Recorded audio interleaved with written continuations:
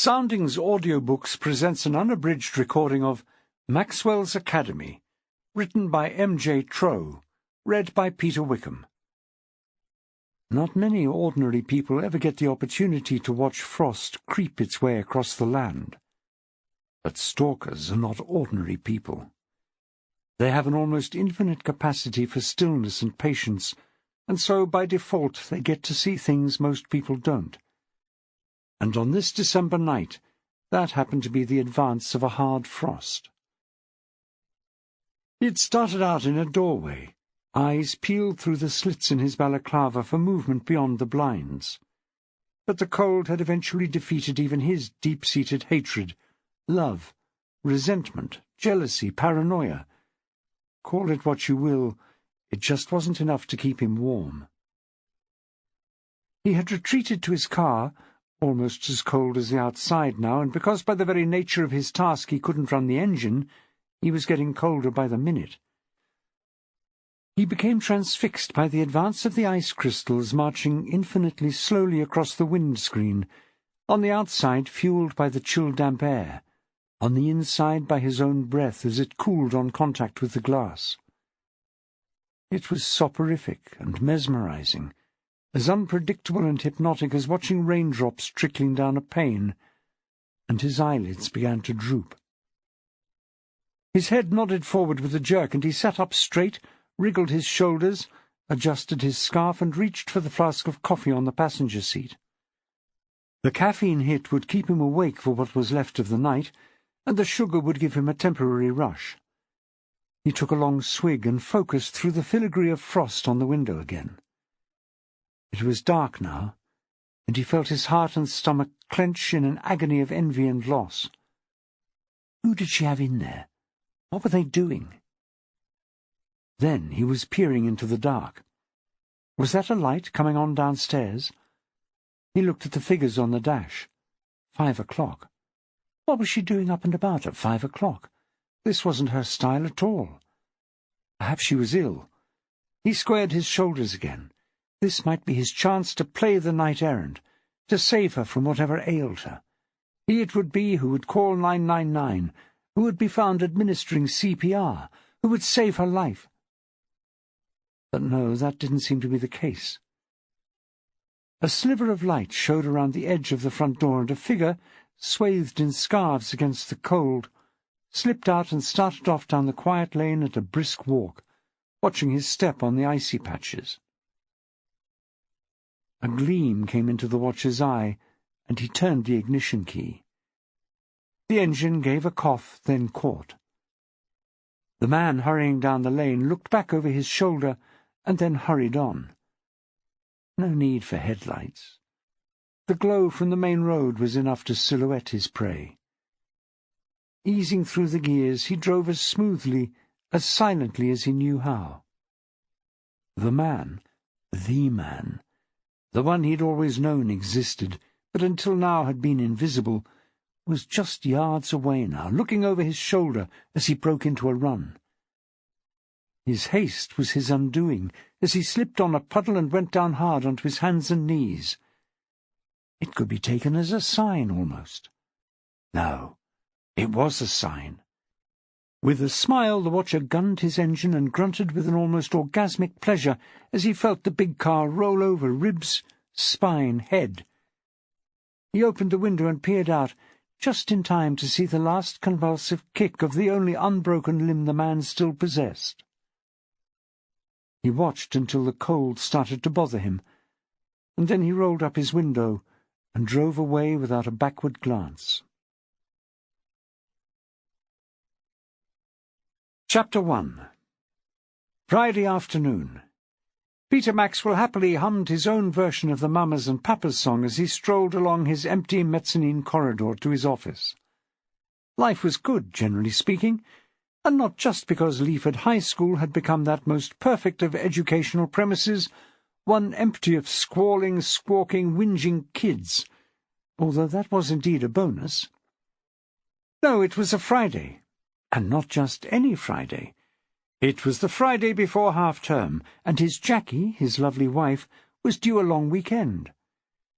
His equally lovely, but in a very different way, son Nolan was on a play-date with his bestest friend in the whole world, Plocker, and even Metternich the cat had moderated his vole-inward leavings in recent days. Mrs. Troubridge, of the next-door persuasion, had settled down into her usual winter torpor some months before, and, lizard-like, only looked out occasionally to test the temperature, which was happily not yet to her liking. So, generally, life was good. Before he pushed open the door of his office, Maxwell paused, holding his breath. Silence. Perfect. He listened closer, and he could in fact just discern the tiny sounds in the office next door, mouse-like scrabblings made by that quintessentially un-mouse-like woman, his trusty assistant Helen Maitland. For someone who would never see 14 stone again, Helen was a very quiet mover, and it was only someone with Maxwell's honed faculties who would know she was there at all. But that she was a constant comfort.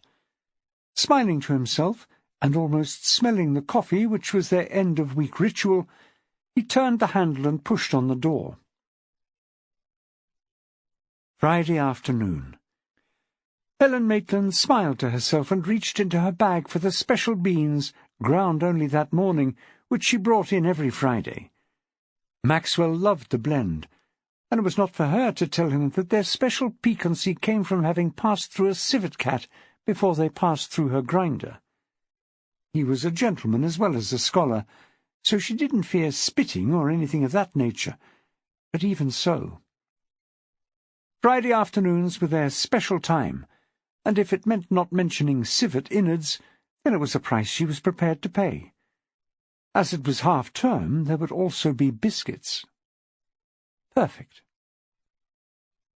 Maxwell didn't turn on the light, although by now it was very much of the crepuscular persuasion in his office. The posters glowed softly from the walls, where Jean Harlow, the W forever silent, looked anything but reckless in the film of the same name. Below her and slightly to the left, her favourite position, the more risque of the bios contended, Gary Cooper looked ridiculous in a solar topee, for all he was supposed to be a Bengal lancer, and Fred Astaire and Ginger Rogers were tripping the light fandango in top hat. Maxwell smiled. He never tired of telling Helen, and others of the female gender, to remember that whatever Ginger did, poor old Fred had to do it forwards and without high heels. He rummaged in his briefcase and brought out a box of biscuits, Helen's favourite chocolate gingers, quite literally, if the label were to be believed, the very finest that Messrs. Tesco could provide. He wrestled briefly with the packaging, but that was all part of the ritual. He even put them on a plate, in a rather pleasing half-moon shape, and looked at his handiwork proudly. Eat your heart out, Tracy Emin. Cocking a practised ear, he could just hear the kettle coming to the not-quite-boil through the wall. Helen was a stickler for water temperature when it came to their Friday coffee. He sat idly on the back of his row of chairs which faced the window and the pearl of the late February afternoon, holding as it did the promise of spring. In his younger days he'd had a habit much criticised by Sylvia Matthews, school nurse and guardian of his back, of letting himself roll back onto the seats and lie prone, considering life and its ups and downs. He smiled again to himself. Why not? After all, you're only a mad old buffer once. Helen poured a drop of hot water onto the perfectly ground coffee to moisten it and let it breathe. She didn't care how much she was laughed at for her care over her brew. She was a geisha monkey, in need of the little rules and regulations that governed her life. She made coffee every day of the week, but none with the care she lavished on this. She pictured Maxwell next door, wrestling with the glue on the flap of the box that held her ginger biscuits. She knew he was more of a hobnob man himself, but rules were rules, and where would we be without them? Maxwell always answered that question with one word: France. But even that was part of what hedged her world. She didn't like surprises, although, having worked with Maxwell for so long, she should certainly be inured to them by now. Closing his eyes and with a little chuckle, Maxwell let go of the back of the chairs and let himself roll back. As she heard the scream, Helen Maitland let the coffee-pot crash into the sink. She'd never heard anything so blood-curdling in all her life, and that was saying something. She'd worked at Leaford for long enough to have heard it all. Her heart in her mouth, she dashed next door, afraid of what she might find. Maxwell was at such a funny age. It was hard at first to make out what was happening. There was no light, except for the orange sodium glow that was joining the dusk through the window. Against the wide, uncurtained pane, the silhouettes of two men showed, black against the sky. One had wild hair, the other was hunched, at bay. "For all that's holy, headmaster," the wild-haired one was saying in trembling tones, "I could have crushed you. What on earth were you doing, lying down in my office?"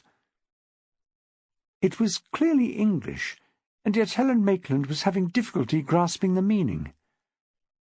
"You've dislocated my elbow, Max, I swear."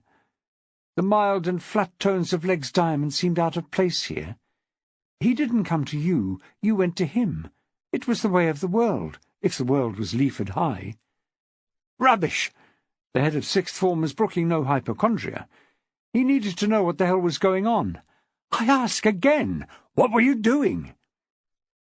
The head didn't answer, but carried on rubbing his elbow in what Maxwell considered to be a rather threatening and theatrical manner. Maxwell saw Helen for the first time and decided that explanations were in order. "I jumped on the headmaster, Helen," he said, with an airy wave of his hand. "I think you should perhaps bring another cup." If truth were told, Peter Maxwell had been getting the jump on Leg's Diamond for years, but this was somehow different. James Diamond turned hollow eyes on the assistant head of sixth form. "Coffee?" he asked quietly. "Kopi Luwak," Helen said. She didn't know why. The head teacher was surprised. He somehow didn't have Maxwell down for someone who would like something crapped out by a cat. Metternich could have borne that out had he been asked. "Lovely," he said. "I need something, that's for sure." Maxwell relented. "You seem somewhat distrait, headmaster," he said, and ushered him back to the chairs they had so inelegantly vacated moments before. With only a small flinch, the man sat down. "I am," he said. "I've just had a meeting with the chairman of governors." Calling the weaselly little git to mind, Maxwell could see that it probably had not been marvellous. But Diamond had never resorted to lying in the dark in his office following such meetings before. There seemed no coherent answer to give, so he just cocked his head and gave Diamond an encouraging smile, rather wasted in the by now almost completely dark room. "You don't understand, Max," the head said. "It was the news I'd been dreading." "Don't tell me we're being offsteaded again!" Helen was aghast. "Worse." Maxwell and his assistant thought for a moment. What could be worse? "We're going to be an academy." The head shut his mouth with a snap and let his head fall forward on his chest. Maxwell and Maitland exchanged glances. Oh, that. Chapter 2. "So, remind me again why that would be a bad thing." D.I. Jacquie Carpenter-Maxwell spoke from behind the fridge door as she rummaged for something to nibble. "Sorry?" Her husband raised an eyebrow. "Academy status. Why is it such a bad thing?" She emerged, brandishing a cold sausage. "I thought there were all kinds of financial inducements involved."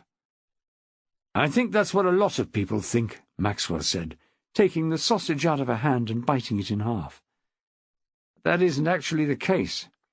They still get funding from the government, just not filtered through the local authority.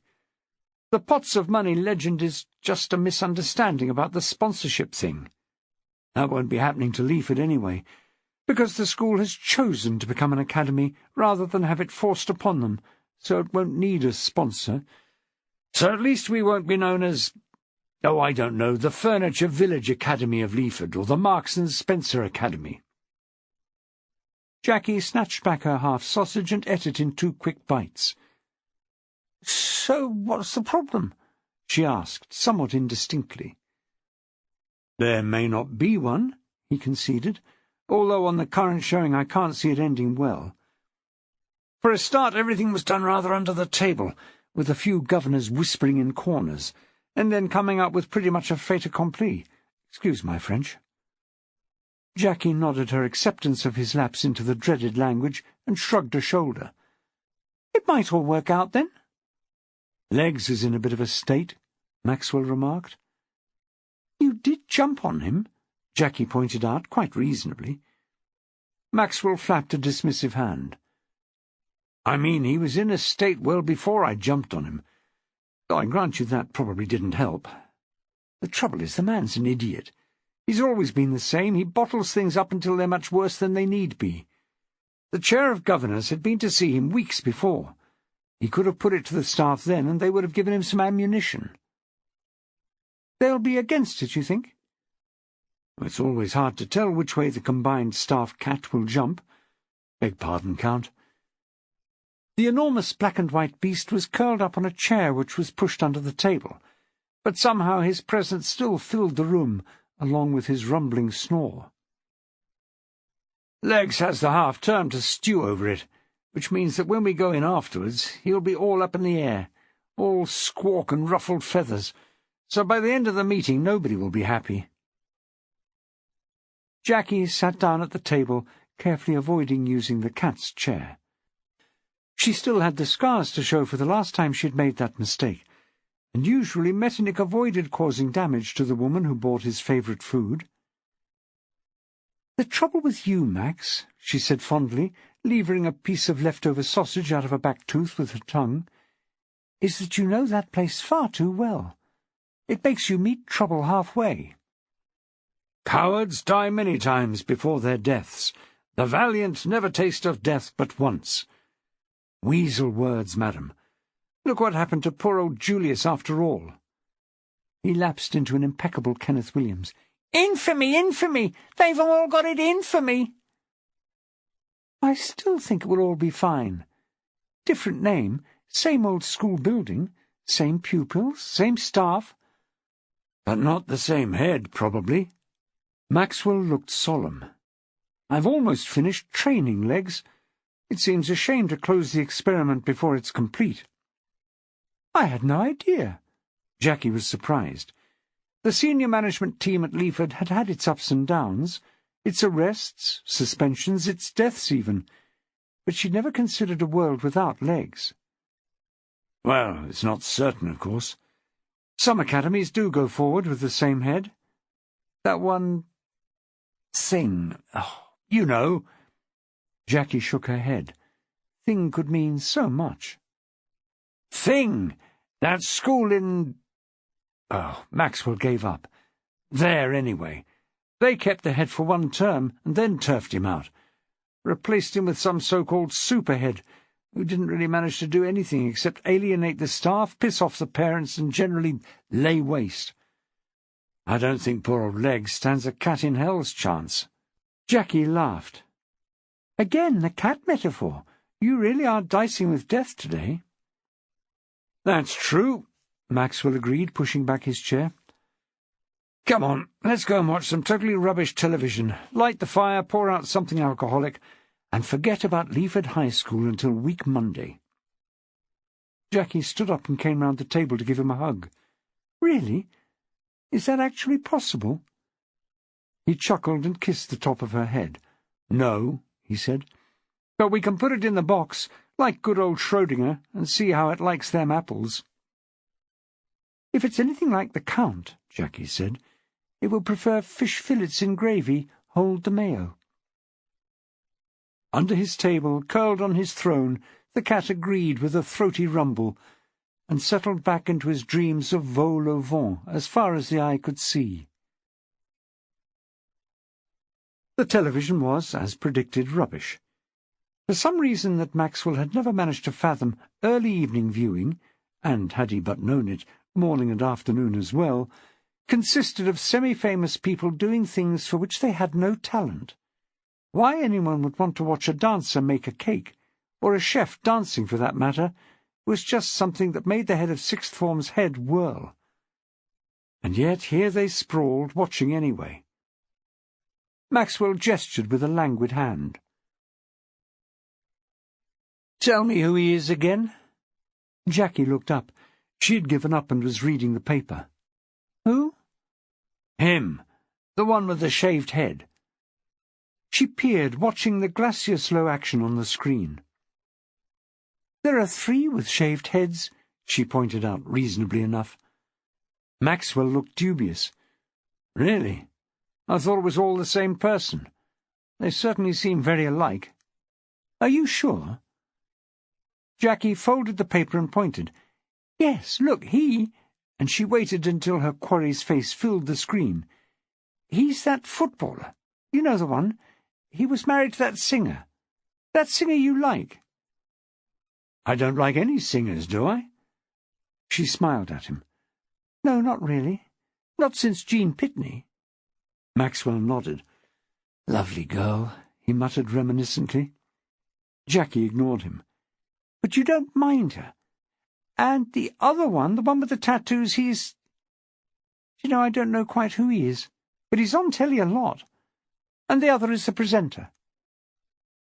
Maxwell blinked slowly once or twice, like something that had just unaccountably found itself on a primeval beach instead of in the soup of the same name. Without another word, he extended his remote arm and clicked decisively. Jackie smiled again and, shaking out the paper, continued to read. "It's odd that no one has been in touch," Maxwell said, a tad plaintively. "About what?" Jackie didn't put the paper down this time. She couldn't claim to be fascinated by the article she was reading, but she could see that this evening was going to be a long one, and she was holding out as long as she could. There was a silence, which dragged on for what seemed like hours. She slowly lowered the paper to find, as expected, her husband's face only inches from hers. "You know what?" he said in sepulchral tones. She poked him on the end of the nose, and he stood up. "I can see you won't be happy until we've picked this thing to bits," she said. "I'm just amazed you've taken this long to come out with it." She looked around him to the clock on the mantelpiece. "Never mind, not long to go now." "Until what?" he asked, perplexed. "Until Sylve gets here with the chips, Helen with the wine."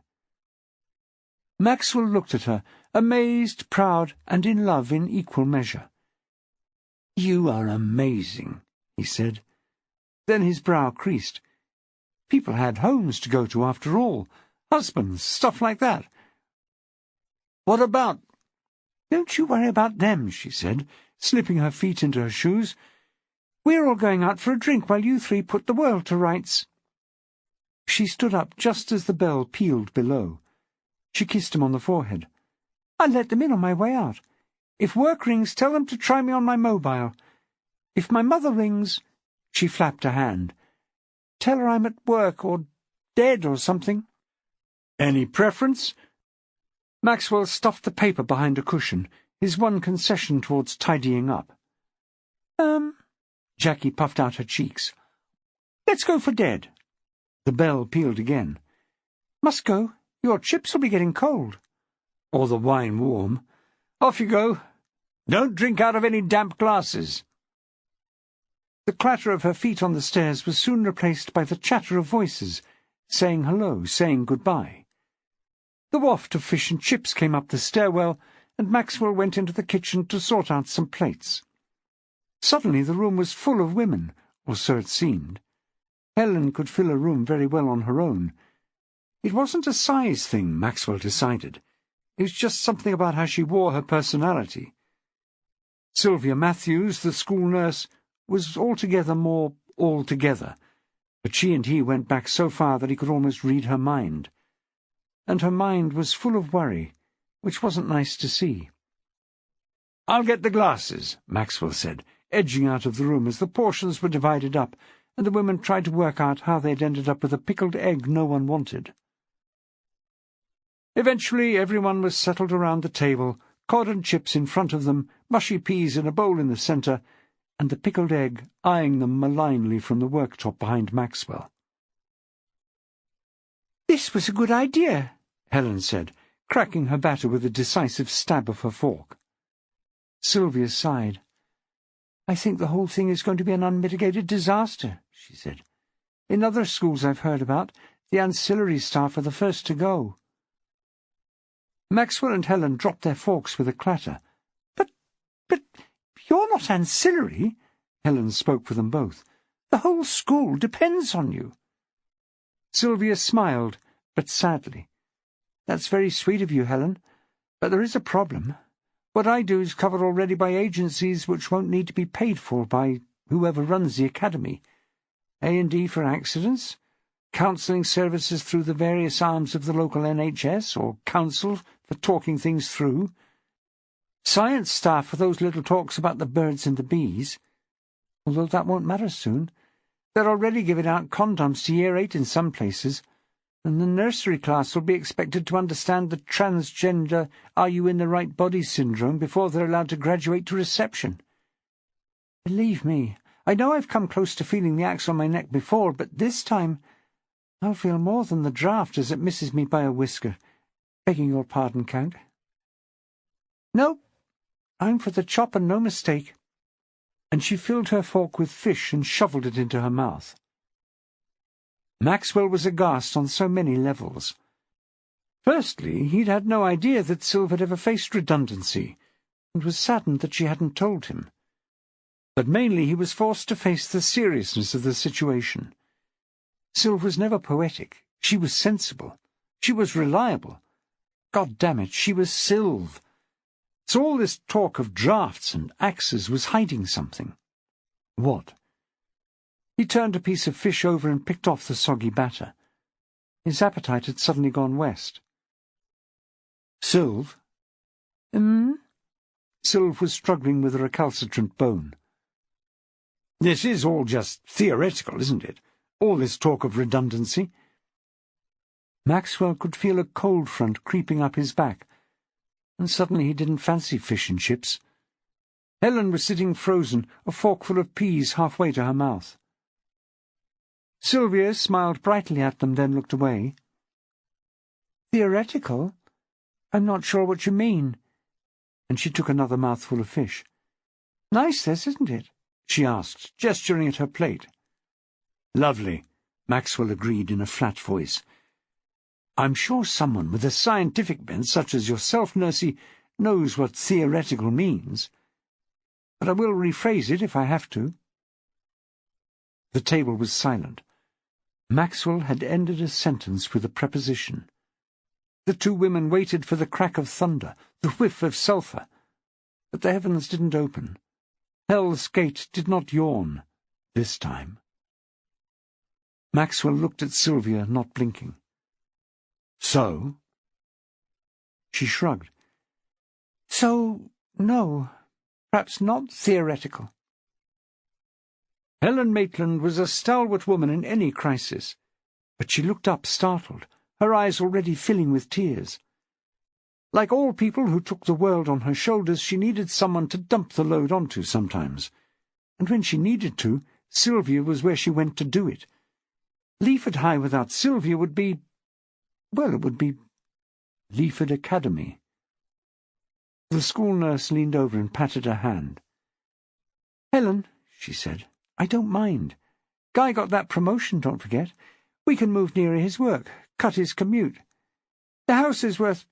well, it's not on the market yet, but the next-door one just sold for stupid money. We won't exactly starve. Don't worry about me." It took Maxwell to get to the point.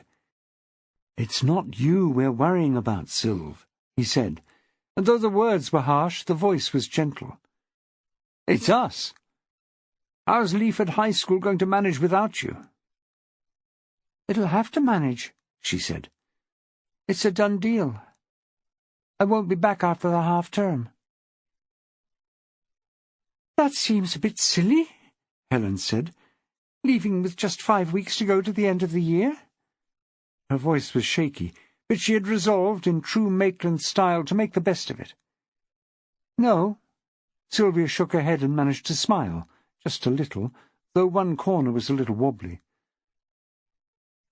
"Not next term. This."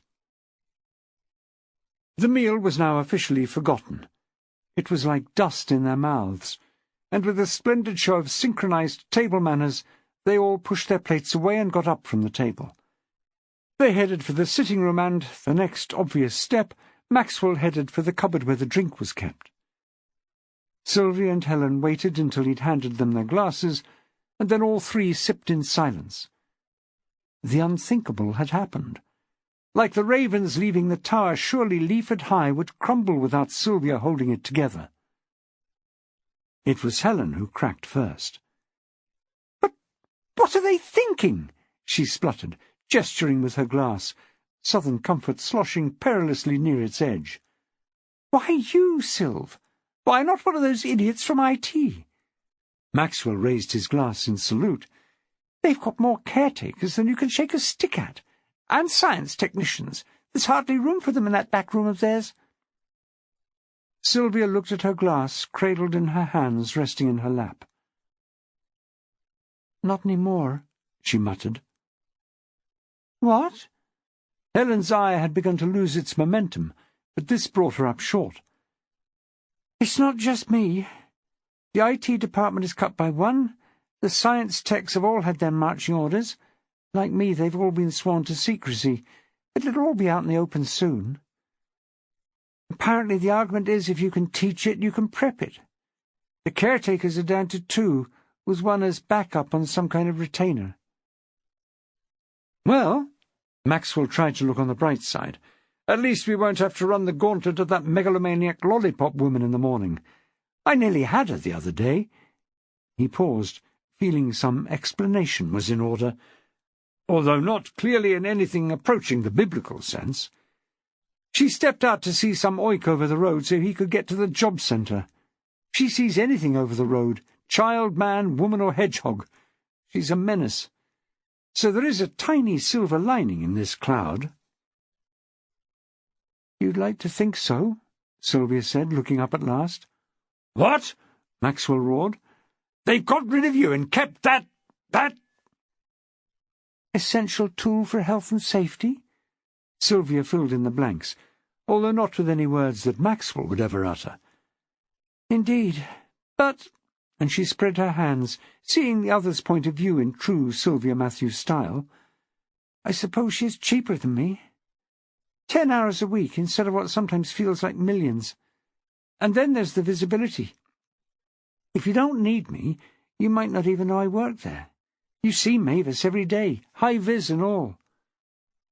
Maxwell clicked his fingers. Mavis, that was it.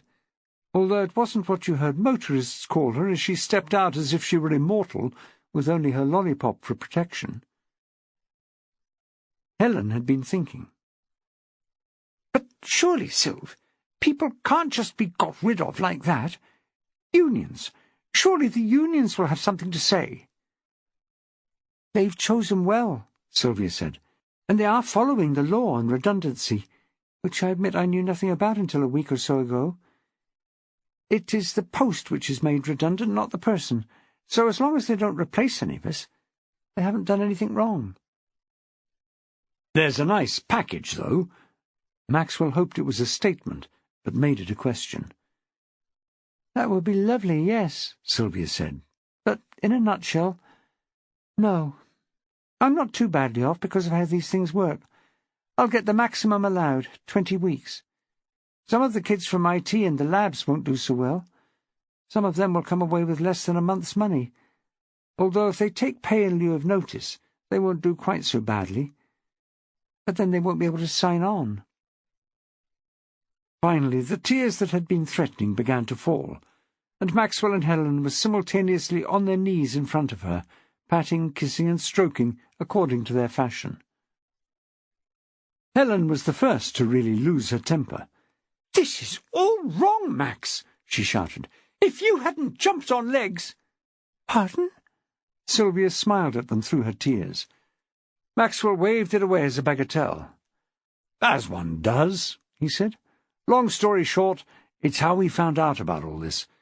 I can't believe everyone has kept so stum." "Part of the deal," Sylvia said. "An extra week's pay is a gag. It means a lot to some of them. They've got families, bills to pay. At least Guy and I are better off than them. But I kept quiet for their sakes." With a final pat, Maxwell sat back in his seat. Helen wasn't quite so limber, despite being the younger of the two, but soon everyone was nursing their drink again and plotting their revenge. Sylvia held up a hand. "Children, children," she said, although Maxwell could give her a good 5 years and rising. "Please don't make a fuss. It may not happen. I mean, it may not go any further. This was just the SLT showing their muscle. They needed to sort the budget out, and they did it in their usual ham-fisted style." "Really?" Maxwell asked. "Really, do you think it was them? Legs? Bernard? They're not perfect, but they're not like this. I thought they had, well, if not integrity, at least a touch of loyalty. Legs seems a broken man, and, he added before either of the women could, not just because I jumped on him." Sylvia considered and then nodded. "It wasn't one of them who saw me, as it happens," she said. "It was that chair of governors. Piece of work if ever there was one. He was polite but definite.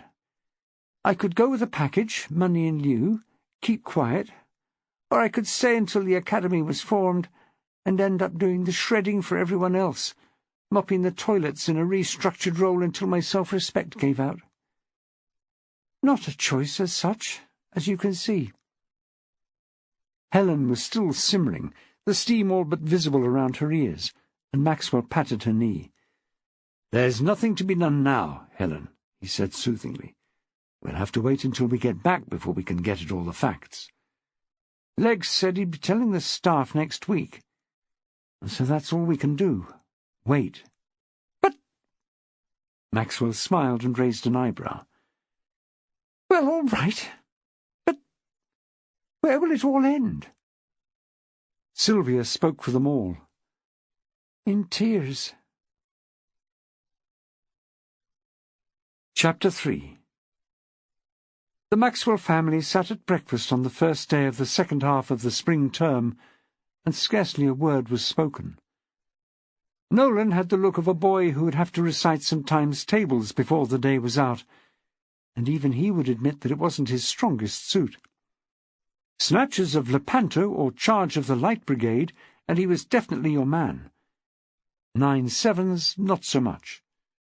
Mrs. Watmer was a bit of a stickler for old-fashioned values, and no child ever left her hallowed portals without a grounding in mental arithmetic and an I before E except after C. As far as she was concerned, if a teaching method wasn't broken, don't try to mend it. She was vaguely aware that the common phrase was rather more colloquial, but she had no truck with ain't. Jackie watched her son fondly. He got more like his father every day, which was delightful, of course. But sometimes she worried about him, about that little crease that was appearing between his brows. He was a baby still, and shouldn't have the cares of the world on his shoulders, as he seemed to have this morning. It was probably the class gerbil that was bothering him. All over Christmas he had worried that it would be lonely. This had turned out to be a baseless worry. Jerry had turned out to be Gemma, and had a litter of babies to keep her company as the new year had turned. Bless him. She stroked his hair. She could read him like a book. Metternich, licking his bum in a desultory fashion on his chair under the table, looked as though he hadn't a care in the world. But there had recently been a rather attractive 3-for-2 offer on luxury cat food, and Mrs. B., the woman who does, had bought some for him in a mad excess of friendliness. The two existed in a state of armed neutrality. He didn't wee on the stairs, she warned him before she switched the hoover on, and he'd shown his appreciation by shedding only the black hairs on dark surfaces for as long as he could. But now he was back on the cheap stuff, and he was working out how, short of physical violence, to show his people that he didn't approve. Maxwell's thoughts were more complex, batting as they did around in his head, randomly striking sparks off each other. They ranged from thinking how lovely his wife was looking, suited and booted for another day of detective inspectordom, how quickly Nolan was growing, and what were the odds that he might turn into something awful like a rugger-hearty, or worse, a scientist. How the cat was off his food, and could he be finally showing his age? But over and above all of these, like a thunderhead on a summer day, was Leaford High School, and what the morning meeting would have in store. He recalled Sylvia's words of just over a week ago, and feared there would be at least tears, and sweat, but hopefully no blood. Jacquie dropped Nolan off at school, smoothing his hair back from his brow and planting a kiss on the end of his nose. She was grateful that he had either not reached or, better, had avoided the male-child antipathy for any public signs of parental affection, and this moment was still one of the best in the day.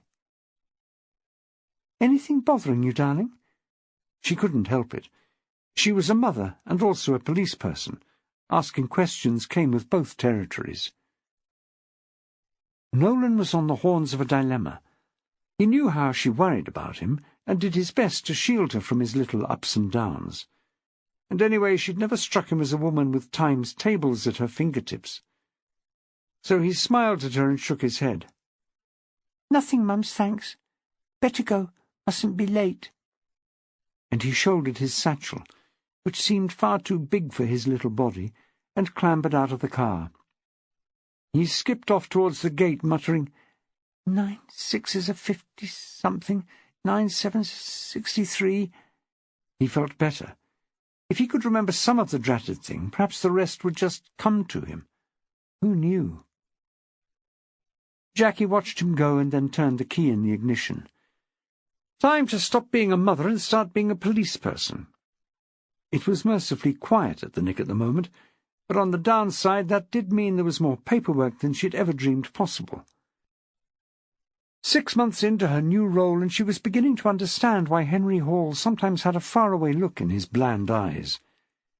He was dreaming of a world without paper, the one they'd all been promised 30 years ago, when PC still meant a copper, not a personal computer, and still less political correctness. Negotiating the one-way system that was Leaford with hardly a hiccup, she was soon pulling into her designated parking space, something which still made her smile. Detective Inspector Carpenter-Maxwell. Like Wile E. Coyote, she liked the way that rolled out. No traffic jam, no one in her space. Today was going to be a good day. "Nolan Maxwell!" He put up his hand and pinned on his best smile. "Yes, miss."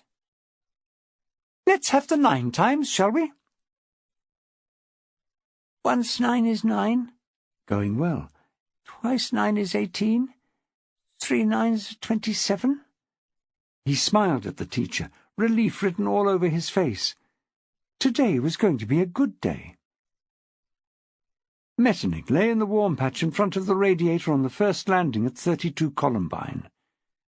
It had all the advantages as far as he could see. Not only did it keep the cold out in these last days of winter, but it also gave him a bird's-eye view of anyone coming up the stairs. Escape to the country?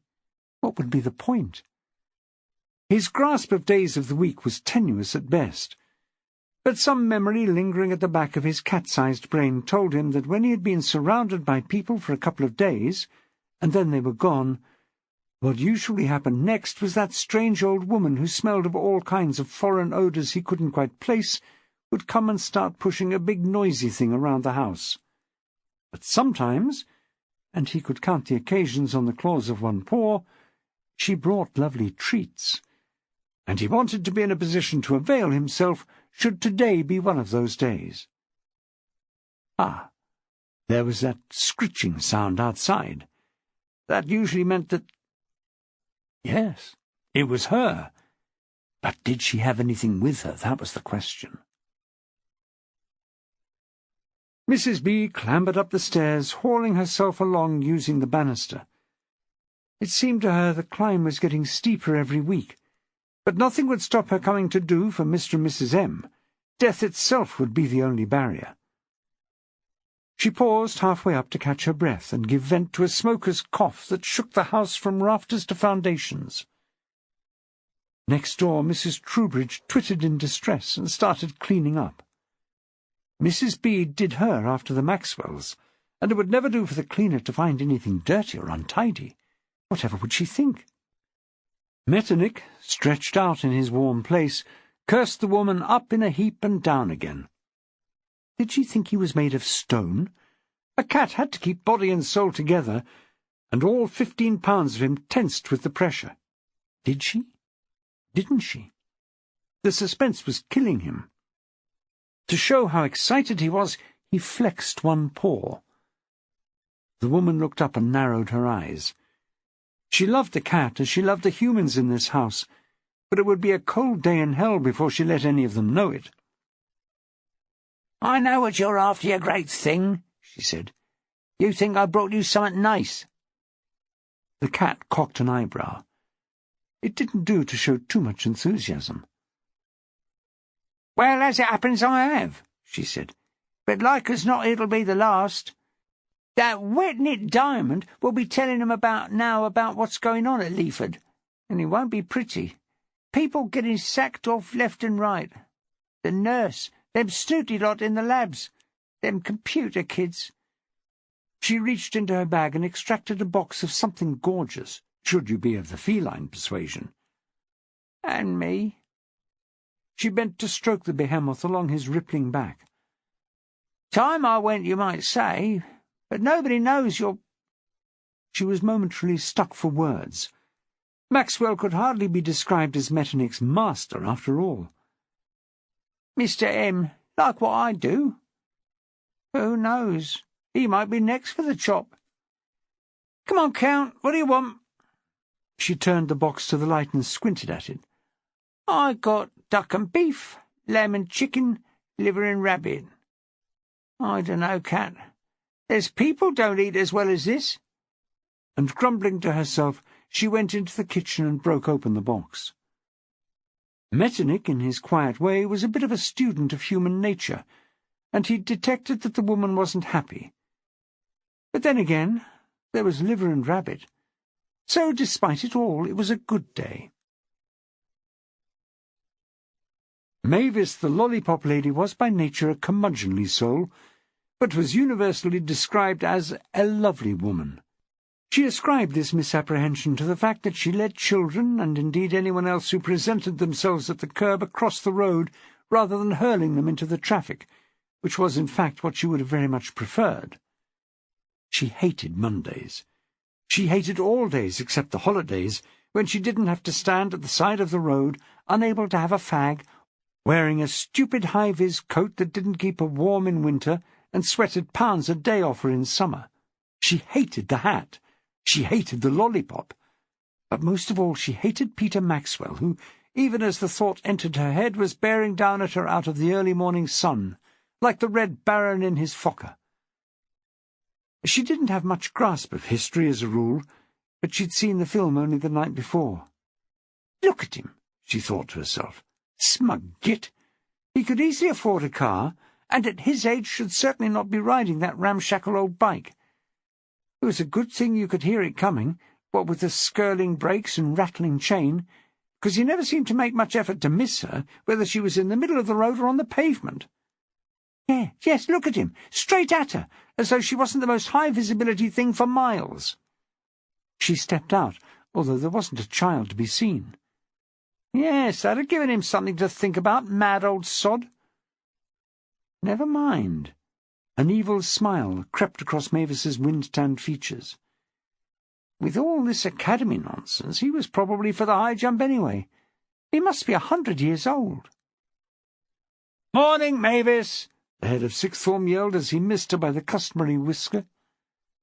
"Morning, Mr. Maxwell," she shouted back, as he took the turn into the school drive, leaning over to make the angle and not crash into the gate. One of these days it wouldn't work, and he would either hurtle over the handlebars or turn himself into chips through the bars of the gate. Now that really would be a very good day. Maxwell chained White Surrey to the bike rack and bent down to undo his cycle clips. Not something he always remembered to do until later in the day, but he had a sneaky feeling that today was going to be difficult enough, without loss of blood flow to his feet. Why he chained the bike up, he would never know. The chances of it being stolen were slim, and anyway, anyone who tried to ride it away would soon find that it was almost impossible to steer without several decades of practice. Even he had only just managed to miss Mavis this morning, although why the woman always chose to stand in his path was a mystery he thought he would probably never solve. He shrugged his shapeless tweed jacket straight, shoved his shapeless tweed hat more firmly on his barbed wire hair, slung his Jesus scarf more nonchalantly around his neck, and marched resolutely into the school building, ready for the fray. He hadn't got far before he heard it. Psst! He looked round for the source of the noise, but there didn't seem to be anyone around, so he took another step. Psst! Mr. Maxwell! It was midway between a whisper and a cough, and it was coming from his left. He went over to the reception desk and leaned over. Thingy? Mr. Maxwell, the girl said, looking furtively left and right. I've been looking for you. The ladies of the office would like a word. Why? What have I done? Maxwell was used to people wanting a word.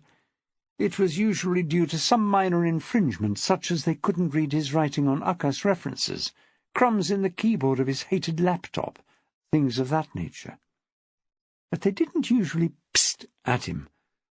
In fact, it was usually a case of a face-off across the desk, with tight smiles and tighter voices. Nothing, Mr. Maxwell, the morning thingy said. It's, well, we've heard about, you know. He pinned on a friendly, bemused smile. Sorry, thingy, old thing. You're going to have to spell it out. Monday morning, first day back, not at my best. It fooled no one, but Thingy gave it a shot. She leaned forward and mouthed, The Academy. The effect was something like reverse ventriloquism, but Maxwell got the gist. Sorry, Thingy, I don't know much more than you do. There's bound to be something in a meeting this morning, but other than that I don't see how I can help. The girl raised her voice a little. There's a rumour they're sacking all the staff and starting again, she said, her eyes wide. I don't think it'll come to that, Maxwell said. There may be a paper exercise, applying again for your job, leaving and being reinstated on the same day, that kind of thing.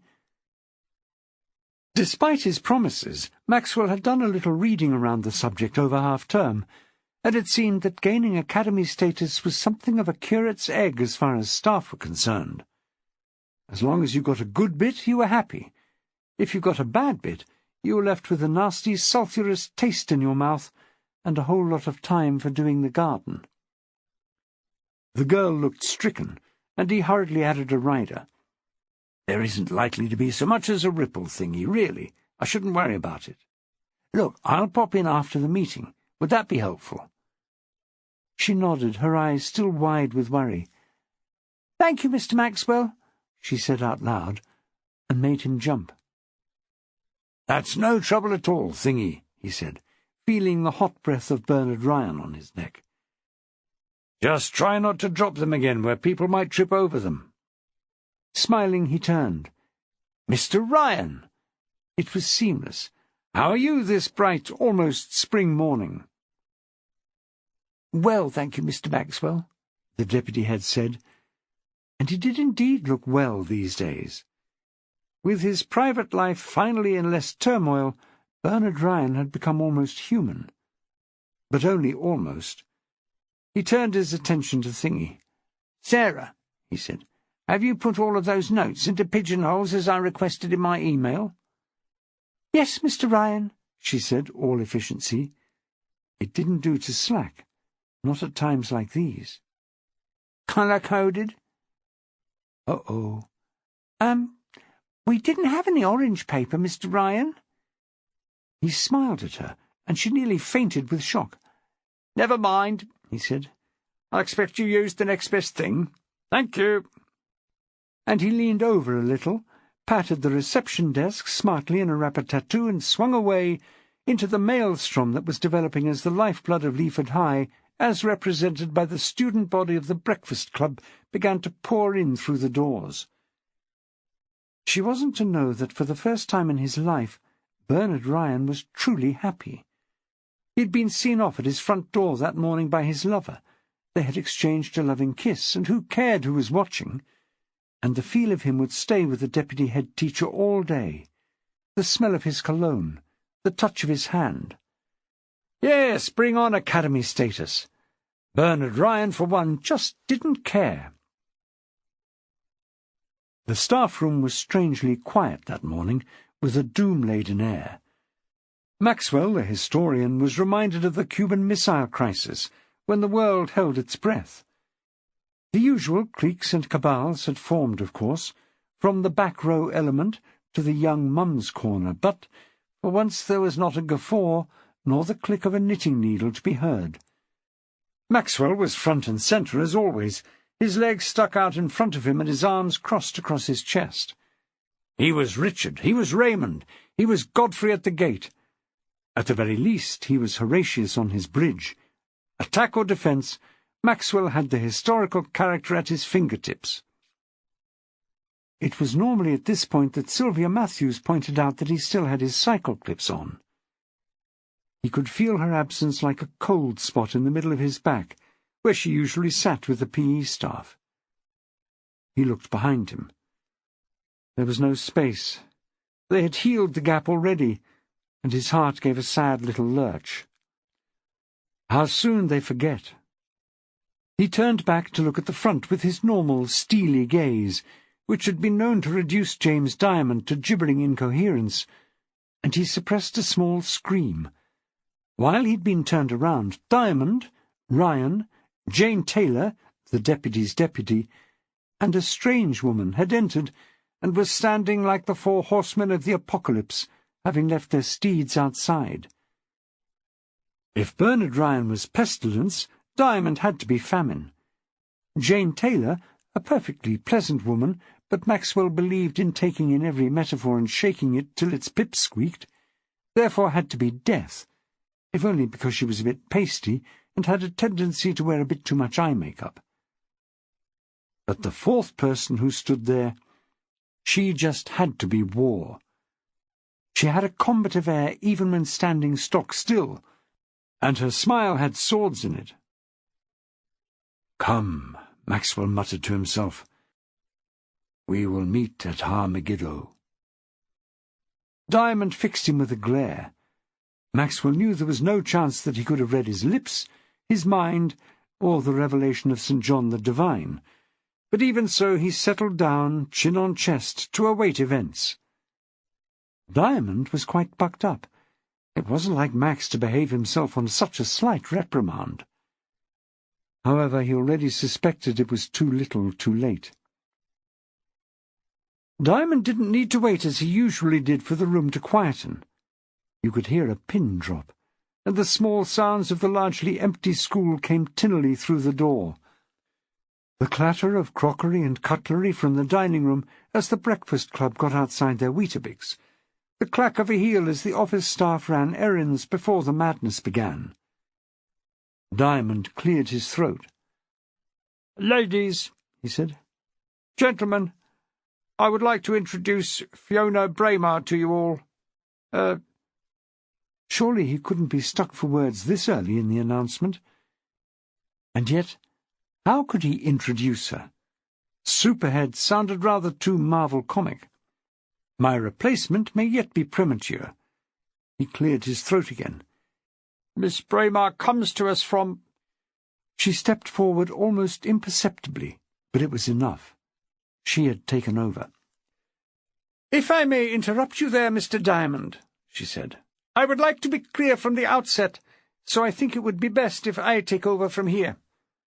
Firstly, I am not Ms., I am Mrs. Braymarr, and so I would like to be called Mrs. Braymarr at all times.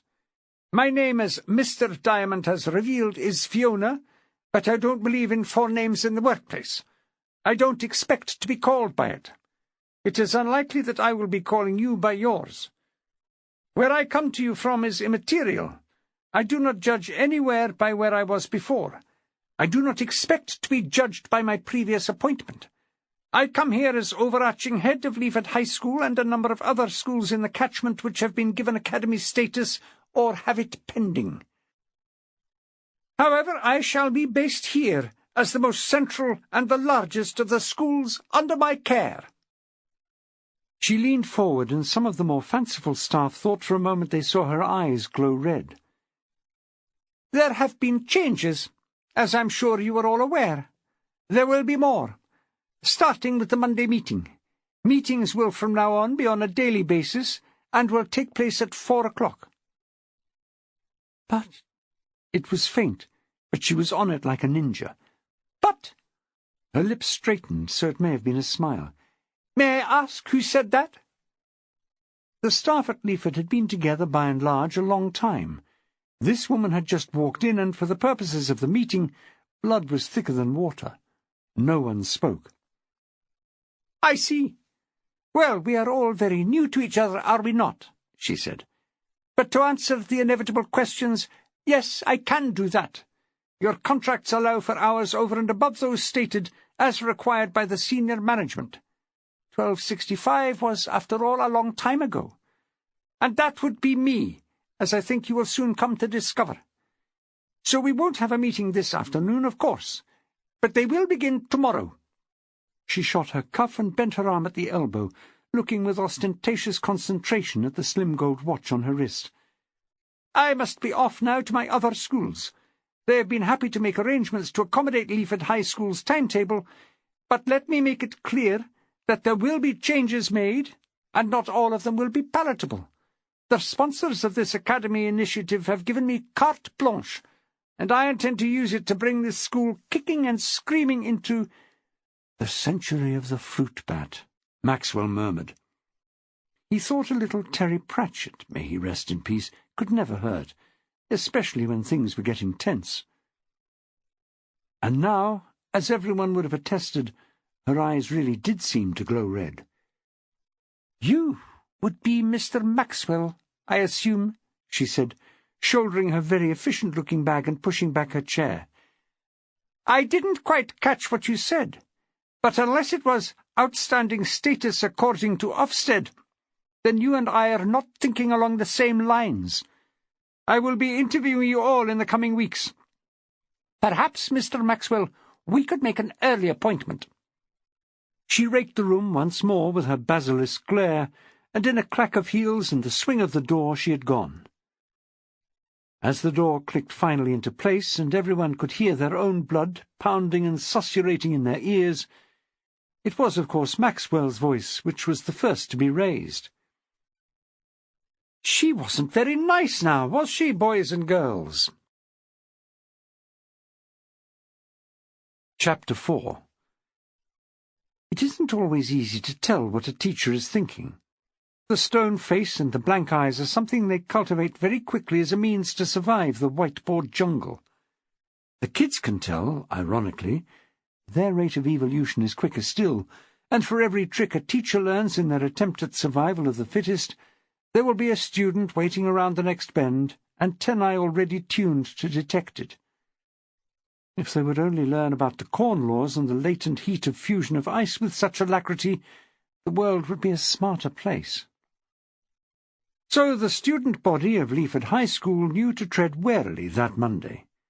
There was a tang in the air that told them that all was not well.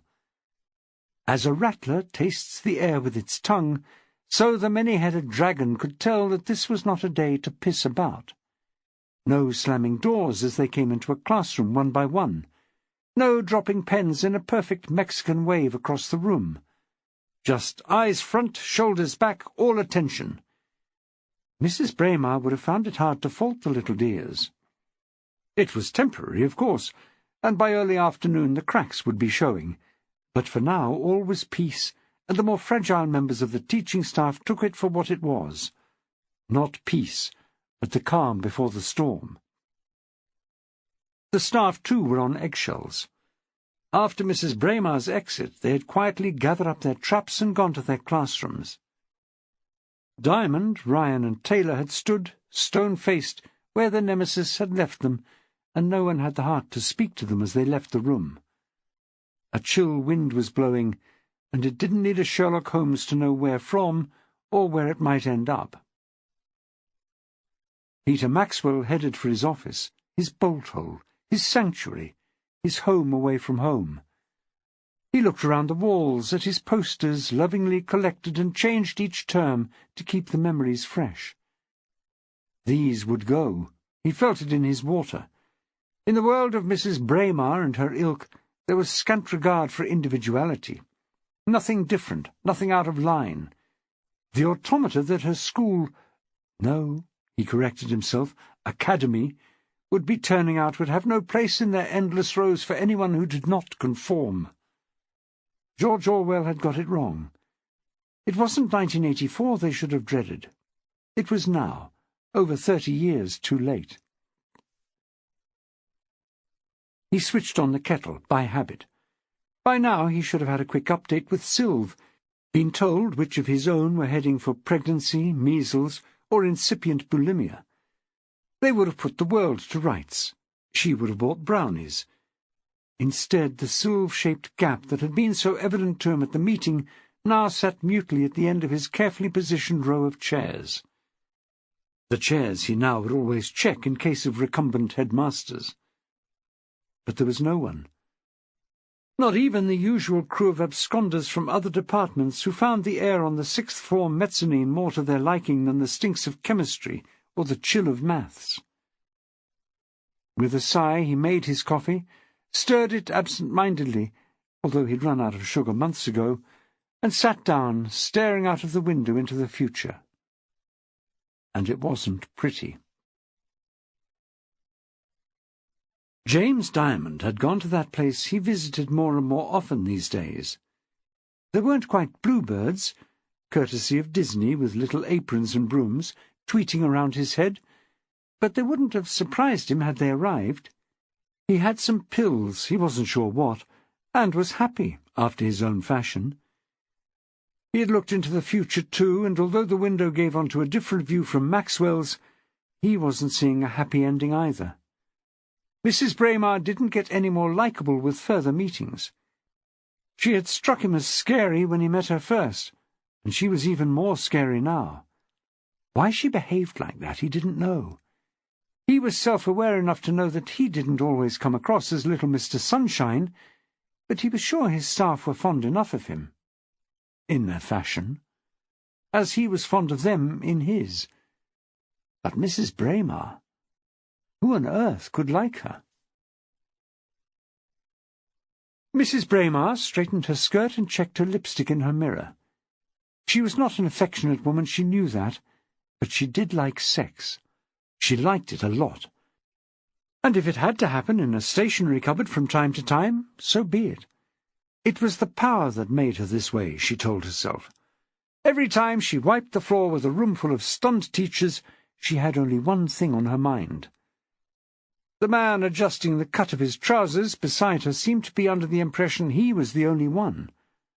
That was fine by her. If it kept him compliant, it did no harm to boost his ego from time to time. And he was good at what he did. Oh, she had no idea of how good he was at running a used-car dealership, although she assumed from the amount of spare cash he had he was no slouch. No, what she was interested in was how he could push her buttons whenever she demanded it. That and how he could control a board of school governors. "That was amazing, darling," she said mechanically. And it had been. She didn't lie. She just wasn't given to mad enthusing. He nodded, panting.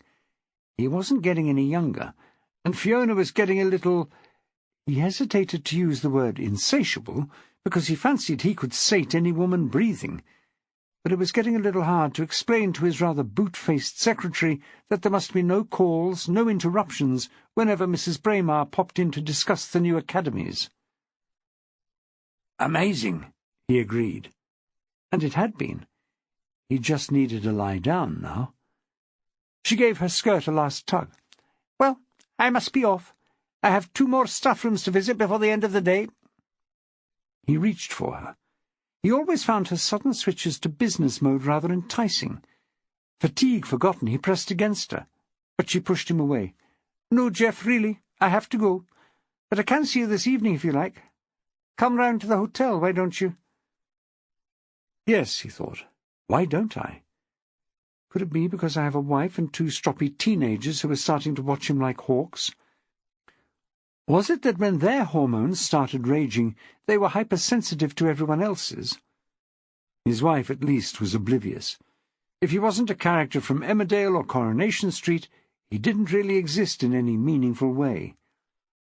Let's see, Monday. Stroppy teenager 1 would be at badminton. ST2 would be at oboe. That should give him an hour. "Lovely," he said, with his best car salesman's smile firmly in place. 7? "Sounds lovely. See you then." And without another word she was gone. He leaned on a stack of blank invoices and winced slightly as his back reminded him he really was too old for this kind of lark. Then he shook himself and followed her at a discreet distance. There were cars to sell, money to make, people to see. He had at least 4 messages from that Windsor diamond on his desk. They could wait until another day. At Leaford High School all was not well. Maxwell was in the middle of explaining the Boston Tea Party to 9PO, and was getting into his stride, sneaking aboard a ship in the harbour, when there was a tap, one could hardly call it a knock, at the door, and Afternoon Thingy fell in, looking frantic. Maxwell looked up mildly. "Thingy, old thing," he murmured, "we're rather engrossed in stuffing the British at the moment. We can't really leave things where they are, or we'll never get on to the snowball fights and Paul Revere." "Mr. Maxwell?" Thingy's eyes were wide, showing the whites like a startled horse. "I think we need you downstairs. There's an incident." "I don't really do incidents, do I, Thingy?" Maxwell remarked kindly. "That's Mr. Diamond, Mr. Ryan, Mrs. Taylor, people of that nature. You know, the ones who get the big bucks." "But, Mr. Maxwell—" Thingy was now speaking with gritted teeth. "It's an incident. In the sick room." Maxwell had expected trouble without Sylvia in situ. He just hadn't expected it to come so soon. "I still don't see—" Thingy took a deep breath. "It's an angry mob, Mr. Maxwell," she said. "No one can cope with an angry mob like you, Mr. Ryan said. He said to fetch you quick." Maxwell turned for the first time to give her his full attention, holding out an admonitory hand to the class who were taking the opportunity to get restive. "Mr. Ryan said that." The girl nodded, lips compressed, bright spots of excitement high on each cheek. "Really?" Maxwell turned back to the class. "Right, you horrible lot," he said. "Turn to Chapter 3 in your Guide to History as rewritten by the Americans. And I shall be asking questions later, make no mistake. Especially along the lines of that politically correct hot potato, why did the rebels dress up as Indians? Oops, Native Americans." Then, shrugging his shoulders so that his jacket sat right, because you can't be untidy when facing an angry mob, he ushered the receptionist through the door into the top of the stairs. "Tell me, Thingy, how many constitutes an angry mob, in your opinion?" "Mr. Maxwell—" She clutched his lapel convulsively, then let go, patting the tweed back into place. "It looks like hundreds." He raised an eyebrow and inclined his head towards her, smiling. "I would say at least 20, she said, climbing down from the heights of hyperbole. "But they're all the usuals, you know, the one Mrs. Matthews always gets on the first day back." Maxwell patted her absently on the shoulder and clattered down the stairs. At the bottom he looked up at her, only halfway down as she was. "Thingy," he said, "gather up your colleagues, go into an office and barricade the doors. This isn't going to be pretty." Maxwell had seen many films based on hostage situations, and as he quickly reprised them in his head, they rarely seemed to end with hearts and flowers. He ran them quickly through his head, and try as he might, there wasn't one where everyone went off after for a drink and a laugh. So he gave up on trying to channel Kevin Spacey and be all conciliatory. Only Clint Eastwood would really do. The 100 that had already dwindled in Thingy's estimation to 20 were actually 14. That was their number. Their ages ranged from 11 to 15, and Maxwell was pleased and not a little proud that none of his own were among them. The sixth form knew better than to tangle with Mad Max. Paula McBride saw him first, coming down the stairs like Moses from the mountain. Or was it Mohammed? She never really listened in social and religious studies lessons, not until it got on to something interesting like contraception, and she didn't really listen too hard even then. Instinctively she tugged on her big sister's arm.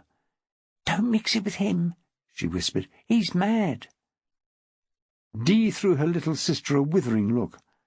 "I'm not scared of him," she muttered, and pushed Alex Caulfield in front of her. The mob was silent now, and they'd stopped trying to rip Sylvia Matthews' door off its hinges. "Alex," Maxwell said quietly, reaching the stairwell and closing on the boy. It was pure Clint, but any minute he was afraid he would have to put on his dark glasses, rest his hands on his hips, and turn into Lieutenant Horatio Crane of the Miami-Dade Police. "You look like a man who ought to be in double French." "Spanish, sir." If Dee McBride had hoped Caulfield would speak for England, it wasn't working out that way.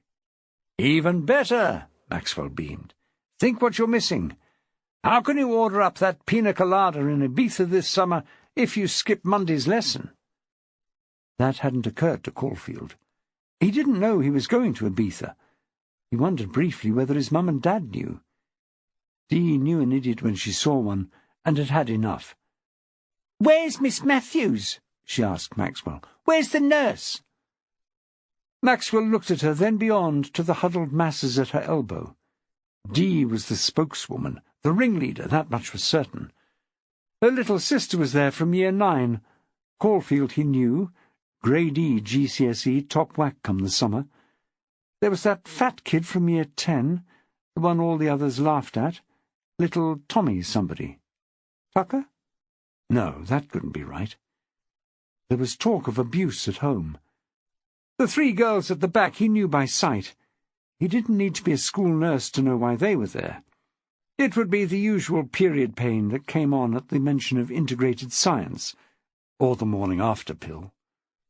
No one was there with the perennial problems of his own school days: lacerated rugger wounds, cricket ball testicles, rope burns from the gym.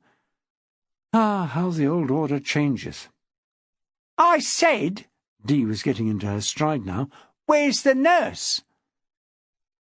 "Why don't you tell us?" Maxwell challenged her. "Do what?"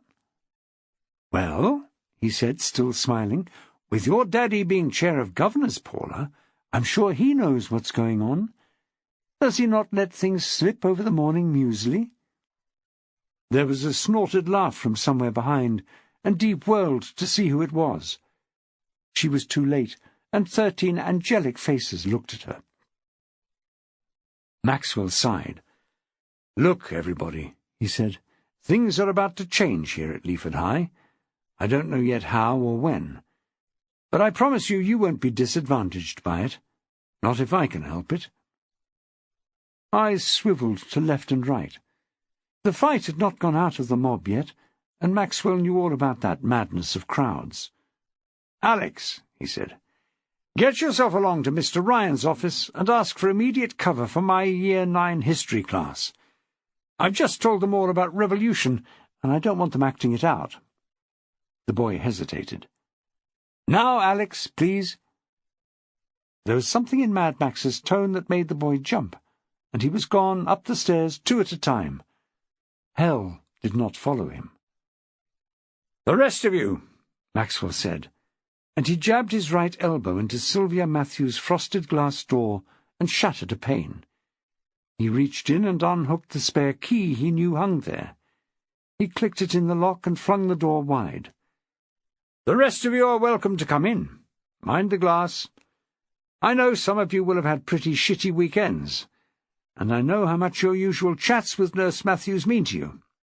I can't actually be her, but I'll give it my best shot, and I can listen for England. What I will not be doing is doling out any medicines or sticking on any plasters. It's more than my job's worth." They murmured, jostled each other, thought about the offer. "Tommy," Maxwell held out his hand, "how about we start with you?" Tommy blinked. He hated the limelight, but although he'd never been taught by Mr. Maxwell, there was something in the man's voice, in the man's eyes. He walked into Nursey's office. "If anybody would rather not—" Maxwell raised his voice as the muttering started. There was a shuffling that grew to a rumbling, and 3 Year 11 girls made for the stairs. "Make sure that gum finds a bin, Elena," the head of sixth form called after them, "or we'll be meeting up again later." In moments only 3 people were still there, apart from Moses, who had parted the Red Sea. The McBride sisters and little Tommy, already sitting rocking in Mrs. Matthews' spare chair. Maxwell turned to face Paula McBride. She was a beautiful child under the make-up, and clearly overshadowed by her bolshy sister. "For the record," he said softly, "I miss Nurse Matthews too." She scowled at him. "Feel free," he smiled, "to tell all your friends on Facebook." It was fair to say that Peter Maxwell had always admired Sylvia Matthews, a calm place on a sea of storms, but after half an hour sharing the hell that was Tommy's life, he admired her even more.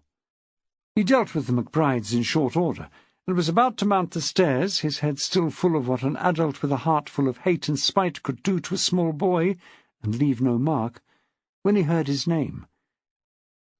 He looked around and saw no one, but a movement in the corner of his vision coalesced into Thingy, peering through the cracked door of reception.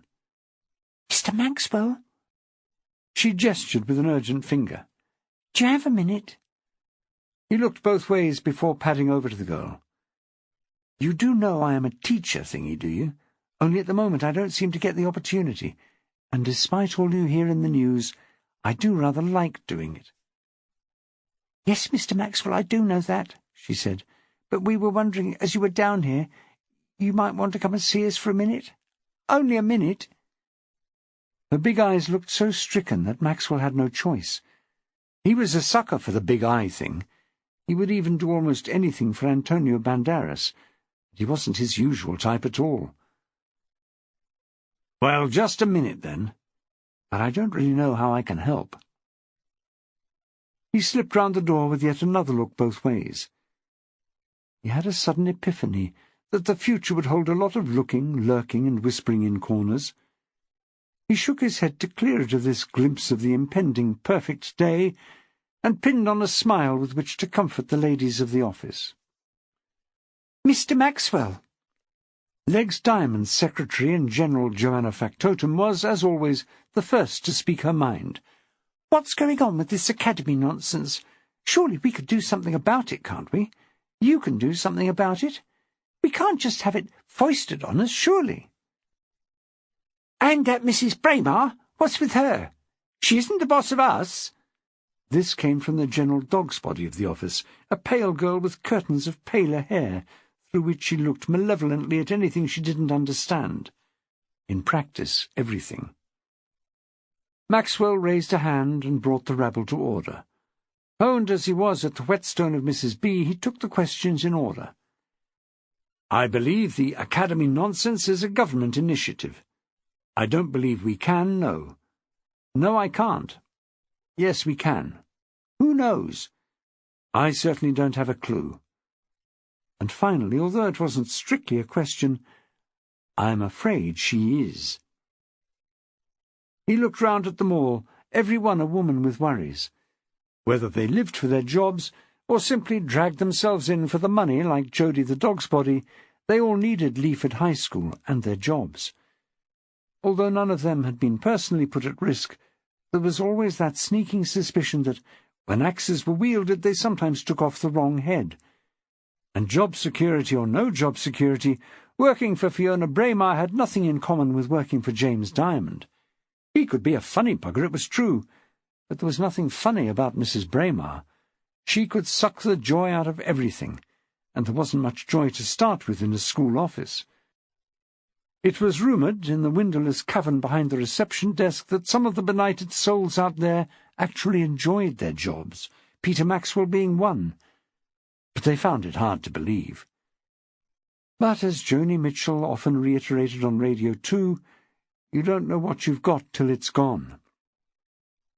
If Diamond's rule wasn't exactly paradise, Mrs. Braymarr's was going to be the parking lot from hell, to paraphrase Joni Mitchell, a singer Maxwell really had liked back in the day. Their faces said it all. Those few who could afford it would be leaving soon, job or no job. The others would stay if they were allowed to, but under a cloud. They backed away, leaving Maxwell a clear path to the door. He had been their last hope, and he had given them none. He patted the nearest shoulder and went back into the foyer, then climbed the stairs with heavy feet. Chapter 5. No man lives forever. Dead men rise up never.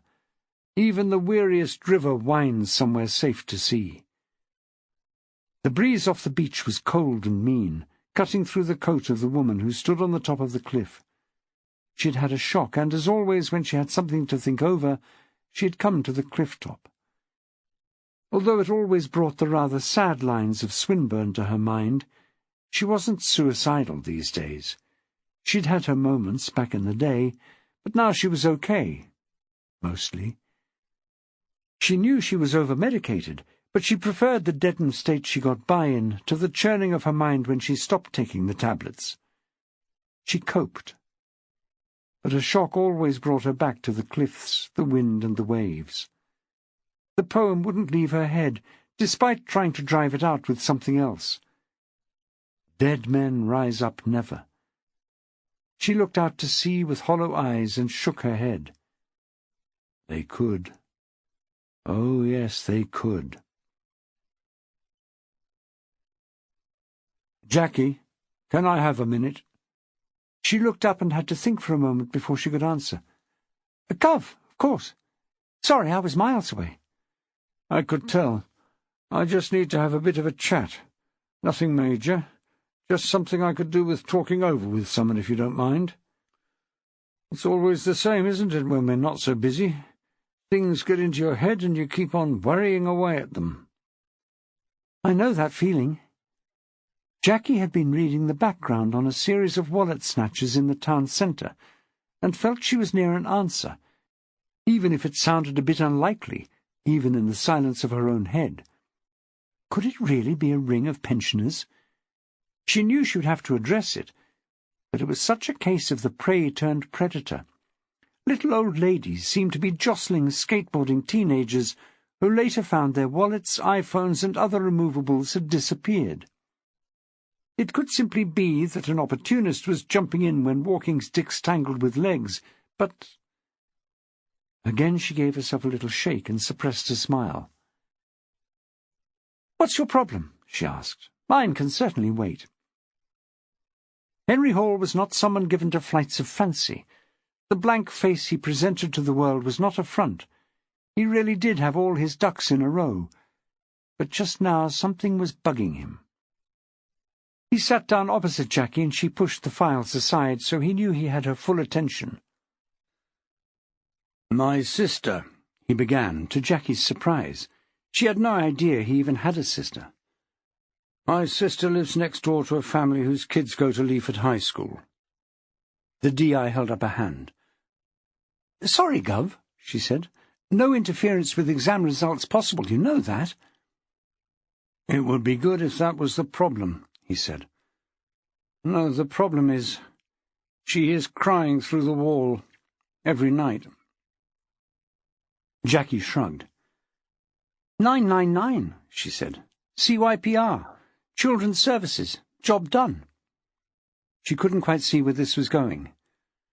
"She did all that. Nice, clean home. Child has all the trimmings, laptop, iPad, iPhone, fridge full of appropriate food, good clothes, nice parents. But she still hears the crying. It's getting her down. Social workers' hands are tied, so are ours. I've got the Children's and Young Persons report here. He flicked through the file he carried while Jackie smiled gently. How like Henry to give it its full title. He found the page and handed it over. She glanced through it, and it all bore out what Henry said. The crying was mentioned with the anonymous caller, but it was marked NFA. No further action. "So, what would you like me to do?" She knew the answer, but had to ask all the same. "Can you have a word with Max? See if he knows anything about this kid? Schools often know more than we can find out." Jackie glanced at the boy's date of birth. "He isn't one of Max's own, Henry," she pointed out. "He's too young. He might not even teach him, you know." "Sylvia will know him, though." Henry had only met her once or twice, but to meet her once was to trust her implicitly. "She will, no doubt," Jackie agreed. "But she doesn't work at Leaford High any more." Hall was staggered. He was surprised to find that Leaford High was still standing without Sylvia. Maxwell must be bearing all the weight of the crumbling structure on his own now, then. "Has she retired? She isn't old enough, surely." Jackie sighed. "No, she's one of the first victims of the new regime." He raised his eyebrows. "Did I know about it?" he asked. Jackie told him the sad story of the incipient academy in a few pithy words. Hall's boys were well beyond that stage, but grandfatherhood beckoned, and he was getting interested in schools once again, to be ready. It sounded a bit of a cockamamie plan to him, but he'd never really understood teachers, especially Peter Maxwell, although they had come to a working neutrality, and in many circumstances he even enjoyed the man's company. As Jackie came to the end of her tale, he tapped the file on the desk and got up. "Max might not be able to help me then," he said. No, Jackie said. "I'm sure he still can. It will just mean a bit more digging. If this has been going on for a while," Hall nodded, "then I'm sure that Sylv already knows about it. I'll give her a ring in a minute and see if she's anything to add." She flicked over the CYPR and made a note of the name. Child at risk, Thomas Ryan Morley. She handed the sheet back, and Hall slipped it into his folder. "Thanks, Jackie. Hetty will be relieved." And he was gone. Hetty? Oh, surely, Jackie thought with a smile. Mr. and Mrs. Hall Sr. hadn't called their children Henry and Henrietta. Still chuckling quietly, she picked up the phone and dialed. "Sylv, hi, it's Jackie. How's retirement suiting you?" "Don't even ask, I'm bored already." Jackie could well believe it. Sylvia was always someone who could fit 48 of anyone else's hours into every 24, so she would probably be on her second complete redecoration of the house by now. It had, after all, been a week since she gave up work, or work gave her up, depending on the point of view. "Well, I wonder if you could do me a favour." It was Peter Maxwell's favourite day of the week. On a Monday he always picked up Nolan from school, and they wandered through the town to wait for Mums. Nolan was a child in size only. Sometimes Maxwell was convinced he was the junior partner in the duo. But he cherished these times, having never expected them to come. This late child and his mother had brought joy back into a life which was previously merely content. But Nolan had a flaw. He only ever mentioned any salient fact once. This was fine as long as the recipient was a parent, but as often as not it was the dinner lady or a random parent of a friend. So there had been desperate moments, Jacquie Carpenter-Maxwell, when the requisite costume, cake, poem needed to be magicked into being on the morning of, rather than in the weeks ahead, as planned by Mrs. Watmow.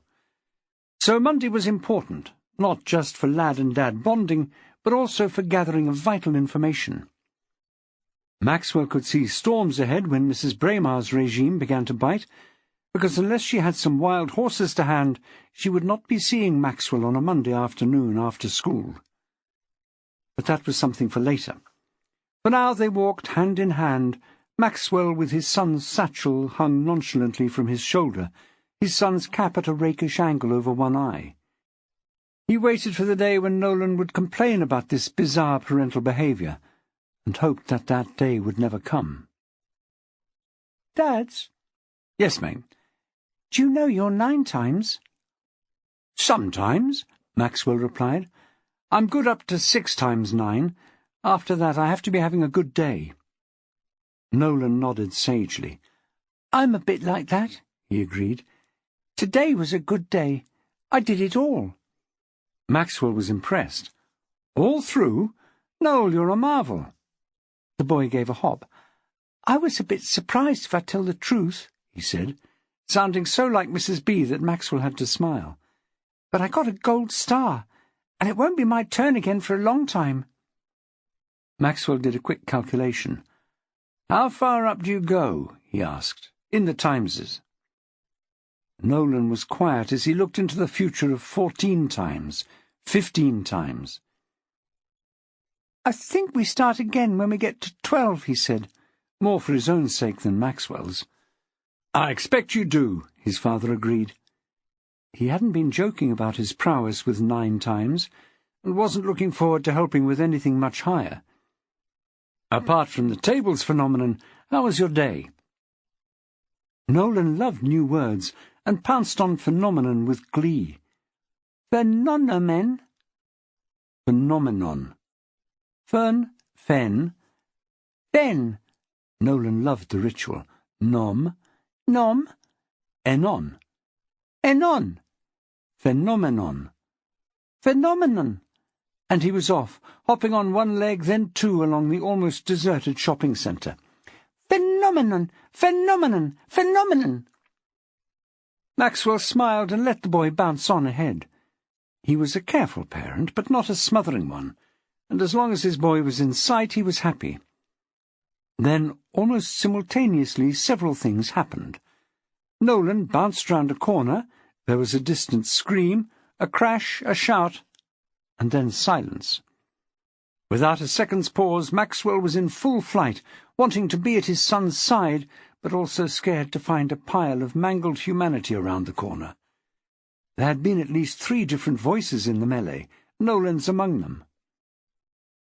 The scene that met his eyes was not instantly clear.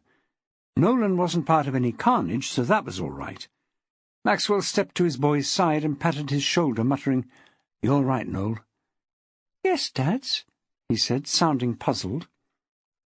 Maxwell, satisfied his chick was unhurt, refocused on the pile of humanity some yards ahead on the pedestrian area. It began to resolve, as he looked, into an elderly woman, complete with walking stick, and a youth of around 18. Somewhere in the mix was a scooter, looking somewhat the worse for wear. The human elements looked a little ruffled, but otherwise uninjured. But the public schoolboy rose up unbidden in Maxwell, and he stepped forward, calling, "Can I help?" The old dear looked up pathetically.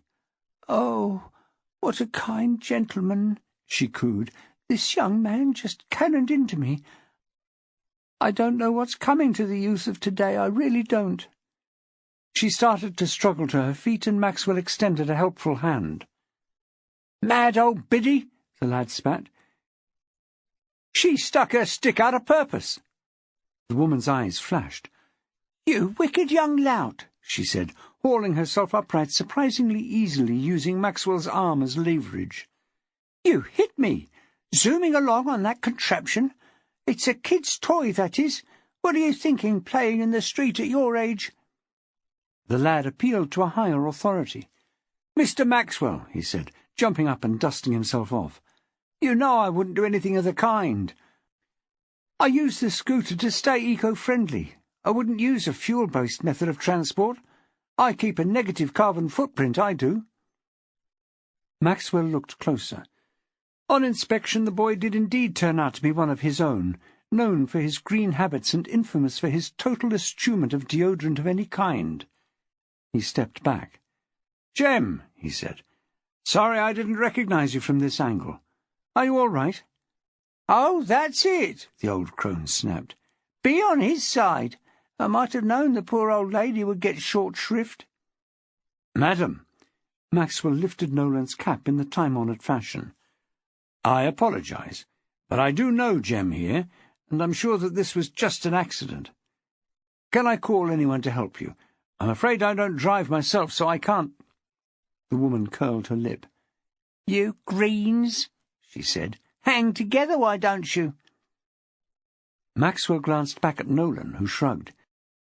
He was a bit of an expert on old ladies, having honed his skills on Mrs. Troubridge and Mrs. B., but he knew when he was beaten. He looked pointedly up at the sky, Nolan's shorthand for, "Leave me out of this, you're on your own."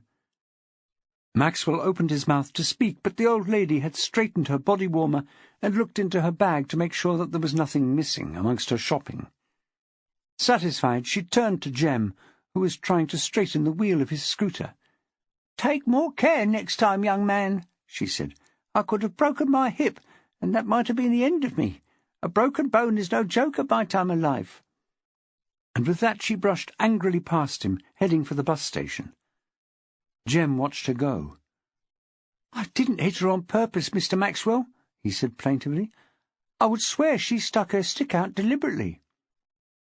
Nolan, seeing the old lady leaving, had joined the menfolk. "She did, Dads," he said. "She did stick her stick out." He paused for a moment. That wasn't the kind of grammar Mrs. Watmo would allow.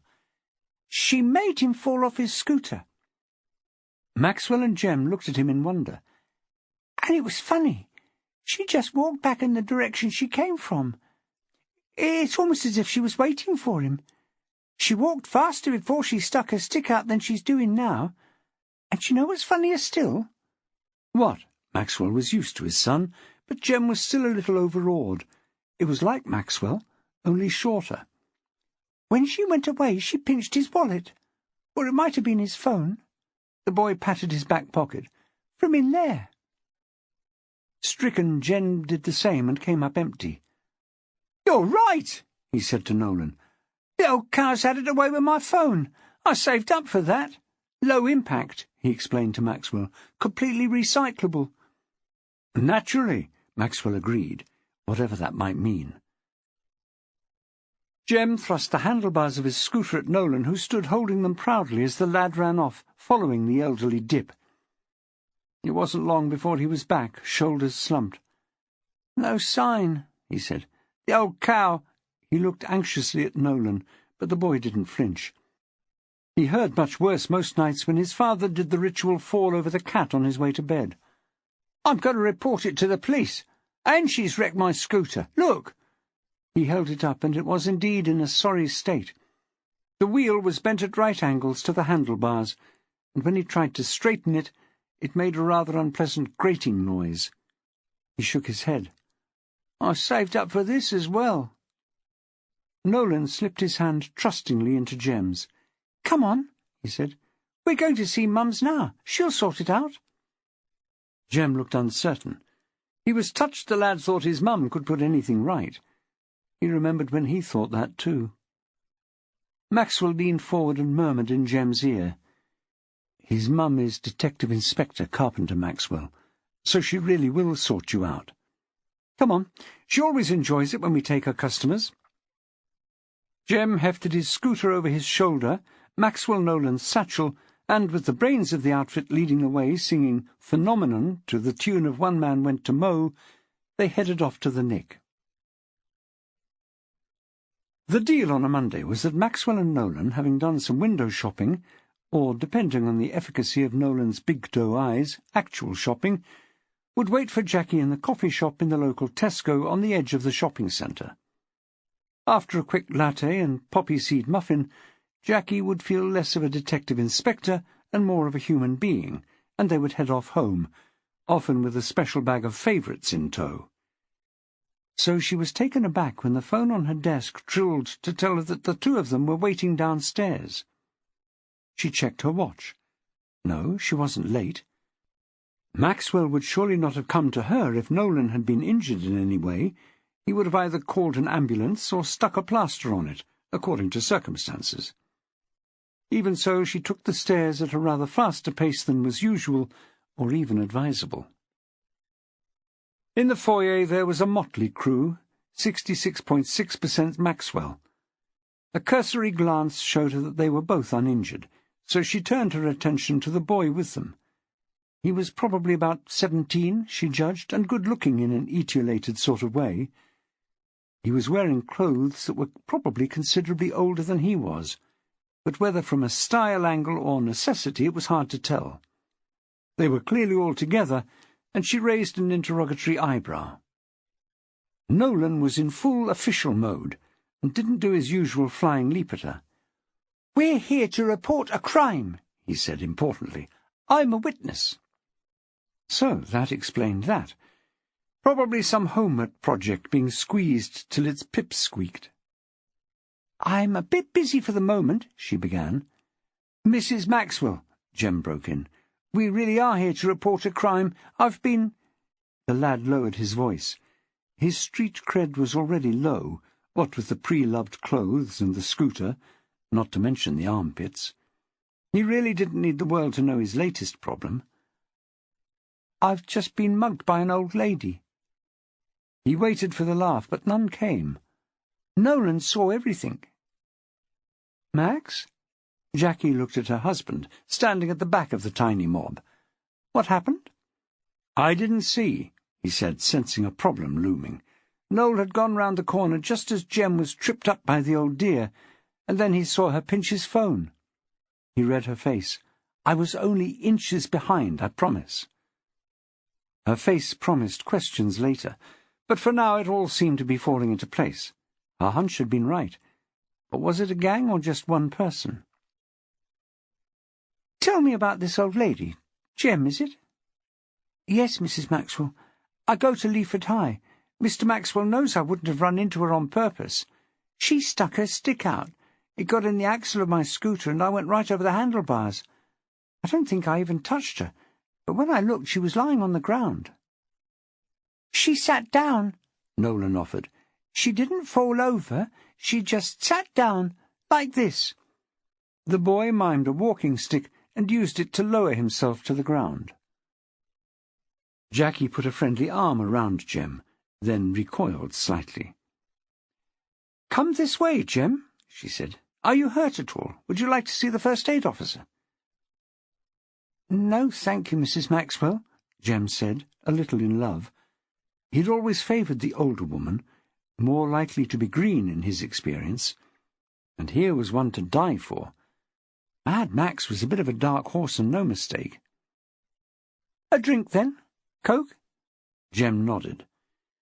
Jackie gestured to the desk sergeant, who pressed some buttons on the vending machine and handed over the can. "Come through, Jem. Noel, can you take Dad's home, please? I may be a while here." "But what about your poppy seed muffin?" Nolan asked. He worried about his mother. Was she eating properly when he wasn't there? What if a burglar got her? You couldn't be too careful. "Why don't you buy me one to take out?" she suggested. "And something nice for supper. I shouldn't be too long." She planted a kiss on the top of his head. "See you soon. I might even be home first if you two get enravelled in your shopping." Then, like flicking a switch, she was DCI Carpenter-Maxwell again, ushering Jem through the flap in the counter into the hinterland of the Nick.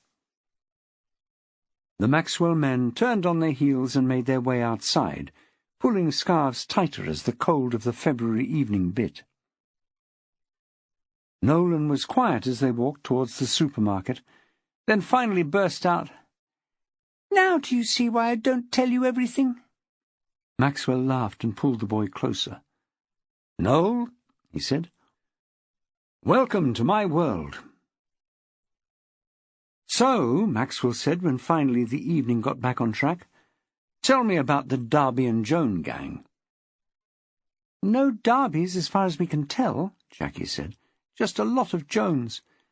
I think yours this afternoon was unusual in that she was working alone. There's normally one to stick out the stick, wheelie thing or whatever's to hand, and one to take the fall. Perhaps she just saw Jem as a perfect victim and had to go all on her own. Are you likely to catch them? Maxwell found it hard to take mugging grannies seriously. I'd like to say yes, Jackie said, but I think it's doubtful. The public see little old ladies as victims no matter what they do, and in this case there is the built-in response which suggests they're just fighting back. But when a nice lad like Jem is turned over, it isn't so clear-cut, and anyway, from our point of view it is a crime and we have to sort it out, stop it. When you add up the things they've stolen, it comes to thousands of pounds. It isn't a minor thing at all. She was a bit of a piece of work, Maxwell said. Somebody's granny, no doubt, but more Catherine Tate than anything else. I got that impression from Jem, Jackie said. And I do feel sorry for the lad. No phone, no scooter, and all saved up for, too. No indulgent parents for him. Oh, that reminds me. Do you know a boy called... Oh, hang on, what's his name? She tapped her head, annoyed with herself. Tommy Morley? She opened her eyes wide. That's bonkers. How did you know that? I didn't. I just had a rather painful afternoon with him, that's all, doing my best to be Sylve. He's a sad little boy and no mistake. Henry's sister lives next door. Henry has a sister? Hetty. Not short for Henrietta, I hope. They looked at each other for a few moments in shared horror, then laughed. I can't think of anything else. Maxwell shook himself and returned to the problem of Thomas Morley. It's a problem. He doesn't want to have any police involvement. Apparently there was a visit. Hetty dialed 999. Ah, and that made everything worse. He said the policeman looked around and wrote things down, and then nothing else happened, except that the abuse got worse. Can that be right? I've seen the report. They checked all the usual things, cleanliness, appropriate food, clothing, all that. Thomas seemed to have everything any child could want. He had no bruises they could see. The parents seemed very affectionate towards him. Their hands were tied. There are no bruises to see, just mental scars caused by relentless bullying. Everything they give him, Maxwell made ironic speech marks in the air, has to be earned, and if he steps out of line it's taken back. It doesn't take much. If he eats all of his dinner, he's a fat pig. Loss of TV rights. If he leaves anything on his plate, he's an ungrateful little bastard. Loss of iPad. If he has a bath, he's wasting their hard-earned money. If he doesn't, he's dirty. The list goes on. A sad, sad little boy. Hetty said that she hears him crying, but there was no mention of shouting, anything like that. I suppose they're the worst kind of bullies, the ones with smiles on their faces. Bully, not bullies. Apparently it's just the mother. Tommy doesn't want to be taken away, though, because when he isn't there, she picks on his dad. When he went away on a school trip, when he came back, his dad was in plaster. She'd broken his arm. I'll have to report this, Max. The child's in danger. With no bruises? But we can get her on domestic abuse. It doesn't all have to be physical these days. Can you promise she would be taken into custody, never let near the boy and his father again?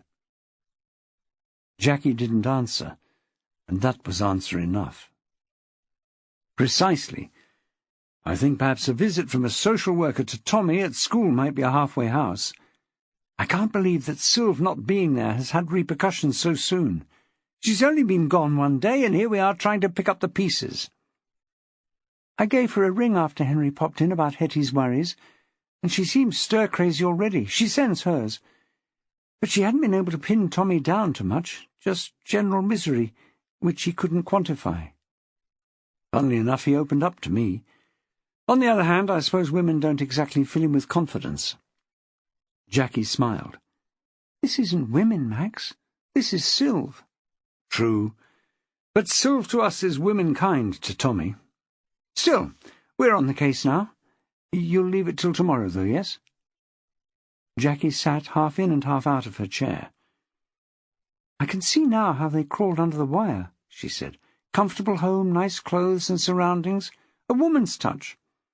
A spot visit won't come up with anything different, and will make things worse, no doubt. I'll leave it." "Oh, yes," Maxwell said. "A gilded cage is still a cage. Sometimes it's hard to see the bars, except from the inside." Chapter 6. That night things took their usual course along Columbine. At the end of the road, traffic became intermittent, then stopped. Metternich prowled his favourite beat, leaving little sprayed messages here and there to warn off any strangers that it would be unwise to hang around. He'd already played out the ritual of hiding just in the shadow of the third stair from the top, so that Maxwell could fall over him. It was as near to an endearment that the Count would come. Women and children always accepted, of course. That little chore complete, he could maraud at will, and woe betide any creature, big or small, that crossed his path. He had to keep the road safe for his boy, after all. You couldn't be too careful. Mrs. Troubridge heard the cat flaps clatter and began to get herself ready for bed. Metternich's movements were better than a clock for her. Although they existed in a state of armed neutrality, the great beast had his uses. She warmed up her milk and added a spoonful of honey and a glug of single malt, both for medicinal purposes. She filled her hot water bottle and tucked it under her arm and headed for the stairs. All was quiet from next door on one side, and she thanked her lucky stars for the Maxwells, even though that included Mr. Maxwell, a loose cannon if ever there was one. From the other side came the distant howl of the Arctic monkeys, but she'd embraced the benefits of old age and turned down her hearing aid to compensate. Chez Maxwell all was at peace. Maxwell had bathed his most recent Metternich-induced scratch down his shin with TCP, and was sitting up reading the new biography on Rupert Brooke.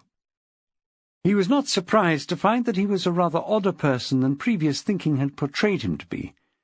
No one with hair that floppy could be quite the thing, in his opinion. Jacquie was already asleep. She had a knack he envied of deciding to go to sleep and simply dropping off. Nolan had inherited that skill, and Maxwell never failed to be grateful. He had seen too many colleagues joining the zombie legion of the parents of sleepless children. Finally, all Rupert Brooked out, Maxwell put his book down and turned over to go to sleep. He reached out and switched off the light, and had soon joined the rest of his family in the land of Nod. Mrs. Troubridge drained her cup of milk and snuggled down, her hot water bottle strategically placed under her knees to give her arthritis a bit of TLC. Metternich, out in the frosty dark, pounced on a vole whose luck had finally run out. The Arctic monkeys faded away to silence. Columbine slept. Arthur Innes didn't actually like dogs. Come to think of it, he didn't much like his wife either. And since Jock was his wife's dog, he didn't remember which came first. In a way, they had merged. Sheila didn't demand to be walked 3 times a day, and she didn't go a bundle on charcoal biscuits. Yet facially there was something of a resemblance. Didn't they say people start to look like their pets? Sheila had taken to wearing a bow in her hair recently, often of tartan hues. Mercifully, her sartorial tastes had not yet run to a little diamante collar, but it was early days. Arthur was getting less and less patient with Jock. Not only did he have the most cliched name possible, as a Skye Terrier, he insisted on stopping every half-yard to sniff the pavement and cock his leg. Arthur wasn't sleeping well these nights. Sheila had buggered off to her own room years ago, so it wasn't her snoring that kept him awake.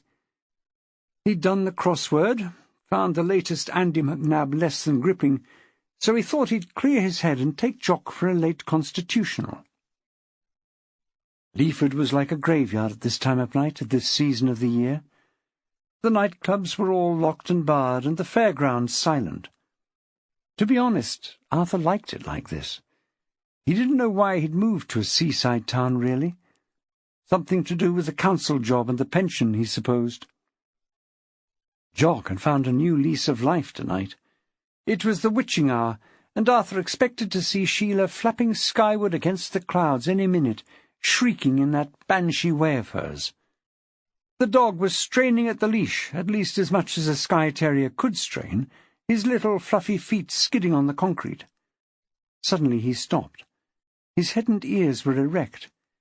He was staring into the window of the car sales showrooms, the Renault outlet. McBride's, wasn't it? Arthur had once considered buying a car from there, but Sheila hadn't liked anything on offer and didn't care for the snake oil salesman with a glib patter, so off they went elsewhere. There was a dim blue light at the back of the showroom, and another one in the top left-hand corner of the window. Half a dozen new cars gleamed with their sale prices and today's deals still visible. But it wasn't the consumerism that had stopped Jock in his tracks. It was the long dark smear that ran from the top of the showroom window to the bottom, that ran down to the unmistakable shape of a woman's body wedged between a car and the glass. Her cheek and mouth had been compressed, as though she'd leaned too close to a mirror, and her eyes were wide open in shock. Jock cocked his head from side to side. Then he cocked his leg and prepared to move on. That was fine if you were a Skye Terrier, but Arthur Innes could not let things lie.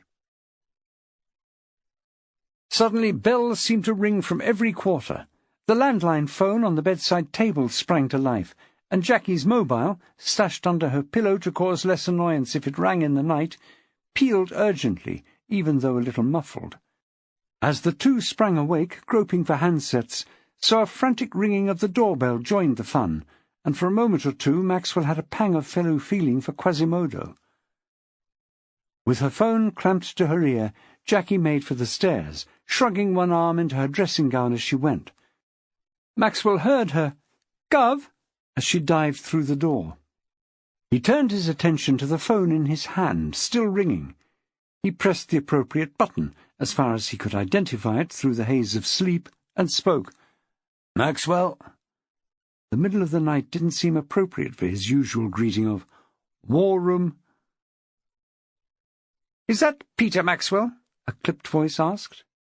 "It is. May I ask who's speaking?" He could hardly believe it was a cold call at this time of night, but it was hard to second-guess them these days. It might well be there were people out there keen to discuss reclaiming missold PPI at gone 3 o'clock in the morning. "This is Marilyn Fairbrother. I'm the duty social worker, and I need an appropriate adult." Maxwell wasn't completely up on social work and all its wiles, but he was pretty sure he was on firm ground with his reply. "Isn't that you?" he asked. "Isn't it me what?" "Are you not an appropriate adult?" "I am, of course, but this particular case has requested you." Maxwell tamped down his hackles. A case? A case? Presumably this was a person she was talking about. But nothing would be solved by losing his temper. "Who is it?" he asked. There was a rustle of paper, which only served to annoy him more. For heaven's sake, how many people did she have in her caseload on this particular shift? Leaford wasn't perfect, he of all people knew that, but her night duty would be something of a sinecure, he would have thought. It's Thomas Ryan Morley." "Tommy? What's happened?" "I can't divulge that over the phone, Mr. Maxwell. Can you come or not?" Maxwell was stuck for an answer. Jackie was obviously in the middle of some kind of crisis of her own, and they had Nolan to consider. Although the Count would be back in by now, he was hardly the babysitter of choice, and Mrs. Troubridge would be well away snoring to beat the band, and she couldn't be disturbed at this hour. "I'm afraid it may be a bit difficult. My wife has just had a call, and—" "Would that be Detective Inspector Carpenter-Maxwell?" "It would." "I see. I understand there's a case which will involve a large number of staff currently off duty. This does make it— Excuse me." Mrs. Miss or Ms. Fairbrother was clearly talking to someone over her shoulder. "We can arrange for someone to come and sit with your son, Mr. Maxwell. It really is very important that you come to the police station if you possibly can." "I don't understand why—" The social worker put her mouth much nearer to the phone and dropped her voice. "Tommy really does need you, Mr. Maxwell," she hissed. "You see, we think he's killed his mother." Maxwell was both gobsmacked and not at all surprised. It was a crime waiting to happen. He just hadn't expected it so soon.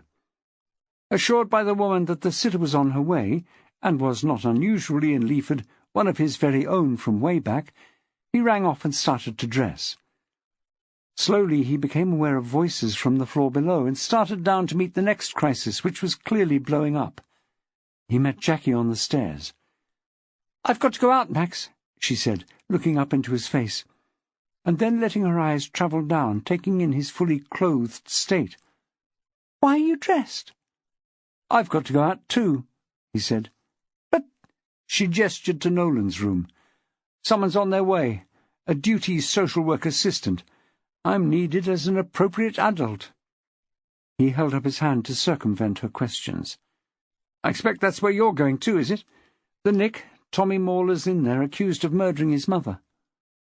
"What?" Her eyes popped. "No, I'm going to look at a body just found in town." He frowned. "Isn't that a bit—" Overkill didn't seem the right word in the circumstances. "I know what you mean," she said. "It looked like a jumper at first, but then the ambulance guys noticed her nails were all torn, and she seemed to have a lot of damage to her clothes, rips and so on, that suggested she'd struggled with someone before she died. It looks like murder." "Even so, the call from Henry, the heavies at the door. Wouldn't a preliminary report and a meeting tomorrow be more appropriate?" Appropriate seemed to be tonight's word. "Yes, in normal circumstances, but these circumstances are a bit out of the ordinary." "How so?" The Maxwells were edging up the stairs so that the DI could get dressed, and they wouldn't have to whisper.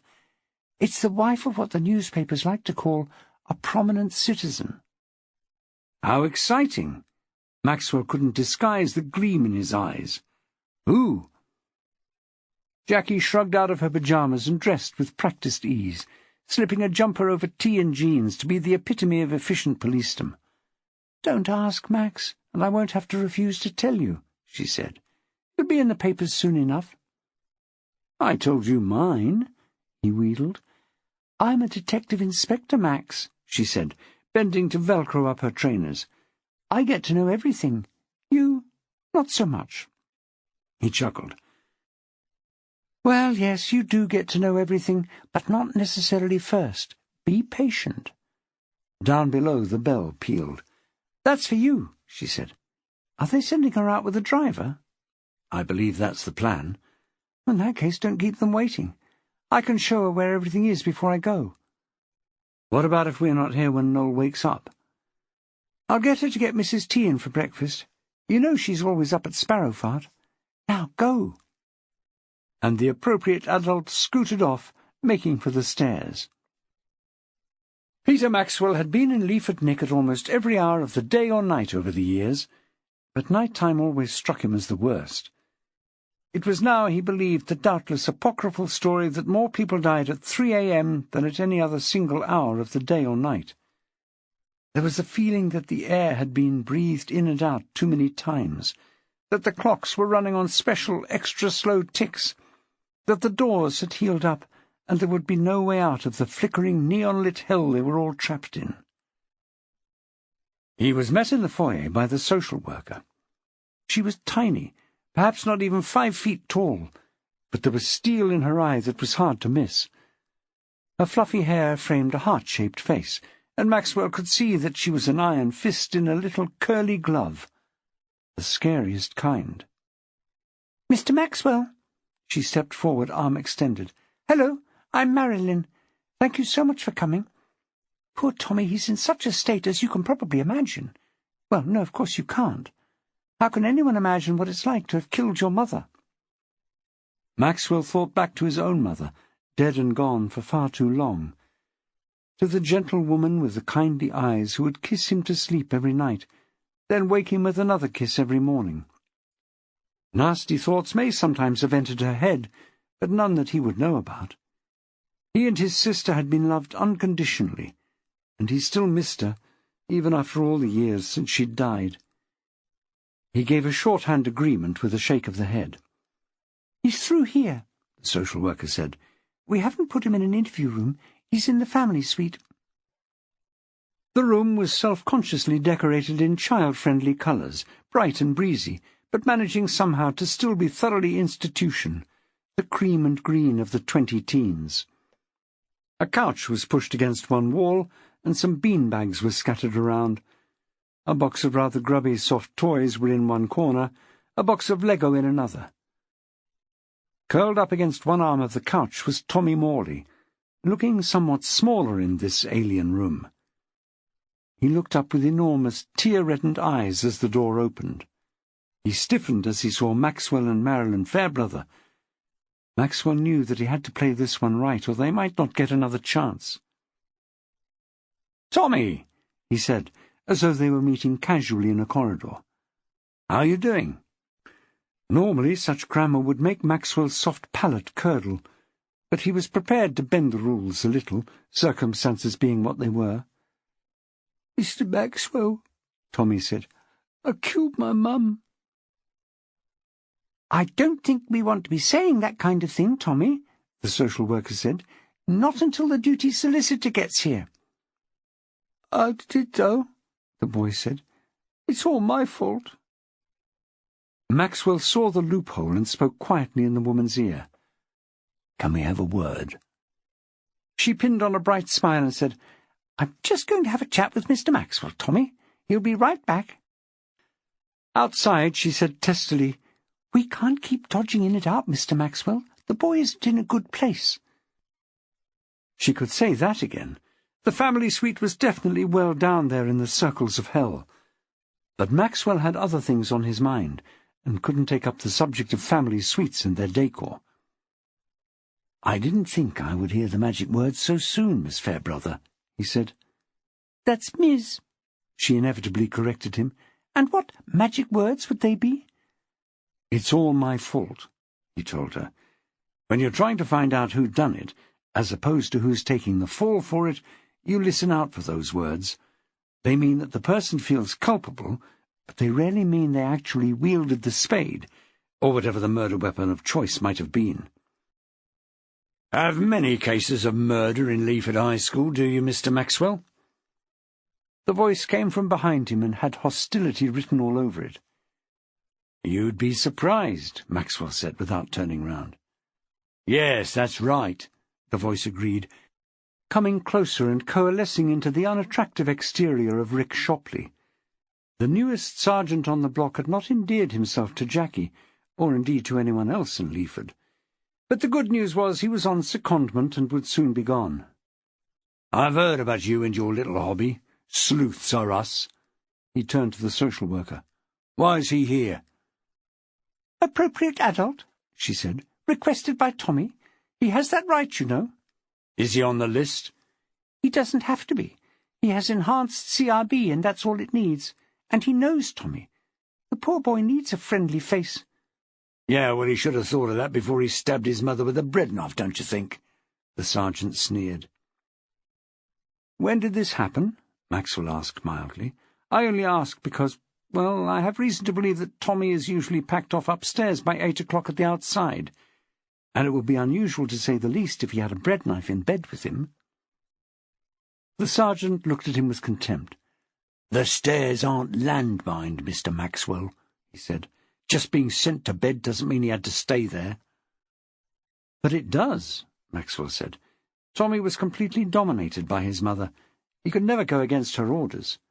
"All the more reason for him to snap. I've looked at the CYPR," he said, speaking now to the social worker. "It's marked NFA." It was clearly his intention to exclude Maxwell by using initials for everything.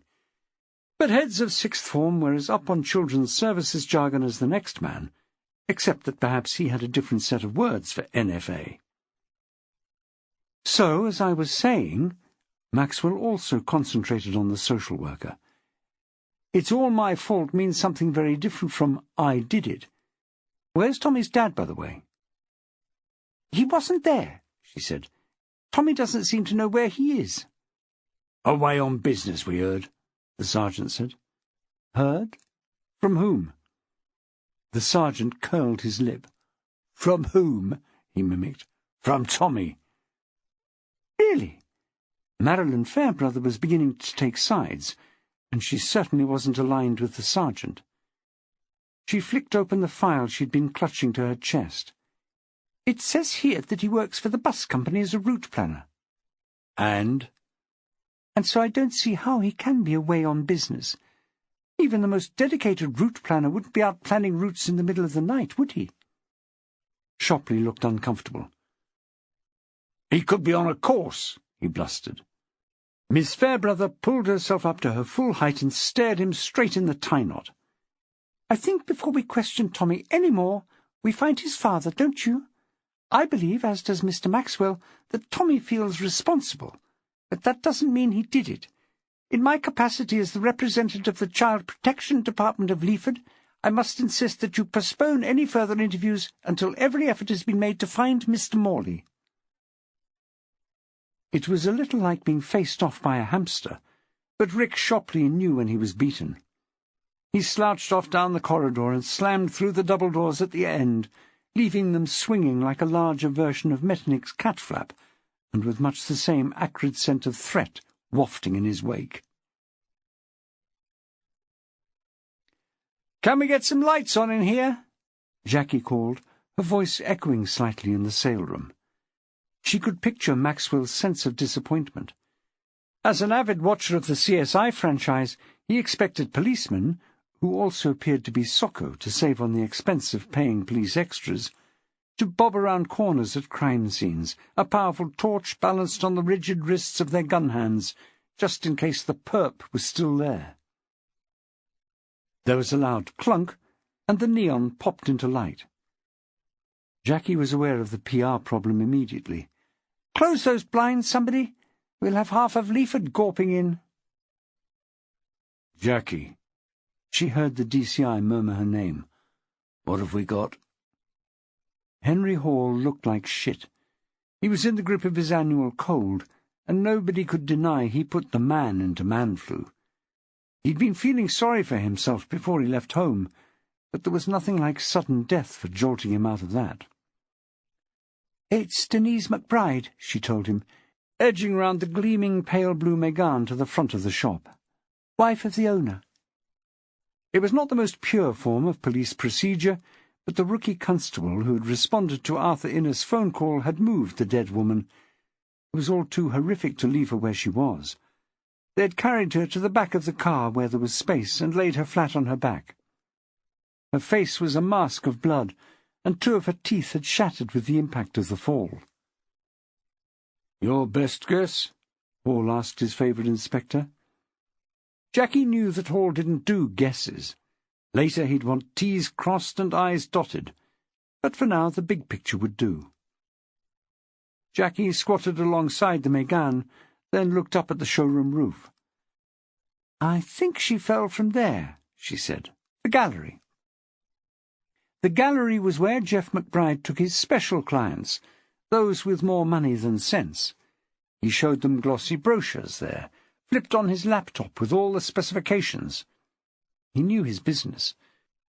Traditionally the men were fascinated by woofers and tweeters, overhead camshafts, sat-nav capabilities, and smart parking. It was the women who stressed over the shade of the interior and where the vanity mirror was. While he was explaining this, McBride was popping a champagne cork, special deal from Asda in the High Street, and relieving the unsuspecting clients of a substantial amount of money. Hall crouched beside the car. Behind him Socko had arrived with their outbreak suits, as though Ebola had come to Leaford. They were not best pleased to see Hall and Jackie already contaminating their precious crime scene, but they knew that those two knew their business and would tread as lightly as possible. "We had an unusually observant paramedic on duty," Jackie told Hall. "Everybody assumed suicide at first. Nasty fall. The steps up there are a bit of a challenge. The main access is from the office, which is still locked, so she must have taken the emergency stairs, and there's only a very low rail." Then he saw this. She stepped backwards and crouched beside the dead woman, carefully lifting up one hand with gloved fingers. Broken nails. "A fight." Hall nodded grimly. He stood up. Henry Hall was aging well, but hours of crouching alongside bodies he could do without. A fight started up there. He looked down again. There could be debris under those nails.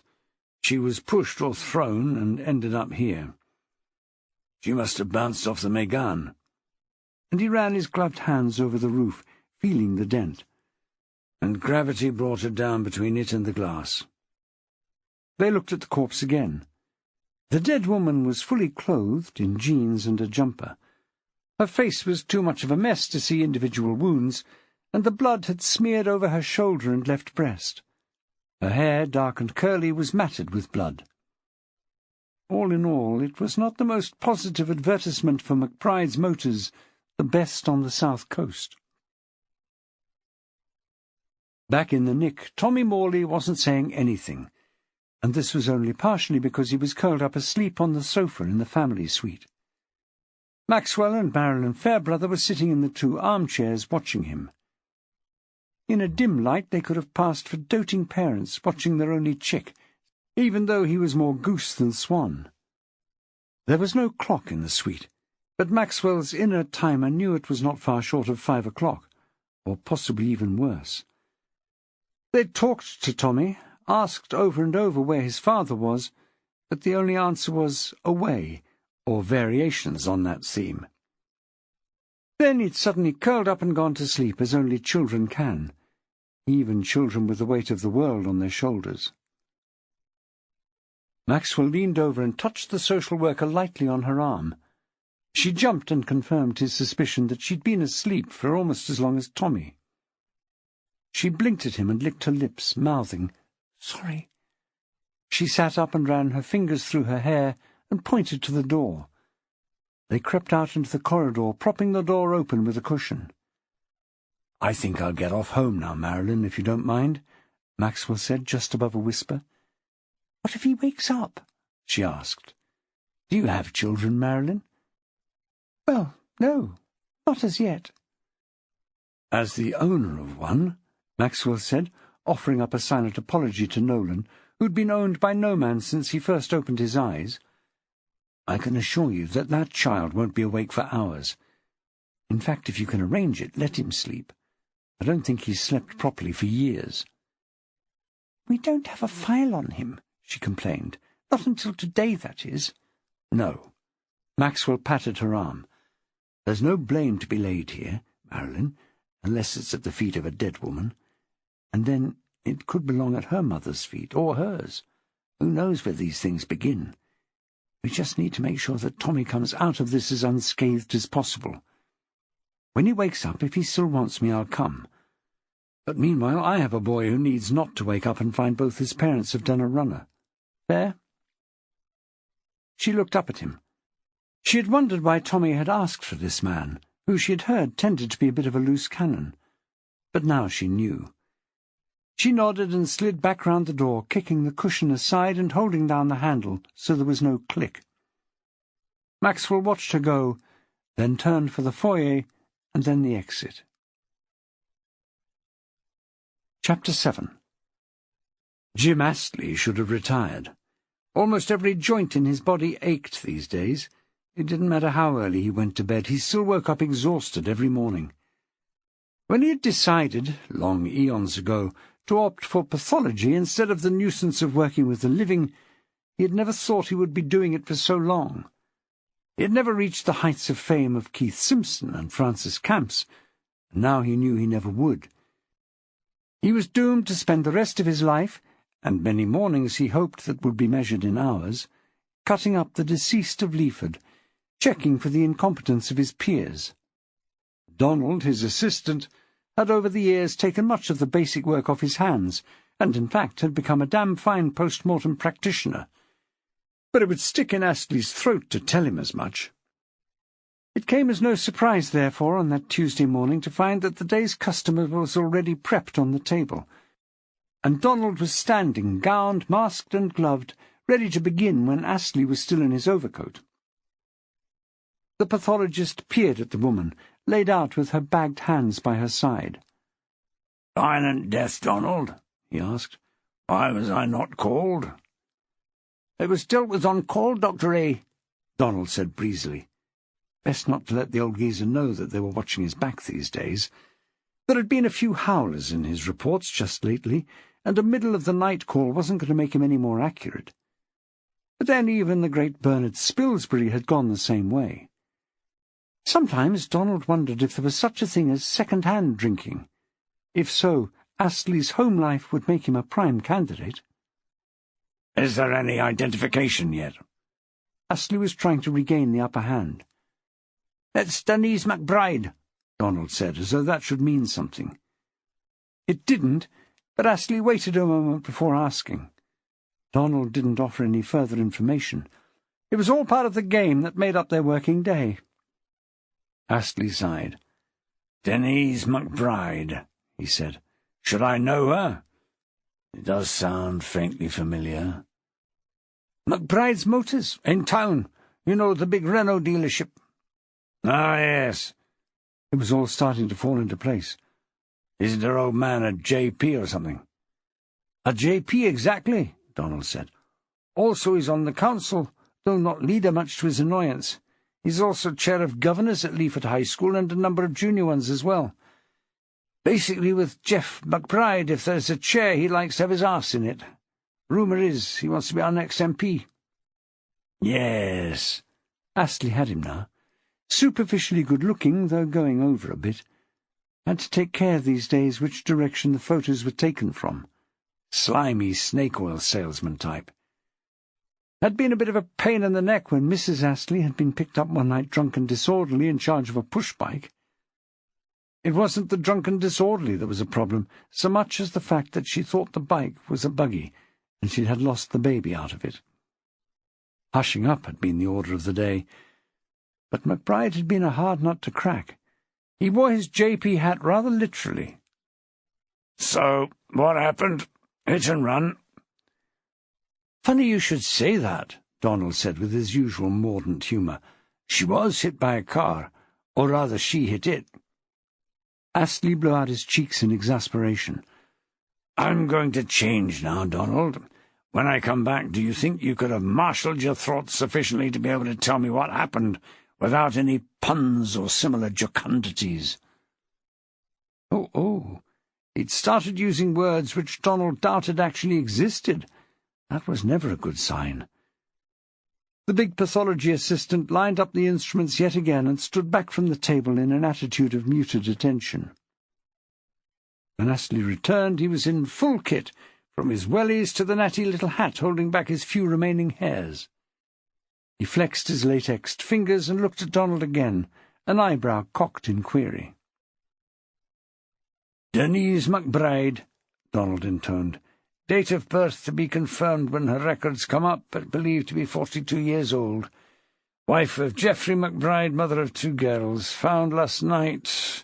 Perhaps I should say seen last night, as she was inside the building and the passerby was outside at around midnight by a man walking the dog." "Bit of a cliché," Astley remarked half to himself. "Where would we be without them, though?" Donald said, and Astley smiled his agreement. Donald relaxed a little. The old man was starting to enjoy himself, as far as their job could ever be said to be enjoyable. "Where was she?" Astley asked. "How could the dog walker see her if she was inside? Is he a peeping Tom as well as dog-lover?" No, nothing like that," Donald said. "She was in the car showroom. She'd fallen from the gallery, like a kind of mezzanine extension they use as an office, and bounced off a Megane and landed up against the window. I've seen the pictures. It's a hell of a fall." "So, since we seem to be doing clichés this morning, did she fall or was she pushed?" Donald looked across at the brief notes at his elbow, but before he could answer, a buzzer sounded. Someone was in the office and needed a word. "Nip and see who that is, Donald," Astley said. "I'll just do the preliminary external description." Donald had already done that, but forbore to say. He pulled off his gloves and went through the swing doors out to the office. He wasn't gone long before he shouldered his way back in, reading a fat file as he did so. He stood in the middle of the floor, humming to himself under his breath and nodding. After a minute or two, Astley could stand it no longer. "Donald, can you share, do you think? I'm on tenterhooks here." "Hmm?" The big man looked up and refocused his eyes. "Sorry, got a bit engrossed there." "This," and he hefted the fat file. "There's Mrs. McBride's notes." "Anything helpful?" "Not sure," said Donald, wrinkling his brow. "The first thought of the police was suicide. Then a paramedic noticed torn nails, hence the bagged hands. So murder, they thought. Now, well, I don't know." Astley tutted. He was working on making Donald a proper professional, but every now and again he lapsed. "Why don't you know?" he asked, the implied criticism laid on with a trowel. "Well, this file is almost all from Psych. She has a few other bits. The kids, you know, and a broken arm at some point. But mostly Psych." Astley knew what was coming. "She's red-flagged here. Suicidal ideation on more than one occasion. Bit of a bugger, isn't it? Makes the whole thing a bit more complicated." "Or simpler," Astley said. "Perhaps she chucked herself over, then changed her mind, grabbed at something, you know." "The crime scene pics are quite clear," Donald said. "Just a smooth, low rail to grab at. The most that might happen is a cleanly broken nail, not the ragged look we have here. It looks to me as though it was staged to look like a suicide. Most people would assume it would be a shoo-in with her record." Astley winced. He opened his mouth and then closed it again. Some things just weren't worth arguing over. Instead, he reached over to the tray Donald had already prepared for him and chose a reamer and a Petri dish. "Let's see what she has under these nails, then, shall we?" he said, and bent to his task. After a moment or two he looked up at Donald. "I wish you wouldn't do that, Donald," he said peevishly. "What?" Donald had been toying with a small and hopefully undetected passing of wind, but hadn't yet quite followed through on his intention. Could the old bugger predict the future these days? Astley gestured to the Petri dish. "Clean the nails, that kind of thing. You've been watching too much CSI, my lad, that's your problem." Donald looked aggrieved. "I haven't done any such thing," he said, his voice a petulant whine. "All I did was measure, examine, you know the drill. I wouldn't—" Astley cut him short. "Well, that's odd, then," he said, "because someone has cleaned these nails, and since she died. It's a rough job, and yet there's no bleeding or bruising." Donald tried to stop his eyes from lighting up. A woman was dead after all. But still— "Murder," he breathed. Long before Astley and Donald had met over his wife's body, Jeff McBride had been told she was dead. In fact, it had not been as simple as that. He'd been phoned by the police to tell them that there had been an incident at McBride Motors. Then they had added the fact that it was a fatality. Only then had they added the fact that it was his wife. It was almost an afterthought on their part when they asked where he might be, please. They had phoned his home and found his daughters there alone, and whilst not against the law, they were surprised that he was not present.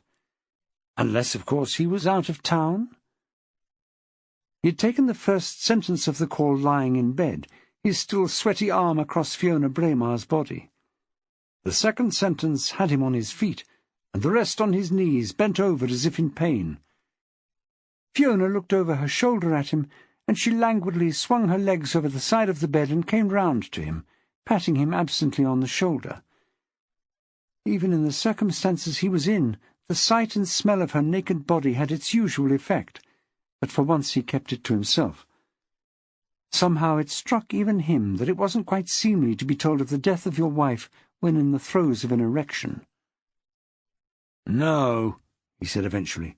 "I'm here in Leaford. I had a meeting and had a little too much to drink. Well, obviously in my position I can't drink and drive." "That applies to everyone, sir," the dry, cold police voice informed him. Yes, of course. Well, I decided to stay here until the morning, until I could drive." "If you could give me your location, sir," the police voice said, "we can send a car for you." No, it's fine," he said, not thinking but noticing that Fiona had walked away on silent feet and gone into the bathroom, closing the door firmly behind her. "Well, surely not, sir," the voice went on.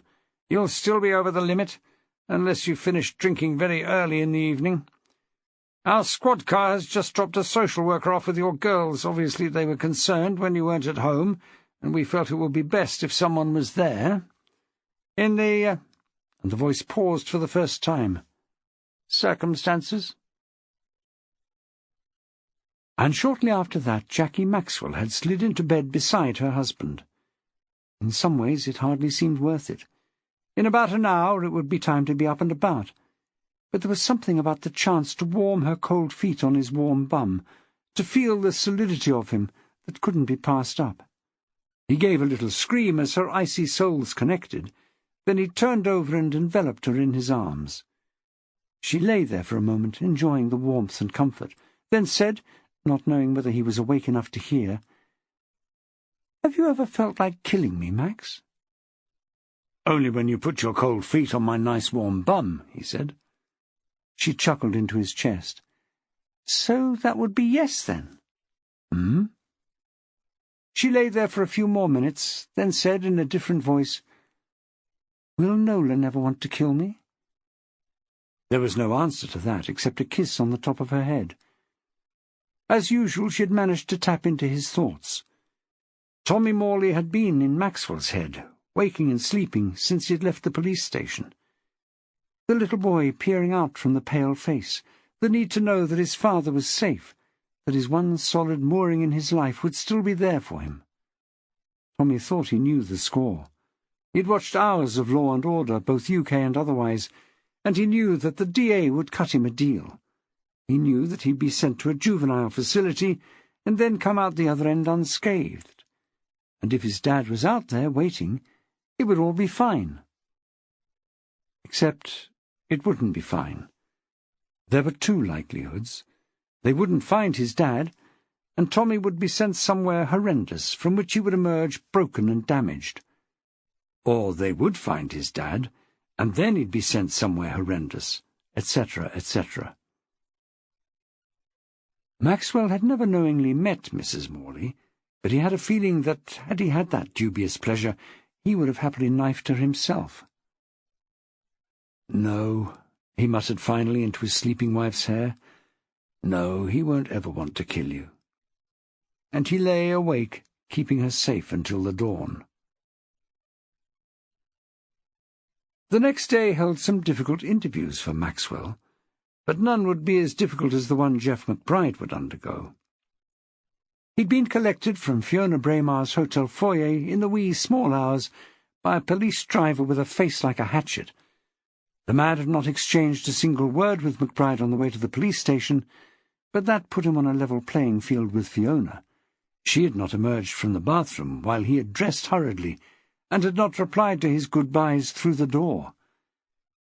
He knew, as surely as if she'd put it in writing, that his new status as widower had been somewhat of a game-changer.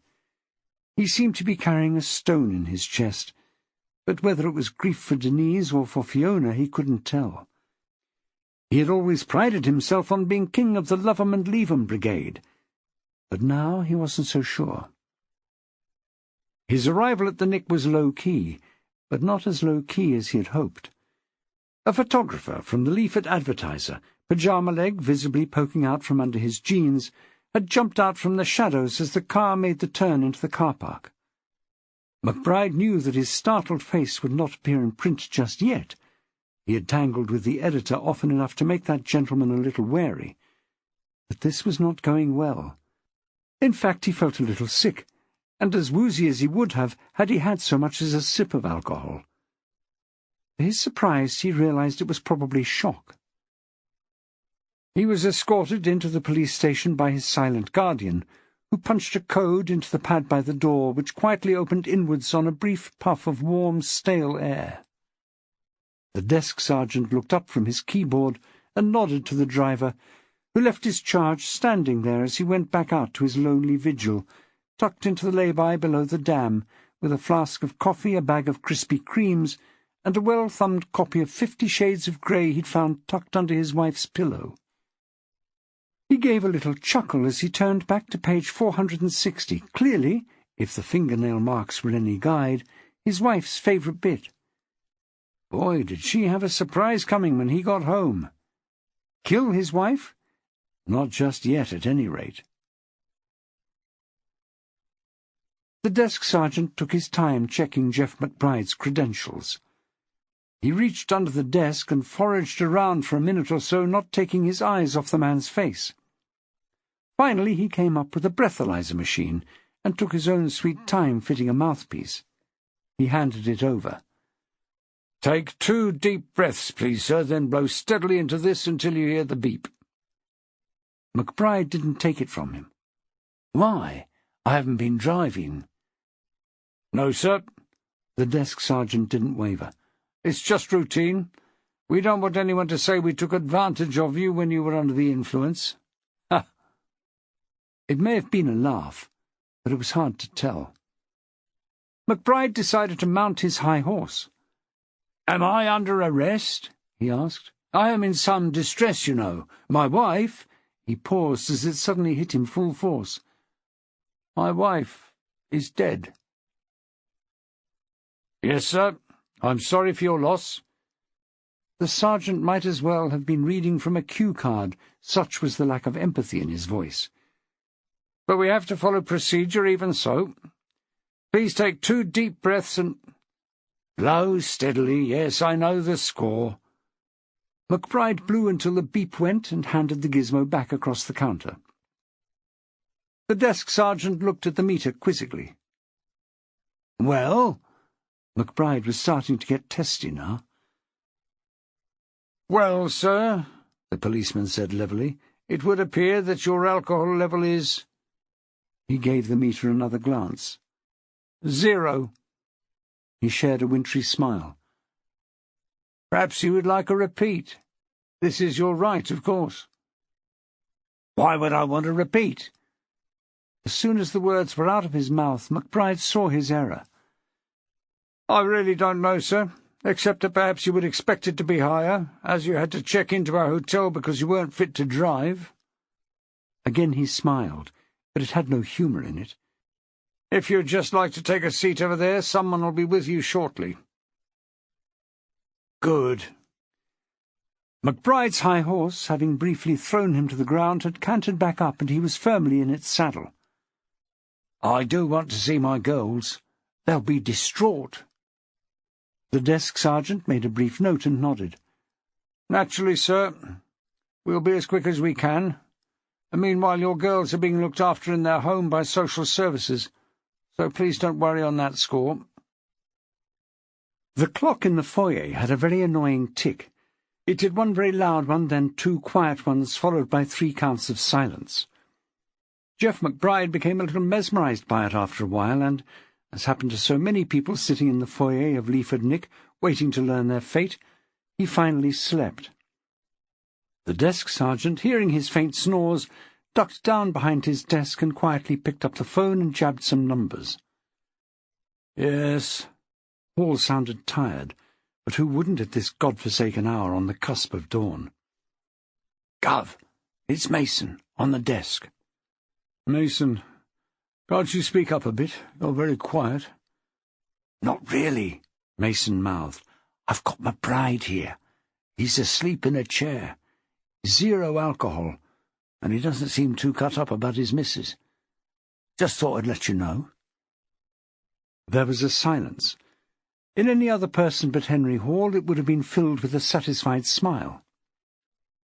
"Thanks, Mason. Good to know.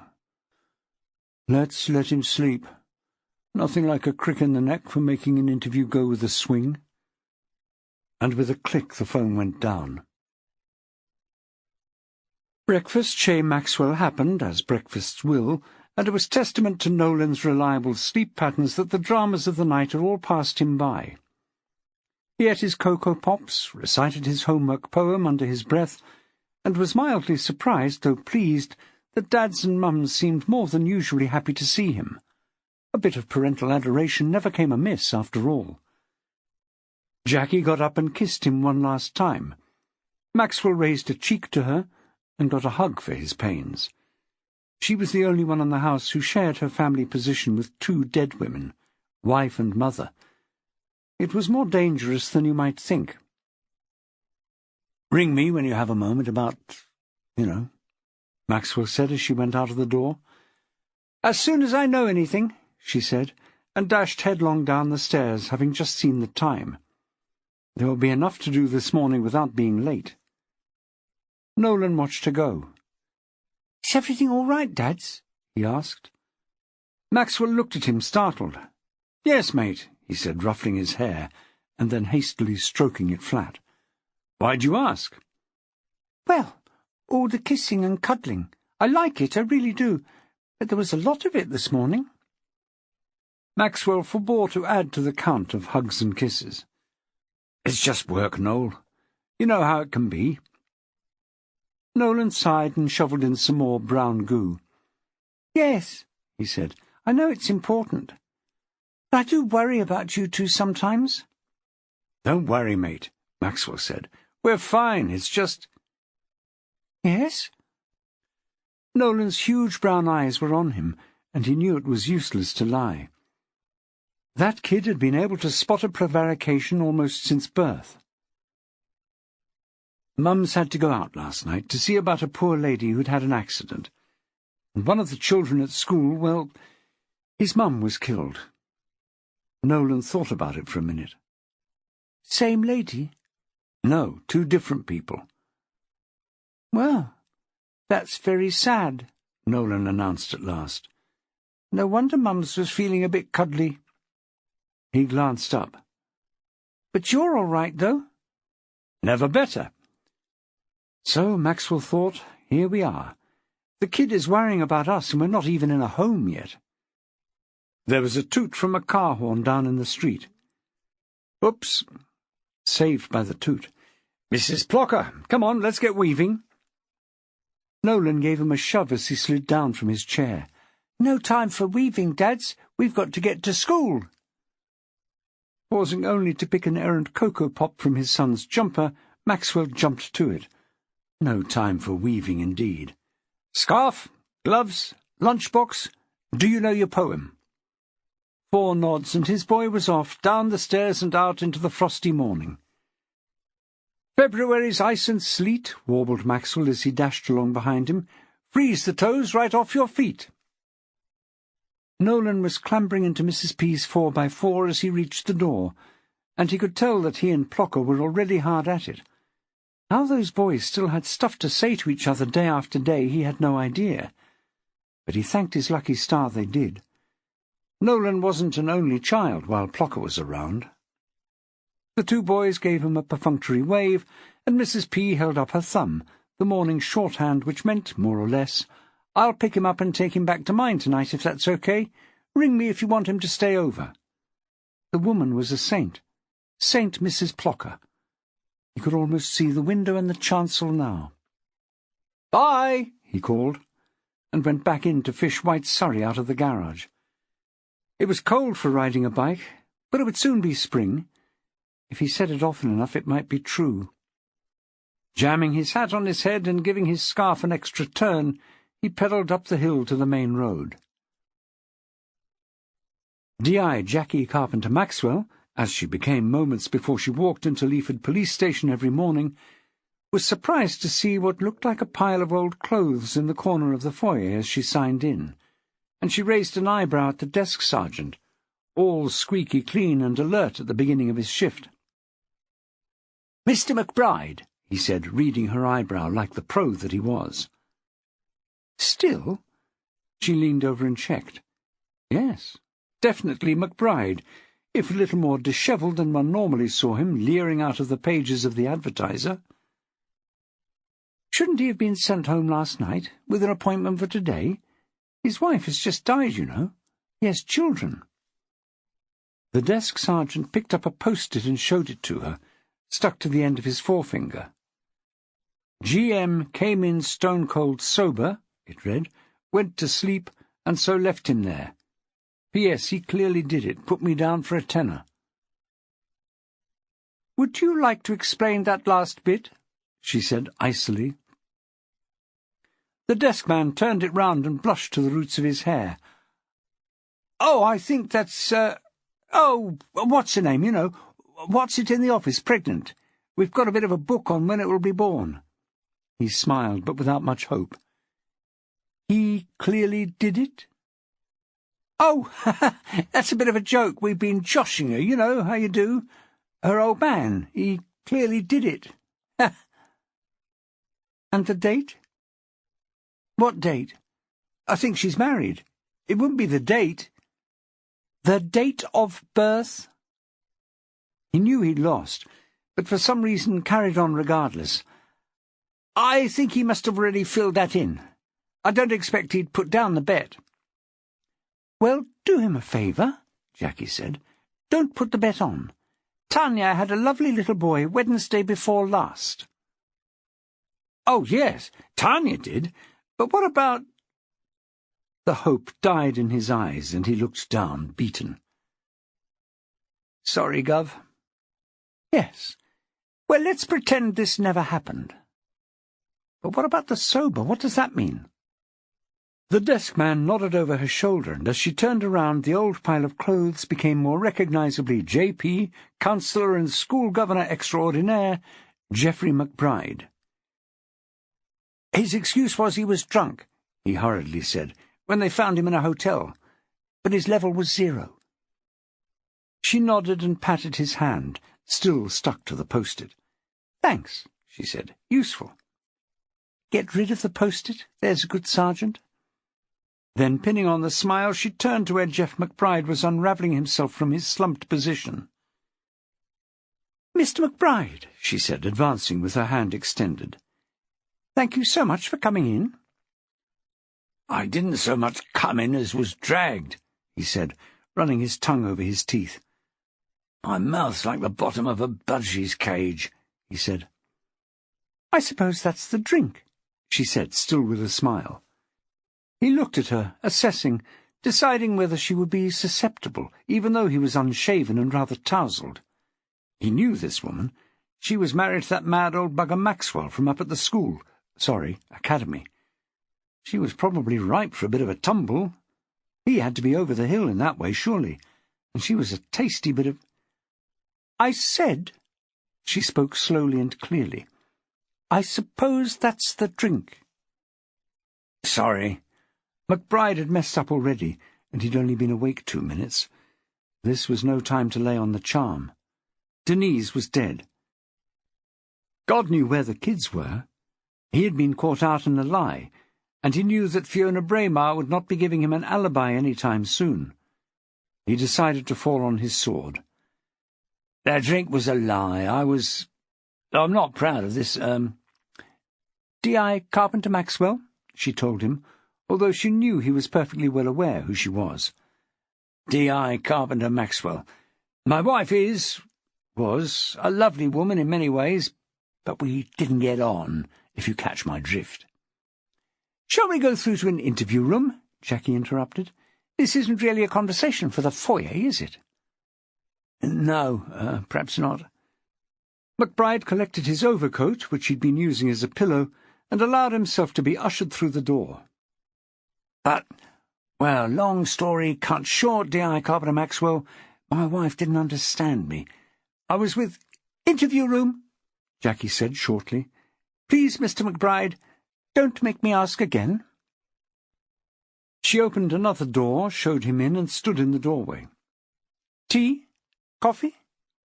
"Oh, yes, thank you, yeah. Coffee, black, 1 sugar. He ran a hand over his hair. They always came round in the end. She was bringing him a drink. He was home and dry. "I'll send it in," she said, and closed the door behind her. If there was any possible way she could avoid doing the first interview with the slimy little toad, she would take it. She was just making for the foyer for a token for the machine when, with a clatter of feet, Rick Shopley appeared in the bottom of the stairwell. "Ma'am," he said with a nod, "seeing your old man today. We met last night." Jackie had heard the truncated version. No doubt there would be more detail that evening. "So I understand. Rick, can you do me a favour?" "I was up all night, Gov," he whined. "With that little lad who knifed his mum. Might have knifed his mum." The correction was swift and seamless. "I was also up for much of the night," she told him. "But of course, if you need to get off home, I do understand. I can find someone else." Shopley could hear the edge in her voice as well as the next man. Rumour had it that this tart was a bit of a favourite with old man Hall, so best play nice. No, I can help. What's the problem?" "In there," she jerked a thumb at the interview room, "is Mr. Geoffrey McBride, widower of this parish. He became a widower last night because his wife took a header into a Renault Megane. Low mileage, one careful owner. Have a word with the desk, then have a chat with him. Oh, and can you take him a tea? White, 3 sugars. Thanks, Rick. I owe you one." "No problem," he said to her retreating back. "It's a pleasure." Well, at least that was his good deed done early. He could be as much of a bastard as he liked now for the rest of the day. No harm, no foul, no karmic damage. Lucky, lucky Geoffrey McBride. Peter Maxwell walked into the foyer of his place of work humming a little tune. He'd remembered to remove his cycle clips 2 days running, and so far the day hadn't hit him round the back of the head with anything unpleasant. True, the night's traumas had left his eyes a little baggy, but he still had a spring in his step as he put his foot on the first step of the stairs to his mezzanine eyrie. "Mr. Maxwell!" A crisp voice behind him made him pause, but when nothing else came, he lifted the next foot. "Mr. Maxwell! Could you step into my office for a moment, please? I think we could take this chance to place our meeting in the schedule, if you have a moment." "Mrs. Braymarr!" Maxwell delayed turning round. He could feel the chill already, as if the ice giants had moved out of their usual home of Niflheim and had taken up residence in Leaford High. "How can I help you?" He turned, and was again surprised to see an attractive woman standing there, rather than the Medusa he had feared. "By stepping into my office, did I not make myself clear?" He realized what was odd about her. She moved very little, like a reptile conserving energy on a sunless day. "I have you at the top of my list for meetings, and there's no time like the present." The historian and Maxwell might have disagreed with her, but he chose to let it go. "Indeed not." Maxwell looked with extravagant overacting to right and left. "I do seem to be free as it happens." "Where is your office?" She gestured to James Diamond's door. "Legs not here today, then?" Maxwell said blandly. "If by legs you mean Mr. Diamond, an amusing epithet, I should say, Mr. Maxwell, then he is away today, yes. He's looking around other schools in the Academy family here in Leaford to see if anything suits." "Ah, family. That sounds warm and fuzzy enough, I suppose. Let's have this meeting then, Mrs. Braymarr. Why put off until tomorrow what we can do today, Lead the way." Fiona Braymarr pushed open James Diamond's door, as Maxwell promised himself he would always call it, and walked around and sat behind the desk. It was James Diamond's room, and yet it wasn't. The walls were the same, Maxwell was pretty sure, but after that it was moot. The desk was now angled so that the daylight made a nimbus around Fiona Braymarr's head, making it hard to see her expression. All of the pictures had gone, to be replaced by charts and calendars in various colours. The desk was bare. Diamond had always kept a small amount of chaos on his desk, just enough to make it look as though he was working. Now all it held was a tablet, angled just so to prevent anyone reading it upside down, and Fiona Braymarr's hand, one finger tapping as she looked at Maxwell with her head on one side. "So, Mr. Maxwell, may I call you Peter?" "Well, you can," he conceded, "but no one since my mother has called me that. Everyone calls me Max." "I see. A nickname." She tapped on the tablet and frowned slightly. "I'm afraid I don't really approve of that kind of thing, Mr. Maxwell. So we'll keep it formal, shall we?" "Perfect. It wasn't like Maxwell to use one word where 1,000 would do, but this woman was beginning to rile him. "I had you at the top of my interview list for several reasons, Mr. Maxwell, and I think it only fair that we take them one by one so you can explain or rebut as you think fit." A smile was all he could manage. Peter Maxwell was that unusual man, a multitasker, but even he found it hard to make polite noises whilst imagining beating someone around the head with a frying pan. "Firstly, I have got the impression that you are somewhat of the school clown." In the silence, Maxwell lifted his chin to let the metaphorical bow tie whiz round, and shifted his feet slightly in his size 26 shoes. "Do you have any comment?" Her smile was acid. "I lighten the mood if I can," he said. "Sometimes it makes the world spin a little easier. But clown, no, I take exception to that. Wit, raconteur, but not clown." "I understand you leapt upon Mr. Diamond a week or so ago, in your office." "A misunderstanding." How in heaven's name had she got hold of that? It wasn't Sylve, and he knew it wasn't Helen. It could only be Diamond. The stupid man had surely not entered it in the accident book, had he? "I read the details in the accident book." Bingo. "It could have been very serious."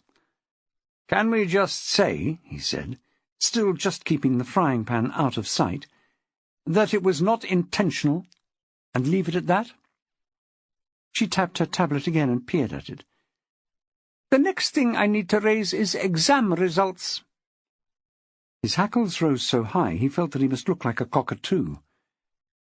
"My results are the best in the school," he pointed out as calmly as he could. "Always have been. Always will be while I'm here." "There has been no improvement," she said coldly, "as laid down in the action plan. Can you explain?" Maxwell looked at her in stunned disbelief. He was not exactly a byword where statisticians gathered, this he knew, but he felt he was on safe ground. "How can I improve on best?" he asked. "And besides, I don't think in terms of results. It's the kids who count, surely. If they do their best, how much more can we expect? You get good years, you get great years. I've never really known how that works, but every teacher will agree that that's the way the cookie crumbles." He had hoped that appealing to her inner teacher might help, but she didn't seem to have one. "It isn't the position which needs improvement," she said, ignoring him almost entirely, "but the number of A's and A stars. There are a number of fail grades which need attention." Maxwell mentally added her hazy grasp of grammar to his reasons to hate the woman with a passion. "Fail grades?" He cast his mind back. 3. In the whole GCSE cohort, none at A-level. Are you seriously expecting 100% success?" She raised an eyebrow. "It is that attitude, Mr. Maxwell, that has brought Leaford High School to the state it is in. However, if we can't reach consensus on this point, I will move on." Again she tapped the tablet and read her notes. "Ah, yes. Your popularity with the student body." Maxwell shrugged. He'd never gone out for popularity. He didn't want to be friends with the kids. They were just, well, kids. He wanted to do his best for them. He wanted them to do their best for him. If that ended up with them liking him, that was a bonus. If they didn't, it was their loss. "Is that a question?" "Apparently they have names for you that they use quite openly. Mad Max, for example." "Bound to, really, wouldn't you think, especially with the new franchise?" "I beg your pardon?" She leaned forward, a pained, eager-to-understand smile on her face. Now he knew who she reminded him of. Maggie Thatcher at the height of her powers. And she was as dangerous. "Mad Max. Beyond the Hippodrome. Sorry, Thunderdome, I should say. Mel Gibson, Tina Turner. Now repackaged with Tom Hardy." She shook her head. Perhaps she was confusing the actor with the author of Wessex or the captain of the Victory. Then again, Charlize Theron?" He waited for a response. "Well, not to worry. You clearly aren't a film fan. But yes, they call me Mad Max. But it could be worse." Again the tap. Then she raised her head and leaned forward, pushing the tablet aside and lacing her fingers together as though in prayer. "I'm glad you mentioned films, Mr. Maxwell, because it brings me on to my final point. I have been looking around the premises, and I notice you have personalized your office with film posters." "I have." "They will have to go." "May I ask why?" "Mr. Maxwell, there is no room for individuality in my academy." "Your academy?" This was clearly not a slip of the tongue. Maxwell doubted that Fiona Braymarr ever made one of those. "My academy. I am a reasonable woman, Mr. Maxwell," she said, with what Maxwell considered was an admirably straight face. "So I will give you until the end of term to remove them. But if at that point they are still present, they will be removed and destroyed." "I will send the bill," he said. "Some of those posters are worth rather a lot of money." As soon as he said it, he knew he'd made a tactical error. "In that case," she smiled, "all the more reason to remove them. Along with the posters, you will also remove your kettle and all the coffee and tea-making paraphernalia, all foodstuffs, all non-regulation furniture. In fact, all items which were not issued by the Education Authority are to be gone by the end of term. But before, if possible." "And if they're not gone by then?" He knew the answer. "Frankly, Mr. Maxwell, I don't expect that to be an outcome. Besides, the whole thing may be moot anyway." She stood up and walked round him to open the door. "I wouldn't expect you to leave your valuable belongings behind, and at current showing, I somehow doubt you will still be here after Easter." Maxwell had seen a lot in his millennia of teaching, but this took the biscuit, banned from the premises though they were. "A threat, Mrs. Braymarr?" "A promise, Mr. Maxwell." Ah, the dependable cliché. She left the door open and went back to her desk and looked out of the window. Without turning round, she said, "Please close the door on your way out." "What's this?" Geoffrey McBride peered into the khaki liquid in the police polystyrene. Rick Shopley looked at him. He thought this man was a J.P., car showroom owner, and all-round smart-ass. Rather an odd question, but maybe it was the shock of the night's events. "It's tea, sir." "But—" "Oh, never mind. Who are you?" "D.S. Shopley, sir." "Where's D.I. Carpenter-Maxwell?" "Called away, I'm afraid." Rick Shopley's smile was like the silver plate on a coffin, but he could lie for England. "I'm sorry for your loss, by the way." Jeff McBride doubted that. Shopley's flat delivery sounded so much like every U.S. cop show going, except that this sneering sergeant didn't exactly have the curves of Marissa Hargitay from Law and Order SVU. Shopley reached over and switched on the tape recorder. "What are you doing?" McBride asked, suddenly alarmed. "Just routine, sir." Shopley smiled thinly. "I'm a fucking J.P., Sergeant," McBride reminded him, "and it's not routine at all. Unless, of course, I'm a suspect." "Like I said, sir," Shopley said, in a tight voice around his tight smile. "Just routine." McBride folded his arms and sat back. "If I'm a suspect," he said blandly, "I'd like my solicitor present." The sergeant's smirk gave way to a proper smile, and he flicked the machine off. "All right, sir," he said sweetly. "No need for us to get heavy. Just a few points. For the record, you understand?" He pulled a notebook from his pocket and clicked his biro. "When did you see your wife last?" "When do I get to see my girls?" McBride countered. "As soon as possible, sir," Shopley told him. "This won't take long." Jeff McBride was trying to concentrate, clear his mind of the demons crowded into it. I don't know. 8, 7... Last night, not late. That's as accurate as I can be. It was just an ordinary evening. I didn't know—" Shopley ignored the potential histrionics. "Where was this, sir?" He started scribbling. "At home, of course. Did you go out, sir?" "Out?" McBride was tapping his finger on the polystyrene cup, watching the ripples on the greasy surface of the tea, as though the answer lay there. Yes. I went for a drive." He'd come close to spilling his guts to that rather lovely DI, but he had himself a little more in hand now. This guy didn't look the type to understand that a man's wife didn't understand him. Judging by his clothes, rumpled and lived in, he didn't even have a wife, let alone an extramural sex life of Byzantine complexity. "On your own?" Of course. "Do you often do that, sir?" McBride felt the red mist rising. Every question this shaven-headed shit asked him was like a needle in his testicles. Christ, he realized as his skin crawled. He thinks I killed her. No.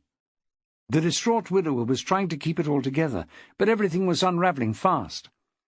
His old granny used to recite some guff about when we first practised to deceive. Well, he thought he had plenty of practice, but he was making a right hash of this. He knew it in his bones. No, I had a new capture. How he wished he hadn't chosen that model out of the many in his head. A psychologist would make hay with that. I needed to try out. "At night, sir." "Yes!" McBride shouted, suddenly tired of the Torquemada thing. "Checking the lights, the performance in frosty conditions. It's just a little extra service I give my clients." Shopley nodded. "I'm sure they appreciate it, sir." He smiled. "Tell me, was your wife going out too?" "As far as you know." "She didn't say so," McBride told him. "Perhaps she went to the showroom to meet you," Shopley suggested, "when you took the car back." McBride was silent, and Shopley made a note. "So," the DS filled the gap in the conversation, "you expected to find her at home when you got back?" Geoffrey McBride was a far from stupid man. Sergeant Shopley was digging a big hole for him to fall into. "Ordinarily, yes. But I didn't go home. I went for a drink." "Where was that, sir?" Shopley sat poised, pen in hand. "The Elliston." "Ah," Shopley nodded. "The new hotel overlooking the dam. Very nice." "Yes." McBride's mind was racing. "Yes, I got talking to some people, had a couple too many. You know how it is. A few years ago I'd have risked it, but these days, well, you boys in blue, CCTV, can't be too careful." "No, indeed, sir. These people you met at the Elliston, could you give me their names, please?" "Oh, God." McBride took a swig of tea, as classic a case of displacement activity as Shopley had ever seen. "Ah, now you've asked me. I didn't know them. One of them was Alan, I think. The other... No, it's gone." "Locals, were they?" "No." McBride shook his head, then realized he was being too emphatic and stopped abruptly. "No, reps. Moved on by now, I shouldn't wonder." "Never mind," Shopley said, with another of his disconcerting smiles. "No doubt they'll be in the hotel register. What room were you in, sir? Just for the record, you know." McBride had no option but to throw his toys out of the pram. He was so far in the shit now that a tantrum was his only recourse. This hatchet-faced idiot was not an idiot at all. In fact, as he looked into the DS's eyes, he saw contempt there, and he just lost it. In his panic, he almost sounded sincere. "Look here, Sergeant," he blustered. "Enough is enough. I don't understand why I'm being treated like some kind of criminal here just because I had a few drinks with some strangers." Was it his imagination, or did Shopley's eyebrow raise just a tad? "My wife is dead. My girls must be distraught. I must get home." He got up, knocking the table so the tepid tea spilled over and ran over the edge and onto his trousers. I must go home." Shopley skilfully avoided the spilt tea and closed his notebook carefully. "Yes, sir. Of course." He opened the door and called to a passing policeman. "Constable, show Mr. McBride to the car park, will you?" He turned to the car salesman. "A car's waiting for you, sir. We'll be in touch." McBride's smile was little more than a grimace. Rick Shopley leaned against the wall and watched him go, then opened his notebook again. This was not the one he used in court, not the one he left out on his desk. This was the one he used to jot down what was really going on. And he smiled as he clicked his biro and wrote, "Guilty as fuck." Chapter 8. That February Tuesday was treating no one very well. Maxwell simmered through the rest of the day planning, as were many of the staff, to boycott the daily meeting called by Fiona Braymarr. James Diamond had not even returned to the building after his day of looking around other schools. Long, long ago he had decided that he was not really cut out for teaching 5-year-olds. He'd never understood the paroxysms of delight some of his colleagues went into in speaking of their enthusiasm, their eagerness to learn, the sheer joy of being in a room with 30 wriggling, weeing, snot-streaked kids at once. So he had not had a great day. Bernard Ryan had had a much better day. He had spent most of it at home, having pleaded the headaches before morning break. The only one of the SLT left standing was poor beleaguered Jane Taylor, who really did have a headache, but hadn't been as fast as Ryan when it came to skiving off. Amongst the rest of the staff, panic, bloody-mindedness, and insane levels of stress spun their toxic web and tangled them in it. Watching from his balcony, Maxwell could almost smell the fear. Had the staff been a herd of wildebeest, Fiona Braymarr was the lioness, stalking them through the grasses of the Serengeti. Maxwell had just reached the point of decorating the scene with the whispering David Attenborough when his phone rang in his office. He answered it with less than his usual élan. "Maxwell." "Max?" Jackie was immediately on edge. "Where was Mr. Burns?" "Ahoy, ahoy! What about War Office?" "Are you all right? Is someone with you?" "Yes, I'm all right. No, not a soul is here, and I mean that literally. And as you know, when I say literally, it is literally true." "As long as—" "Can I tell you about this when we get home? We've been Braymarred. There isn't such a word, there should be. I'm sure it will be in the Oxford Inconcise by the next edition. How are you? It's nice to hear a human voice." "As bad as that? My day isn't going too well, but at least I haven't been Braymarred. We will need you this afternoon if you can manage it. Tommy Bromley's dad still hasn't turned up, and we'll need to get him sorted. As his appropriate adult last night, some continuity would be good. But only if—" "I'll come now if you want me to."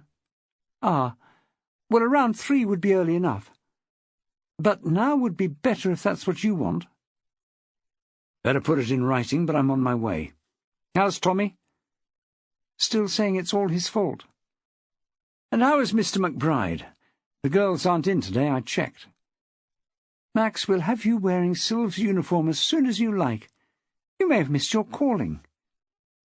His chuckle made her feel a bit better. She worried when he was down. Second nature, woman policeman, second nature. He went home. He told a complete taradiddle when it came to his movements, and the man is as slimy a git as you would meet in a long march. But even so, I don't see him doing it. He might talk her off a balcony, but I can't picture him doing any shoving. And anyway, in the distance Maxwell could hear a door opening and a voice, but not the words. "Anyway, it's not always easy to make a hair appointment when I'm so busy, so if I could ring you back." "Yes, madam," Maxwell said. "We'll soon have those roots up to snuff. See you soon." But she'd gone. Jackie turned to face her visitor. It was only Henry. She needn't have prevaricated on the phone. Time was you could almost get Henry Hall riled, but not quite, by letting him know that Maxwell was on the case. But not now. Not only had Henry mellowed over the years, but Maxwell had been right too often to be ignored. "Have you got a minute, Jackie?" he asked. "We'll be having a meeting about this McBride business shortly, and a press conference this afternoon. We've already got twitterings from above. The man is too high profile to ignore, but not high profile enough to be able to farm the investigation out, worse luck. I've got Jim Astley's preliminary report here. Can you give it a quick once-over and then do me a précis? I'm up to my eyes with this poor kid who stabbed his mother. Hetty's in bits to add to my woes." Jackie took the file and opened it, to show willing, but she needed to put the record straight. "Max doesn't think— I don't think that Tommy killed his mother." "He wouldn't," Henry said. "A Leaford High kid." "Not one of his own, though," Jackie said. "He hadn't really met him until yesterday. It's just his teacher's nose, and my cop's nose, come to that. And don't forget Hetty." "They were on their own in the house," Henry began. "Exactly. So where's the dad? And who made the call?" "We haven't found the dad, and it was the boy who made the call." "There you are, then." She swiveled her chair back to face the desk. "He didn't do it. The dad did it. Now I'll just flick through this and send you an email. When's the meeting?" Hall looked at his watch, then at the clock above the door. Ever since Jackie had known him, he had done that. Belt and braces. Good old Henry. "In an hour. I'll give you a ring just before." "Thanks." Jackie felt sorry for him. He had a cold, or flu as he would insist, and his sister was giving him grief. He had 2 murders in one night. Leaford wasn't always the quiet backwater it seemed on the surface, but 2 was pushing it even so. She focused on the file. It was typed by Donald, she could tell, judging by the rather exotic spelling and sentence construction, but it seemed straightforward enough. Head injuries. Antidepressive drugs in system, consistent with prescribed dose. History of suicidal thoughts. Cleaned fingernails. What on earth did that mean? She thought for a moment and then pulled the keyboard closer. "Dear Henry," she wrote. If Hall had been staked out over an anthill and asked to list what he loved about Jacquie Carpenter-Maxwell, near the top of the list would be the fact that she treated every email as though it were a proper letter. No hi for her. No plunging straight in with no preamble. Always, "Dear Henry," and always, "Best wishes, Jackie," at the end. After the salutation, she paused. She didn't want to give the fingernails undue prominence, but still, cleaned fingernails? Who would do that when the dead woman was displayed like the latest coupe in the lit window of a car sale room? It meant that she was killed elsewhere. She began to type. This was going to be one of those cases, she could tell. Thomas Morley was not a brave man. Even his best friend would say that. Except that Thomas Morley had no best friend, or any kind of friend, come to think of it. Once he had. He remembered those days, when he had just left school and was working for the bus company. He was too young to be a driver, so he worked in the office. He didn't know then that scheduling the buses that circled Leaford like some kind of demented prayer wheel would sop up 15 years of his life. But when he'd started there, everything was new and bright. He and his mates would go out on payday and have a moderately raucous time, always leaving enough in their pay packets to give to their mums for rent and food. Then one day he looked up from his desk, and a vision of loveliness walked in and took his breath away. A tear ran down his cheek as he remembered his first view of the woman who became his wife. She was tall, taller than him by perhaps an inch, but he still had some growing left in him, his mother would always say as she kissed him good-bye in the mornings. She was blonde, she was blue-eyed, she was gorgeous in all the right places. It didn't take 5 minutes for Thomas Morley to be in love. It didn't take 5 days for Louise, the lovely temp, to have him in the stationery cupboard, shagging his brains out. It didn't take 5 weeks for her to tell him she was up the spout, the kid was his, and they'd better get married. It didn't take 6 months until the kid was born, but long before then Thomas Morley knew he'd been had. She was a shrew, a harridan, a bitch in blonde's clothing. He'd wanted to die. But one look into the worried eyes of little Tommy as the midwife placed him in his arms was enough to keep him living. He might not be his, but they were in it together. Essentially, they were all they had. Then last night he'd come home late. He had muttered to himself all the way home, gathering some rather odd looks from passers-by. It had been a colleague's leaving-do. He'd known him since they'd started work together back in the days when he was happy, before he knew a hen could peck so hard and so deep. He had asked permission, of course, that morning, asked Louise whether he could go out. He could rerun the conversation word for word in his head. He supposed it was because they were the last words he heard her speak. Or perhaps it was because he had heard them, or something like them, over and over and over since he said, "I do." He had dropped the question in amongst the breakfast banalities. "Old Mike is leaving the office. It's his leaving-do tonight. I thought I might go, unless we've something planned." He said this as though their social calendar was chock-full, but for the last 14 years, to his knowledge, no one had willingly stepped over his threshold. "He's got promotion, I expect," she'd said. "More than you'll ever get, you worthless heap of shit." "Lou, not in front of the boy," he'd said. She had looked the child up and down, a sneer pulling up one side of her lip. How had he never noticed how thin, how hateful her mouth was? Not seen it before it was too late. "He doesn't care," she said. "He knows you're crap, don't you, Tommy? You know he's crap." Tommy had concentrated hard on his cornflakes, his eyes behind his glasses full of tears. "Don't nag the lad," his father said. "If you're angry with me, take it out on me, not him." She stood back from the table, hands on hips. "Oh," she said in a mocking voice. "Big man all of a sudden. Because you're going out with the boys tonight." "So I can go, then?" He knew he sounded like a whining teenager, but in so many ways that was how she'd kept him. She'd found herself a spineless 19-year-old, and that's how she'd kept him all this time. "Of course you can't, you arsehole," she said. "You!" She poked their son in the ribs.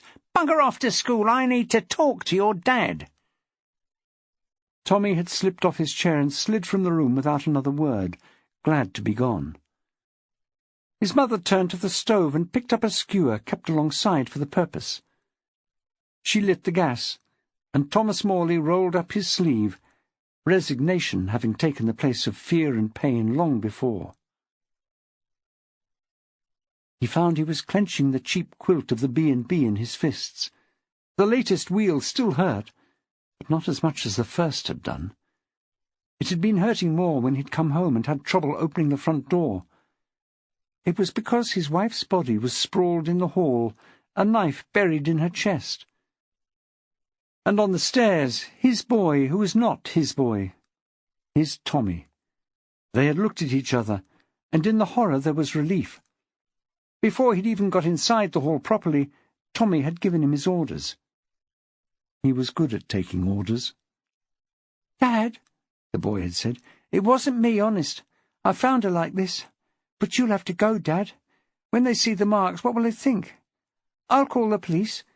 Just go, Dad, I'll be all right."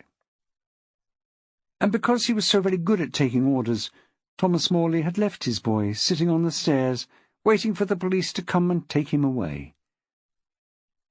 So no, Thomas Morley was not a brave man. But it was time he did something about that.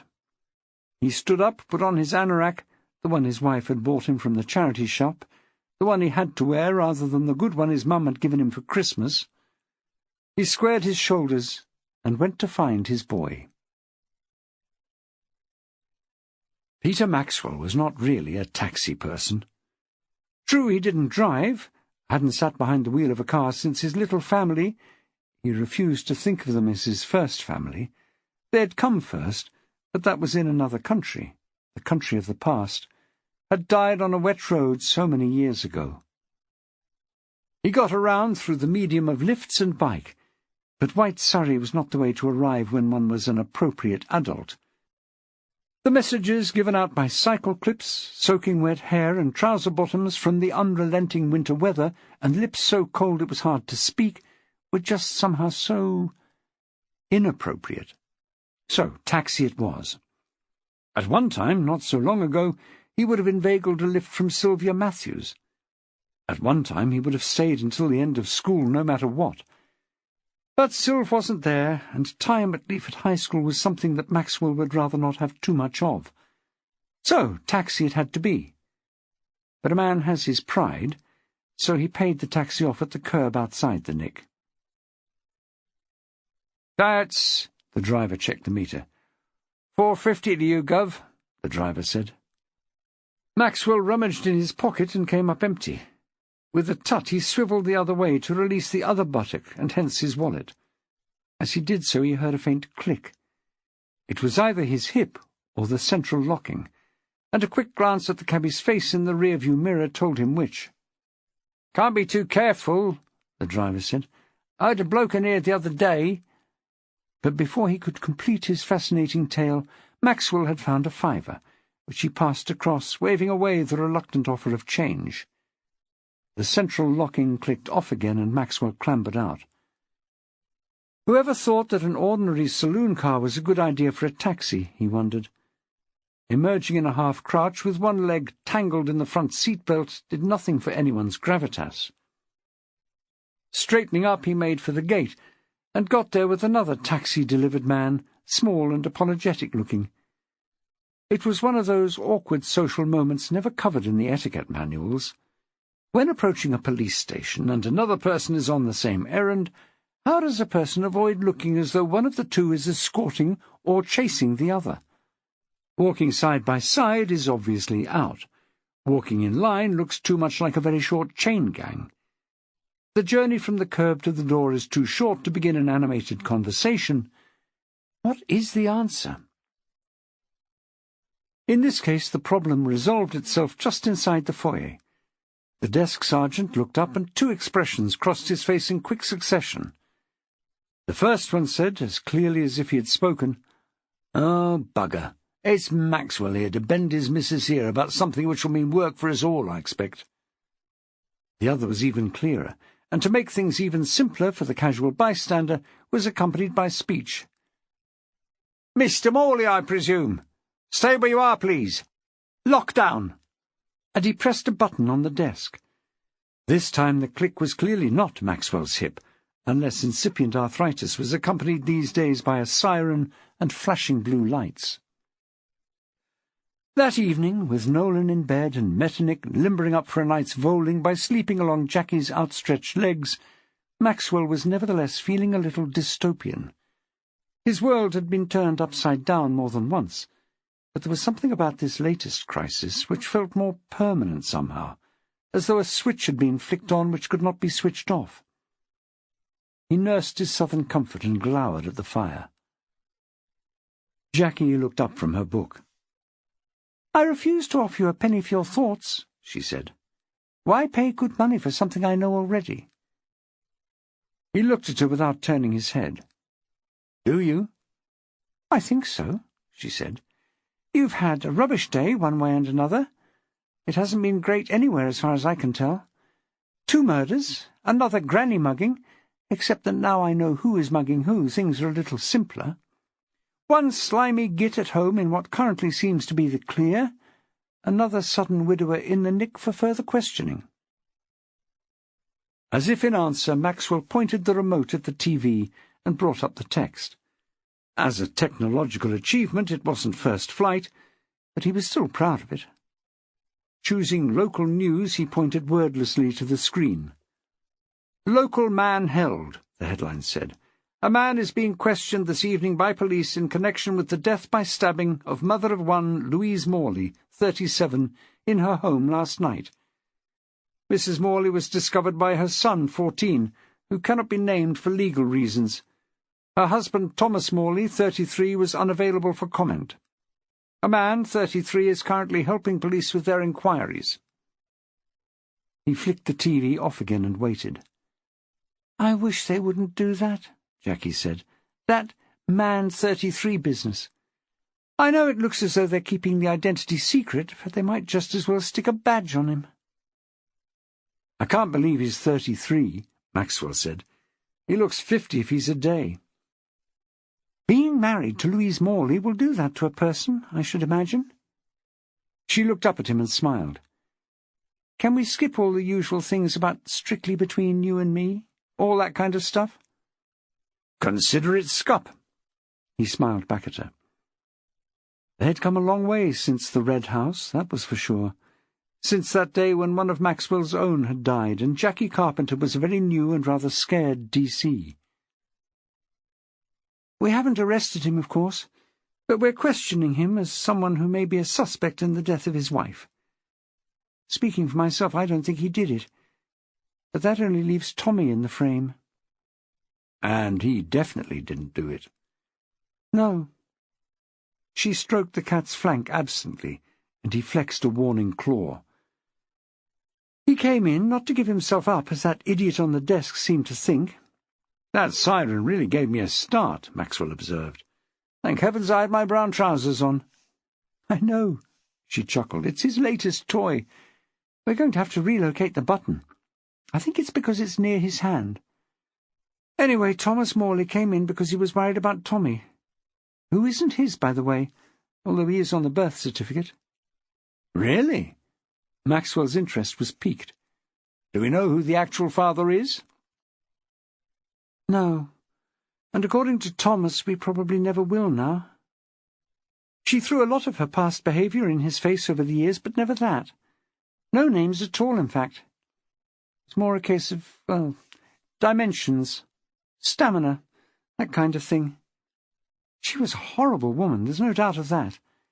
No wonder she lived this long. I expect there are still a couple of florist shops outside the house, Maxwell remarked. And candles or so, I believe, Jackie said. She kept all her nastiness for the family. The neighbours have made all the usual noises. Except Hetty. Jackie chuckled. I'd forgotten Hetty, yes, except her.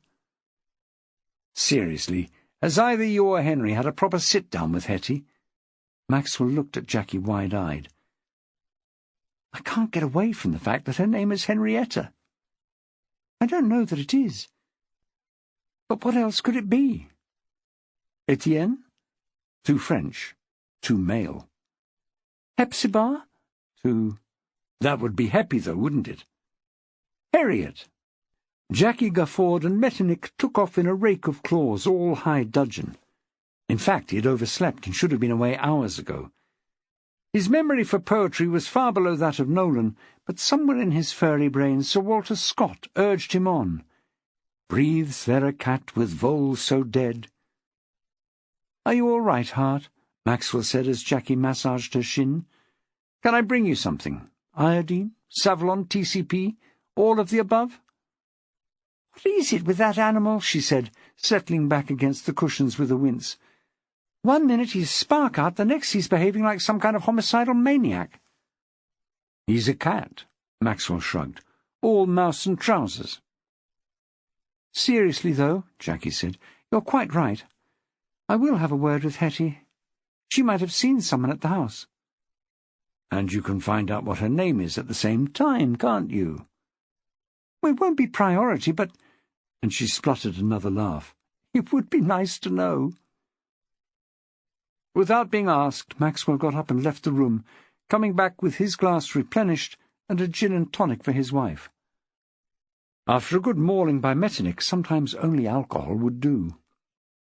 "Oh, thank you," she said, puckering up for a kiss.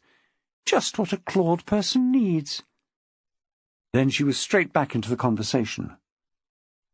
"Of course, the unlovely Mr. McBride was let go. Now him I'm not so sure about." "Didn't you say he had an alibi?" "He has a story, yes. I wouldn't call it an alibi as such. He says he had taken a new car out for a spin, stopped at the Ellerston for a drink, got talking with some reps, and went over the limit, so stayed over. He doesn't appear to have rung his wife to tell her. He had a 0 alcohol level when we brought him in." She blew out her cheeks.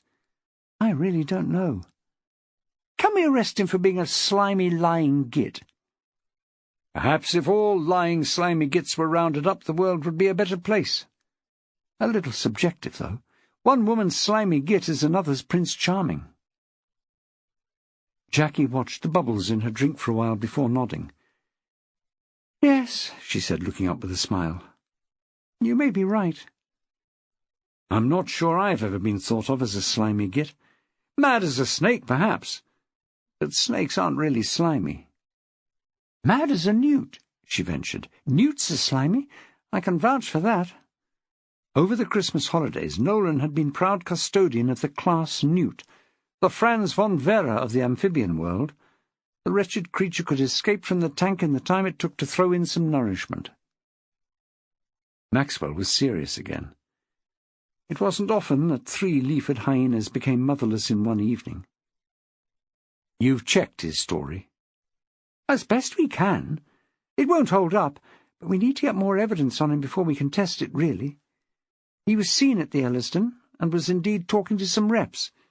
We've managed to contact 3 of the 4, but the 4th wasn't staying there and isn't known to the others. Also, McBride was on tonic, ice and a slice. The blokes thought it was gin, but it wasn't according to the barman. Then he just drops off the radar. He left the bar but didn't get a room. So either he went somewhere else he isn't prepared to tell us about, or—" "Or what? He went off to kill his wife?" "Well, yes, I suppose that is an option.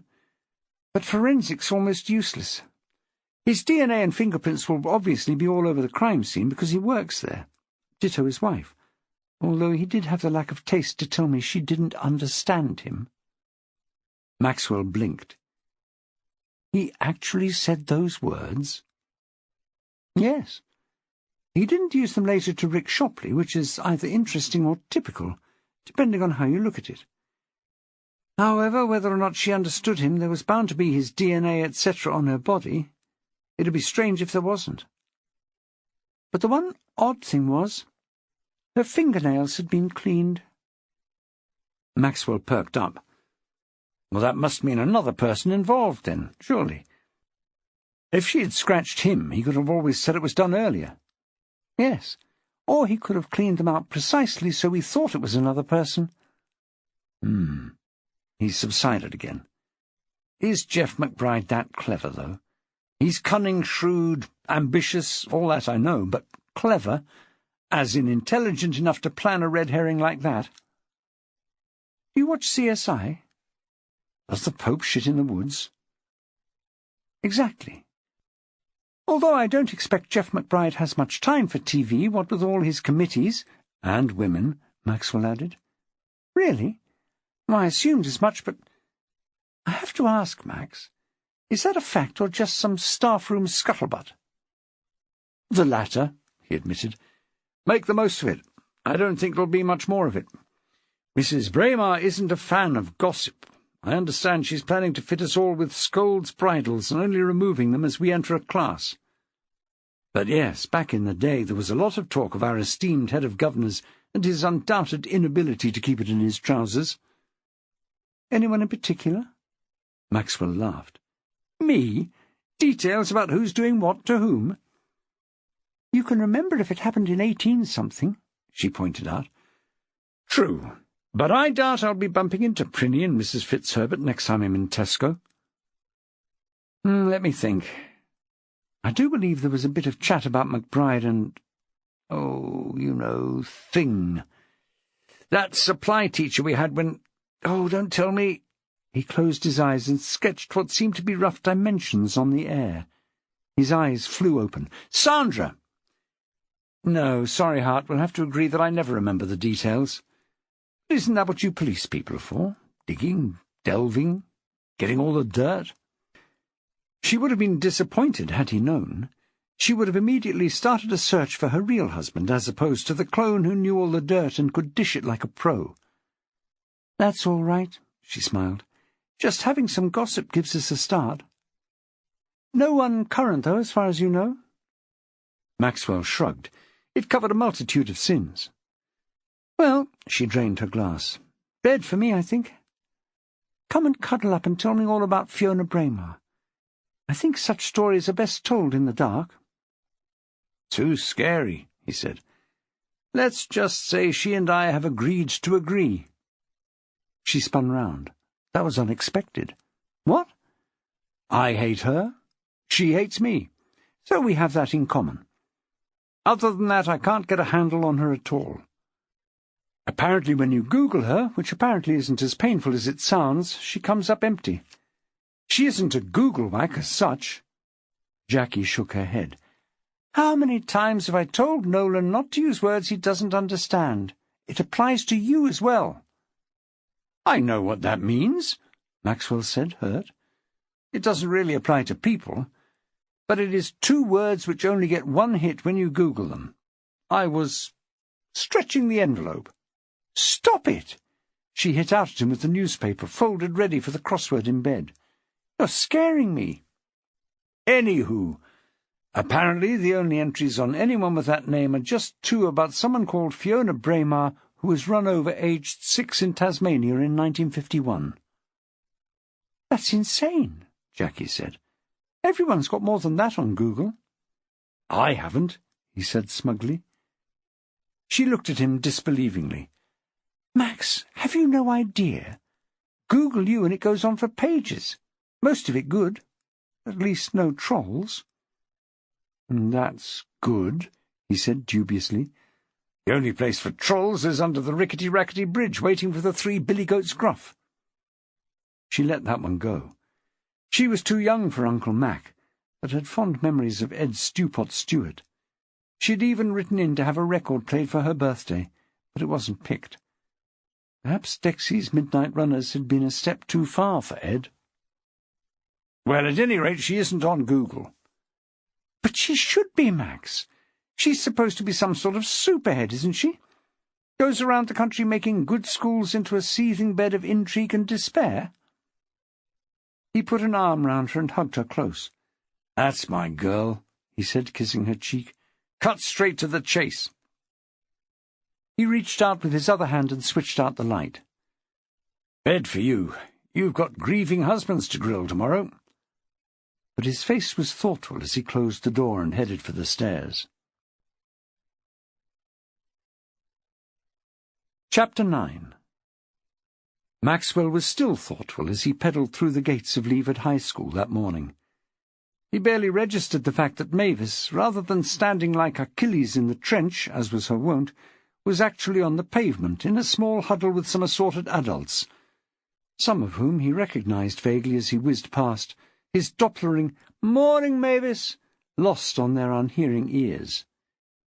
Before Braymarr, he could have taken his problem to the IT department, albeit reluctantly. He'd become almost used to their expressions when he entered their sanctum, a mixture of exasperation and exaggerated patience, the kind of look always seen on the carers' faces in newspaper photos of the oldest resident's birthday. But those days were gone. The IT department was no more.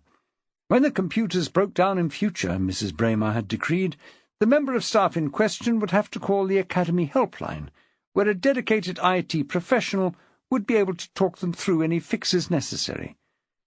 Any member of staff experiencing more than 3 breakdowns in a term— on reading the memo, Maxwell had chosen to believe she meant computer breakdowns, but the other kind was no doubt implied as well— would have the cost of repair removed from their next pay.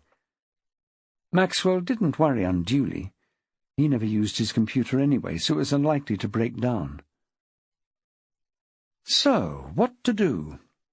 Fiona Braymarr's absence from the Google searches had struck him as possibly odd, but when Jackie was also struck by it, he began to see it for what it was. Very strange indeed. So strange that it must be deliberate.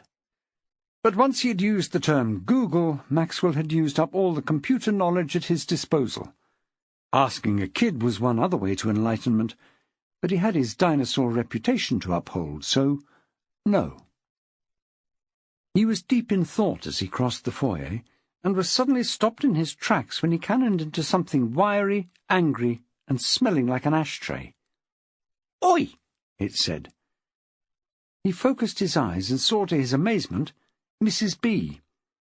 Seeing her at Leaford High School in the morning was like seeing the sky darkened by a flock of passenger pigeon, or the bird table, always vacant, perhaps unsurprisingly, chez Maxwell, inundated by dozens of zitting sister coli.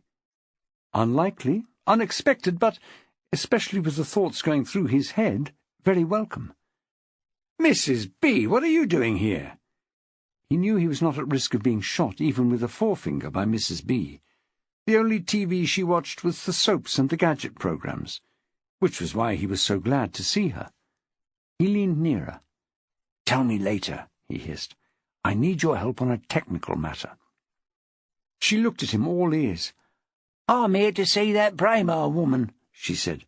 "We all got a memo yesterday. Said we has to come and do in the mornings before 6 and the evenings after 7. "Which?" "Both. We're not having that. We've got homes to go to, lives to lead. She can't change our working hours just like that.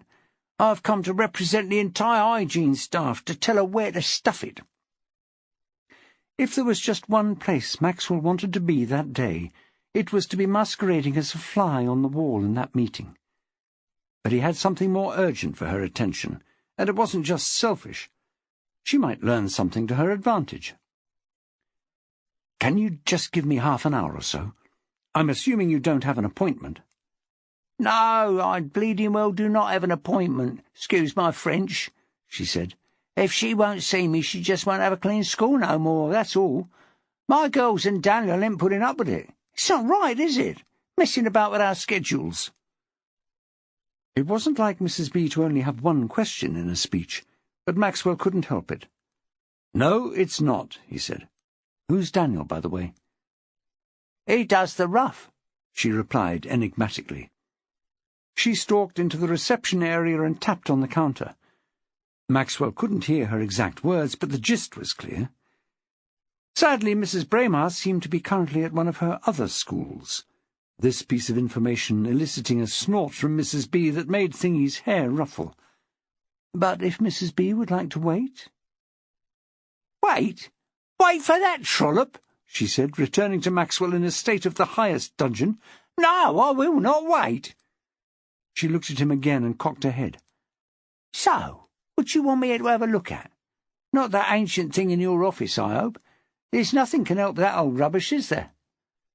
"I should think not." Maxwell was almost weak with relief. For a moment he thought that Mrs. B. had disappeared forever beneath the mantle of a political firebrand. "Not for a trollop like her, certainly." "I need your internet expertise." "No, it isn't." "Probably not." "You know best." "Just as well I've got me tablet," she said, patting her huge handbag.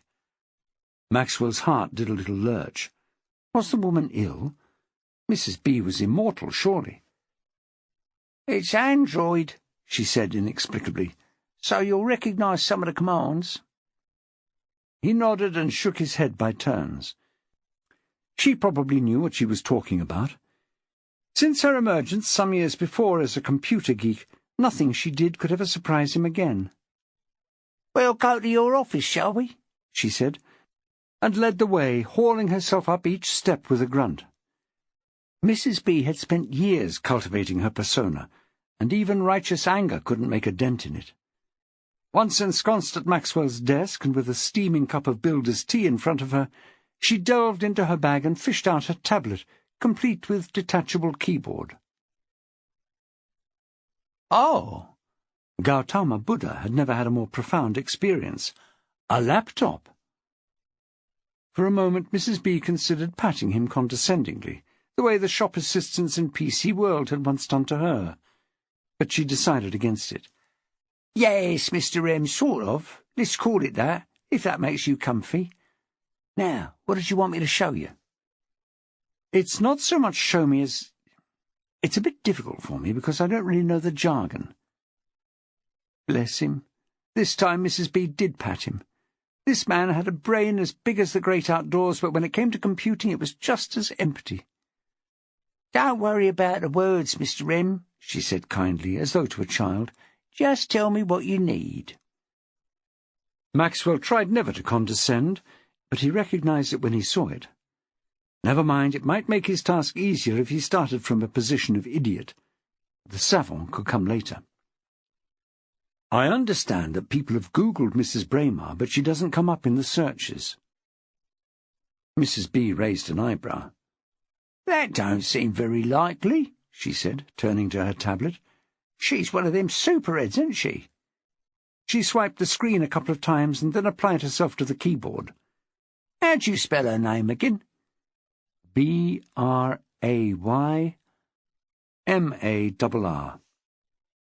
"There you are, you see loads of—" "Wait a minute." She peered more closely. "No, that can't be right. Hang on, I'll check again." She tapped and swiped, then tapped and swiped and swore. "Bugger me, Mr. M. Excuse as always, but you're right. There isn't even a Fiona Braymarr on LinkedIn, Facebook, nothing. Well, it's not normal. She strikes me as the kind of woman as can't keep her hands off Twitter.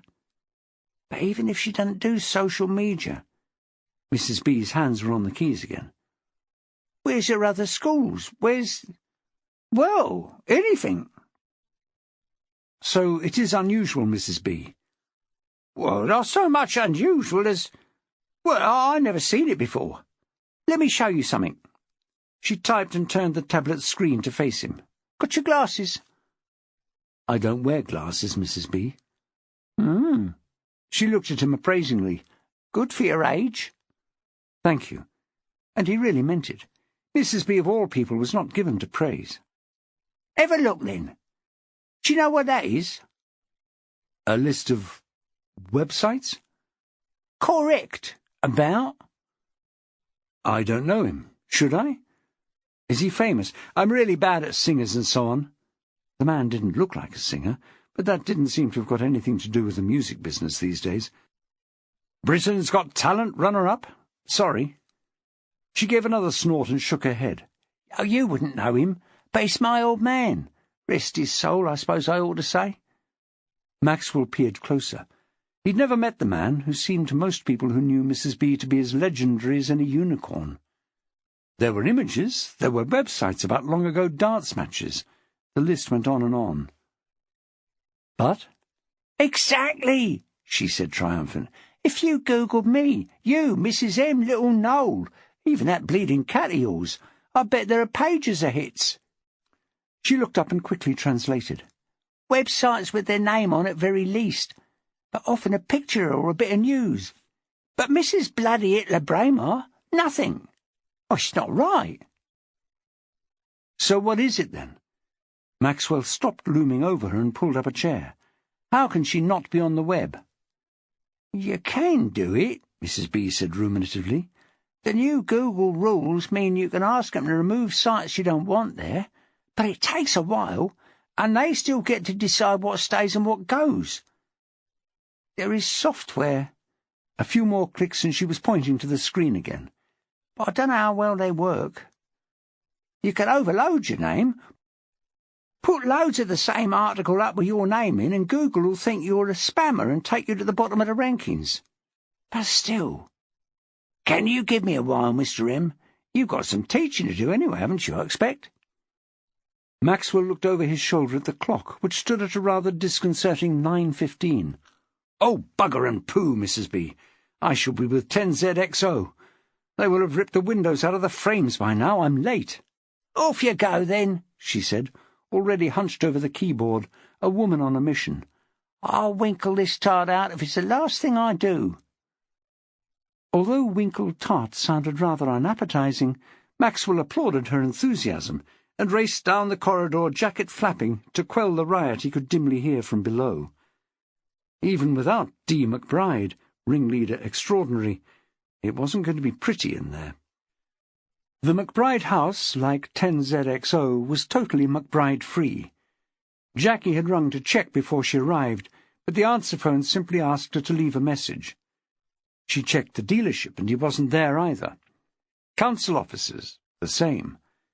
Jackie had always suspected that Jeff McBride was a slippery customer, able to play both ends against the middle, and this was proof positive. What she needed was a warrant, and her next stop had been the law courts to get a magistrate to sign the paperwork. And here was where the embarrassment had begun, because, contrary to popular opinion, Jeff McBride was not hiding under the nearest rock. He was in court, his turn on the JP roster having come around. Keeping her head down, Jackie had got one of his colleagues to put pen to paper. Then all she had to do was get to the house and meet the forensics team before giving it the once-over. No one expected to find anything, but they had to go through the motions. A similar team led by Rick Shopley was combing the dealership. Jackie hated this riffling through someone else's stuff. It wasn't like a quick pat-down. This was seriously intrusive. She always had in the back of her mind the thought of what anyone would think of 36 Columbine should they decide to do a search. Maxwell's attic diorama for a start, with his beloved Light Brigade drawn up before the heights. What did that say about a grown man, that he spent a considerable amount of time, energy and money on what most people would think of as toys? Would they check the garden over, drawn by the clear signs of digging? They would only find out later that it was only Nolan trying to find Troy. And the final nail in the coffin would be when they checked with the neighbours. What on earth would Mrs. Trowbridge have to say about them? The house would have been easy to find even without the Socko van parked outside. A couple of forensic staff were lounging in the open rear, one hurriedly pinching out a cigarette as she drew up behind them. "Morning, Gov," he said, snapping on his latex gloves and trying to look all attention. "Bit warmer this morning, don't you think? Feels a bit like spring at last." Jackie looked around. It was true that the garden of the McBride house was a colourful sight. The deep Mediterranean blue of grape hyacinths edged the brick driveway, and the daffodils had put in an appearance just in time for St. David's Day. A couple of hanging baskets in the rather overlarge porch were full of winter pansies, and in tubs beneath crocuses were just getting past their best. Someone loved this garden, and Jackie felt sad when she realized it was almost certainly Denise McBride who had lavished the attention on it, and that it would never look this good again. It was a pleasant change to be able to do her work without a gaggle of gawping neighbours foregathered, but this was simply not that kind of road. Any peeping was being done discreetly from behind net curtains, or, more likely in these affluent homes, bespoke vertical blinds. She rubbed her hands together and smiled at the men. "It does feel a bit warmer, Josh, now you come to mention it. Right, let's get this started." She looked at each man in turn, and they suddenly felt like $1 million. A smile from DI Jacquie Carpenter-Maxwell could do that to a man, even when he was encased in a disposable white suit that made him look like a mixture of Baymax from Big Hero 6 and the Stay Puft Marshmallow Man from Ghostbusters. Before Jackie lived with the Maxwell boys, a film analogy would have been completely alien to her, but now it was a shorthand she couldn't have avoided had she tried. She walked up the drive, taking in the house frontage as she did so. The place was as good an advertisement for McBride Motors as the showroom itself. It said success with every brick. There had to be 5 bedrooms if there was one. She guessed there would be rather a lot of bathrooms, too. She turned to the forensics guys. "Sorry," she said. "I don't think I was expecting the house to be this big. Do you want to call for more help? I'll sign it off when I get back to the Nick." "Nah." Josh turned to his silent friend, who nodded his agreement. "There's nobody in, is there?" "No. The girls are with their grandmother, or so I understand. That was all arranged yesterday, and I know Jeff McBride is at the courts. I nearly bumped into him when I went to get this." She brandished the warrant. "Got the keys?" So he could speak after all. His name was Robert, and he deliberately modelled himself on the silent one of the same name. "I have." Jackie fished the keys out of her bag, a Yale and a Chubb on a piece of string and with a brown label attached. Mrs. McBride thoughtfully provided them. Behind her back the two men looked at each other. It wasn't like Jacquie Carpenter-Maxwell to indulge in gallows humour. They both correctly guessed that she didn't like the widower, What they couldn't work out was whether the man was in the frame. "Got anything in mind, Gov?" Josh asked. "Nope." She pushed the door open, and a waft of warm, slightly stale air came out to greet them. "Just look around, especially bedrooms. I want to know who sleeps where." Robert raised an eyebrow. "Apparently," Jackie said, "his wife didn't understand him." "Gotcha." Robert's wife often kicked him out of her bed, but in their flat his only recourse was the sofa. The forensics team split up at the foot of the stairs, Robert going up to dig what dirt he could, Josh heading for the kitchen. Although this wasn't the scene of crime, according to first impressions, he had read the PM notes, and, like everyone, found the cleaned fingernails to be a red flag. If she'd been killed, or at least rendered unconscious here, he would find proof. Jackie paused in the hall, getting her bearings. A slim unit holding a phone caught her eye. As might be expected in this house, the whole thing was state-of-the-art. The phone, though clearly a landline, looked like a mobile with a blank screen waiting to spring to life. She put out a latex-gloved finger and felt around for buttons on the base unit, but it all seemed to be housed in the phone. For a moment she saw the world through Maxwell's eyes. It could be a cold and technological place, that was certain. She picked the phone itself up, and it did indeed spring to life. The screen was simpler than a mobile, she could see now, with numbers along the bottom and a few app-style logos along the top. One was 2 circles joined by a line, and she smiled to herself. How very retro. A whole generation was growing up not knowing a tape recorder from a hole in the ground, and yet the go-to logo for a recording was still based on a tape.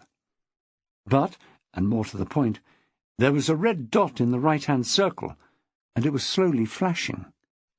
A message. She touched the logo and the screen changed. "You have 3 messages. 1 caller who left no message. To hear your messages, press or say 1. 1. Jackie had to admit it. She still loved voice technology, although it rarely worked. Nothing happened. "Sorry," the condescending woman continued after a pause. "I didn't catch that. To hear you—" "For God's sake," Jackie muttered and jabbed the 1. "First message. Message received Monday, 23rd of February at 1300 hours. There was a buzz and a pause, and then a man's voice filled the hallway. "Mrs. McBride, I think we ought to talk. I'm not sure whether you're aware of this, but your husband is seeing my wife. And of course you will understand that I use the word in its biblical sense. Now, I don't know how you feel about this, but it's making me rather annoyed." The caller gave a neighing laugh that could have been genuine or could have been his idea of ironic banter. "I think it would be good if we could meet, to chat over what's going on. I know my wife, and she won't have thought of this despicable behaviour on her own. It's your husband who's to blame, and I also feel you're not totally innocent in all this." The voice was rising, becoming less controlled, and then, almost as if he knew it, the man brought himself back to his first pleasant tones and gave a little laugh. "Mrs. McBride, I don't want to talk about this on the phone, but if you meet me tonight at the corner nearest your husband's car dealership at 9:30, perhaps we can plan where we can go from here. I know what you look like, so don't worry about recognizing me. I'll recognize you, although we have met, in fact, some time ago. You may be surprised when you see who I am. Perhaps the name Freeman might give you a clue.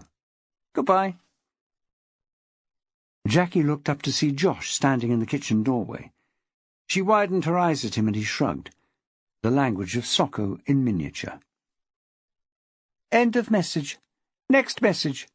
The woman sounded as imperturbable as ever. "Message received Monday, 23rd February at 22:27. This time the voice was clearly that of Jeff McBride, but not the usual honeyed tones he used in public. He was clearly speaking from some public space, because there was a babble of voices in the background, 2 of them closer than the others. "Denise," he snapped, "where the bloody hell are you? Drugged up to the bloody eyes, I suppose, as per usual." Well, if you get this message, you do. If you don't, you don't. He heaved a sigh and said something over his shoulder to one of the closer voices, who laughed. Something's come up. More laughter. And I won't be home tonight. I'll be calling in for a shirt in the morning. But don't get up specially, will you? He almost spat the words, and Jackie wondered, as she so often did when dealing with domestic disputes, how parents could possibly think it was good for their children to let them live with such hatred. So, you're not going to pick up, I can see that, so that's the message. Say good night to the girls for me if they're still up. And that was clearly that. End of message. Next message. The woman was unstoppable. Message received, Monday, 23rd of February, at 23:35. Jackie listened carefully, expecting it to be McBride again, if not apologising, at least explaining a bit more now he was not in the company of his cronies. But no, it was another voice, but one she recognised nonetheless. Denise, sorry, I know it's late. Can you ring me when you get this? Something's happened. Bye. Oh, I'm on my mobile. Bye. Jackie looked at the phone in amazement. She couldn't have been more surprised had it grown wings and flown away. The caller had not identified himself, always a sign of either malice, as in the first call, or friendship, and this was definitely a friendly call, and it came from Thomas Morley. Josh appeared again in the kitchen doorway, snapping the wrist of his glove in a rather irritating manner. "Anything important, Gov?" he asked. "Yes." Jackie sounded distant. "I think it must be, but—" "Josh, how often has there been a night with 2 murders in Leaford?" "Murders as opposed to deaths?" Like all forensics geeks, Josh was a stickler for accuracy. "Yes, murders." The forensics man cast his eyes up, lips muttering soundlessly. "Since I've been here, which is, as you know, forever." "Never." "As I thought. So what are the odds of one murder victim having a call from the husband of the other?" Robert had come soundlessly down the stairs. He was the department's statistics man. "Disappointingly boring, actually," he said. This was the longest statement anyone had heard from him in years, so was statistically important in itself. Josh took over. "It's the birthday paradox," he said. "The murdered bit is immaterial. The chances are the same as they would be for any 2 other people, and that's 50-50. But Jackie didn't like coincidences. She wanted to think there was something more important than sheer chance at work here. There was no point in going back to Henry Hall with a coincidence as part of her thinking. There was something about the word that made him go deaf. But if statistically it wasn't unusual, what else could it be? She decided to change the subject. "Anything in the rest of the house?" she asked. "Nothing downstairs," Josh said. "The kitchen's freakishly tidy. Either the deceased was a complete nutter when it comes to tidiness, and was also on the verge of an almighty top-up shop, or this family lives on takeaways and frozen ready meals. The cupboard is bare." Josh fancied himself as a bit of a gourmet chef, modelling himself on an amalgam of Rick Stein and Jamie Oliver, whilst managing to look a lot more like Marguerite Patton. "Upstairs the same," Robert agreed. "Socks colour-coded. 2 bedrooms, Gov. His and hers. Girls' bedrooms like operating theatres. Just a few drawers messed, but they left in a hurry. We won't find anything here. I did find this, though." He brandished a pigskin manicure set. "In the old man's bedroom. I've bagged it for the lab." With a sigh, Jackie snapped off her gloves. "Tell them to get back to me ASAP with whatever they find. McBride's DNA won't be much help as evidence, though, will it? Never mind. Well done for finding it. Was it hidden?" Silent Robert, reverting to his nickname, shook his head. "We'll get IT over here for this phone," she said. "Without knowing a bit more about it, I don't know whether the message will travel, or if it's linked to the line. Otherwise, that's it, boys. Onwards and upwards. It's the Morley house next." "Well, it's not on the syllabus, Idris. But did I ever tell you about the defenestration of Prague?" Idris nearly died of fright. It wasn't his real name, of course. No one east of Offa's Dyke is ever called Idris. But he was big and black and laconic, and the girls of 10ZXO who drooled over Mr. Elba couldn't resist giving him the nickname. Maxwell swept past the boy and shut the window. "Prague, anybody?" They were all suddenly in their seats now, models of scholarly rectitude. 31 blank faces. "Remind me to have a word with that nice Mr. Cutter in the geography department," he went on. "If asked, he would tell you that Prague is the capital city of the Czech Republic, once called Czechoslovakia, but should really be called Bohemia. This glass and metal thing behind me, Idris, the thing you were just leaning out of, despite the inclemency of the weather, what do we call that?" "A window, sir." "Spot on, my boy," Maxwell said, prowling the class. "It's Balliol for you, or my name's not Steenson Bilcher. Know what the Romans called such a gizmo, Idris?" The Balliol scholar was stumped. "Anybody?" Anybody was stumped too. "Fenestra," Maxwell told them. "First declension, if memory serves." There had never been a classics department at Leaford High School, so there was no nice teacher there to talk to. "So, you see, defenestration means jumping or falling or being pushed out of a window. There now, who says history isn't fascinating?" 31 people were trying to fathom what all this had to do with women in Nazi Germany, which the lesson that Maxwell forgot was supposed to be about. "What has this, I hear you all cry, to do with women in Nazi Germany?" "Absolutely nothing, unless—" He quietly confiscated Jade's mobile phone. "You follow the notion that it was just such an enforced defenestration which led directly to the 30 Years' War, which led to the rise of a powerful Prussia, which became a united Germany, in which the Nazi Party proliferated. Cause and effect, eh? So, for that delicious piece of historicity, we all have to thank Idris. All together now." And Mad Max's fingers twirled in the air as they chorused, "Thank you, Idris."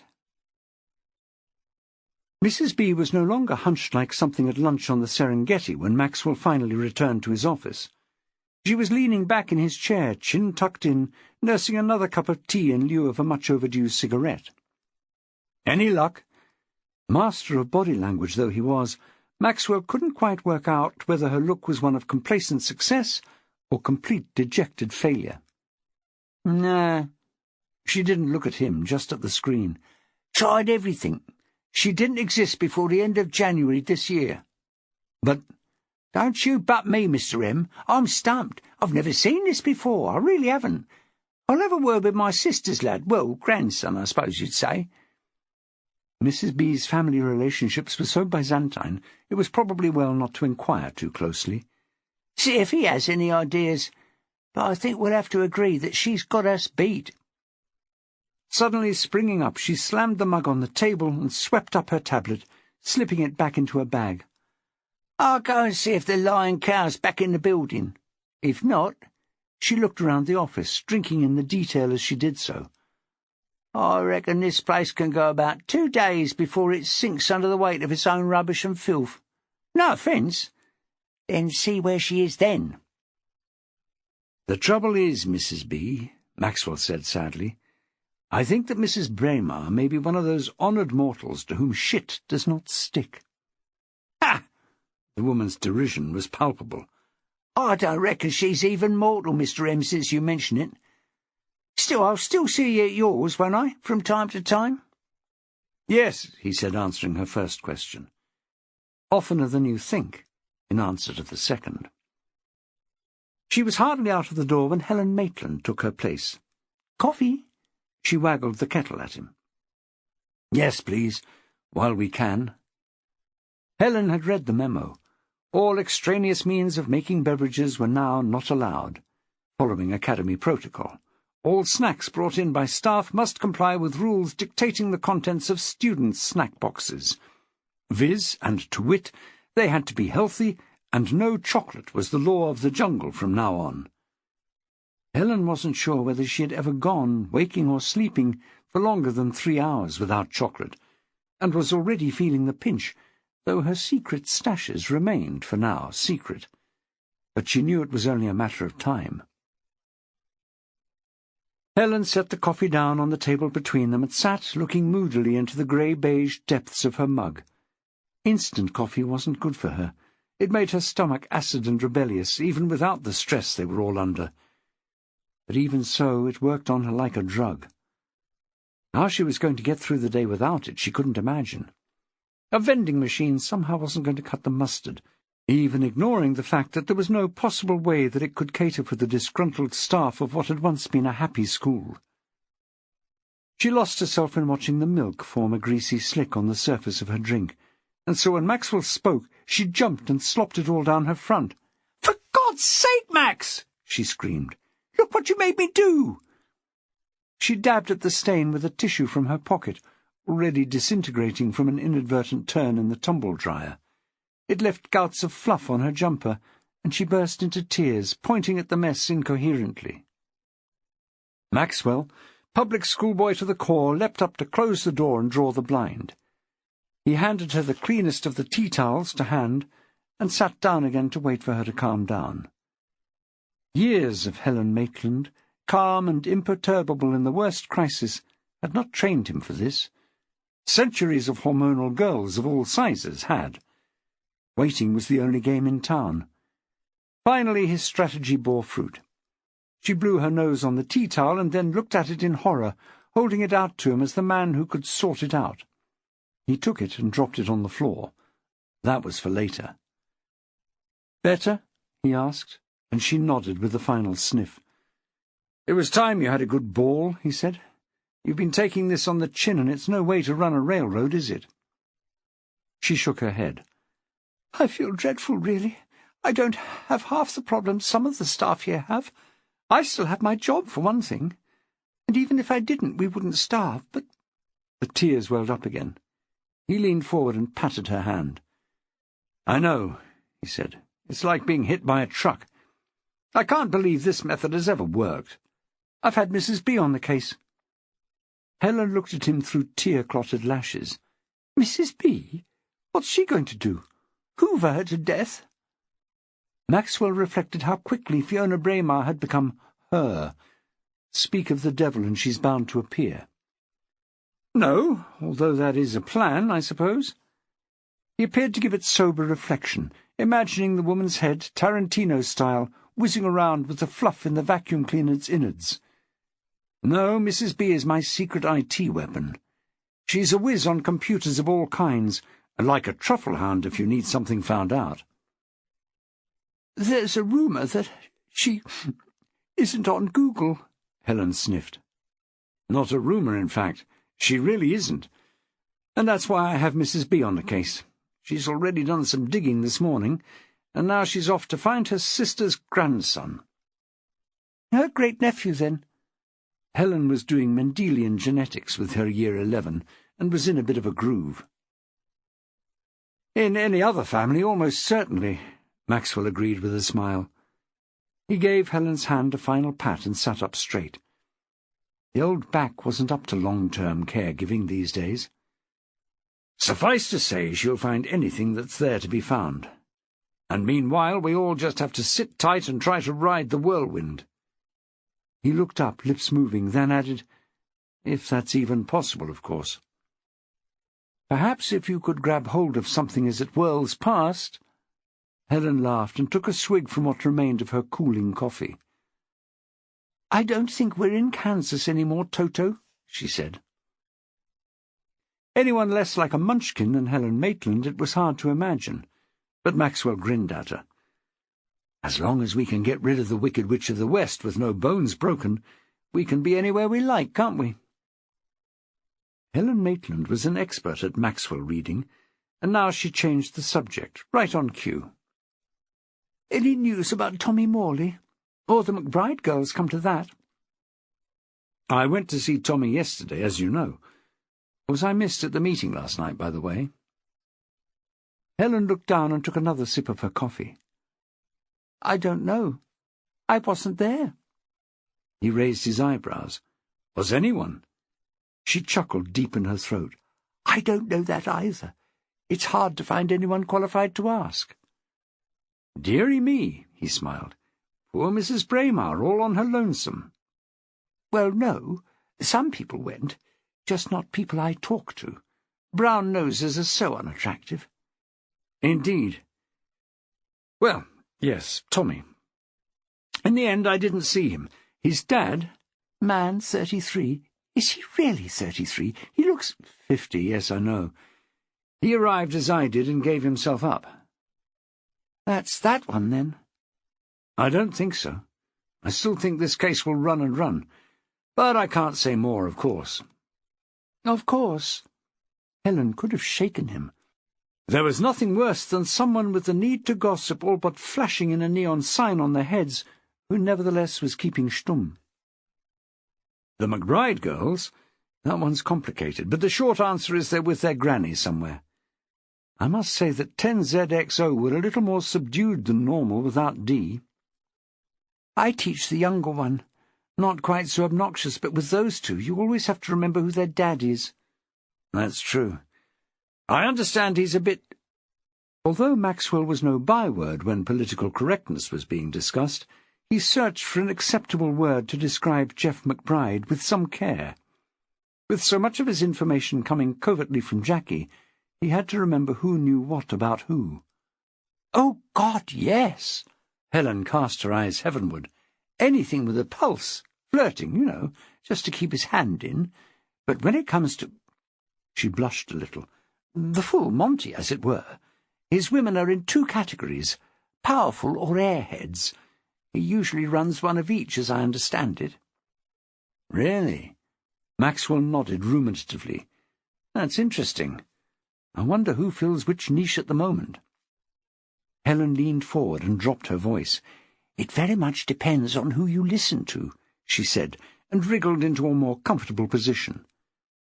Maxwell loved this woman, but even so was horribly reminded of Les Dawson swapping goss with Roy Barraclough. I know for a fact he was having it away with that woman, you know, Thingy, leader of the council a while back. Oh, yes, I remember her, Maxwell nodded. So that accounts for the airhead. What about the powerful woman? Helen leaned back, laughing. Point taken, she said. I'll tell you one thing, though. He'll never crack Fiona Braymarr. She wouldn't give him a second glance. Maxwell chewed his lip. She was probably right, and he wouldn't want to be in Jeff McBride's shoes when she turned him down. She was a whole new breed of spider, one who ate her mates before the deed was done rather than after. Not a good long-term survival strategy, perhaps, but it didn't seem to be doing her much harm thus far. "Are you going to today's meeting?" she said, apropos of nothing in particular. "Is there one, after yesterday?" "That's a good point. If I were her, I wouldn't demean myself. But who knows what she's thinking?" "I may be needed at the Nick, of course. Tommy, well, you know the drill." She looked at him, eyes narrowed. "What about man 33? "Ah, that's true. But woman, don't ask her age if you value your life, has let slip that she doesn't really have him seriously in the frame." Helen was intrigued. "So it is Tommy, then, after all?" "Well, man 1000 doesn't think so," Maxwell said. "Oh, Max, you're a softy, really," she said. "Don't worry. I'll make sure the kids don't find out." No, nothing to do with being soft-hearted. He used the magic words." "Which are?" "In this case, it was all my fault." Helen Maitland hadn't been in the business quite as long as Maxwell, but she knew the code. "Oh, that clinches it, then," she said. "He didn't do it." "No, who did?" He pulled a rueful face. "Not as yet." Then he brightened. "But I will." Chapter 10. The Morley house could hardly have been more different from the McBride one. It was tidy, with a minute brick-laid area in front neatly swept, and with a small pot of crocuses in the porch, but everything about it was a little sad, a little mean, as though whoever lived there was going through the motions for the sake of what the neighbours might say. Along the fence were ranged a few cellophane-wrapped bunches of flowers and, unaccountably, a teddy bear, already rather bedraggled. Jackie and the Socko team drew up in echelon outside, and she led the way round to the back door, the only one for which she had the key. "Did either of you attend the scene?" she asked over her shoulder. Both men shook their heads with the rustle of their paper suits. "She'd fallen against the front door, more or less. Her husband had difficulty getting in, or so he says." "Or difficulty getting out," Josh added. "Indeed. Well, lads, I don't have to tell you your jobs. Usual thing. Upstairs, check for who sleeps where. I'd like you to check the boys' room carefully, though. I have, well, a little inside info which makes me wonder about abuse. I'll check down here." She had no real hopes of finding such gold on the answering machine, and in fact it was even more disappointing than she expected. There was no answering machine. 1571 just informed her that there were no new messages. The few bits of post on the mat were catalogues and offers of cheap life insurance, which in the circumstances were rather redundant. The Morleys seemed to live in a vacuum of their own misery, with no real friends or even acquaintances, the flowers and Teddy outside notwithstanding. Jackie looked around downstairs, touching nothing, but apart from the dried pool of blood on the hall carpet, there was nothing that said anything about what had happened. The fingerprint powder from the first Socko sweep was still evident, but with a quick wipe and a blast of Mr. Muscle, the house was good to go. Time to speak to Hetty. Jackie went to the bottom of the stairs and called up, "Josh, are you there?" There was a muffled response and a bump, then he appeared, hanging over the banister. "Yes, Guff. Found anything? I was under the kid's bed." "Oh, sorry. No, nothing down here. I'm popping next door. Apparently the neighbours called in possible child abuse a while ago." "Really?" Josh's eyebrows disappeared under the hood of his suit. "That's interesting. So the kid did do it, then?" "Let's not rush to judgment, Josh," Jackie told him. "The CYP report said there was nothing amiss." Muffled though it was through the mask he wore, Josh's response was unmistakable. Ignoring it, Jackie said, "The neighbour just happens to be DCI Hall's sister, so we do have a bit more foreknowledge than usual. At least we know it isn't a mad old biddy with a grudge and a glass to the wall." "True. Shall we leave the door when we go if you're not back?" "You might as well lock up. I won't need to get back in. Email if you find anything." "Will do, Gov." And Josh was gone, back to the dubious pleasure of the underbed secrets of Tommy Morley. As she walked down the Morleys' tiny drive along the small stretch of pavement and back up Hetty's path, Jackie tried to imagine what the woman would be like. Would she be like Henry, bland and inscrutable behind outsized reflecting glasses? Were they twins, as she and Maxwell had imagined? And what on earth was her name? She rang the bell and stood back. Although this house was the other half of the Morleys' semi, the differences were clear.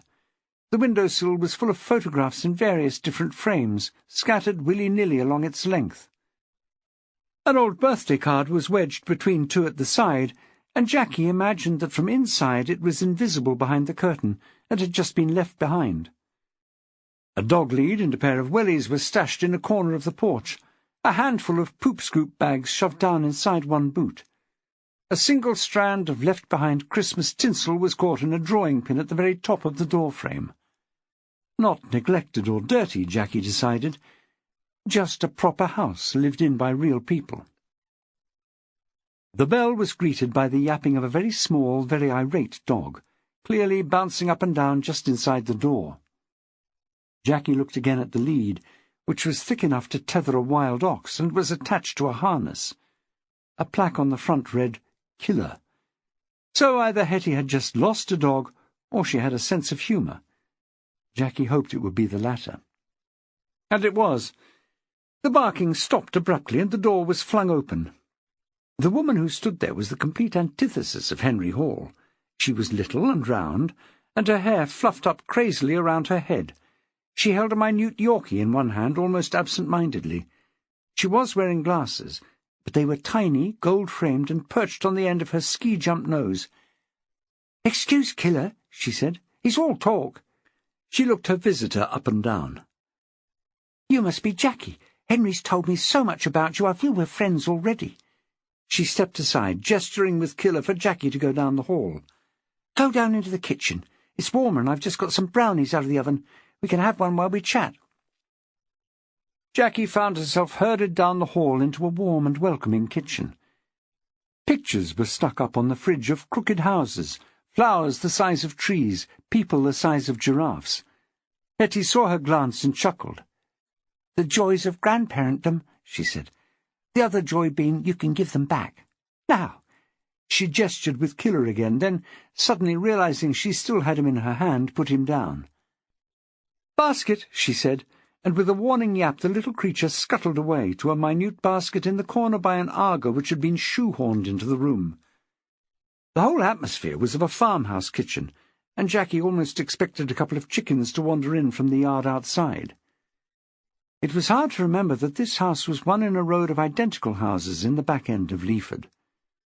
Hetty sat down, picked up a knife, and carved off a huge slab of brownie. "Now," she began again, "you're obviously here about next door."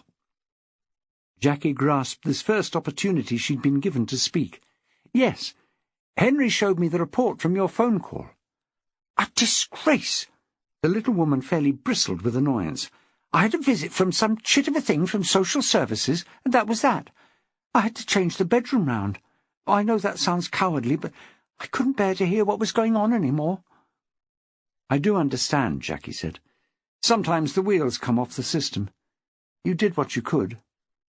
Hetty shrugged, tears in her eyes. "I don't know what everyone is thinking, putting flowers outside. That woman was poison, just poison." Jackie got out her notebook. "Do you mind if I jot a few things down?" she asked. "Not at all. My husband's a policeman, or was before he retired. And Henry, of course. He's done so well." She smiled. "I bet you didn't even know he had a sister, did you?" Jackie smiled back. It was hard not to. "DCI Hall keeps himself to himself," she said diplomatically. "I'm older than him, of course," Hetty reminisced. "Not by that much, but enough to mean we were never in the same school together.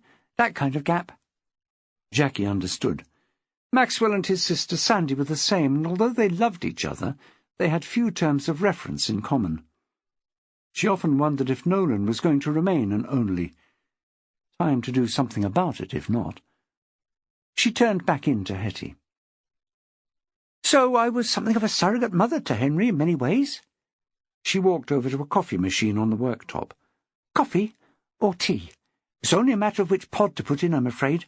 I haven't used a teapot in years."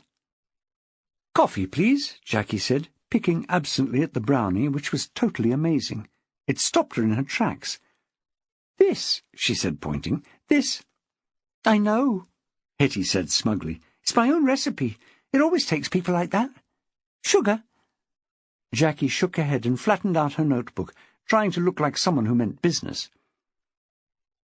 "Can I just have your full name, please?" she said. "For the record."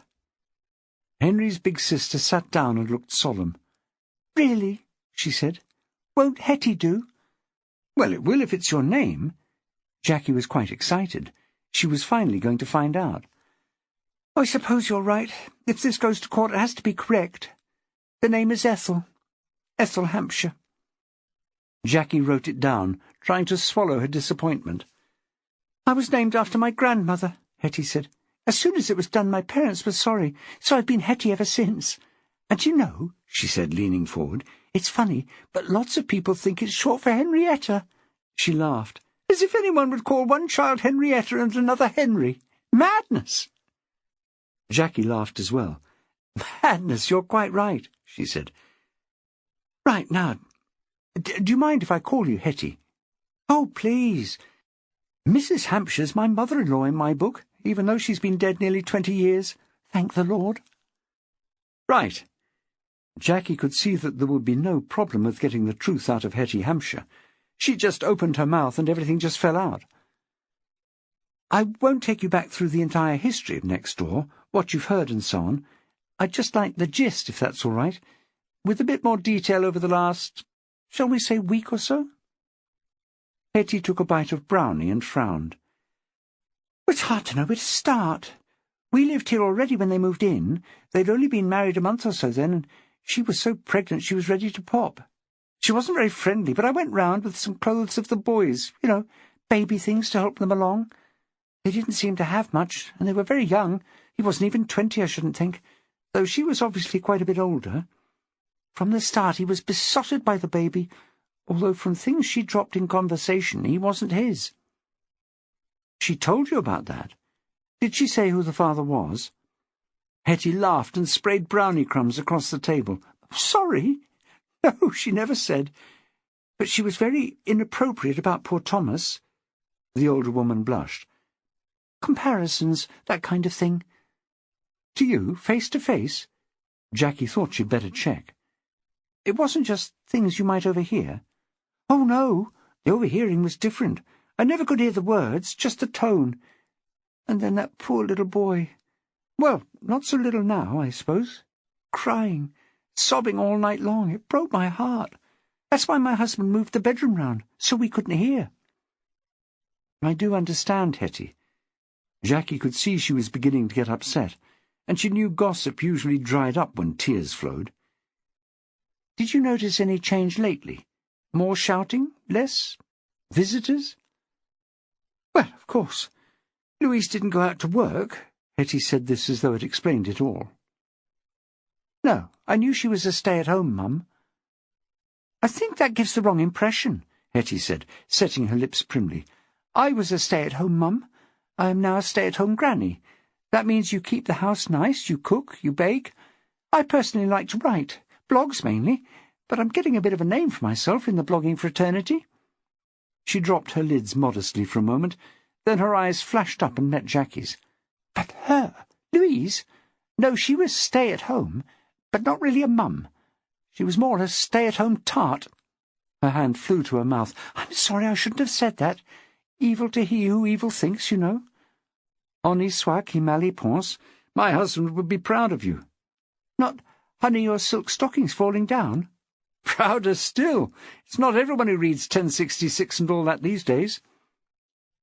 "Henry has often said we would be kindred spirits. He's very fond of your husband." Jackie had always suspected it, but it was nice to have confirmation. "So, when you say tart, I don't mean the house was always full of men, or even that they formed an orderly queue." Hetty pushed the brownie tray nearer, and Jackie cut another piece. "But there were men that came quite regularly. Almost, but—" "Hetty, I know all about not speaking ill of the dead, but this is a murder inquiry." The woman sighed and nodded. "Yes, of course, I'm sorry. I just think of Thomas and that poor child." "Were you going to say almost by appointment?" She nodded.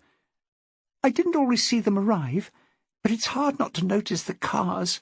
Most of them would pull up off the road, and as you saw when you got here, that means it's almost under our window. The same ones, by and large, on the same day, but not usually more than once a week, sometimes as infrequently as once a fortnight or less. Colin, my husband, he used to say he should report it, that it wouldn't do his career any good to live next door to a knocking shop. Oh, excuse the phrase, but that's what he said. And then he always said that at least he didn't work nearby." "Where was he based?" Jackie couldn't remember ever meeting a Colin Hampshire.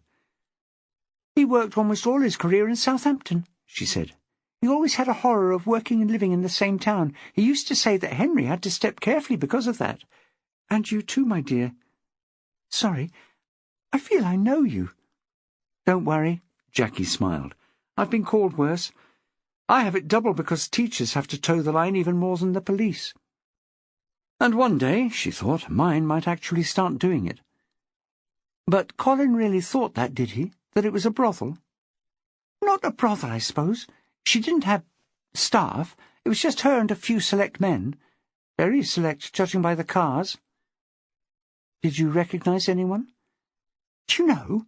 Hetty leaned forward in full gossip mode. "I did in a few cases. Not that they were famous or anything, just reasonably well known.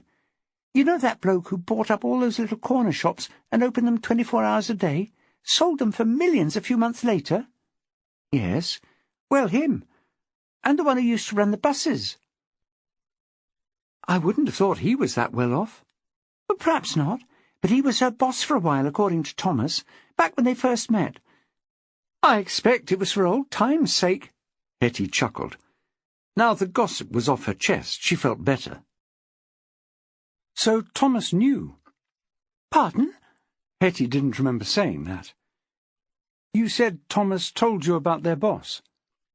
No, that was in another conversation. No, he didn't know, I don't think, although he must have wondered where the money came from, surely. So money did change hands. This was interesting, but it made the suspect list very long. Or very short, depending on how jealous Thomas Morley could get. I think it must have done, don't you? Hetty sat back with arms folded. Some of them were okay to look at, one in particular. That's another matter altogether. But some of them were really no great shakes. Older, if you know what I mean. My age. Colin's age. Not someone you'd have sex with for nothing. She blushed crimson. Oh! Don't worry, Hetty, Jackie said. I won't tell Colin you said that. But Louise, if she was older than Thomas, she must be knocking 40. Well preserved, though, Hetty said, and young by the standards of some of the men. And then there was the enthusiasm. I had to turn the hoover on sometimes to drown them out. Goodness! Jackie sat back in her seat. So I can't say I'm sorry she's dead. I'm many things, but I'm not a hypocrite, I hope. Jackie made a note. Did you see anyone different over the last week or so? Hard to tell. And I haven't been here as much during the day since Christmas. My daughter's youngest, called Maple for some reason known only to her parents, poor little soul, has had a bad chest, so I've been going there to do the granny stuff, rather than have her here. I did hear raised voices last week. So you had to switch the hoover on? Jackie thought she would check. No, not that kind of raised voices. I mean an argument. The door slammed and a man came out and drove away. He went over the grass verge, made quite a mess. It was after that last sharp frost and the ground was soggy. Excuse me? Jackie saw a clue materialize in front of her. She took out her mobile and chose a number. Distant sounds of the theme tune from CSI Miami reached them through the wall. Oh, good, she said to Hetty. They're still there. Josh? Still there? Her phone made plaintive squawks. No, I don't have a tracker on you. I could hear your phone through the wall. Before you go, can you have a look outside, see if there are any tyre tracks on the grass outside? If so, can you take a cast or something? This time her phone was indignant. Well, why don't you carry it in your kit? This is important. Leave Robert here and go and get some if you have to, but don't leave it to the crime scene tape. That's just asking for tampering.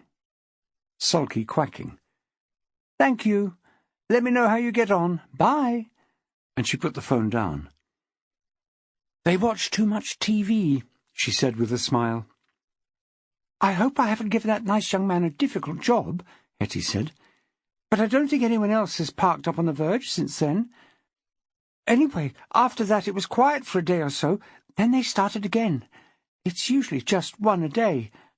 Was, I suppose I should say. It's hard to remember what's happened. She stopped for a moment, not tearful, but clearly shocked. This is a nice road.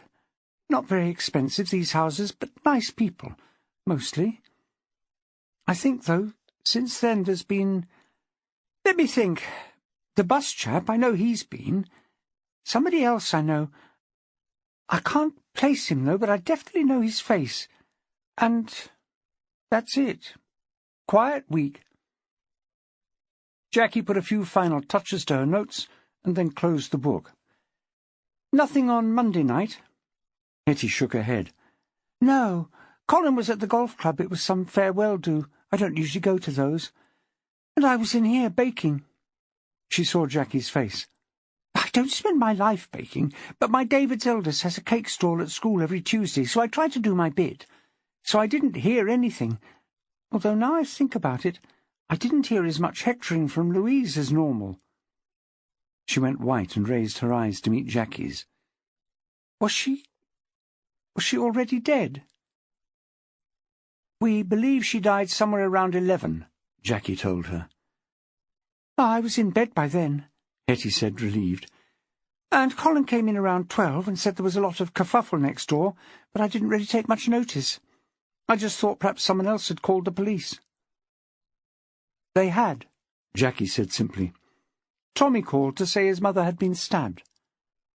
She popped the last bite of brownie into her mouth and stood up, brushing crumbs off her skirt.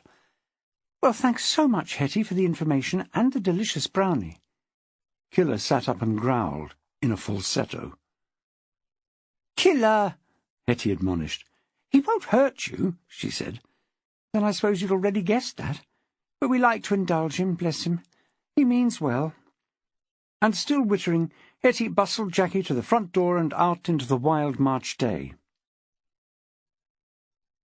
Henry Hall was waiting in Jackie's office when she got back.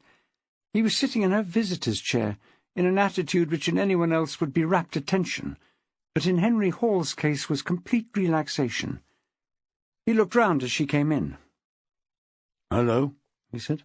"Where have you been? You left Hetty's ages ago." "Dear me," she said, unravelling her scarf and hanging it and her coat on the hook behind the door. "So now you've got a police person monkey in your family too. And a real one, of course, counting Colin." He smiled his tiny, fleeting smile. "She's taken to you. Hetty does have her enthusiasms. She also has her, is there an opposite to enthusiasms?" Jacquie sat down behind her desk and leaned back. "Are you trying to tell me something, Gov? That what I got from your sister may be a little inaccurate, for example?" Paul had the grace to look a little abashed. "Not inaccurate, no, but she has been known to indulge in hyperbole." Jacquie smiled. "The dog is called Killer, but as far as I recall, that was the only hyperbole I noticed, really. Everything she said seemed to chime with what we know from other sources. And apart from the fact that she said she had to turn the hoover on to drown Louise and her gentleman callers out—" "Oh, no," Hall said.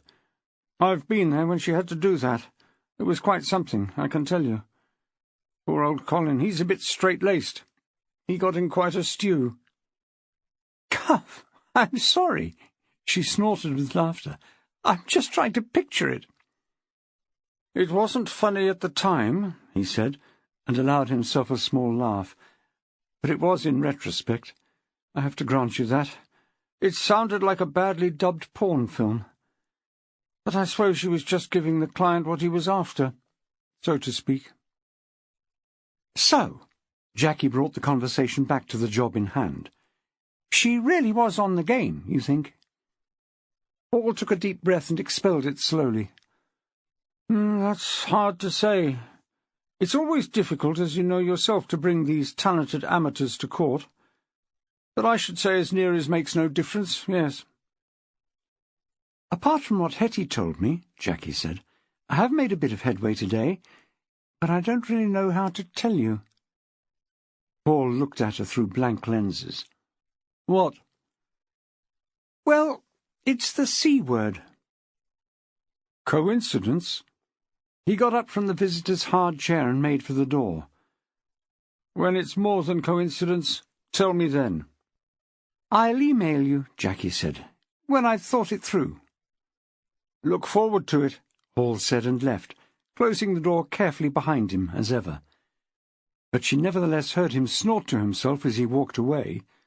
"Coincidence! Huh." The desk sergeant looked up and his heart fell. He toyed with pressing his button, but it had been taped over by maintenance pending its removal. He would miss his button. "Mr. Maxwell," he said with false bonhomie, "can I help you?" "If you could just ask my wife to step down into the foyer for a moment." Maxwell's smile was equally false. "That would be simply marvellous. I promise I won't keep her long." Without taking his eyes off Maxwell, the desk sergeant picked up the phone and punched a number. "Ma'am, I have your husband here." Yes, of course. With a sour expression, the man looked Maxwell up and down one last time, then pressed a switch. The door into the inner sancta swung inwards, accompanied by a persistent buzz. "She says go up." Maxwell tipped his hat and sketched a bow. "Thank you. Usual offices?" This was an old joke, and the desk sergeant ignored it. "Third on the right, top of the stairs, yes, sir." Maxwell wondered if the man had had drama lessons sometime in his dim and distant past. It wasn't easy to put so much venom into one three-letter word, but he did it with aplomb. He climbed the stairs, wondering quite why he'd come. He'd sorted it out by the time he tapped on his wife's door. In the absence of Sylvia, the only place he could go when he needed a bit of detox from Leaford High School was wherever his wife was. And at 4 in the afternoon, that place was here. Jackie was still behind her desk, but her whole demeanour was that of a woman ready to leap into action. Master of body language that he was, Maxwell immediately put out a restraining hand. "He's all right. I'm all right. The Count is all right as far as I know. Mrs. Trowbridge is all right. Is that everyone?" His wife visibly relaxed. "I don't usually see you here at this time, that's all." She glanced at the calendar icon on her laptop. "Wednesday?" she ventured. "In all probability. It's Beavers as far as I can remember. And if it isn't Wednesday, it's soccer, or choir. Say one thing for the kid, he's a busy little devil." She laughed. As an only child, she'd been determined that Nolan would never want for company. He had taken the decision out of her hands by being naturally gregarious and also nosy. There was no club that he hadn't tried, including, for one hilarious week, ballet. But that was the only one that had beaten him, although the ballet teacher may have said that he had beaten it. With her worries allayed, she pushed her chair back and looked across the desk at her husband, rather more dishevelled as to hair than normal, after a rather blustery ride over on White Surrey. "So why are you here?" He shrugged. "Lonely?" "You? Since when have you been lonely?" She could have bitten her tongue as soon as the words were out of her mouth. She could only imagine what it had been like for him when his wife and daughter had died, long years ago. But he took her words as she had meant them, and answered accordingly. "Since Sylv left. Since Attila the Hen took over." He smiled at her. "So, I suppose, since Monday. But it seems longer. Much, much longer. The school isn't the same. Mrs. B and all her ladies and Daniel have downed hoovers. Almost everyone is boycotting the daily meetings, which, don't misunderstand me, is a good thing, but it does mean that the staff are split as never before. I mean, we've had the huge parking space crisis of 1992, the don't-get-me-started debacle of 2005, but this is more than anything that has gone before. No one's speaking, except in huddles. Even Mavis didn't try to kill me this morning, and that isn't something I'm used to, believe me." He sighed and ran his hands through his hair to its detriment. "And in all this, 3 of our kids have been made motherless, and no one seems to have noticed. What are we becoming?" Jackie looked at the man sitting across from her and wondered, as she often did, how many layers he had. He'd grown shells over the years to protect himself from life's boulders raining down on him from on high. But the real essential Maxwell couldn't help peeping out, usually daily. She got up and went round the desk, just to give him a peck on the cheek, then went and sat again. Maxwell grinned at her. "Small, but perfectly formed," he said, gesturing to his cheek. "You see, that's all I needed." "Maxwell's himself again." As ever, his Richard III, channelled through Laurence Olivier, was perfection. "No, what I really came for, apart from a lovely kiss and to see your face in the hours of daylight, of course, was to see what's what about the aforementioned deceased parents. Those of the staff who can still see anything beyond the ends of their own noses have been asking. Although why they would think I know anything." His voice trailed away, and he adjusted an imaginary skirt, took off imaginary glasses, and tossed back imaginary flowing platinum hair. "Why, Miss Smith, you're lovely," Jackie said automatically.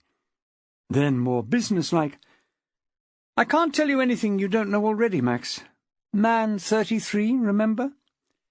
"Yes, yes," he waved a dismissive hand. "We all know that. But I know you, Detective Inspector Carpenter-Maxwell. You've not been sitting on your admittedly very attractive arse all day. You have more info, or I'm a Dutchman." "I still can't tell you what it is, Mynheer Van Dyke." Droll, very droll. Maxwell narrowed his eyes at his wife. "Do you mean you really can't tell me? Or you can't tell me—" And he lowered his voice. "Here." "Look." She also lowered her voice. "You know you always get it out of me in the end, and I promise I'll tell you everything when we get home. But I have a few emails to send, a few reports to read, and then I'll be done. Are you on Surrey?" He nodded and raised a leg, pointing to his cycle clips. "Right, will you get on home, start something scrummy for dinner, and I'll pick up Noel from whatever he's doing today, and when everyone is fed and ready for bed, I'll tell you what I know." He smiled and bounced up and down. "If you're good." "As gold. Bitterballen and patats, to continue the Dutch theme?" "Why not? Rissoles and chips always go down a treat. But I think on balance, I'd rather have something I can just lie in and inhale. It's been quite a day." "Paella." Maxwell gave his scarf a twirl and headed for the door. "Perfect. You may have to pick up some rice on the way home. Other than that, it's all there in the freezer." "Right you are. See you later for something hot, yellow, and Spanish." He flung the door open and cannoned into Henry Hall, coming the other way. "That's paella I'm talking about, Henry," he said, "in case you were wondering." Hall shook his hand. It had been a while, but neither man was much of a social hugger. "I never wonder when you're around, Max. I was just coming in to try to steal your wife for the evening, but it looks as though you already have plans." "No," Maxwell said, trying to conceal his disappointment. "You can have her if you want her. One careful owner, you know the drill." Paul looked at the man and dithered for a moment or two. Over the years they had clashed, it was true, but when they'd stopped crashing antlers, they'd found they had much in common. They both loved Jackie for a start, and as starts go, it was as good a one as they could wish. Paul had had to concede, too, that usually Maxwell had his finger on the pulse of the beating heart of Leaford, and had often beaten the police to the punchline. So he came to a decision. "Paella," he said. "Enough for one more?" Maxwell looked over his shoulder at Jackie. "You'd have to ask the mem," he said. "I cook it, but she buys it. Only she knows if there's enough." It was an elegant let-out if she wanted one, leaving no bones broken. "Of course there's enough," she said, smiling. "Just you? Or is this a family invite?" "Oh, no. It's work, really." Paul saw Maxwell's face. "And you're included, of course, though keep that bit to yourself. I would appreciate your input, actually. Call it a professional consultation." "Ooh!" Maxwell's eyes lit up. "Expenses!" He clapped a hand down on Hall's shoulder and whirled out, turning back only to cry, "Kropok?" "Why not?" Jackie said, laughing. Paul sat down in Maxwell's recently vacated chair. "Kropok?" "Giant prawn crackers," she said. "You would need to have a printout of the previous conversation to really get the gist of that. But I'm surprised, Gov, to tell you the truth. You don't usually involve Max so overtly." Paul sighed. "I've read your emails and seen the voicemails. I don't do coincidences, as you know, and yet— Are these murders connected? How can they be?" "How can they not be?" Jackie was as sure of her ground as he was. "Max will clear the view," she said. "He can pick the bones out of anything. And he does a darn fine paella, too." Chapter 11. The room at the Elliston had, like hotel rooms the world over, windows which opened a meagre inch at the bottom. Jeff McBride struggled with it for a moment or two, then gave up. "Whatever are you doing?" Fiona Braymarr said sleepily from the bed. "Those windows don't open any more than that. And anyway, it's March. What do you want to open the window for anyway? It's not hot in here." McBride thumped his hand on the glass and turned back to her, pulling the curtains closed behind him. "I'm not hot," he said peevishly. I feel a bit shut in. I'm not very well." He sat on the bed and suddenly shouted, "My wife has just been murdered, you know." She looked at him, her head on one side. "I do know," she said. "I've had several rather high-powered meetings about it today, as it happens." He was working himself up into a fury, one which had been a long time coming. "Meetings?" he spat. "You've had meetings? Oh, well, dearie me, poor little you. I, on the other hand, have been quizzed by the police. I have driven over to the home of the rancid old bat I must call my ex-mother-in-law, I suppose now, and begged her to let me see my children. Apparently they are too traumatized to see me, so I had to come away as she threatened to call the police if I carried on shouting at her front door. And you had meetings?" He subsided, the sweat sticking his rather meagre hair to his brow. A vein pulsed unattractively at a temple, and he was a rather disconcerting shade of purple. "You should try to calm down," she remarked. "You won't get anywhere by having a stroke, will you?" He looked at her, nostrils dilated, panting. She could cope with him. She could cope with all men. It didn't matter whether it was in a boardroom or a bedroom, she could cope with them, and eventually bend them to her will. She put the thoughts of Maxwell to the back of her mind. He was proving less susceptible than most, but she'd get there in the end. But this man, she gave a little smile. This man she could cope with any day of the week. "Don't smirk," he snapped. "Darling," she purred. "I wasn't smirking. I was smiling. When I said stroke, it just reminded me of something." "Oh, really?" He really was in a very bad mood.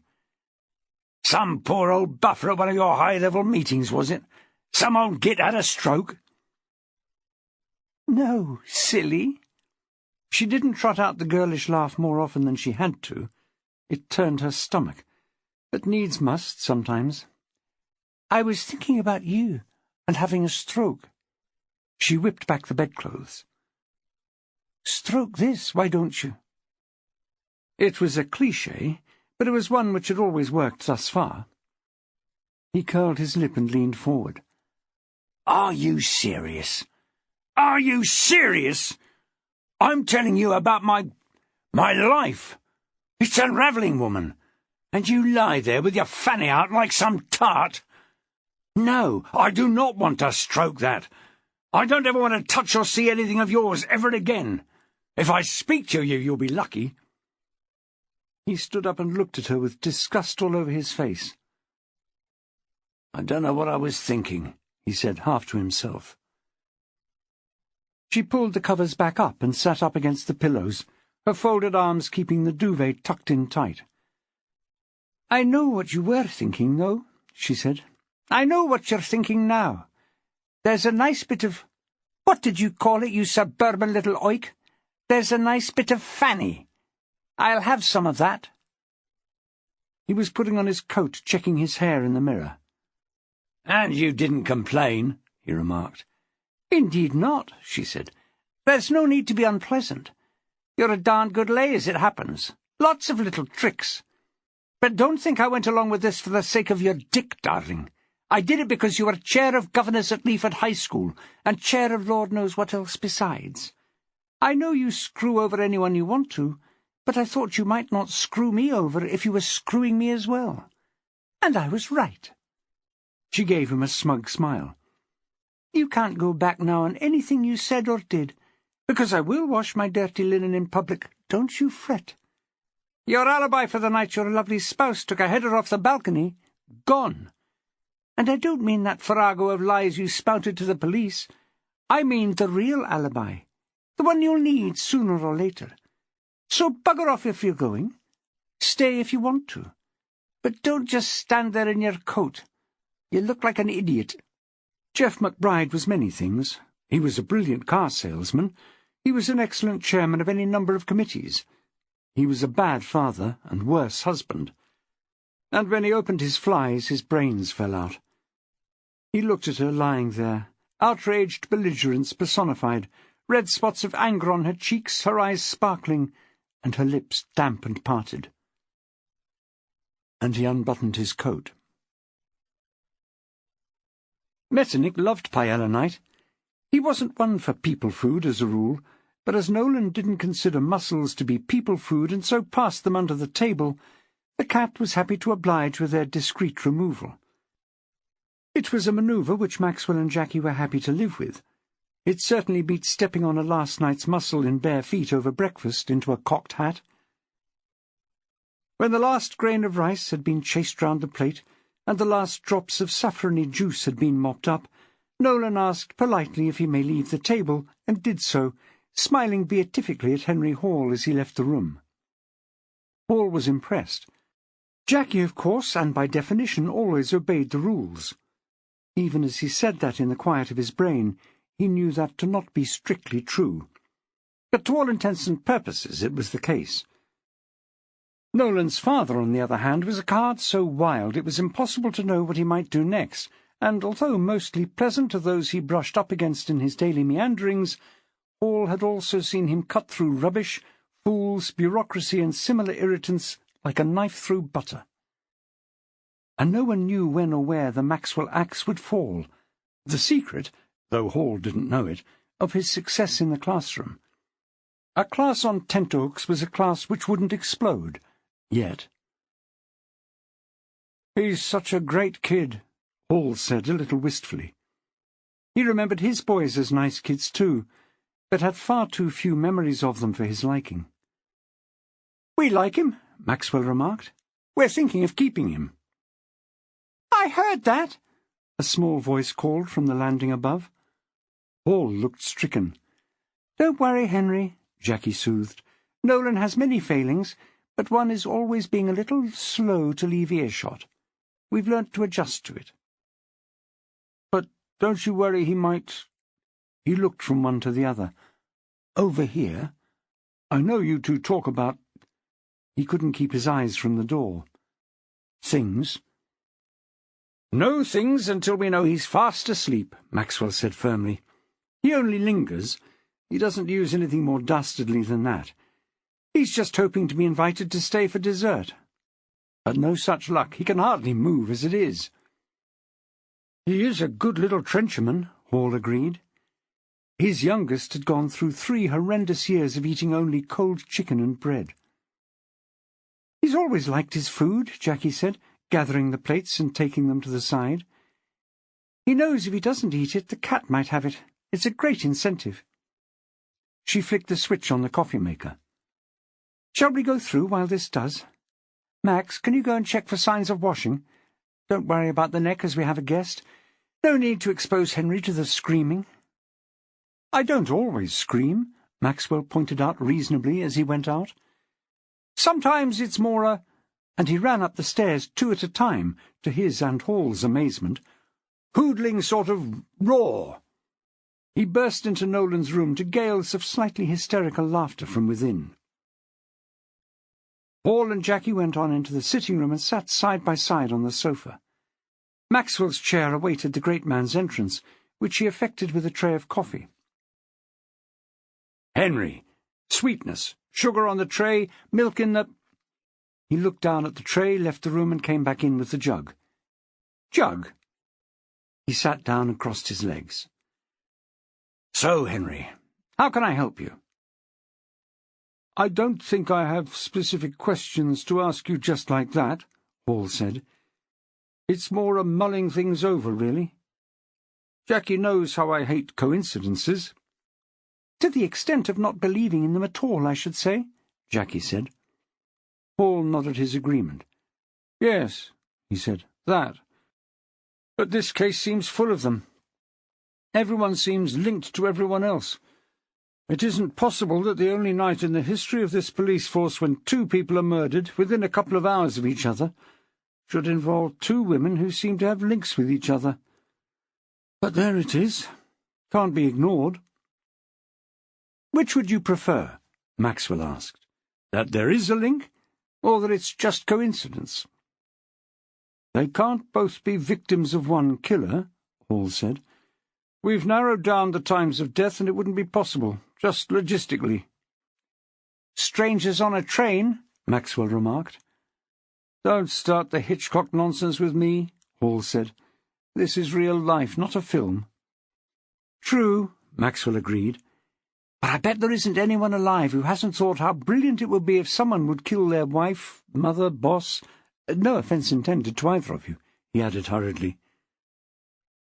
"What about the children?" Hall asked. "Are they friends at all?" Maxwell had to think of ways to describe Dee McBride without resorting to hyperbole. "Tommy Morley is a nice child, I think, but hampered by being not very attractive and also being a bit cowed. This makes him stroppy with his peers, because they're the only ones he can lash out at. The girls completely faze him, and when we come to Dee McBride, that's fair enough. She fazes most people. She's stroppy too, but with everyone. She wants to hit out at men due to her father's behaviour, I would imagine, but raging hormones are making her see that they have their uses. We need Syl for this, really." "That was pretty good," Hall said, impressed. "What about the younger one?" Jackie asked. "She seems to have rather been forgotten." "And she is," Maxwell said. "Speak to any member of staff at Leaford about her, and they're hard-pressed to remember her name. Dee takes all the attention. Paula's the prettier one, but she plasters makeup all over her face, almost like a mask." Jackie tutted. "Are you sure that's not just your inner old git talking there, Max?" She turned to Henry. "He hates too much makeup," she explained. "I hate makeup full stop on a girl her age," Maxwell argued. "She'll never have such nice skin again. Why cover it up?" The 2 police persons looked at him as if they'd never seen him before. "Well, they won't." He looked at them. "What? I've spent the last 10 lifetimes, if memory serves, in the company of adolescent girls, and occasional spot notwithstanding, they're all better off with no makeup. How do we get here, anyway?" "Paula McBride," Hall prompted. "Yes, sorry. Paula's the brighter of the 2 as well. I would say her mother's child, if you believe in the favourites theory." "So, you don't think she could have killed her mother?" Hall sounded disappointed. "What?" Jackie was staggered. "Where did that come from?" Hall shrugged. "Desperation," he suggested. "I should think so too. I don't think it could have been done by a child at all." "Any particular reason why not?" Maxwell wasn't one to underestimate what a child could do. His millennia at the chalk face had taught him that, if nothing else. "Physical, mainly. The fingernails were cleaned after death, Jim Astley has confirmed. There were tears under the nails following quite a rough job, but no healing or inflammation, suggesting it was before she died. There are absolutely no signs on the balcony that this happened up there, and believe me, we've done a fine tooth-comb search. So, it had to be done elsewhere, and she was then carried to the balcony." Maxwell finished her sentence. "Unless—" "Unless?" Paul didn't mind how bonkers the ideas were. They were bound to be better than nothing. "Ignore me. I was wondering if she could have been thrown." "Don't be ridiculous, Max," Jackie said. "Anyway, we know she came from the balcony. There are scuffs up there which would account for it."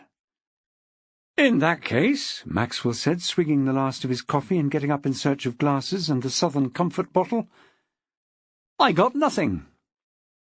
Henry Hall shook his head at the proffered bottle and got up with a sigh. "Well, thank you very much for dinner," he said. "I'll see you tomorrow, Jackie." He leaned forward and shook Maxwell's hand. "Max, thanks for your input. "I'll get your coat for you, Gov," Jackie said. "Sorry if we didn't have the answer for you." "No, no," Hall said. "It's been—" And Maxwell didn't hear the rest as he went off down the stairs. Maxwell was back in his chair nursing a glass when Jackie came back. A gin and tonic was sparkling on the table by her normal seat at the end of the sofa. She raised it to him and drank. "So," Maxwell said thoughtfully, "the coincidence is just that the kids go to Leaford High, is it?" "No," Jackie said. "Of course not. There are other links." "I thought there must be," he said. "If the kids going to Leaford is all there is, then most crimes will be linked." "What are the other coincidences? And why didn't Henry mention them?" "Cold feet? You know how he hates to tell you anything." "What are they?" Maxwell was nothing if not persistent. "We have reason to believe," she began. Maxwell raised an eyebrow and took a minuscule sip of his drink. "There seems to be a link between Mrs. McBride and Thomas Morley. We don't quite know what it is yet. He had left a short message on her answer phone, which he won't discuss. When he heard she was dead, he was very upset. But then again, he was told by Rick Shopley, so that might be why. He isn't exactly Mr. Compassion." "But he must have said something, not just that he was upset." "He said it was confidential." Maxwell's eyebrows shot up. What an odd thing to say. Now she's dead, it all seems a bit by the way, exactly. Jackie had been mulling it over all afternoon. And on top of that, Mrs. McBride also had what almost amounts to a threatening call earlier in the evening than Morley's. It was from what I learnt to call in L.A. a burner, a mobile phone with no registered owner and no way of being tracked. If it's still being used, we can't find where or by whom." Maxwell watched TV. More specifically, he watched CSI. "But can't you—" He waved his arms in the air. "Something to do with towers, isn't it?" Jackie smiled. She knew what towers were in his mind, the topless towers of Ilium at the very least. "No, we can't." "Oh." He looked hopefully at her over the rim of his glass. "Voice recognition?" "Tell me whose voice it is, we'll recognize it," she said, letting him down gently. "Until then, no." "What about Mrs. Morley? Did she have an answer phone?" "Not so you'd notice. She did have a nice little sideline, though." "Oh, really? Don't tell me. She was Mrs. McBride's cleaner?" "Nope." "Hairdresser?" "Wrong again." "Ah!" He sat up, spilling his drink. "Manicurist." "Nice thought, but no. She was by way of being what Henry delightfully calls a talented amateur." "A what?" Jackie waited for the penny to drop. "Oh." Maxwell cast his mind back to see if he could remember what the woman looked like, but came up blank. "Oh, I see. That does explain a lot. But surely not with Tommy in the house." "No, this was strictly a daytime business opportunity," Jackie told him. "Did the husband tell you that?" "No. I went to see Hetty. You remember, Henry's sister?" "Of course. Who lives next door? Wait a minute. Is her name really Henrietta?" "Now, wouldn't you like to know?" "Oh, come on, tell me," he wheedled. "I'll tell you what. If you tell me Hetty's name, I'll tell you who your murderer is." "Good deal," she said, lying back on the sofa and closing her eyes. "You first." "But—" She opened one eye. "When you can show me yours, I'll show you mine. But until then, no dice." "Why the scarf, Count? I don't hear you ask." Maxwell's right eye loomed huge through the magnifying glass. "Well, it must have been a little embarrassing for Sergeant Williams, not to mention painful, but he had a boil on the end of his nose, and he rode the charge with a scarf over it. Can't look unsightly in the face of the enemy. That was in Army regulations." The cat yawned. What was the old duffer whittering on about now? This was their special place, man and cat, the attic at 32 Columbine, which Maxwell called the War Office. Jackie only ventured up here twice a year, to pick up the Christmas decorations in December and to put them away again in January. Nolan was allowed, but he understood from a very early age that Dad's soldiers were out of bounds. They sat, all 403 of them, perfectly painted, perfectly plastic in their 54mm finery, as they would have looked that chill October morning back in 1854. They'd had no breakfast, and the damn Ruskies were already on the move. They were Lord Cardigan's Light Brigade, and Sergeant Richard Williams, he of the Boyle, was about to take his place on the flanks of the 17th Lancers, a boy looking for glory. Metternich knew better than to touch the brigade too. He was content to bask in the warm lamp-glow, to sniff the glue and the paint, and to try to work out why a man of Maxwell's vast brain should ruin his eyesight by fiddling with bits so small and so pointless. Metternich was used to handling little bits too, but at least they had a purpose, and they tasted just delicious. In his case the fiddly bits had once belonged to a field mouse, but the distinction was immaterial. There was a companionable silence for a while, broken from time to time when the Count forgot himself enough to purr, and when Maxwell stifled an oath when he dropped something small, plastic and essential onto a pile of other small plastic bits. Metternich found himself growing tense as the silence lengthened. Normally the mad old bugger had started asking him things by now. He did his best to answer, he really did, but it sometimes seemed to him that the old fool wasn't really quite firing on all cylinders. He certainly didn't take all of his comments on board, that was for sure. Maxwell put down his magnifying glass and Sergeant Williams' arm. Metternich looked up expectantly, tongue still out from having a darned good forage amongst what remained of his personal bits. "Thank goodness for that. Here it comes." "What would be confidential, Count, do you think?" he mused. "If they were having a thing, that would be personal, but not confidential, wouldn't it? And don't get me wrong, I wouldn't blame them if they were. His wife, it appears, is no better than they should be, by all accounts, and her husband is known from one end of the town to the other as a total arse. Pardon my French. But confidential. What a strange word to use." The cat carefully cleaned between his toes, his leg stuck out at an improbable angle. Other than that, he kept his counsel. "Doctors, solicitors, priests. I know about all those, though I have to say I find it a bit pointless when a person's dead. But that's by the way. Thomas Morley, a very nice man though he may be, is nevertheless not any of the above. He schedules buses. And I know what you're going to say, Count, that the inner workings of the Leaford bus timetable is as confidential and impossible to access as any legal document. To some it may appear as Holy Writ, but I still don't see how that can be relevant." He fixed the black-and-white monster with a baleful eye. "Have you put on a little weight, Count?" He gestured vaguely to his own midriff. "Around the middle?" The cat bridled and curled up. His middle was his own affair. Well, possibly his and Mrs. B's. "Where else do people get to know each other?" Maxwell continued. "Weight Watchers?" He gave the Count another steely glare, but it got him nowhere. "Hardly that.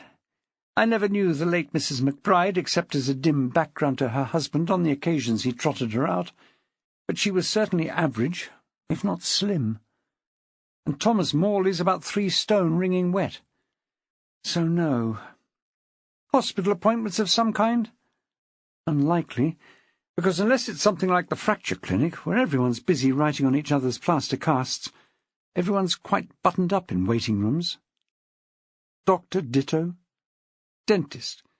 What's confidential about the dentist? The cat yawned extravagantly, showing his perfect teeth, needle-sharp and glinting in the lamplight. No need to show off. What else is there? Maxwell tapped his paintbrush against his chin, remembering for once to use the dry end. Suddenly his eyes lit up and he swiveled in his chair, bending down so he was nose to nose with the cat. "I've got it," he said. "AA. Gambling Anonymous. One of those things. I must tell them M." And pausing only to switch off the lamp, he dashed down the stairs, leaving the cat to his beauty sleep and, like Abu Ben Adhem, deep dreams of peace. Hell would freeze over before Sergeant Williams could get himself along to the regimental surgeon. Jackie wasn't asleep anyway, but she pointed out to Maxwell that his impersonation of a herd of stampeding rhino would have woken her if she had been. "Sorry," he said. "Sorry for the rhino thing. It's just that—" "Don't tell me," she said, turning on her side in anticipation of a long explanation. "Metternich has cracked the case." Maxwell smiled fondly. "He is good, isn't he?" he said. "But in this case, no. It's all me. We talked it through, the Count and I came up with counselling. I bet they both go to counselling. I know I would if I lived half the lives they did." Jackie looked thoughtful. "You may be right," she said.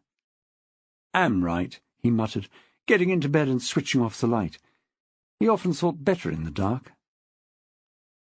"But isn't counselling usually quite solitary?" Jackie asked. "I haven't ever had counselling, although sometimes I wonder why not. The job," she hastily added, "just because of the job. But I have been to a few offices, and I think they all have an in and an out, so patients don't meet, so—" Point taken. He was lying on his back now, looking for answers on the ceiling in the gentle glow of the nightlight from the landing. "But I'm sure I'm right. We just need to fill in the gaps in the argument. Couldn't you just ask Thomas Morley if he has counselling?" "He'll just say confidential again." "Yes, you're right. You need to be more specific. If he thinks you know, he may come clean." "Yes, but I have to be right first time. I can't just throw all the different counselling options at him until he puts up his hands and calls it a fair cop." He threw her a kiss. "A fairer cop never drew breath, Hart," he said. "Let's think this through. Perhaps they didn't go to individual counselling. Perhaps they went to some kind of group, battered spouses, something like that." That would easily apply to Thomas Morley, but not to Denise McBride. There was no record of any abuse, and although they weren't exactly love's young dream, they seemed to be civil in the main. Just a bit gripey, you know, how married couples are sometimes. Jackie thought it was safe to share one little snippet, though. Even before they married, Denise McBride did have a history of suicidal ideation. "Speak English, boy," Maxwell drawled. It was an immaculate foghorn leghorn. Mel Blanc himself could have done no better. "Sorry, but you know what I mean. She'd made a few very half-hearted attempts, spoke of suicide, or perhaps threatened is more the word, from time to time, though was much better later, according to her mother. She was in a difficult relationship, all the usual teenage stuff. Her GP had changed her tablets, and they seemed to suit her." "Tablets? So, drugs, possibly?" "I think not. She was on some pretty hardcore antidepressants, but nothing like that. And I doubt Thomas Morley would be able to get away with so much as an aspirin without his wife putting a stop to it. No one in that house got to enjoy themselves but her." "Drink?" "Same thing. She couldn't drink because of the tablets. He just couldn't drink." "But you don't have to actually be drinking still to go to AA, do you? You hear of people who haven't had a drink for decades who still go to AA." "Fair point. But I still say no." "Gambling?" "Again, I don't see how they would have the opportunity. He didn't ever have any money of his own, for one thing, and she— well, the picture I have is of a haunted, sad woman, but not one with a big secret." Maxwell was so quiet for so long his wife thought he was asleep, and turned over herself to join him. "Ah!" he suddenly said, and she jumped a mile. "For God's sake, Max! Do you have to do that? I was just dropping off there." "Sorry, I just thought. What about those meetings they have for the families of people with addictions?" Jackie was interested. That sounded more likely.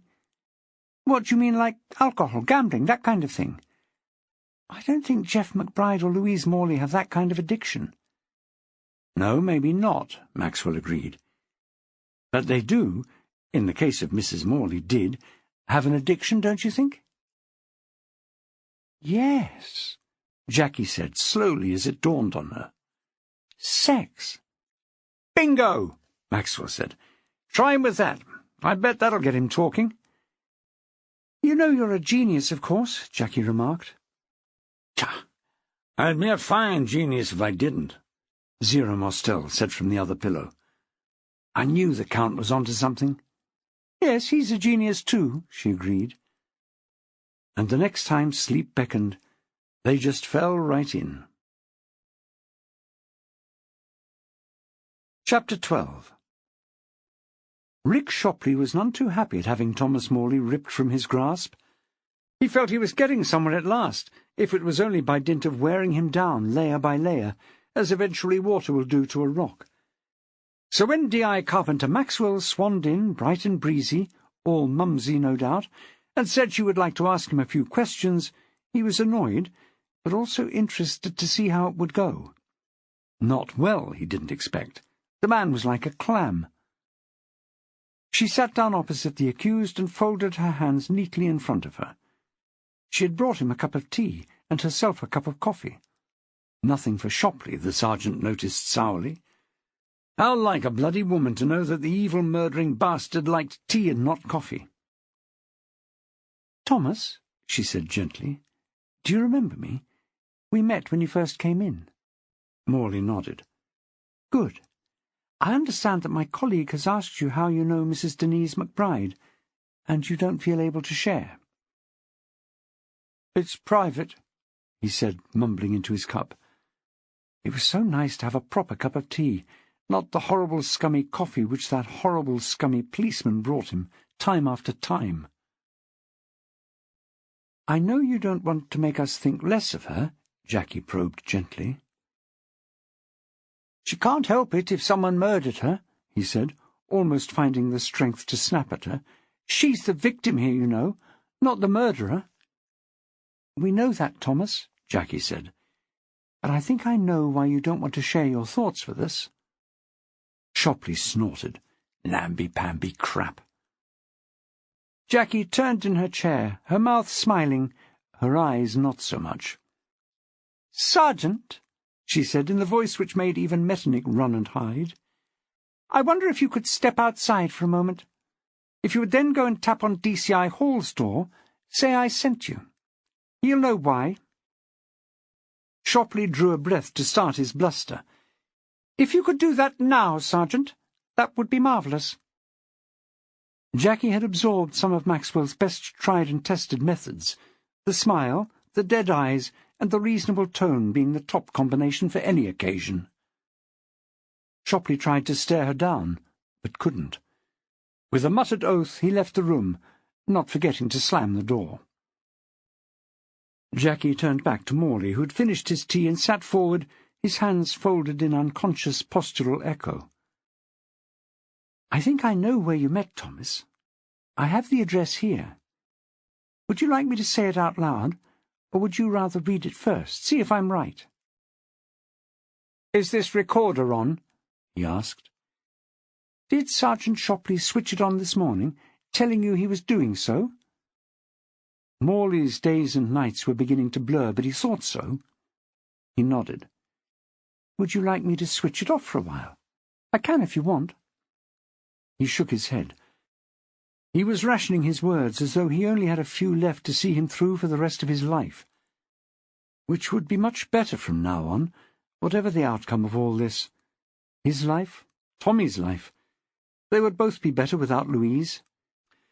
He pulled the piece of paper towards him with just the tip of his forefinger, spinning it round to face the right way up as he did so.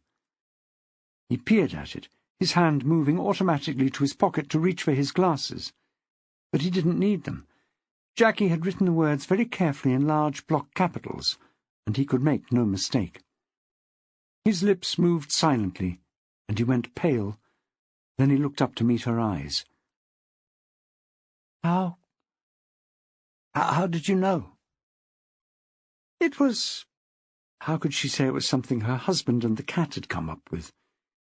It was a hunch, based on what we know of the people concerned.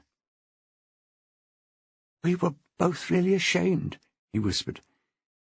If you tell someone you're married to a sex addict, they just make rude gestures and make off-colour comments. I couldn't really talk to anyone at work. They're nice enough blokes, but a few of them remember Louise and, well, I just couldn't talk to them. Denise didn't have any friends, not really. Her mum's a nice lady, but she didn't really understand. She didn't like Jeff McBride. He paused, and a little smile played over his mouth. I don't know anyone who does, not really. But she didn't know what Denise was talking about. We used to have a little laugh about it.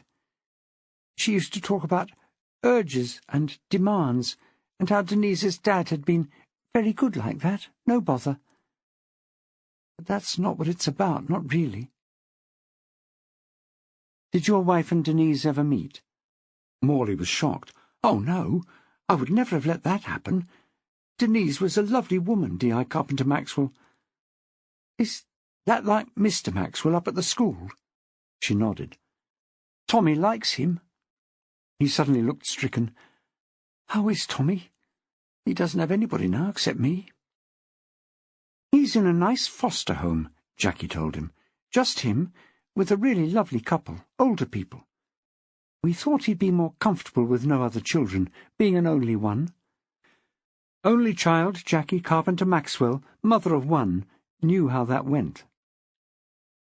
That's kind of you, the man said. You really appreciate that. Some quiet. That's all either of us ever wanted, you know. Some quiet. Jackie knew it was important to get things back on track. So they never met, Denise and Louise? They might have bumped into each other, I suppose, around town, but they didn't know each other, not to speak to. It's just that you can see how we're placed, Mr. Morley, Jackie said. 2 women, both dead, and you seem to be the missing link. She waited patiently while he assimilated the appalling suggestions she seemed to be making. I didn't kill them, Mrs. Maxwell, he said. She didn't get called that, not here in the Nick, but somehow it sounded right. I didn't love Louise, I admit. I never had, I see it now.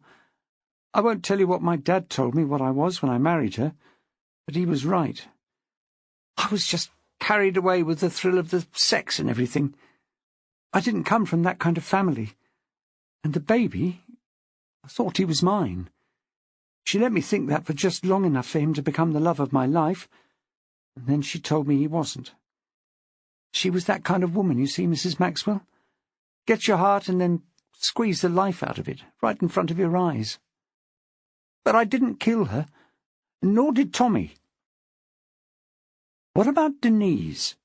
Jackie had to ask the question, though it felt like kicking a puppy. Did you kill her? His eyes went wide and he began to hyperventilate. Before she could react, he was on the floor, back arching, barking with the effort of getting some air into his lungs. She banged the emergency button on the wall and then was on her knees beside him. "Come on, Thomas," she said quietly. "Come on, just breathe now. Don't panic. Breathe.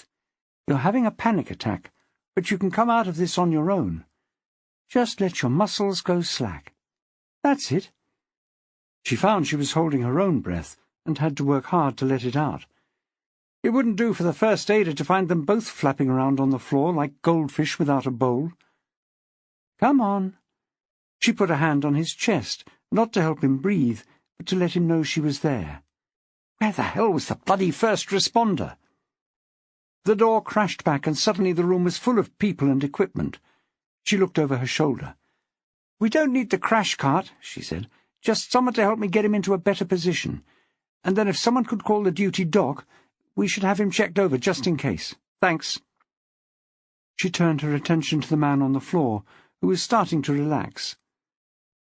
"Thomas, Alice here and I are going to sit you up against the wall, and then I'll stay with you until the doctor comes."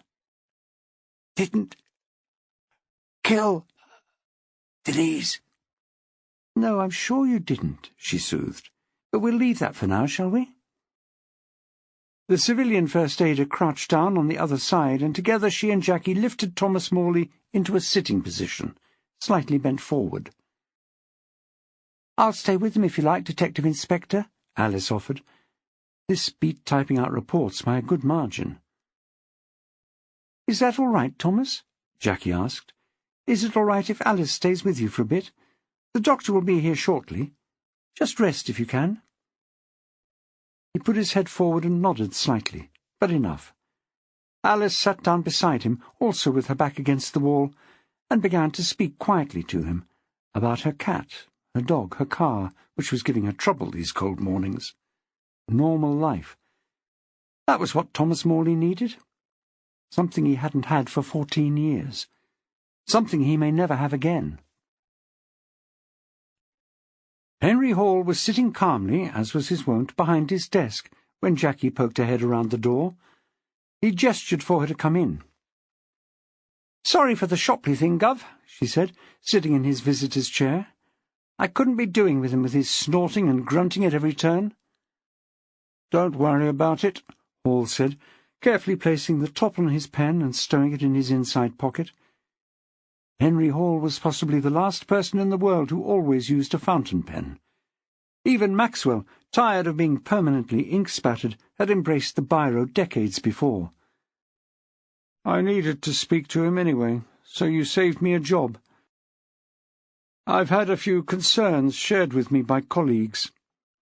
Jackie quickly translated this in her head. So his mates had finally decided to dob him in, had they? About time. The man put the I in political incorrectness, as well as the O in oik. "Well, that's good. I knew you'd just give him 5 minutes of the usual warning if he said I'd sent him." "How did you get on with Morley?" Hall said, moving on. "And thank you again for dinner last night, by the way. Max is some cook." "He's had the practice," she smiled, "and it was a pleasure. Sorry we couldn't progress things much, but I think we've made a bit of a breakthrough this morning. Except—" Hall raised an eyebrow. "He's had a bit of a panic attack. Alice, the first aider, you know?" He nodded. "Alice is with him waiting for the doc. He's okay. I think it was all a bit much, really. I guessed, you see." "Did you?" Henry Hall wasn't stupid. He knew when he left 32 Columbine the night before that he'd set Maxwell's synapses firing. It was a little like lighting the blue touch paper and retiring to a safe place. Perhaps I should say Max. Anyway, I put it to him that he knew Denise McBride from an encounter group for the families of addicts. And it was right on the money." "Addicts?" Hall was puzzled. As far as he could remember, there was no drug problem in this case. "Sex, Gov, not to put too fine a point on it. Both McBride and Louise Morley were, to a degree, sex addicts. Well, McBride still is, I suppose, unless losing his wife this way has made him regroup. But I somehow don't think so. I'm not sure he qualifies either. He just chases women. I'm not sure that he's that indiscriminate either. But Denise saw him as such, so she just wanted support. As for Louise Morley, well, she made a living out of it, I suppose. But the picture I'm getting is someone who is a bit rapacious, to say the least of it. So she might have got the diagnosis had she asked for one. I don't think she saw it as too much of a problem." Hall, remembering Hetty and the Hoover permanently on in the hall, agreed. "But Thomas and Denise obviously became fond of each other. That's as far as I've got so far. He collapsed it around that point." Hall sat back and folded his arms. "It's taken away that coincidental element, though, hasn't it?" he said, as happily as he ever was. "Did Morley kill Mrs. McBride, though? Or his own wife? I know he could only have done one." "Yes, and it also removes the strangers on a train idea. He might get someone to kill his wife for him, but not if he had to kill Denise McBride." "Yes, I do see that." Hall leaned forward again and reached for his pen. He had forms to fill out, after all. "I'll let you get on, then. Are you going to see Morley again, after the quack has been, I mean?" "No, I'll let him rest for a while. He looked exhausted, apart from anything else. I think Shopley's been giving him a hard time." "I've told him he's off the case," Hall said, "so don't worry on that score. If he gives you any bother, let me know. He's on a written warning next." "And I wouldn't be sorry to give it." She stood up, dismissed in the usual Hall way. "I'm popping over to see the forensics boys," she said.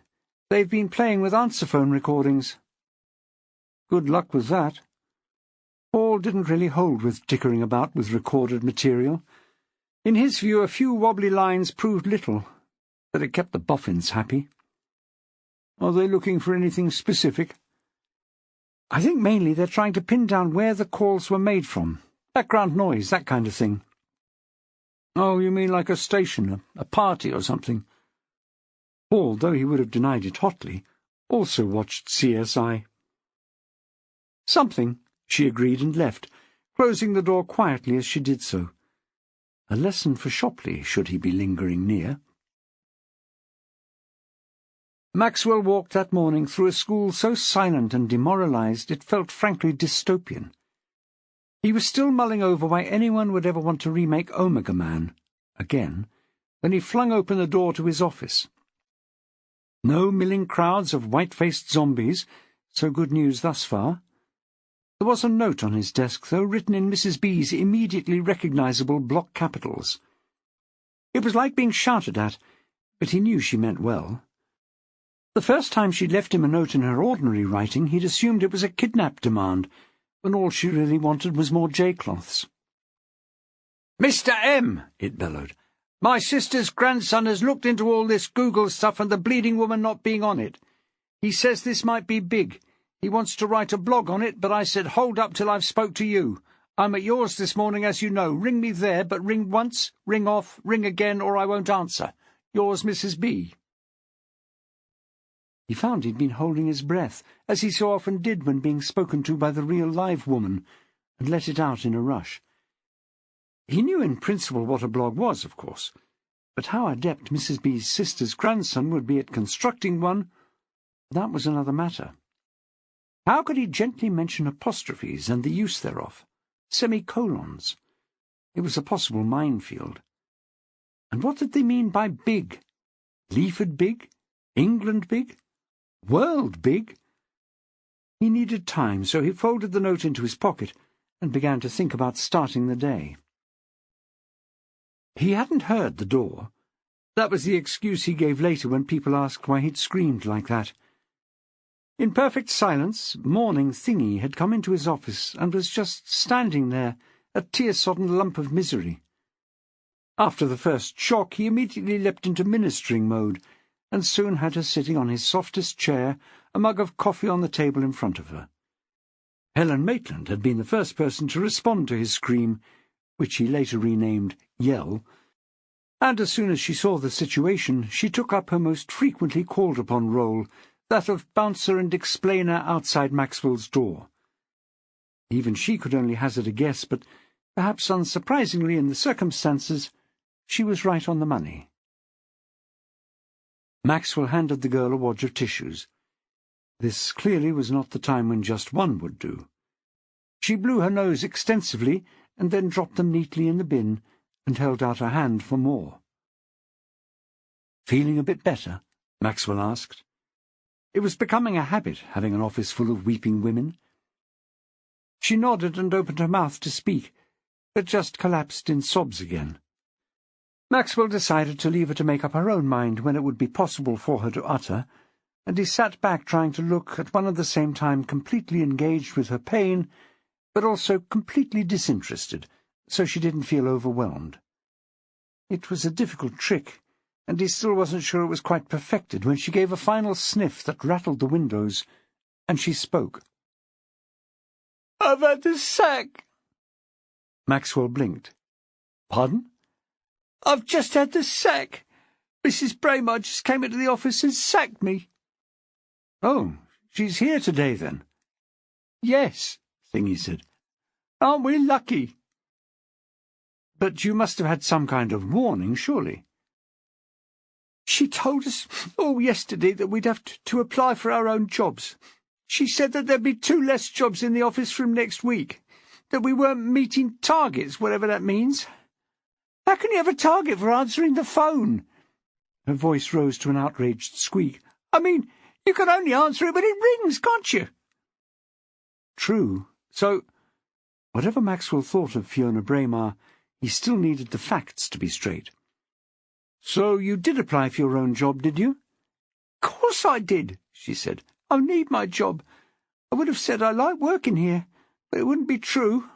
Not since she came. She set us all against one another like... She went off at a tangent. Do you watch David Attenborough at all? If I must, Maxwell answered. He remembered it from his Komodo dragon days. CGI dinosaurs just didn't really do it for him. But we've got them all recorded. It's handy when there's nothing else on. The other day we watched that one. Can't remember the series, but it was the one where these eagle babies are in the nest, and if there isn't enough food, the biggest one pushes the others out when the parents aren't watching, and the adults don't seem to notice. Well, that's us, isn't it, Mr. Maxwell? We're like those eagle babies. We're all pushing each other out of the nest, and no one on the outside seems to be noticing anything. As far as the world is concerned, Leaford High School is just going to be called Leaford Academy, and that's the only change. But it isn't the only change. She's broken our school, Mr. Maxwell. It isn't right. He handed her another wad of tissues. It seemed about the only gesture left right now. She blew her nose and got her story back on track. So we all applied. I thought I'd done well. I did all the stuff they say to do on the internet. Transferable skills, value added, all that, and... Her face screwed up, and she readied the tissues, but was all right in the end. And do you know what she said, Mr. Maxwell? He shook his head dutifully.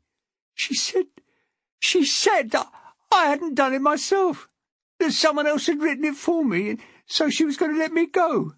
She didn't give me a chance to speak, Mr. Maxwell. And I did do it myself. I did. Maxwell held out an arm and she burrowed beneath it, the tears back with a vengeance. She didn't know how many hundreds had tucked under that arm back in the days when it was allowed. She only knew she felt better there. He patted her and leaned his cheek against the top of her head. It could have been Nolan, Jackie, even, heaven forfend, Mrs. Troubridge. His arm had no favourites, and he let the girl sob herself quiet. But his time wasn't being wasted. He was using it well, to plot the downfall of Fiona Braymarr. Jackie never minded a change of scene, and the forensics lab would do as well as anywhere else. She always got a warm welcome from Angus, who had carried a torch for her for years. He was married now with a baby on the way, but that didn't matter. Dreams don't die easily, and Jacquie Carpenter, he didn't really want to face the Maxwell part, had been in his too long to disappear overnight. His wife had tidied him up, to Jackie's delight. He no longer had that aura of recent joints and not-so-recent underpant change, and so she was grateful to the unnamed girl smiling out of the photo, blue-tacked to his computer screen. "So, Angus," she said, pulling over a chair and cozying up beside him at his desk. "What have you got for me?" "We've had a bit of fun with this, D.I. Carpenter." He let the pause go on just a tad too long. "Maxwell?" he said. "At first, to be honest, I thought that idiot on the sound console calls himself an expert, but I don't know. An MVQ in music? It's not enough, is it?" Jackie shook her head. It was as good as anything else, as far as she could tell. But who knew? "He sent a report through. It was so convoluted, I had to have him in to explain it. So he did, and now I can explain it to you." Angus didn't tell her that he would no more allow the sound expert near her than fly. What with his shiny hair and good teeth, no way in hell was he getting up close and personal with Jacquie Carpenter-Maxwell. Not while Angus had seniority, at any rate. Jackie knew better than to ask to go to the horse's mouth, so kept quiet. "I had a word with Henry Hall," she said, to change the subject from the shortcomings of the sound expert. He'd appreciate it being kept simple, so if you extract what he calls the wobbly lines, I think he's more likely to read it. Will do. Anything for DI Jacquie Carpenter-Maxwell. Angus hutched himself nearer and bent over his keyboard. So what we have here, he pointed to the top row of wobbly lines, is the message from the unknown person. By the way, we couldn't get any kind of handle on that phone. I think he must have ditched it. I thought he would have, she said. You can get a phone for $5 after all. Why would you hang on to it after it had done the job? Exactly, he said. He personally got the heebie-jeebies when he was near any phone which wasn't the very latest on the market. But he could see how some people could manage with a phone that cost $5.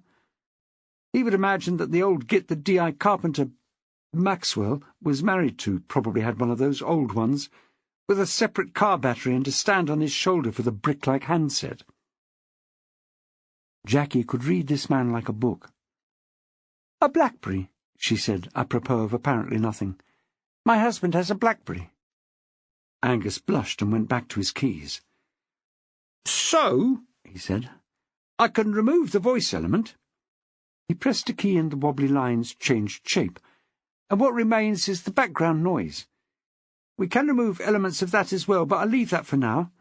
I'll just minimise that into the corner of the screen, and we'll go to the next call. Oh, I'm assuming you don't want the last one, the one from that Morley guy, done? You've got him for the wife, haven't you? Rumours of his arrest are a little premature, Jacquie said, but we're making progress with him, I suppose you could say. He's unwell at the moment under the care of a doctor. Oh, Angus tossed his head dismissively. Playing the bonkers card, is he? Good plan. Anyway, here we are on the call from McBride. Again we'll remove the voice, he touched a key, resize the window, he was almost speaking to himself, and voila! He leaned back and did a big reveal, hand extended, his face transformed by a grin. What do we have? Jacquie could have said wobbly lines, but knew that wasn't the right thing. She peered at the screen and then sat up blinking. Angus, are they the same? He was as proud as if she'd produced a rabbit out of a hat. Top marks, he said. They are the same. Well, there are a few small discrepancies, but nothing to worry you, not really. The two calls basically came from the same place. Well, blow me down. Jacquie looked at the screens, frozen in mid-wobble. The Elliston. Wow, that's good. We couldn't tell where it was. We were working on that. No, Jacquie laughed. I'd love to take the credit, but I can't. We know that McBride phoned from there. It's in his statement. You know that for a fact, do you? Angus asked archly. Well, I assume it's been checked, yes. I will tell you that he fudged the facts a bit, but I think he did stay there, yes. We just need to know who with. Ooh. Angus smelt a scandal. If it was possible for there to be a worse scandal than a man's wife being thrown off a balcony at his place of business. Do tell. It's complicated, Angus, she said, but I'm sure, like the rest of the county, you know all about Jeff McBride and his wandering. So we assume he was up to his old tricks this time. It's only a matter of time before we find out exactly what went on, where, and with whom. Any doubts as to his proclivities? Angus said, sitting back, arms folded. Jacquie opened her eyes wide. Jeff McBride? Proclivities? Angus, he almost wears a badge.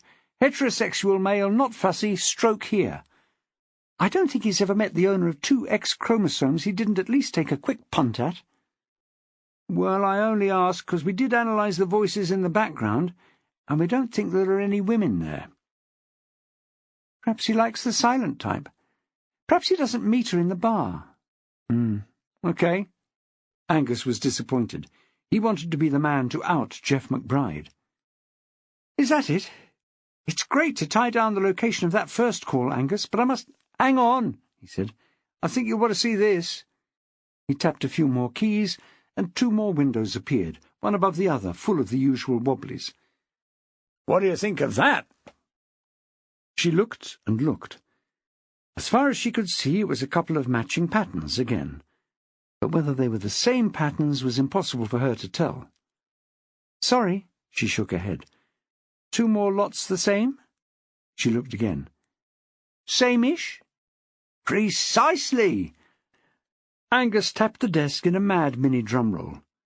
"It isn't exactly the same because the words are different, but—" He looked around at her, wanting to see her expression. "It's the same voice." "The same as what?" She was still none the wiser. "Look at the file name," he said, pointing. "One says Anon McBTP, she said. "Oh, right, Anonymous Call McBride Tape. And the other?" She looked at him. "Husband?" "Right!" Again a drum roll, followed by a brief moment of air guitar. "Which means—" "Angus," she said, putting her hand on his arm and making him go quite light-headed. "Angus, what does it mean? Just the facts." He sighed. Not the reaction he'd been hoping for at all. "It means," he said, "it means that the man who made the anonymous call was not only calling from the Elliston, if that turns out to be accurate, but he was still in the bar when the husband rang. If they weren't actually together, he was certainly in earshot. As you can see." And he pointed again to the screen. "Is that in the report?" Jackie asked, bending down to pick up her bag, her keys already in her hand. "No wobbly lines?" "Oh, maybe just a few. I can print out a version without." "Don't worry. Henry Hall's just going to have to manage. Angus, you and your sound expert are my favourite men. I can't believe you found all this from those recordings. You're geniuses, both of you." And she grabbed up the report and was gone. Angus sat back. He was a genius, fair enough. But the other guy? NVQ music? He didn't think so. Chapter 13. Thomas Morley felt better, sitting up in the bed in the small sick bay at Leaford Nick. There was something about being in bed in his clothes. Some of his clothes, anyway. He'd taken off his trousers, but hung on to everything else, which took him back to childhood, when his mum had tucked him up when he came back from school with tummy ache or a bloody nose. He got both, often together, most weeks. He felt cared for, that was it. He knew deep down that everyone was just going through the motions. That secretary, or whatever she was, who'd stayed with him. The doctor who'd given him a very brief once-over. That nice DI who was married to Mr. Maxwell up at the school. None of them really cared. But he learned over the last 14 years or so to take caring where he found it. He snuggled down, feeling rather sorry for himself. He wasn't going to cry, but he felt like letting the tears go. He couldn't really see how he'd ended up like this. His job was probably gone. Did you get an insurance payout when your wife was murdered, even if you didn't do it? If you didn't, then he'd lose the house. He'd lose Tommy. He would lose everything. He hadn't meant to cry, but the tears were running down his cheeks just the same. Afternoon Thingy, a.k.a. Thingy 2, tapped on Maxwell's door. Unlike her morning equivalent, she had made the director's cut and lived to lose calls when forwarding another day. "Yes?" Maxwell had a free afternoon, teaching-wise, on Thursdays, ostensibly to catch up on paperwork and generally regroup. It hadn't been going very well so far. Morning Thingy had just been the shape of things to come. He'd had so many of his own coming to see him, full of news of fresh disasters, that he hardly knew how to begin. The rumour mill was working overtime, and so far he'd heard that the music department had been axed, that art would no longer be on the syllabus, that there was going to be whole-body search of each student before they were allowed on the premises each morning, and any girl in a short skirt, or a boy for that matter, gender issues were very high on Fiona Braymarr's hit list, would not only be turned away, but would not be allowed to return and would have all currently held exam certificates revoked. Some of the rumours were so bizarre that Maxwell simply dismissed them with a wave of his hand. But on the other hand, anyone who could sack Sylvia Matthews was probably capable of anything. Thingy popped her head around the door. "Thingy, old thing, come in." Maxwell's heart fell. Not another Jacquie, surely. "Mr. Maxwell, can I have a word?" "Of course. Can I just ask, though, is there a queue of any kind out there?" Thingy looked over her shoulder. She'd been at Leaford for long enough now to recognise most of the student body, and looked back in to report. "Just Elena," she said. "Year 11, I think." "Oh, that's not a queue. That's just Elena trying to bunk off a lesson of some description. She's been a bit bereft since Mrs. Matthews left. Come on in, Thingy, and tell me your woes." Thingy did come in and sat down, but the woes weren't hers. "Mr. Maxwell, this will sound a bit funny, probably, but this isn't anything to do with school." Maxwell closed his eyes and tipped his face to the ceiling as though to a healing sun. "Thank you, God," he said. Then, looking at the girl, "You don't know how pleased I am to hear you say that. I'm sure you can imagine what it's been like this week. Everyone. Well, I don't need to draw you a picture. How can I help you?" She set her lips in a tight line, clamped her hands between her knees and rocked tensely. "I don't know how to begin. You'll be really annoyed, Mr. Maxwell." "Perhaps not. Try me." She drew in a deep breath and relaxed, leaning back and clasping her hands in her lap. He was impressed. She was clearly a people-watcher to be able to adapt her posture like that. Either that or a fan of Lie to Me. Either way it worked, because she started in on her story without any more shilly-shally. "My brother's in a bit of trouble, Mr. Maxwell. We've been so worried, and my mum suggested I have a word with you because, and also because of you being married to a policeman. A policewoman, sorry. And my brother really likes her. And my nephew, he really likes you, and—" "Hold on, Thingy. Who are these people?" Maxwell had a good idea already, but wanted confirmation. "Oh, sorry, Mr. Maxwell. I forgot you don't know my name. I'm Sam. Samantha." "Morley." Maxwell could have kicked himself. "Of course I know your name. But Thingy's easier, don't you think?" She smiled. "We've never been really sure," she said. "Not always 100% up to date," he smiled. He had good reason to remember her predecessor, Charlotte, now happily recepping at a nail bar, and all the better for it. "I usually have the gist, though. Now, Sam." The girl leaned forward. "Thingy, please," she said.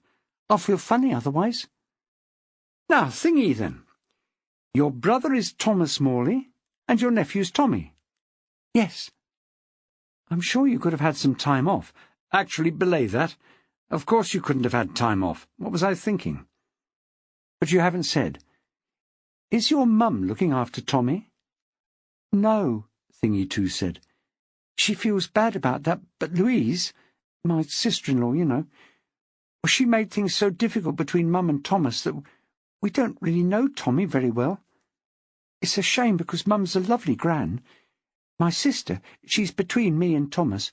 She's got 2 lovely little girls, and Mum has them when she's at work. But she's only seen Thomas a handful of times, so—" She shrugged. "He's with a lovely couple, or so I understand," Maxwell told her. He didn't need to tell her where he'd plucked that nugget of information. "Older, quiet. I think that's what he needs, probably." "No shouting. Yes, I do see that. But the reason I'm here, Mr. Maxwell, is for Thomas. He had a bit of a turn at the police station this morning.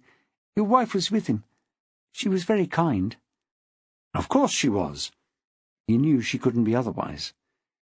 "But he's feeling very down. They rang me from the—" "Call it the Nick Thingy," Maxwell urged. "I always do." "Well, they rang me to say he'd had this turn, and then they rang me again to say he was very low, crying and that. They've got my number because, well, if anything had ever happened in the street or at work, or anything to Thomas, it would have been a fat lot of good ringing Louise, wouldn't it?" "Really?" Maxwell did his best to look dumb. Thingy gave him a penetrating look. As she'd heard it, his wife told him everything, and then he went and solved the crime. That was how it had always been told, from one generation of old Leaford hyena to the next. "Mr. Maxwell," she said, I know you know all about Louise, or at least enough about her to know she wasn't exactly nice to Thomas, or Tommy. But it wasn't just that. She kept herself busy, I gather, he said diplomatically. Yes, indeed. Thingy was grateful for the euphemism. She wasn't looking forward to explaining Louise's extracurricular activities. So Thomas did know about her then. This might clear up something that would probably be hard to get out of the man himself. You'd think so, wouldn't you? I think he knew she had outside interests, as you might say. I'm not sure he knew the extent. I mean, one day I was driving past with my boyfriend as I saw a man coming out of her house, and another one literally going in on his heels. She didn't really hide it. Interesting. Did you notice anything about them? Did you know them? One did look familiar at the time. I said as much to Darren. That's my boyfriend, Darren. Anyway, it was hours after, and I suddenly remembered. It was that touchy-feely bloke, the one who comes to all the meetings. Anyway, him. Maxwell stored that piece of information away and tried not to react too much. And the other? No, I didn't know him. Car? Maxwell knew nothing about makes of car except the one his wife drove, and only then so he didn't make embarrassing mistakes when shopping, such as standing patiently beside the wrong vehicle as she and Nolan drove past, giggling. But he knew it could be a helpful tool for the police. No, I didn't see him in a car.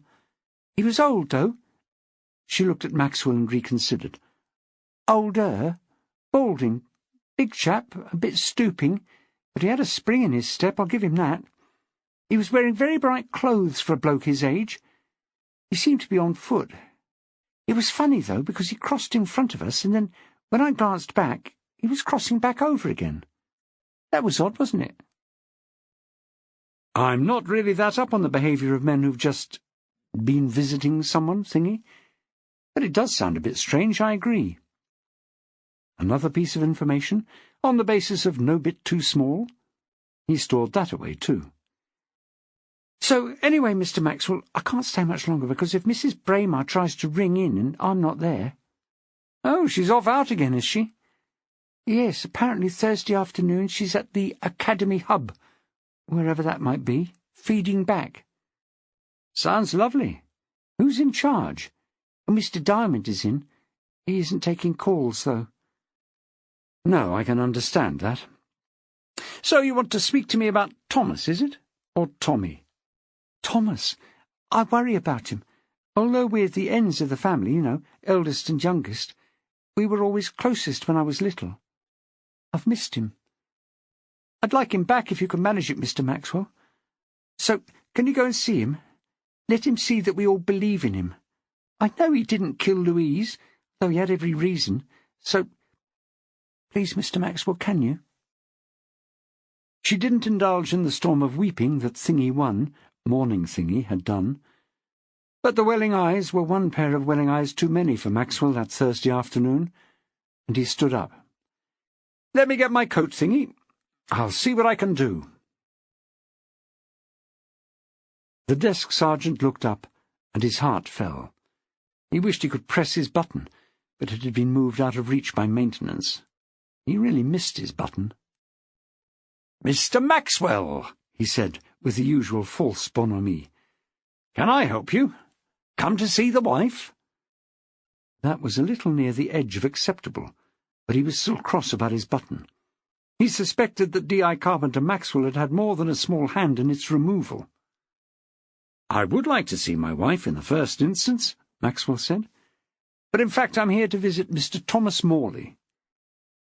"This isn't a hospital, Mr. Maxwell," the desk sergeant pointed out.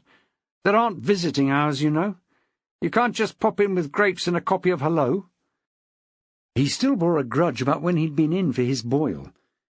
He'd had just one visitor who'd eaten the grapes and had clearly read the Hello from cover to cover, that even started the crossword, making a total hash of 14 down. "I'm aware of that," Maxwell said with a polite smile. "That's why I'd like to see my wife first. But I am here at the request of a family member who's concerned about his welfare." The desk sergeant thought for a moment. It was all too easy these days to end up as a headline in the Daily Mail if you weren't careful. Man 33 dies in police custody. He picked up the phone and snarled into it. "Your husband's here, Mum." He waited while she answered, looking at Maxwell with hostile eyes. "He says he's here to see Morley, Mum. Says one of the family sent him." He looked at Maxwell again, his lip all but curled. "Will do." "Shall I go on up?" Maxwell suggested. "That's what the lady said," the sergeant said, and opened the doors without another word. Fiona Braymarr was feeling unusually stressed that Thursday. The academy meeting was usually simple. She had never had any problems controlling them before, but for some reason the hold she had over them felt very tenuous. Everyone sat in their usual seats. The sleeping ones were sleeping as per. Even the doughnuts were laid out in exactly the expected formation. But there was something in the air. At exactly 3 o'clock the chairman cleared his throat and sat forward to welcome everyone. So far, so normal. But the tingling in her spine and the slight butterflies in her stomach warned her that this may be a bit more of a challenge than an everyday Thursday update. She blamed Maxwell. She had taken to doing that ever since she'd met him. The man had nemesis written right through him, like a stick of rock. "Thank you for coming, everyone," the chairman said. "For God's sake, why have a real man at all? Why not just have a recording? Before we begin, I would like to say a very special thank you to you, Jeff, for coming to this meeting when you've had so sad a bereavement." Small murmurs of assent from round the table were countered by a mutter of acceptance from Jeff McBride. And that was all Denise McBride was worth that spring afternoon. "I've had some communications this week," the chairman continued, "some through the post, some as emails. Of course, whenever we start the process of academization—" Fiona Braymarr was pretty sure that wasn't a word, but it would do as well as any other. "We have letters. No one ever seems to want change these days. But, Mrs. Braymarr, I have to say, never as many as this, and so vituperative. You really seem to have rattled some cages this time." The chairman had called her Fiona once. Just once. He had never ventured to do so again. "Cages needed rattling, David," she said crisply. "When schools are failing, one must prune where necessary, root and branch." One of the sleepers roused himself and sat forward so he could look her in the eye. "Failing, Fiona?" he asked. He was too old to care about her frosty looks, and he only sat on boards like this to get him out of the house, so if he was kicked out of this one he would simply find another, or take up golf, bowls, curling. It was all one to him. "Define failing, if you would." She took a deep breath. Who was this old duffer? He'd never spoken before, as far as she could remember. "Perhaps I oversimplified," she said, sharing a dazzling smile around the table. "By failing I simply meant a system descending into chaos. Systems need attention to keep them healthy, and the schools in Leaford were not getting the attention they needed. They were not improving, they were simply coasting. In my experience, coasting means going downhill." The old man at the end of the table smiled at her. Was it just her imagination, or was the smile condescending and not altogether friendly? "Fiona," he said, "have you ever heard of the phrase, 'If it ain't broke, don't fix it'?" "Of course I have," she snapped. "But why wait until something is broken? Why not just prevent the breakage if you can?" The old man sat back again and closed his eyes. "Like bubble wrap," he remarked to his coffee cup. "Couldn't you just have wrapped the schools in cling film for a while and watched what happened? These mass sackings have raised a lot of dust." Fiona Braymarr was equal to any challenge, especially from old gits like this. "Mass sackings is an oversimplification," she said. "All I did—" A phone rang further down the table, and every head turned. Phones were turned off in Thursday meetings by Fiona Braymarr's order. Some hands went surreptitiously to pockets, but the culprit was soon clear. It was Jeff McBride. He looked at the number and pressed a button. "Sorry," he mouthed. "All I did," she said, "after a very long look at the bottom line of all the institutions under consideration, was remove any staff who, in the final analysis, were giving back less than they were being paid. It was that simple." The old man at the end of the table spoke again. "But the high school nurse, Fiona? Draconian, perhaps?" "There are perfectly good first aiders in-house," she said, not looking at him. The chairman tapped the table gently. "I think we should move on," he said. "I will have a chat with you afterwards, Mrs. Braymarr, if that would be convenient. But for now—" Again the phone ringing, and this time Jeff McBride jumped up and went out of the room, already speaking in urgent tones into the handset. "Point of order, Mr. Chairman," Fiona Braymarr said. "Phones are to be switched off in meetings, or so I understood." A few heads round the table nodded. Others turned to give their neighbours significant looks. Perhaps there was trouble in paradise. "That is the rule," the chairman said, "but Jeff did ask if he could be excused that rule on this occasion because of his situation. Police, that kind of thing. I could hardly refuse in the circumstances." "Do you know how things are progressing?" She drew back her head and looked severely at him. "Why should I know?" she asked archly. "You and he seem to have discussed it. Did he not tell you anything?" The chairman looked abashed. No, He shuffled papers desperately until the mood passed. "As I was saying, if we could go to any other business, does anyone have anything to raise from last time?" And so the meeting continued, as meetings will. The doughnuts were eaten, the coffee was drunk, sleeping was done, and by the end all that was left was some crumbs and a rather sour atmosphere. The chairman, intent on stuffing his briefcase with his paperwork, didn't see Fiona Braymarr leave, and although he needed to speak to her, he wasn't sorry to have missed her. If he'd had a motto emblazoned anywhere, it would have been something along the lines of "Sufficient unto the day is the evil thereof."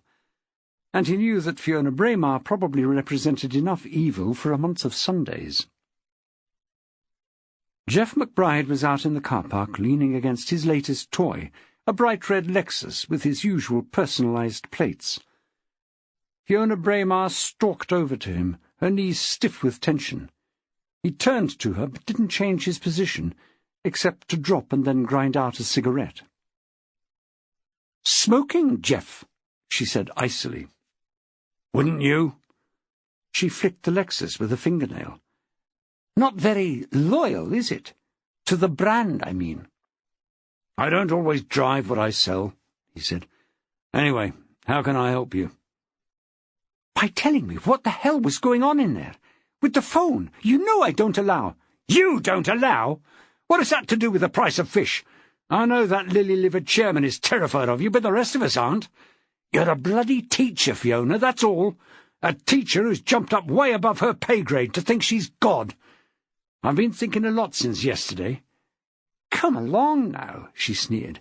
"You only ever think with your—" He leaned over and grabbed her wrist, twisting it painfully. "Don't say it. I'm tired of it. It's over, Fiona." "It? I'm not sure there was an it, was there?" Despite herself, she was feeling quite emotional. She hadn't shed a tear for many a long year, and she wasn't going to shed one now for a car salesman with ambitions. But the meeting hadn't gone well. The old git who usually slept his way through Thursday afternoons had got to her. And an unusual number of complaints? That was Maxwell. She just knew it. He went back to the Dark Ages, and for some reason people liked him. They listened to what he had to say. She wouldn't put it past him to— "So," Jeff McBride interrupted her thoughts. "That's it, Fiona. I'm putting in my resignation to the board today. In fact, I'm putting in resignations to all boards and committees I sit on today. I'm getting the girls back from my old bat of a mother-in-law, and I'm going to rebuild some bridges. It isn't too late." She leaned in very close so he could smell the coffee on her breath. "Oh, yes, Jeff," she said. It's always too late." She poked him painfully in the chest with a razor-sharp extended nail. "New woman, is it?" "Pardon?" He knew she could be hard, but he was becoming aware of just how much. He and Denise hadn't exactly been love's young dream, but most people at least paid lip service to the fact his wife had been murdered only days before. "On the phone? New woman?" "As a matter of fact, no. An old one, if you must know.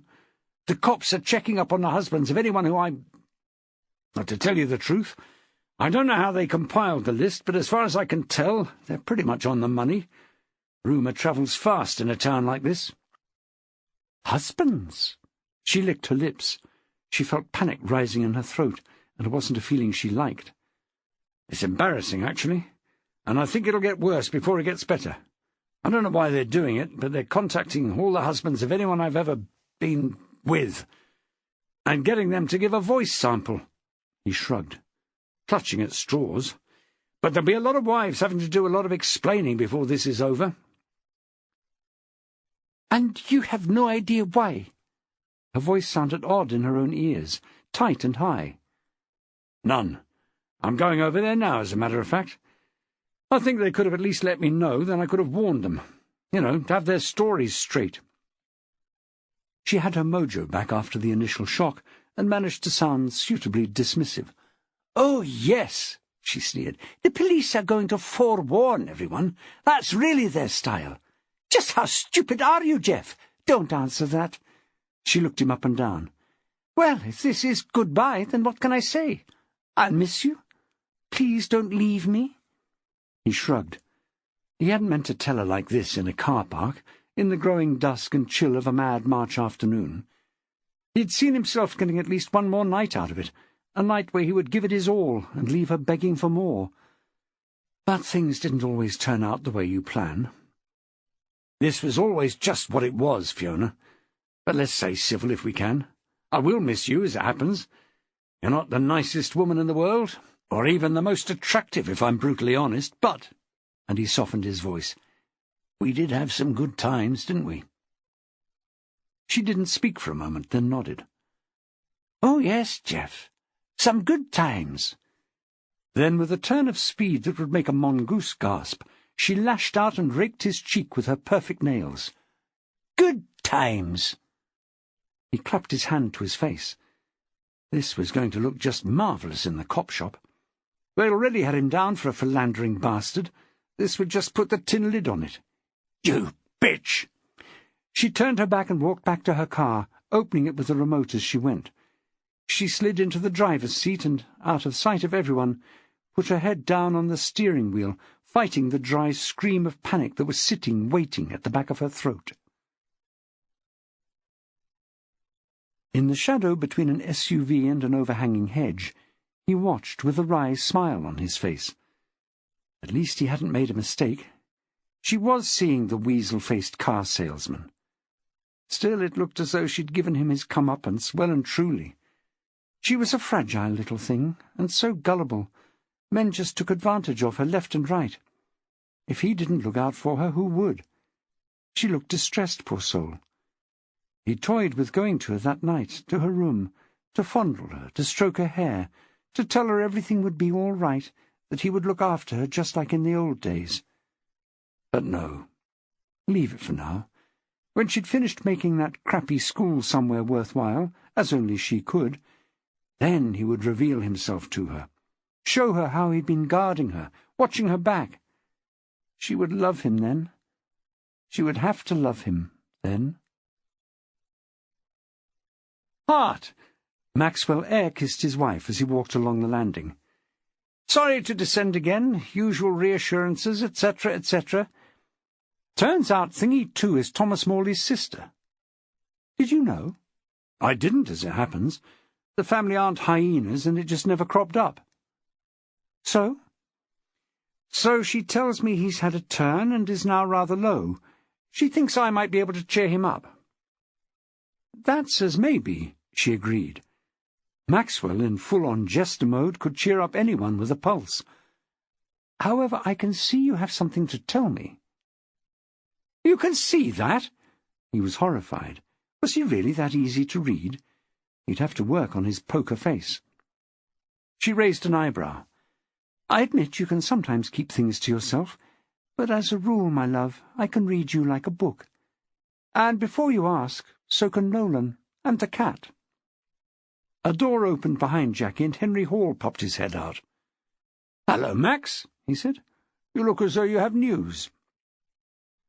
Jackie said nothing, merely smiled and spread her hands. "And Henry?" she said. "It isn't much." Maxwell was a little on his dignity. "I just had a chat with Thomas Morley's sister, and she just had a few oddments to add. She'd seen one of Louise Morley's punters going in. Although she was stuck for a name, she described him well enough for me to know who it was." Hall opened the door to his office. "Shall we just step in here?" he suggested. "You won't need to take notes," Maxwell said. "It's not an easy name to forget." It was Jeff McBride. Well. Hall made a note of it nevertheless. "He's never struck me as a man who needs to pay for it." "Perhaps it was a freebie," Jackie suggested. "Possibly," Hall mused. "Did she just see him?" "No, there was someone else," Maxwell said, not sitting down, because his main aim was to go to see Thomas Morley. He leaned on the back of a chair. "She didn't know him at all.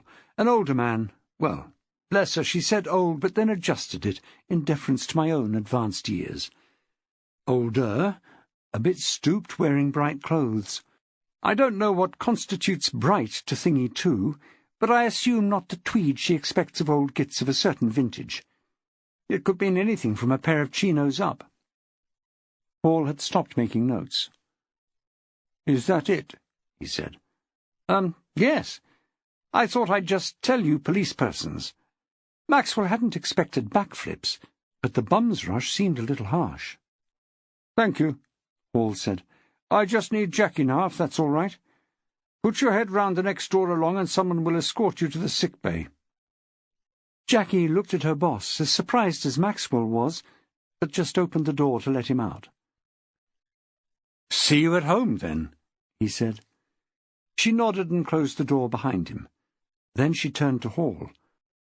She wasn't usually blunt with the man, but they went back a long, long way. "For God's sake, Henry," she said. "What was that all about?"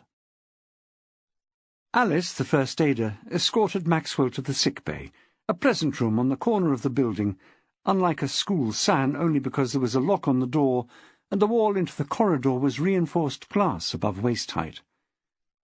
The bed was crisply made with a blue candlewick cover, and the pillows almost crackled with freshness.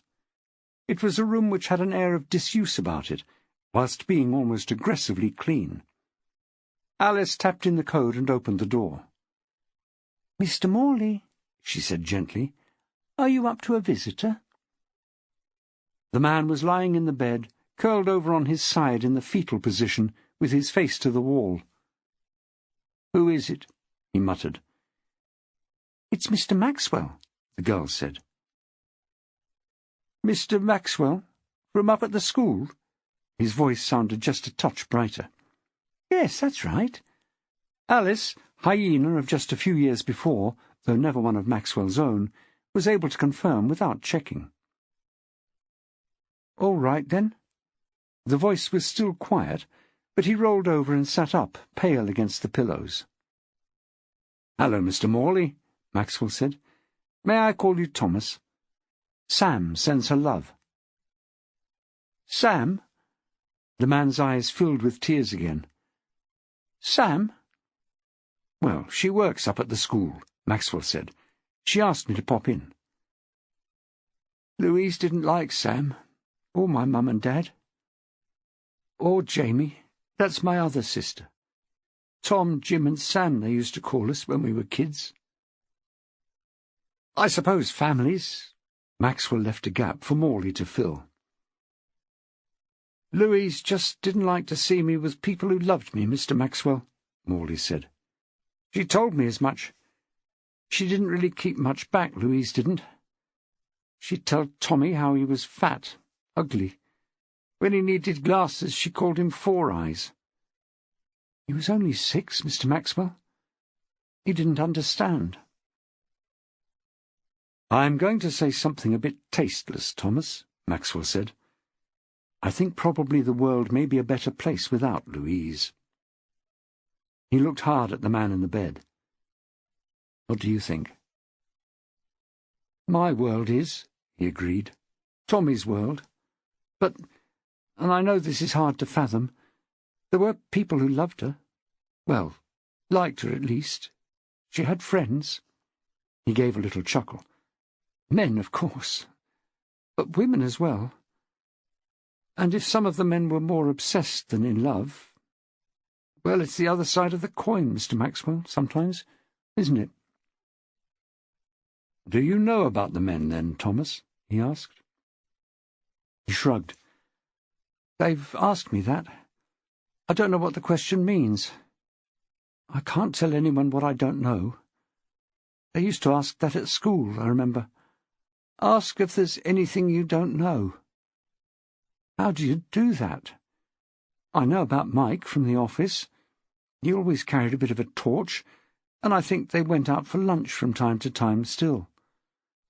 I know the bloke from next door used to come around, do little odd jobs for her, things she didn't think I would do properly. There may have been some more. She used to have girls' nights out once or twice a week, but she never brought her friends home." He looked into Maxwell's eyes and spoke in matter-of-fact tones. "She was ashamed of me, you see, Mr. Maxwell. I'm not good-looking or hunky or anything. She only married me because Tommy was on the way and she knew I'd say yes. But she didn't want me to meet her friends." Maxwell forbore to follow that with, "So the answer's no, then?" He felt sorry for this man, but thought the time had come for him to stop being so apologetic and to start thinking about the future for him and his boy, because, no matter who the boy's biological father was, it was clear he and Thomas Morley were closer than most relatives bound by blood. "It's nice she had someone, I suppose," he said. It was the best he could do in the circumstances. "I know what you're thinking," Morley said suddenly. "You think I did it. But I didn't, you know. I didn't." Maxwell patted his arm. "You know, Thomas," he said in the same tone he would use to his boy, "I don't think you did." Maxwell took the pretty way back to the foyer, past Henry Hall's and his wife's offices, but both doors were firmly closed. He even went so far as to raise his fist, primed to knock, but then thought better of it and went down the stairs, thinking.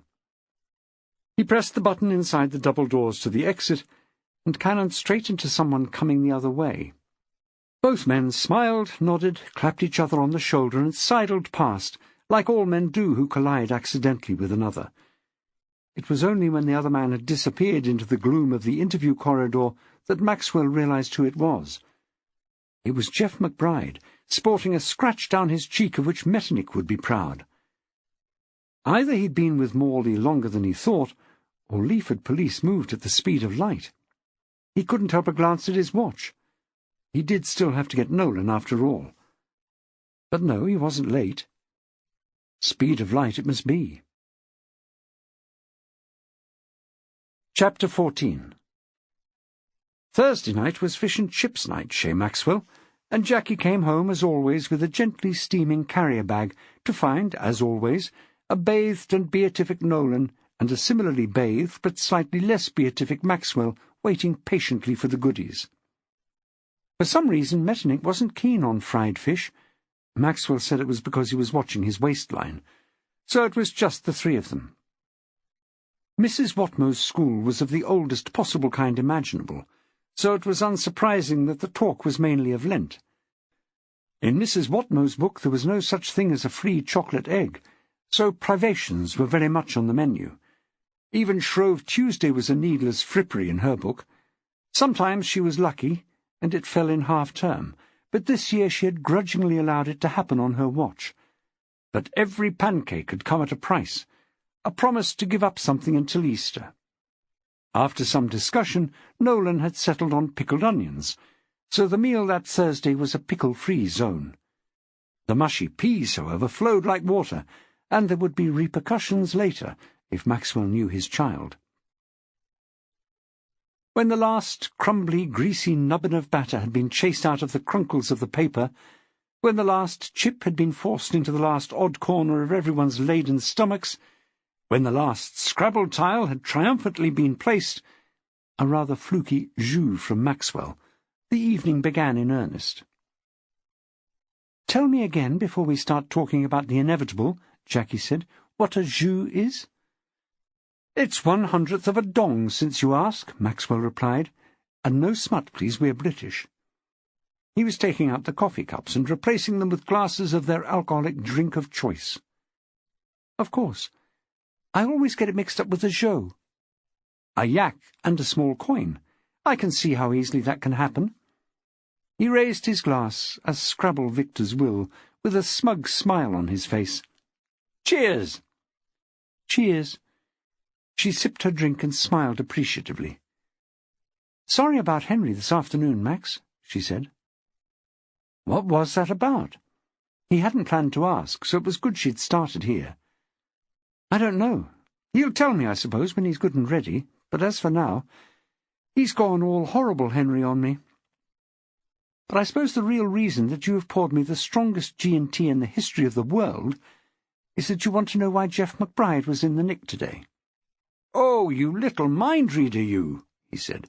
"You could give Derren Brown a run for his money any day of the week." "Indeed," she said. "And also, of course, he told me he'd bumped into you on the way in." "Yeah, that would also help," he said. "You'll never be a real rival to Derren if you tell me all your secrets, though." "Did you haul him in?" "Because of Morley's sister's story? No, we might have done eventually, but no, he came in of his own accord. And steaming mad, as a matter of fact." "Really? Why was that? I should have thought he's had an easy ride thus far. When you compare it with Thomas Morley, that is. Both have wives who've been murdered, and yet only one, as far as I can tell, is banged up at the nick. Or has that changed now?" "No. Or perhaps I should say yes. Morley's gone home now. Back to his mother's, actually. We weren't happy about his being on his own, and she was delighted to have her boy back. At the moment there's nothing to really pin it down to him except motive, and of course there's masses of that. There's also more DNA than you can shake a stick at in that house, mostly upstairs, as you can imagine. It may never be sorted, this one." Maxwell snorted. "Never be sorted? Not when he was on the case." "And McBride, explain his steamage." "Well, I told you about the threatening call to Mrs. McBride." "Yes." "We have a bit more on that now. I'll tell you that in a minute. But before the sound boffins came up with this new wrinkle, we thought it must be from one of the many cuckolded husbands that dear old Jeff has left in his wake. Due to the content, of course." "Right. So I think I know where this is leading. You've been on to said husbands, and shit has hit the fan." "In a nutshell, yes. We couldn't get to them all, of course, because even I like to spread it around McBride keeps some of his ladies under his hat. But we contacted a fair few. Well, over a dozen, actually, and of course lots of the women could supply other names. I think you may be one of a small minority of men in Leaford who won't be receiving a call." "Well, that's nice to know," he smiled. "And so, as might be expected, shit has indeed hit the fan. One of the women rang McBride and gave him an earful. Well, I say one of the women. Actually, she's the latest to be thrown over, so was madder than many. I suppose with some time has been a healer. They've told the husbands and it's all blown over, that kind of thing. But it's still very raw for this one. She's only just been replaced, as you might say, so she's really gunning for him. As is her old man, I need hardly say." "But nothing from the current squeeze?" "Not as yet. He's either taking a breather," Maxwell snorted, "or this one's a bit special and he's keeping her more under wraps. I think we'll be watching this space. With his wife dead, she might be moving up a notch. But it's now more complicated." Maxwell gave an excited wriggle. He liked complicated. "How so?" "The sound guys have extracted various sections from the answer phone, and have worked out that the anonymous call came from the Elliston bar, where McBride was. Correct, but also the same voice was in the background when he was calling. That must have been awkward, if it was Mr. Number One Squeeze. Yes, that's why we don't think it was, because McBride's voice shows no very overt strain in the recording, and surely, if the husband of the woman he had stashed upstairs— Really? Maxwell raised his eyebrows. Well, don't you think so? We're looking into that as we speak, but it's hard to work out when you can still book a hotel room anonymously if you lie and use cash, or a company credit card. Yes, I suppose so. That makes his alibi a bit rocky, though, surely. It was always rocky. Anyway, that's why he came in. But it was handy because I could then hit him with his visits to Louise Morley. I wish I could have been a fly on that wall, Maxwell said wistfully. You could have heard a pin drop. He went as white as a sheet. I thought he was going to keel over for a minute. 2 in one day would have been a bit much. You're so hard, that's your trouble, you scary woman policeman. I'm working on that, she grinned. But he was back with the old bluster before too long. He was indeed in the habit of going to see Louise Morley, he said. They'd known each other for years. In fact, he was surprised that we hadn't discovered that she'd briefly worked for him before going to work for the bus company. Before she married Thomas Morley. Before Tommy was born. She sipped her drink and looked at him, while the penny slowly dropped. He's Tommy's father? Maxwell was incredulous. Yep. He didn't then go on to explain whether he was therefore getting freebies, or he was there to catch up on family stories of how his lad was faring. But that's the situation as it stands now. Thomas Morley and Denise McBride were friends without benefits, but I think he was genuinely fond of her. And Jeff McBride has been knocking off Thomas Morley's wife since before the flood. So, Mr. Clever, do you like complicated? This complicated enough for you, Before he could answer, the phone by his elbow rang. Ahoy, ahoy! Maxwell always got a bit nautical when he'd been eating fish. Oh, bugger! He clapped his hand to his forehead. Jackie gave him an old-fashioned look. Cold callers were annoying, of course, but Maxwell was usually rather more civil. She could hear the phone squawking, but couldn't tell who it was. I meant to. It just slipped my mind, and I'm sure you can imagine what it's like right now. Quack. And dusty, too, of course. Ah, Jackie realized. Mrs. B. I do understand. Blogging can be big business these days. Well, why not tell him to go ahead? Hang on. He moved the phone further from his mouth and spoke to his wife.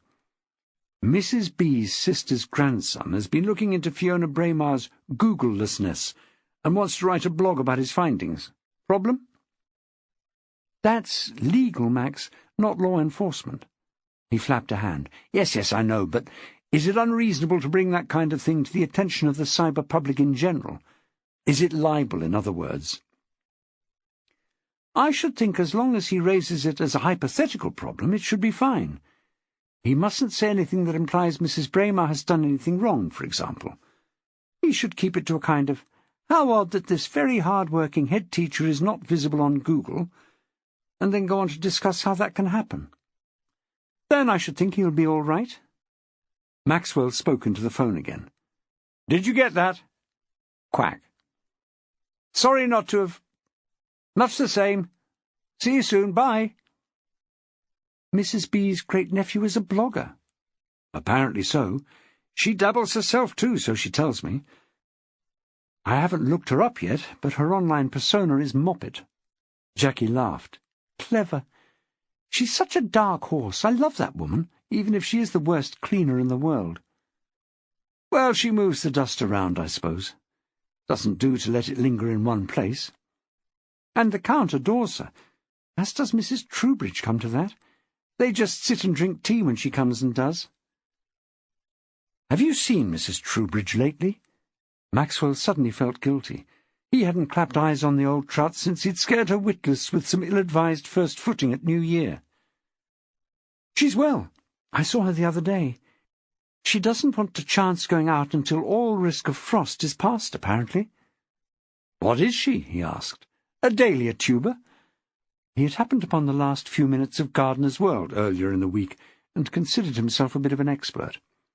And the opening lines of Walter Scott's Ivanhoe trickled into his memory. In that pleasant district of merry England that is watered by the Monty Don. Afraid of falling. She's getting a little bit frail, Max. A broken hip isn't a great idea at her age. True. As long as she's all right. Where were we? Mrs. B's great-nephew? Yes, he's a computer expert. He actually does it for a living, rather than keeping it up his sleeve and surprising people, unlike his great-aunt. Jackie laughed. I still think that's amazing. But useful, Maxwell pointed out. You have no idea how often she's saved my bacon at school. Well, anyway, he was on the case of the missing Google profile of Fiona Braymarr and became quite intrigued. The blog, as I understand it, isn't so much about her as about how one becomes invisible on the internet. He held up a hand. Don't ask me. I was told, but it wasn't English as I know it. Suffice to say, it is very unusual. I should say it is. I would think someone as high profile as her would go on for pages. Well, Maxwell said thoughtfully, she has no reflection, so why would she have a Google profile? Fair enough. Ask Mrs. B to let me have the link. It'll be interesting reading. Maxwell's face went into technology mode, an expression specifically designed to look as though he knew what was going on, but clearly showed he would not be joining in the chat. Jackie smiled. She knew the thread had been broken. Shall we chill out to something on TV? Not crime, if you can find anything else.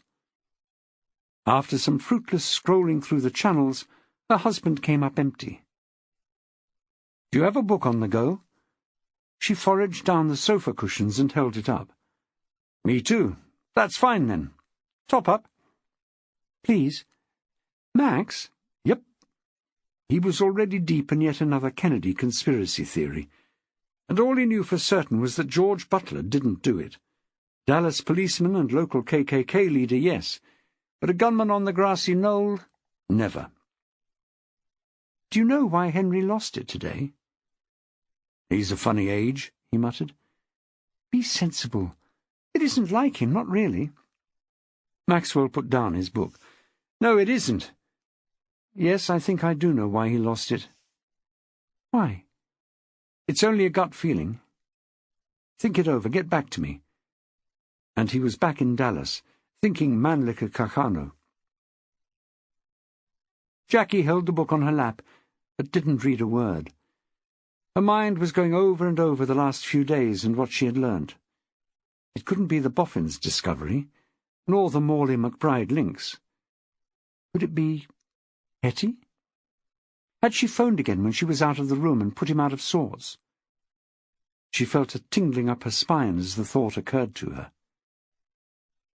The man crossing the road was Hetty's husband. Oh, hello. He closed his book and smiled up at her. Why do you think that, heart of my dreams? Because he crossed over, then crossed back again. So if Hetty, whose real name is... Oh, you won't get me that easily. So if she saw him approaching the house, it wouldn't be from next door. Good. And he was wearing bright clothes, like a golfer. Aha!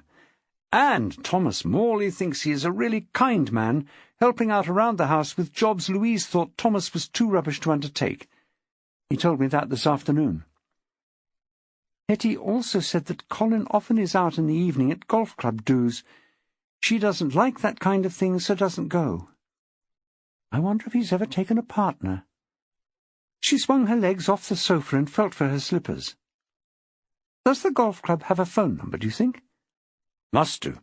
They hire themselves out for functions, don't they? We had What's-her-face's retirement there last year. You remember Textiles Woman? She'd been there for years, apparently. I didn't even know she existed. Shame on me, I know, but there it is. Stitch, stitch, stitch. I remember. I'll give them a call. She reached into her bag for her phone and tapped the screen, scrolling through until she found what she was looking for. It still fazed Maxwell when she did that, and then spoke into it in the normal way. He was getting better with computers. He almost had phones licked. It was when they met in the middle that his brain started to sizzle. It took a while before she was speaking to the golf club secretary, and he did sound as though he'd been sampling his stock rather freely. But she kept him to the subject at hand, and even managed to make him understand that this conversation must remain confidential. He did call her little lady once or twice, but on balance she thought he had got the message. "Well?" Maxwell was agog. She took a deep breath and looked at him with a sly smile playing round her lips. Then she took pity on him. "Colin Hampshire, who is by all accounts a bit of a sly dog, has from time to time appeared at golfing functions with a bit of a cracker, and I quote, on his arm. Everyone likes Hetty, and she's a hell of a baker, and I can vouch for that. So they all keep stum. And anyway, what with old Col not being much of an oil painting and as boring as all get-out, they all assumed he paid the woman. There have certainly been rumours that she supplemented her fee out on the 18th hole with other members, if the weather was clement." Well, it was all Maxwell could manage at short notice, and Henry obviously realised that at once. How could Colin— Sorry, what was the surname? Hampshire. How could Colin Hampshire think he would get away with it? He did, though, didn't he? She pointed out reasonably. If Louise hadn't got herself killed, there would have been no reason for this conversation or any of the others which have led us here to take place. That's true enough. Well, old Col, eh? Maxwell raised an eyebrow. Are you going to tell Henry you've worked it out? Put him out of his misery? In the morning. I'll let him stew for a while. Maxwell picked up his book again, and was soon miles away. Damn George Morenshilt! What a dark horse! Jackie had often tried to attract his attention at times like these, and failed, so she thought she would try an experiment. Hetty's name is Ethel, she whispered, so quietly she hardly heard it herself. He showed no sign of having heard, and just carried on turning pages, occasionally referring to the end of the book following an endnote. She was rather disappointed. She had thought that he couldn't resist reacting, and she was sure he'd heard. But nothing. Later that night, with the lights off and only the sound of the distant traffic on the flyover, Maxwell turned his head and murmured, "Poor woman," and lay there in the darkness, grinning. Everything comes to he who waits, and it was, finally, Friday. Maxwell bowled along on White Surrey, feeling that things might be looking up. True, his school was going to hell in a handcart, but once the murders were solved, he could tick those boxes and concentrate on how to rid himself of Fiona Braymarr. He wished he could work out how. A Pied Piper approach was an attractive thought. Entice her with sweet music down to the esplanade, and when she'd reached a reasonable rate of knots in her dance, just step aside and watch her sink. But he had a horrible feeling that she would be the one rat, stout as Julius Caesar, who would make it to the other side. The fact that would mean she would end up in France was small comfort. No, there had to be a better way. He coasted down the road to the school, touching the brakes lightly as he went. Surrey had reached the age now when applying the brakes at anything less than death-grip pressure made no difference to the speed. But the squealing noise at least gave Mavis due notice. He wouldn't have minded in principle, clipping one edge of her high-vis, but suspected that it might involve a lot of explaining, so he took steps to avoid it on a daily basis. He looked up, expecting the normal sight of her standing like an ox in the furrow, lollipop aloft, but there was nothing. A gaggle of breakfast clubbers were ambling up the entrance driveway, but of Mavis there was no sign. He could hardly wait to get inside to check. He tapped on the reception desk with a hastily removed cycle clip, and after a surprisingly long interval the pale dog's body appeared, peering as always through her hair. Fighting down the urge to grab it and pull it back into a ponytail, Maxwell addressed the girl he knew was in there somewhere.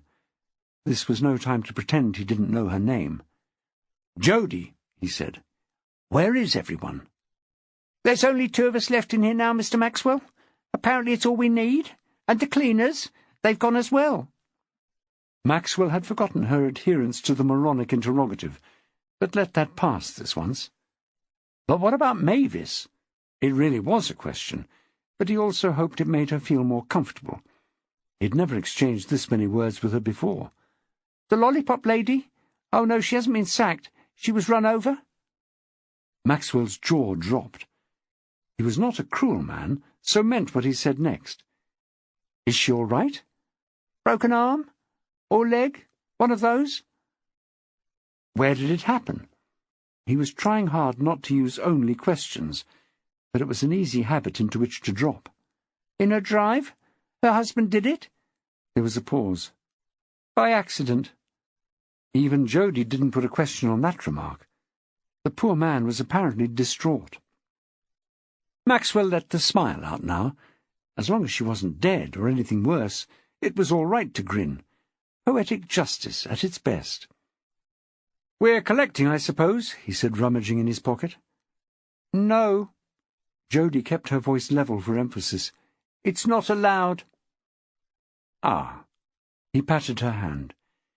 "Keep smiling, Jody," he said, although how anyone would be able to tell was a mystery.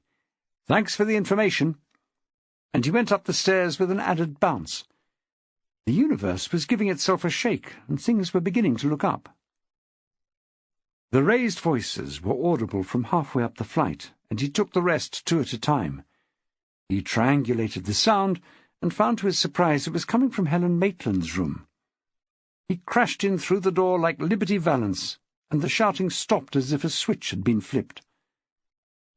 Zachary Budd had once been voted, at the Year 11 prom, in fact, the boy least likely to say anything. He wasn't morose or a martyr to nerves. Neither did he have more syndromes than China. He was just very quiet. So it was all the more surprising that it was his voice that Maxwell had heard, and his face that stared, grim and determined, across the desk from Helen Maitland. "Zach," Maxwell said softly, adopting the family doctor approach.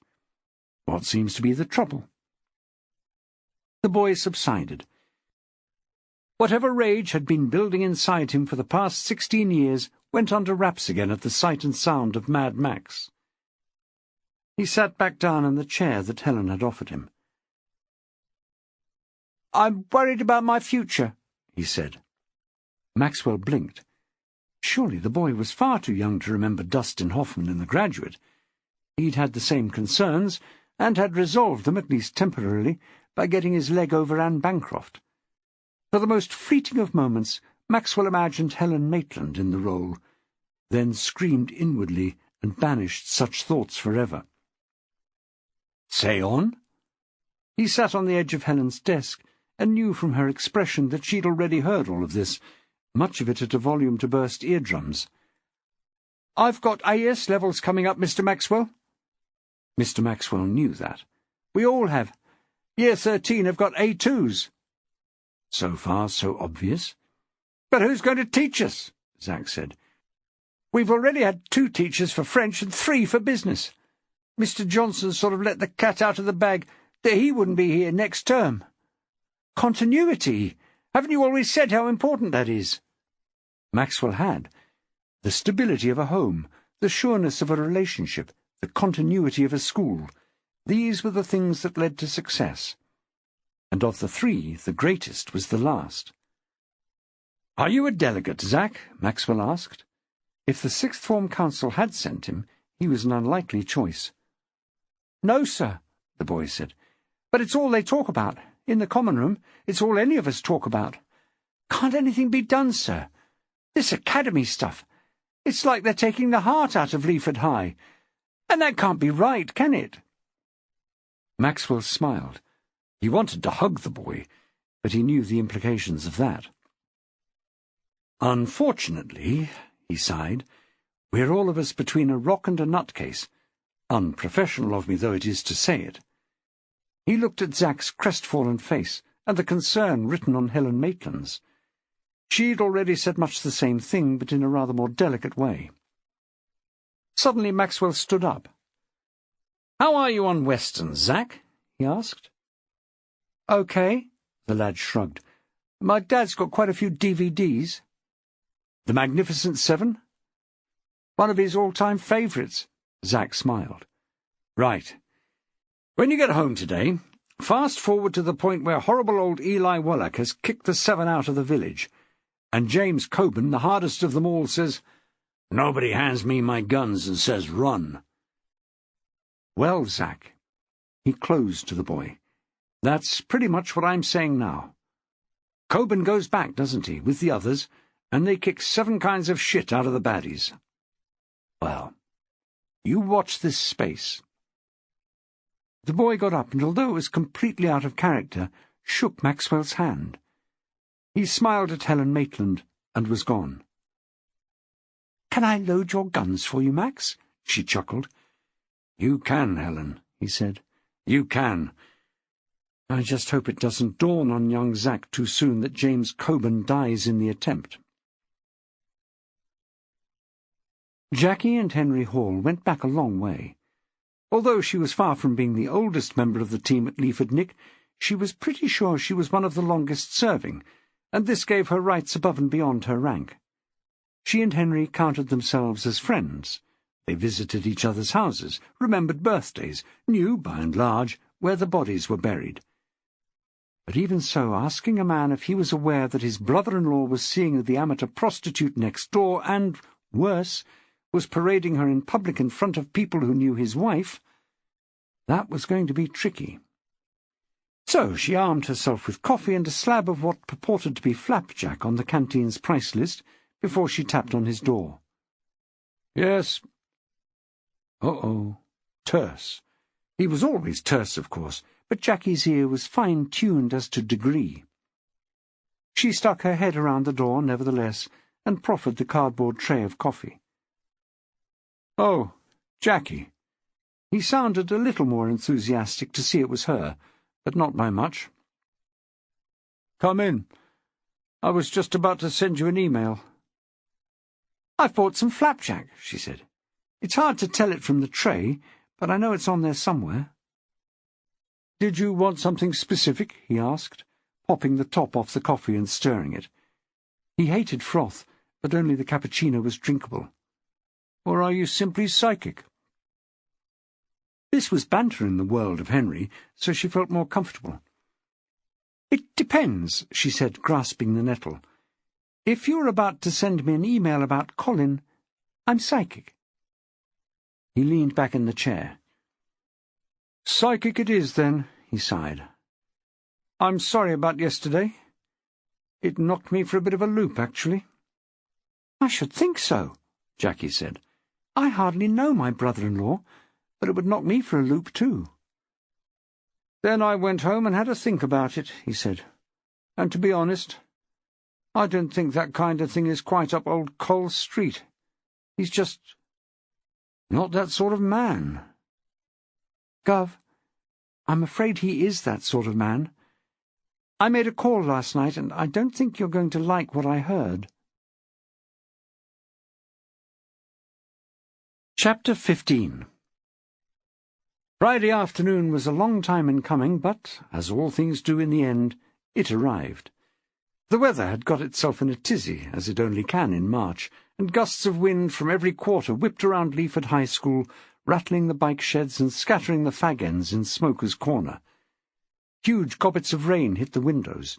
In the grounds the few daffodils that had survived the onslaught of 2,000 feet were lying flat to the ground, pointing north one minute, then were taken up as though by savage hands and hurled back to the ground again, this time pointing south. And all the while, out to sea, the sun sent silver shards through the clouds to pick out the wild white horses in the channel. Maxwell stood looking out of the window, leaning on the sill and seemingly lost in the crazy beauty of the day. Below him, what should have been the 4th evening meeting of staff and Fiona Braymarr was getting under way. The new regime in this respect was not going well. On Tuesday there had been a desultory attendance, mostly made up of the brown noses, and those so far out of touch with the mood of the moment that they went without realizing the potential for pariahdom. On Wednesday it was brown noses only, and several of those had thought things through and had come down with unspecified urgent medical appointments. Thursday was a James Diamond day, as Fiona Braymarr was busy feeding back. And so Friday had come around. It was surprisingly well attended. Heads had been put together, and the consensus was that, with axes falling hither and yon, it was better to face the enemy. The science people had the biggest axe to grind, having lost their support staff. They were closely followed by the business and CDT departments, whose computers had been amusing themselves all week by crashing one by one. It was like watching a line of virtual dominoes topple, but less exhilarating. They had the head geek from Year 10 in the frame. He was known for being more attitude than aptitude, but God, could that kid hack a computer? It was like poetry in motion. Maxwell had him tipped for MI6 if he ever grew up and didn't make a fortune out of wiki geeks first. Then came the sundry humanities. Rumour had it that she was going to amalgamate them all into one small sub-department on the basis that they were the soft option. The maths department had just come along for the ride. The room buzzed like a wasp's nest poked by a stick. Sensitive souls could almost smell the brimstone in the air. Usually the room was set out for meetings by the caretaking staff, or, failing them, the cleaning contingent. But in the absence of both, the staff had dragged chairs out into rough rows, and it gave the place a rather ad hoc air. There was no desk at the front for the SMT to hide behind, and no chairs for them either. From the back someone pinged a rubber band, and a paper pellet hit the far wall. The faculty had suddenly become the Sons of Anarchy. The sole surviving member of the religious studies team looked around anxiously. She'd studied Charles Mackay's book on the madness of crowds when she was doing her master's, and she'd found another fan in Maxwell. He had said to her after the first meeting, only 5 days ago, it seemed impossible, "Men, it has been well said, think in herds. It will be seen that they go mad in herds, while they only recover their senses slowly and one by one." She had taken it to be a warning to avoid the meetings, and now she wished she had taken heed. She noticed that he was noticeable by his absence. She bent down to pick up her bag prior to sidling out, but she left it too late. The doors swung back and Fiona Braymarr was among them, flanked by Janet Taylor, looking green around the gills as always, and a very slow-moving James Diamond. It didn't take a genius to see he was back on the tablets. Silence didn't fall over the meeting as it had earlier in the term. It was more that the mutterings turned inwards. From a wasp's nest on high alert, the sound was more of a prey animal crawling as quietly as it could back to its burrow at the arrival of the predator, there to regroup and plan the killer's downfall. Diamond looked out over his staff and saw what they had become. They were at bay, although they all still sat around as usual. They were still wearing their sober teacher's clothes, yet it looked like camouflage. And the scents of Mark Jacobs and Issey Miyake could not mask the pheromones of distrust and anger. Through the fog of his medication, he thought he might enjoy today. Maxwell stood, unusually undecided, watching the weather as it gathered itself together to deliver something special. He knew there were warnings out all along the coast of high winds which might cause structural damage, of high seas and rivers which could result in flash floods. Fortunately, Columbine was at risk of neither, tucked as it was on a slope in the lee of a hill and reassuringly high enough above sea level. But the weekend was going to be a challenge to many, that was clear. He suddenly decided and turned to leave, to bend his unwilling feet to join the meeting below him in the staff room. The school had that feel about it, not empty, and yet missing the scurrying feet, like the rats in the wainscoting of an old house. He took one step and the phone rang. It was probably nothing. He took another step. But wasn't today Nolan's first go at judo? Visions of A&E swam in his head, and he snatched up the receiver. "Maxwell." "Mr. M." Mrs. B sounded more flustered than was her wont. "I thought I'd miss you. Ain't you at the meeting? It's about now, isn't it? She'll have you for that. She's a cow, that one. It is? You're in luck. No, I'm not. Indeed it is. I was just leaving to go there. She won't if I have anything to do with it. And finally, yes, she is. Maxwell missed Mrs. B. Having a conversation with her was a good workout for his brain. If he could keep up, he knew that senility was not upon him just yet. How can I help you? It's my sister's grandson, our Jacob. Need help with the punctuation, does he? Maxwell didn't mean to sound flippant, but now he'd decided to attend the meeting. He didn't want to miss a minute. No. Mrs. B sounded unusually terse. He's been questioned by the police. Pardon? Maxwell was suddenly all attention. Whatever for? His first thoughts were that the lad had been hacking into somewhere. His second thoughts were that he hoped it was nothing military, or his bank. I just had a call from his missus. It wasn't Mrs. M's lot, she said. Well, she didn't say that exactly. She said... Yes, I get the idea. So what were they? I couldn't quite tell from what she was saying. She's hysterical. She opened the door to them and they just came in and took him. They had one of them banger things for knocking down the door. Maxwell had always secretly longed for one of those, but could see that being the wrong side of a door being given the full treatment would not be much fun. I didn't use it, she went on, because I really opened the door, but they would have. But what did they want? Surely the wife, no matter how shocked, would have an idea as to that. She didn't get the details, but she said she heard him say to him, as they took him out, that it was in connection with his searches and subsequent blog on the subject of Fiona Braymarr. What? It made no sense. Who was this woman? She was a dire people manager, that was clear. But being rather brusque and not too hot at HR didn't usually make a person somewhat of interest to... whom? Special branch? MI5? The Stasi? KGB? Maxwell's imagination ran riot. Mrs. B, don't worry. I'll ring Mrs. Maxwell and see if she can find out what's going on. I've already done that, Mr. M. No offence, Mrs. B said. I thought it was best to go to the horse's mouth, but she's out. I'll track her down, he promised. Where are you? I'm at my sister's place. Everybody's here. I'll text you the number, shall I? Oh, if you like, Mrs. B. I'm sure I'll be able to find it somewhere. Don't come that with me, Mr. M, if you don't mind the cheek. I know you can understand texts. Got me, Mrs. B, he chuckled. Text me the number then, and I'll let you know how I get on. Don't forget. The woman wouldn't let his previous oversight be forgotten in a hurry. He knew that. I won't. I'll get on it now. Sooner I'm gone, sooner I'm back. Right-ho, I'll leave it to you then. Maxwell heard raised voices in the background. He was sure he heard someone say old git and other phrases he wasn't so sure about.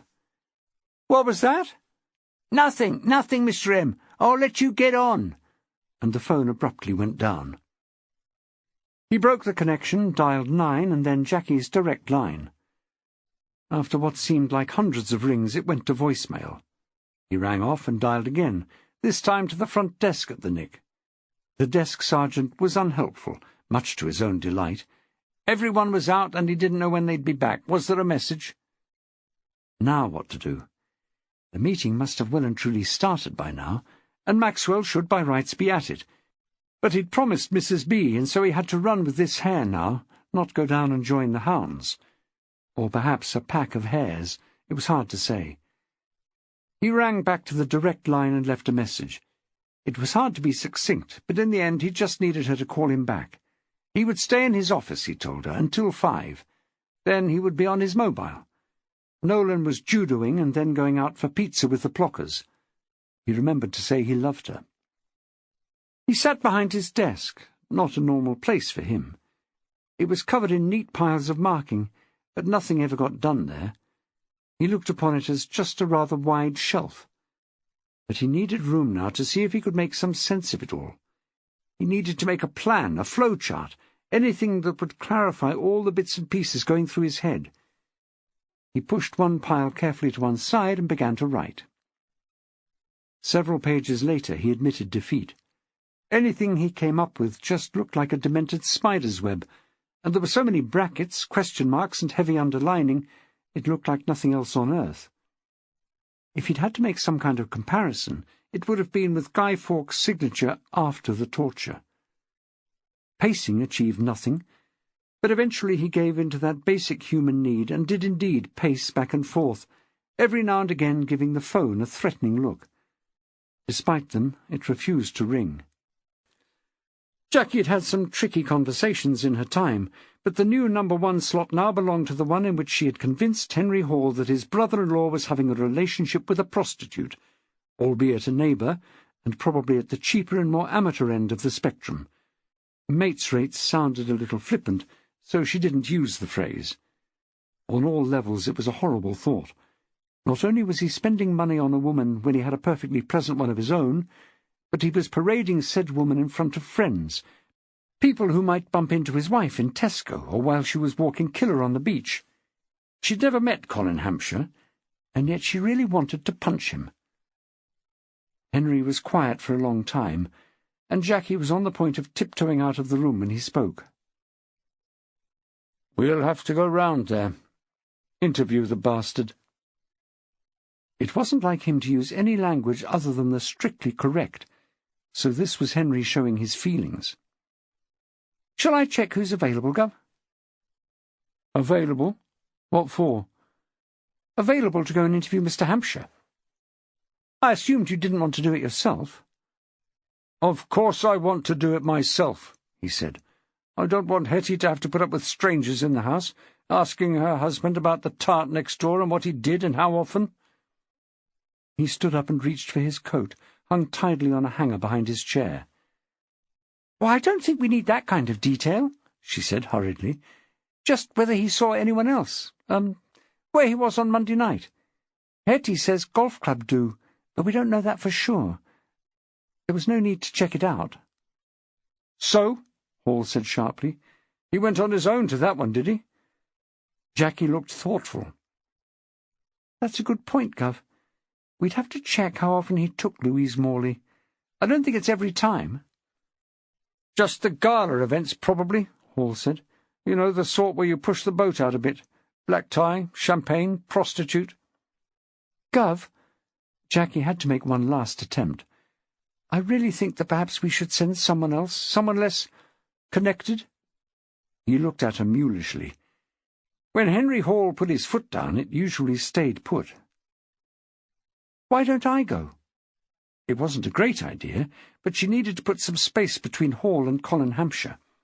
She wanted this family to survive this thing. 2 had already been torn into pieces, and that was bad enough. Another one would certainly be one too many. "Don't worry," he said, opening the door for her. "You're coming anyway. Fetch your coat." As she was shrugging it on and shoving the scarf into the pocket in case the weather turned once more, the phone rang. She was almost allergic to leaving a phone ringing, but as she took a step towards it, Hall's voice concentrated her mind. "Leave that. I need to go now." Jackie thought of what Maxwell would say if he heard that. His 2 bêtes noires were currently need to and reach out. What, he would have said, is wrong with want and ask? But picking Henry up on his grammar was possibly not really the best plan right now. Leaving the phone ringing, she scurried after him along the corridor and down the stairs. In the car park, with the wind whistling around the corner of the building, on a straight course from Siberia, he threw her his keys. "You drive. I'm too angry to drive." No one looking at his face would have known it, but she took the keys anyway and set off towards the outskirts of Leaford to interview Colin Hampshire. In the car, Hall was silent, sitting in the passenger seat, his chin sunk onto his chest. He was usually a critical passenger, and although it was good to be able to drive through moderate traffic without his constant admonitions, it did give the journey something of the flavour of the tumbril. When they drew up outside Hetty's house, he didn't move, even to unbuckle his seat-belt. Jackie sat silently by his side. This had to be his call, his timing. Hetty was at the window, peering out, trying to identify the 2 callers outside. Recognition was beginning to dawn on her face when Hall suddenly sprang back to life. "Let's do it," he said to Jackie. "I want you to ask the questions. Is that all right?"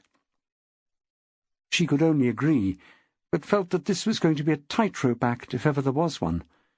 Going over Niagara Falls blindfolded would be a walk in the park by comparison. She nodded and got out of the car, but Hall was at the door first. Killer was doing his stuff already, and Hetty opened the door, a beaming smile on her face. She lifted her cheek to be kissed, and her brother planted a peck there, muttering into her ear that this was official. "Oh, dear," she twittered. "Hello, Jackie." She fluttered her fingers at her and gestured her inside. "Let me just shut Killer in the kitchen. Shall we go into the lounge? Colin's in there watching the golf." "Is that Henry?" someone called from the room. "I'm watching the Puerto Rico Open. Come on in while I watch Saunders take this putt." Jackie and Hall waited patiently in the doorway. "Oh!" Hampshire threw his hands in the air. "Beautiful." He pointed the remote at the screen, and the television went dark. "Don't worry," he said. "I'm recording it anyway." He turned in his seat and smiled at Jackie. "Come on in. I imagine old Hetty'll be in with the coffee and cake in a minute. She usually is." The two police persons sat opposite the man, and Jackie gave him a quick glance. She imagined that Hall was seeing him with new eyes as well. As described so well by Sam Morley, he was older, balding, stooped, and wearing, in deference to the Puerto Rico Open, light golfing clothes. The effect ended at the feet, which were encased in tartan slippers complete with gnawed pom-poms, doubtless courtesy of Killer. It was hard to see him as a ruthless roue, it was true, but this was probably the secret of his success in keeping his liaisons to himself. Who would look at him and suspect a thing?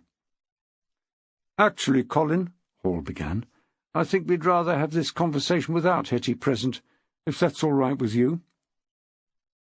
Colin Hampshire hadn't been a policeman all those years for nothing. Also, despite his rather cavalier flaunting of Louise Morley, he was not quite as heartless as that had made him seem. He had worried, in a small hidden corner at the back of his mind, that Hetty would find out, ever since he'd started his little visits, and it would almost be a relief to have it out in the open. It would cause a few ructions, he didn't doubt, but good old Hetty, she had a big heart, and she wasn't interested in that kind of thing these days anyway. And what with the varicose veins and the sagging tits, she wouldn't blame a red-blooded man for looking elsewhere. Not good old Hetty. So he smiled at Hall and said, "Well, I think I know what this is about, Henry. I don't mind Hetty being here. We always share everything, you know that." Hall and Jackie looked at him in amazement. Neither could imagine how they would feel if their own very significant others confessed, as Colin Hampshire was about to confess, to an affair with the next-door neighbour. For money. In public. But he seemed quite unconcerned, and so they waited until, as predicted, Hetty joined them, carrying a laden tray. Jackie glanced at Hall. He was as white as a sheet and looked sick. She had agreed to do the questioning, and so began. Hetty was pouring coffee and slicing lemon drizzle. Her husband was lounging in what was clearly always his chair, the best spot in the room with an unimpeded view of a television the size of a window. In the bookcase, row upon row of golfing books. On the mantelpiece, row upon row of golfing trophies. This was his house, his room. He was confident that he would always rule supreme, and his arrogance suddenly flicked a switch in Jackie, and she let fly. "We're here, Mr. Hampshire," she began. "Oh, Colin, please," he said, leaning forward to pick up the first slice of cake and the first cup. She noticed that his teeth were grey and uneven, that the scalp beneath the plastered comb-over was flaky and dry. She felt a twinge of sympathy for Louise Morley. The things we do for love are one thing, the things we do for money quite another. "I think I would rather be a little more formal at the moment, Mr. Hampshire, if you don't mind." Jackie caught Hetty's reaction out of the corner of her eye and felt sorry, but this had to be got through as quickly as possible. "I'm here to ask you about your relationship with Mrs. Louise Morley, who, as you know, was found dead at her home on Monday night." Hetty put out her hand, and Hall took it gently between both of his own. The man leaned back in his chair, his paunch filling the front of his pink diamond-patterned sweater. "She was just a neighbour," he countered. Suddenly, telling all in front of Hetty didn't seem such a good idea. "We have several eyewitnesses who say otherwise," Jackie persisted. "Who?" the ex-policeman blustered. "They're lying." "I can't name them, of course," Jackie said. "I'm sure with your police experience you know that. But they are reliable, and we are convinced that their information is accurate. You've been seen on numerous occasions at formal events with Mrs. Morley, and also you've been seen once leaving her house." Hampshire opened and closed his mouth several times, but no words emerged. Finally he spoke, but to his wife. "You never wanted to come, Het, did you? You didn't really like those formal things, did you? Didn't have a dress, or the shoes." His wife licked her lips, and her voice, when it came, sounded from very far away. "You told me I didn't like the formal things, Colin," she said. "You said they were boring, that the food was awful and the speeches worse. When I found a dress I liked, you remember, that green one, you told me it made me look like mutton dressed as lamb. You told me that I had bingo wings and saggy tits." She turned a stricken face to her brother. "I'm sorry, Henry. I never wanted you to hear all this." Her voice sank to a whisper. "I never wanted to hear all this." She cleared her throat and spoke again to her husband. "You were cruel to me, Colin. You said at my age it was best to just get on with what I do best, baking, looking after the kids, walking the dog. But you weren't old. Dear me, no. You could step out if you wanted. You could take tarts to the golf club, go round next door. Next door, Colin. When I had to turn the hoover on to drown her and her clients out, it was you." Het, old thing. It wasn't like that. I was fixing washers, light bulbs, that kind of thing. And I didn't mean to upset you about the dinners and such. I just thought... Thought? You've never thought a moment in your whole life, you pig! When's my birthday?" All knew, but clearly Hampshire had no clue. "It was last week. I put the cards up. Cards from the children, from Henry. From Henry's children, for God's sake. And you didn't even notice." She turned to Hall. "I can't believe I've been so blind, Henry. I'll have to tell the children, but not today. Can I come and stay with you and Margaret?" "Of course," Hall said, patting her hand again. "Pop upstairs and get some bits together. Are you thinking of bringing Killer?" "No, I bloody well am not," she said, drawing herself up. "Yappy little thing, and what a stupid name. No, he can have it, take it for walks and pick up its smelly crap. No, I'm just bringing a few bits. And my solicitor's contact details." She swept from the room, and little and dumpy as she was, she made a darned good exit. The three remaining sat listening to her footsteps receding up the stairs. Hampshire was the first to speak. "She doesn't mean it," he said with a dismissive wave of his hand. "She won't go. I notice you didn't check with the wife," he said to Hall. "See if it's all right for her to come back with you. You know she won't go." Jackie waited for a moment to see if he would break down, would realize that his life was, to all intents and purposes, over. But no, the man's hubris seemed to be boundless.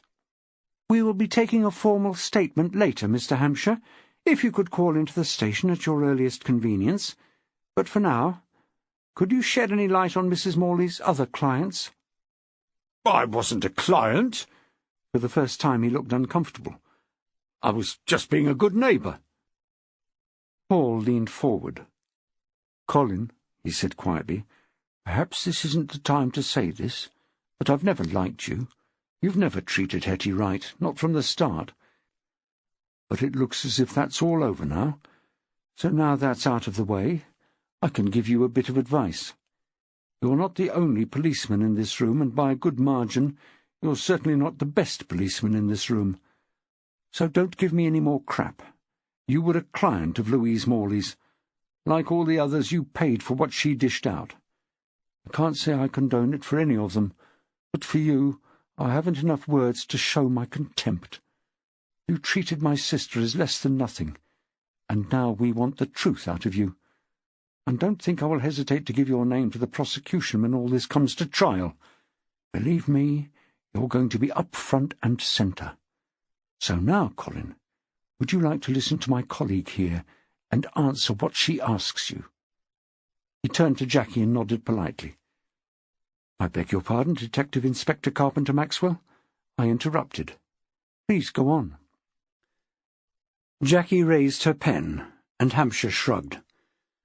"All right, I did pay Louise for sex, and I wasn't the only one. I never saw anyone else, though. She didn't... There was usually only 1 or 2 a day booked in." "Booked in?" Jackie was interested. "Did she keep a book, then? A physical book?" "Well, it sounds a bit of a cliché," the ex-copper said, "but she had a little book in her bag. She used to tick me off when I paid." He spread his hands. "I didn't mean to do it. I went round there one day after I'd retired to see if she needed any jobs doing." "So you help out in the street in general, do you?" Jackie asked, with a straight face. "What does that mean?" Hampshire's aggression was growing. "You help other people in the street, like the person on the other side of you here, the person across the road." "No," he admitted. "I just help Louise with a few jobs. Well, that husband of hers is rubbish, isn't he?" Jackie and Hall showed no response, and their silence forced him to carry on. "So one day she said she ought to repay me for the little jobs I'd done, so—" "I don't think we need details," Hall said. He'd heard his sister come back down the stairs and knew she was standing, listening in the hall. She needed to hear it, but not every last bump and grind. Hampshire was naturally unaware that his wife was in earshot and was, as Maxwell could have told them, as eager to share as any teenager after their first time. Hampshire's face fell. He'd longed to tell someone about it for so long. All that shouting, screaming, compliments. It all counted for nothing if no one else knew. But he knew a brick wall when he met it and settled for a shortened version. "So, a long story short, she thought I was bloody marvellous." He would get that in if nothing else. "So the next day I went back. I thought she'd want some more, She seemed to enjoy it so much." As he relived the humiliating second visit, his face fell and he skimped the detail. "There was someone else there. The doors were locked. I could hear... Well, anyway, I went back later and had it out with her, and then she told me if I wanted to do it again, it would cost." "So?" He shrugged. "That's what I did." "And the social events?" "I paid for those too. I wasn't thinking. I didn't think how hit you would feel." "No, clearly not," Jackie said, closing her notebook. "Oh, by the way, Mr. Hampshire, where were you on Monday night?" "A farewell do at the golf club." "And yet you didn't take Mrs. Morley?" He looked shocked. "God, no," he said. "I only took her to formal do's. No need spending money just for a farewell do." "Thank you.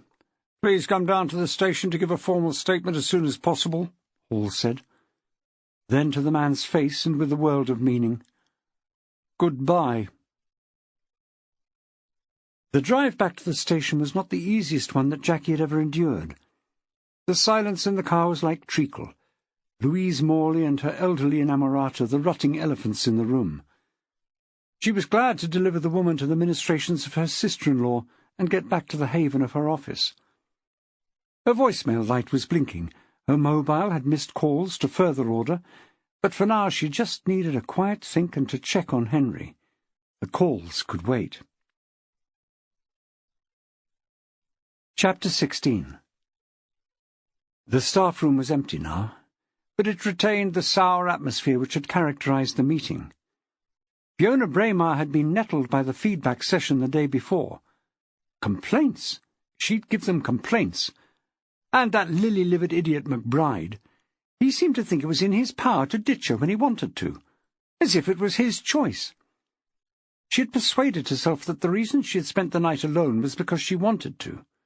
She would have lain down on hot coals rather than admit to anyone how long she'd spent at the window, watching.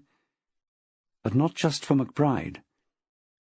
She was also watching for the lurking dread that never quite left her, the dread that she knew was back on her trail. There had been searches, internet searches. There had been calls. He was near.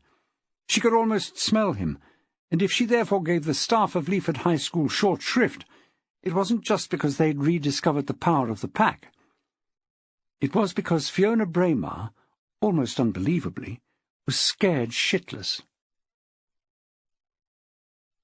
In his office, which had once been Bernard Ryan's office, whose office now was a desk in the corner of Janet Taylor's office, James Diamond sat down and reached in his pocket for his afternoon pill. His GP had been quite adamant that they would do no good unless he kept to a strict timetable, and so he'd invested in a little vibrating pill keeper, and he kept it in his breast pocket at all times.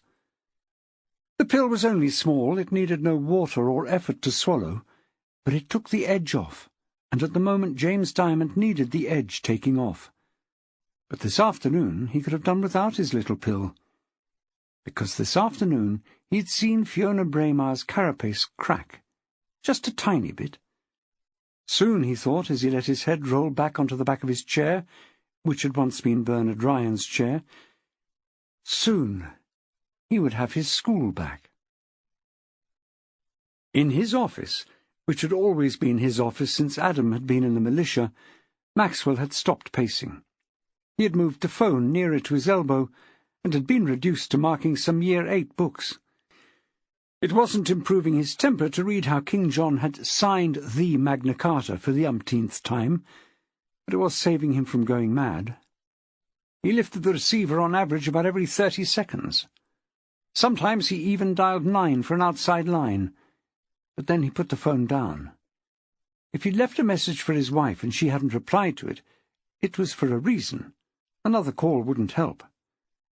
He turned to another exercise book and his eyes popped.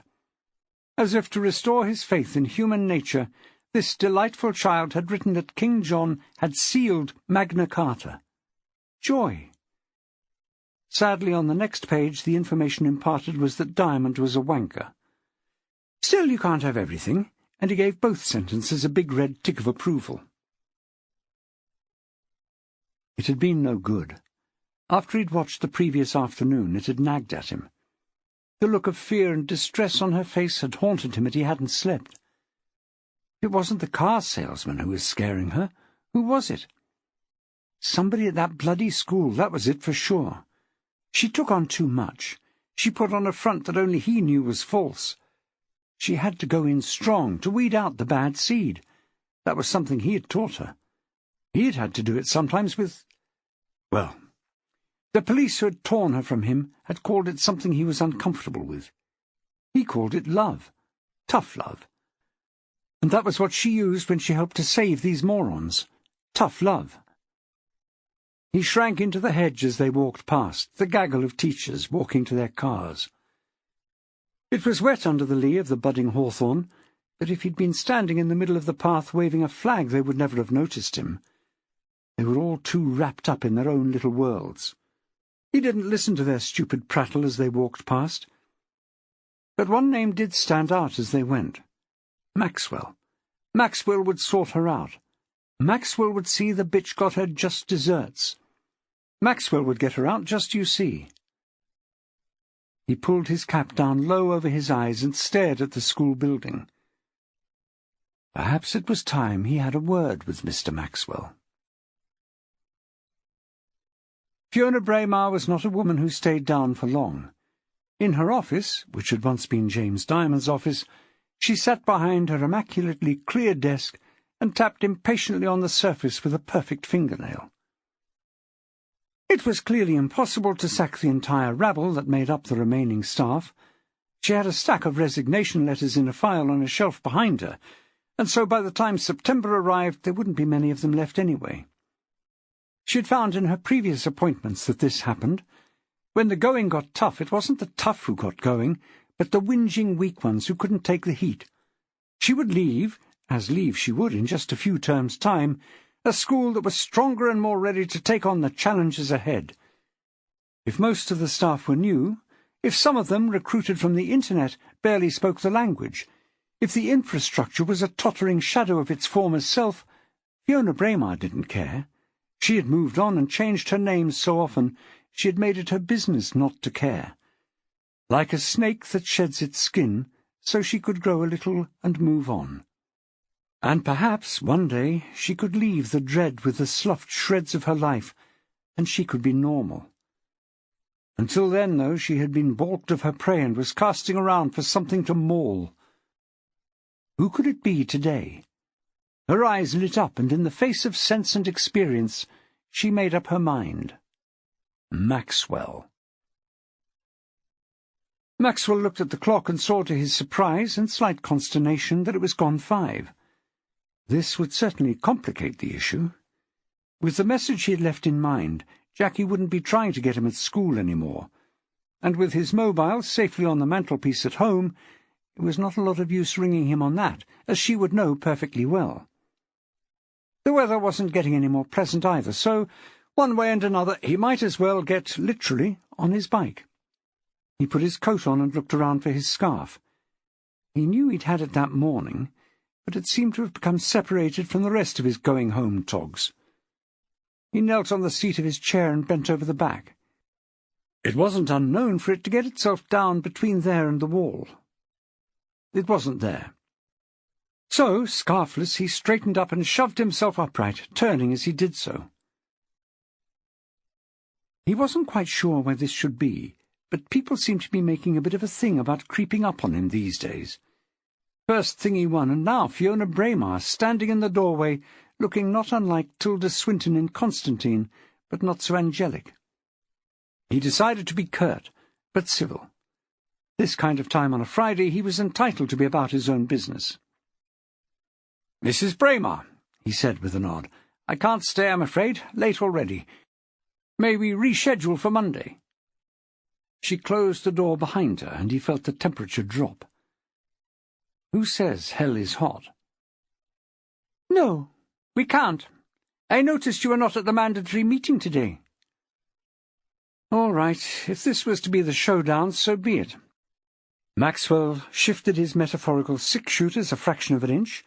He flexed his trigger finger and adjusted his stance. He really was the man who shot Liberty Valance, and Fiona Braymarr ought to have known that. He was ready. "I'm not sure you have noticed that, in fact, I have attended none of the mandatory meetings this week," he said evenly. "I was informed that you were needed elsewhere on Tuesday," she said. "I am not an unreasonable woman, I hope." We all hoped that, he thought, and where did that get us? But today's meeting was difficult. I have done this job for quite a while, Mr. Maxwell. I do know what I'm doing. The staff here seem to think otherwise. I think we would all feel better if we could find out how well your previous victims— sorry, that slipped out— your previous projects were faring now. But as you may be aware, you are not on Google." She shrugged. "I've never looked, actually." She smiled, an unexpectedly sweet one. "Do you Google yourself, Mr. Maxwell?" "Touché. I can't say that I do. But you're the Google generation, Mrs. Braymarr. I would have thought it was meat and drink to you. How do you get work, apart from anything else? Do you apply?" "No," she said. "Of course not. I am part of a team of— I hesitate to call us superheads. That is just a term the press uses. But we are rather special, if I say so myself. We troubleshoot. We fix." "You ruin." "I think that's taking it rather far. I can't just go into a school and leave it as it is. What would be the point?" Maxwell frowned at her. She seemed to be an intelligent woman, but why was so little she said sense? This was going to be a long haul, and meanwhile no one knew where he was, and he hadn't helped Mrs. B's sister's grandson a jot. He shrugged off his coat and walked round the row of chairs to take his seat at one end.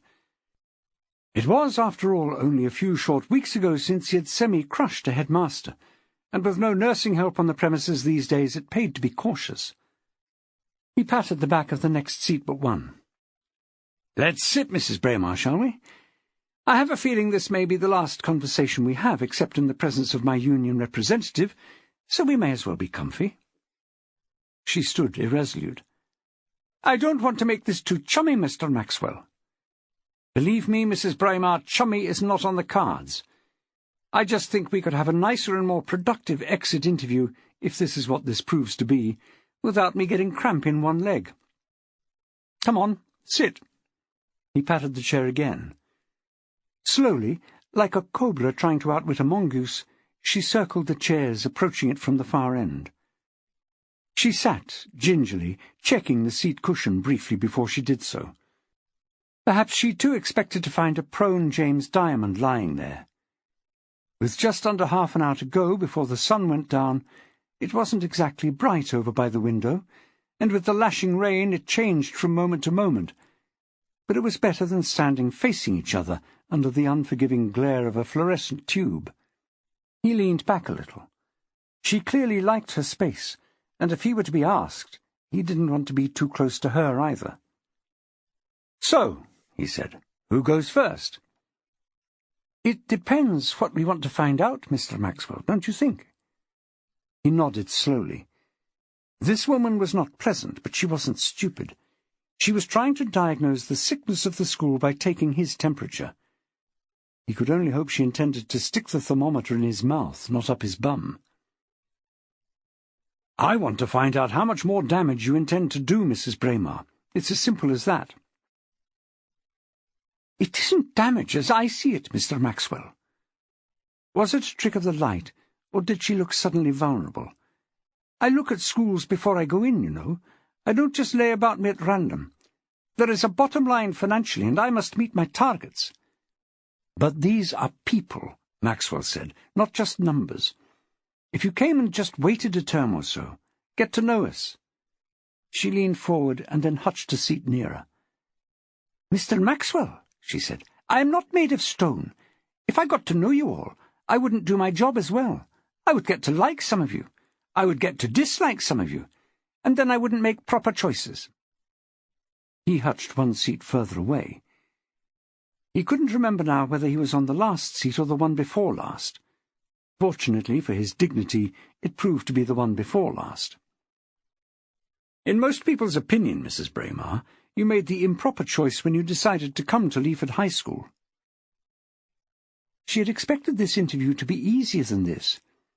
Although she had already discovered that Maxwell was like a terrier at a rat-hole when he was on the case, she had still expected that she could persuade him that she was one of the good guys after all.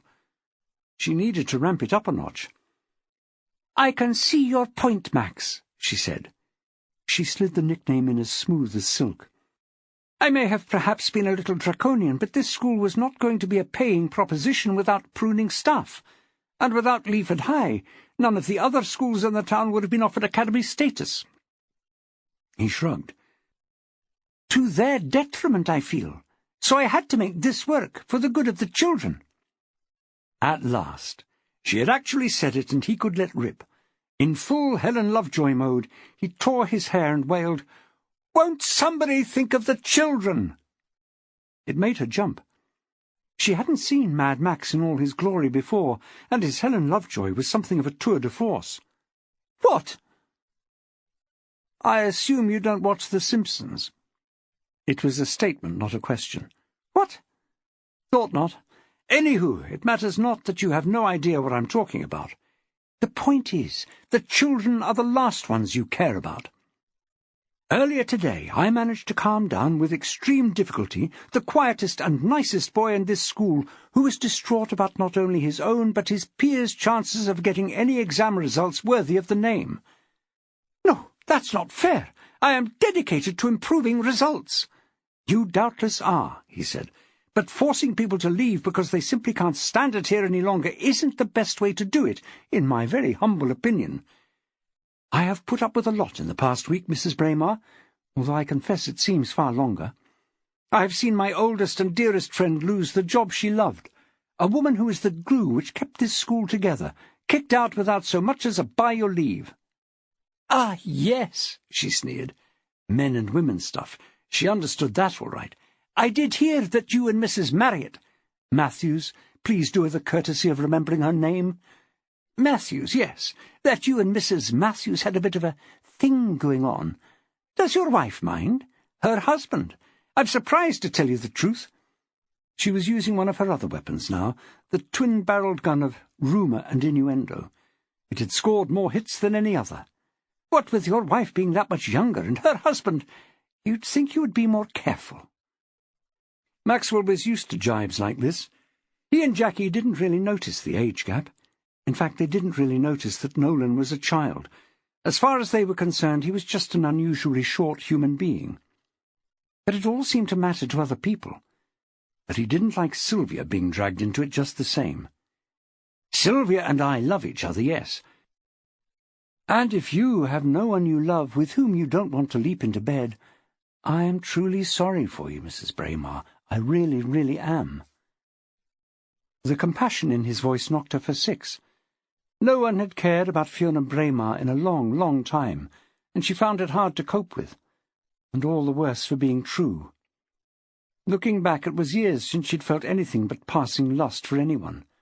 She hadn't even liked Jeff McBride, with his ironed Calvin Klein underpants and his nasty, cheap, knock-off, not-quite Paco Rabanne aftershave. There had been 1 or 2 where she'd come close, but she'd had to sack one and the other had gone back to his wife, so she'd had no choice. She found she quite literally couldn't speak. If she'd done so, she knew she would end up in tears, and, like falling in love, she hadn't done that for years. It was almost too dark to see now. He could tell he had struck a chord. "I don't want to pry, Mrs. Braymarr," he said, getting a sudden gut feeling and deciding to go for it. "But have you moved to Sleaford? From wherever you come from, I mean?" She shook her head. "Are you in a hotel, then?" he asked, all innocence. Various cogs were clicking into place in his head, and he thought that while she seemed to be winded, he could serve the sucker punch. "I would imagine a person like you, on a top salary, used to nice things, wouldn't exactly slum it, so—" He put a finger to his lips as if thinking. "I would assume you would be somewhere nice and classy. Somewhere like the Grand in Brighton, if you don't mind a drive, or the Elliston, if you prefer to be closer at hand." She cleared her throat. She could speak now, as long as he didn't do that kindness thing again. "The Elliston, yes, that's right. The Academy Board very kindly made arrangements for me." Well, that tied in. Jackie had said that it was impossible to go beyond the company credit card. "Comfy, is it?" His smile in the darkness was like something lurking in a swamp. "Very." This conversation was a little tangential, but it gave her time to think. "Mr. McBride like it, does he?" She was silent for a moment. How could he know? He couldn't know. He was just fishing. "Who?" "Now I know you're fibbing, Mrs. Braymarr. You must know Jeff McBride. He's our chair of governors, for one thing. But you know him better than that, don't you? He was in your room, doubtless discussing staffing levels and similar, when his wife died, or was horribly murdered, depending on how graphic one wishes to be." Fiona Braymarr had not got where she was by not thinking on her feet. She weighed her options quickly and decided on her course of action. "I have clearly underestimated you, Max." He hadn't taken her up on her implied offer to be more friendly, but she could persevere. "But how did you know that he was at the Elliston on that night? Wifey been talking out of turn, has she?" Oh, but she was cunning. Happily, Maxwell didn't care. He knew a woman on the ropes when he saw one, and decided that she would be in no position to damage Jackie once he had finished with her. "We did chat about it, yes? Actually, as Tommy Morley's appropriate adult, and as the 2 cases are interlinked, she told me nothing I wasn't entitled to know." As he said the words, they sounded like a load of old tosh even to him, but they would serve. "So I'm right, then?" She shrugged. "So what if you are? I did have a small liaison with him, but it's over now." "Ah!" Another cog snicked into place. "That explains the scratches." "I didn't know you'd met Jeff since—" "Not so much met, more bumped into." He looked at her as well as he could in the dark. "Do you want the light on, Mrs. Braymarr? It's as black as Dick's hatband in here." "You do like to play the simple old soul, don't you, Mr. Maxwell? But I do have the measure of you, you know. You're actually very clever." This puzzled Maxwell. He had no idea that she should have presumed otherwise. "It's no good trying to use this against me, Max." She reverted to the faux friendship which had been falling so flat. "I'm divorced and his wife's dead, so no harm, no foul." No. He had to agree she was right there. Unless one of you killed his wife, of course, or both of you working together, or Louise Morley, mother of his son, and also his bit on the side every second Wednesday, or whenever his turn happened to come around. "Why would I want to kill anyone, Max?" she asked. "I have what I want. A new challenge every term or so, top-class accommodation, a salary you classroom scum can only dream about. My choice from any of the men I come across in the course of my work. I rather had my eye on Bernard Ryan, in fact, though he seems to be unwell much of the time." Maxwell smiled. "I don't think Bernard is really your type," he said, keeping his voice level. "Anyway, I think his husband is more the kind to make a fuss than the wives you usually usurp." "Husband? Really? I must speak to my researchers. They seem to have missed that one." "Clearly. But killing isn't always just a matter of stone-cold reason, is it? Rarely is, in fact, if you think about it. I'm just thinking about this particular scenario. McBride threatens to leave you. You follow him home. You decide to speak to his wife. It turns ugly." She stood up. "Can you hear yourself?" she said. "You haven't known me long, but you must know I would never behave like that. I was annoyed when McBride threw me over, but I had something else on my mind at the time, something else to— Well, I won't lie to you, Max. I'd had a shock. I was not myself." "A shock? Anything I should know?" "No, just something personal. I do have a personal life, you know, feelings, things like that. I'm not the devil incarnate, nor am I war or death or pestilence, or whatever you compared me with on Monday morning." "I'm impressed." "I'm glad. So you should be. Which was it, just for the record?" "War." That's good." She grinned, and even in the gloom he saw her teeth flash. "We could have been friends, Max. Do you know that?" She was suddenly on her knees on the seat next to him, leaning over and forcing him back. "More than friends, perhaps." Before he could stop her, she had her mouth clamped on his, and he couldn't move. She had her knee on his lap and was holding his arm down firmly on the back of the seat. Her other hand was rummaging at the front of his trousers. Her other hand was wound in his hair, tilting his head back. He hadn't been subject to such a determined attack since— Her other hand? Something was wrong, but which hand was someone else's? "It's all right, my precious," he heard a voice croon above his head. In his mouth he felt her whimper. "I saw his evil wiles from the start. He forced himself on you. You don't need to worry. I got here in time to witness what you had to do." The hand in his hair tugged hard, and her mouth left his. A torch shone on his face and blinded him. She still had hold of his arm, but had stopped her rummaging. He could tell that she was crouching down as far away from his attacker as she could get. But she still had hold of his arm. "I'm sorry, Max," she said. "I'm so sorry." "Don't apologize to him, my darling," the voice said. "He's scum, rapist scum." "May I speak?" Maxwell said. The torch swung and smacked him around the head. "No!" the voice hissed. "No, you may not. You may not speak in the presence of my wife, you scum!" The torch swung again. "Scum!" It swung back for a third time, and this time Fiona Braymarr took the blow on her arm. Maxwell's head was tugged back even further across the back of the seat, and he heard his spine grind. It occurred to him that at his age he probably shouldn't be able to adopt this position. "Now look what you've made me do." The voice was whining now, passing the blame. "I've hurt my darling's arm. Sweetheart, are you all right?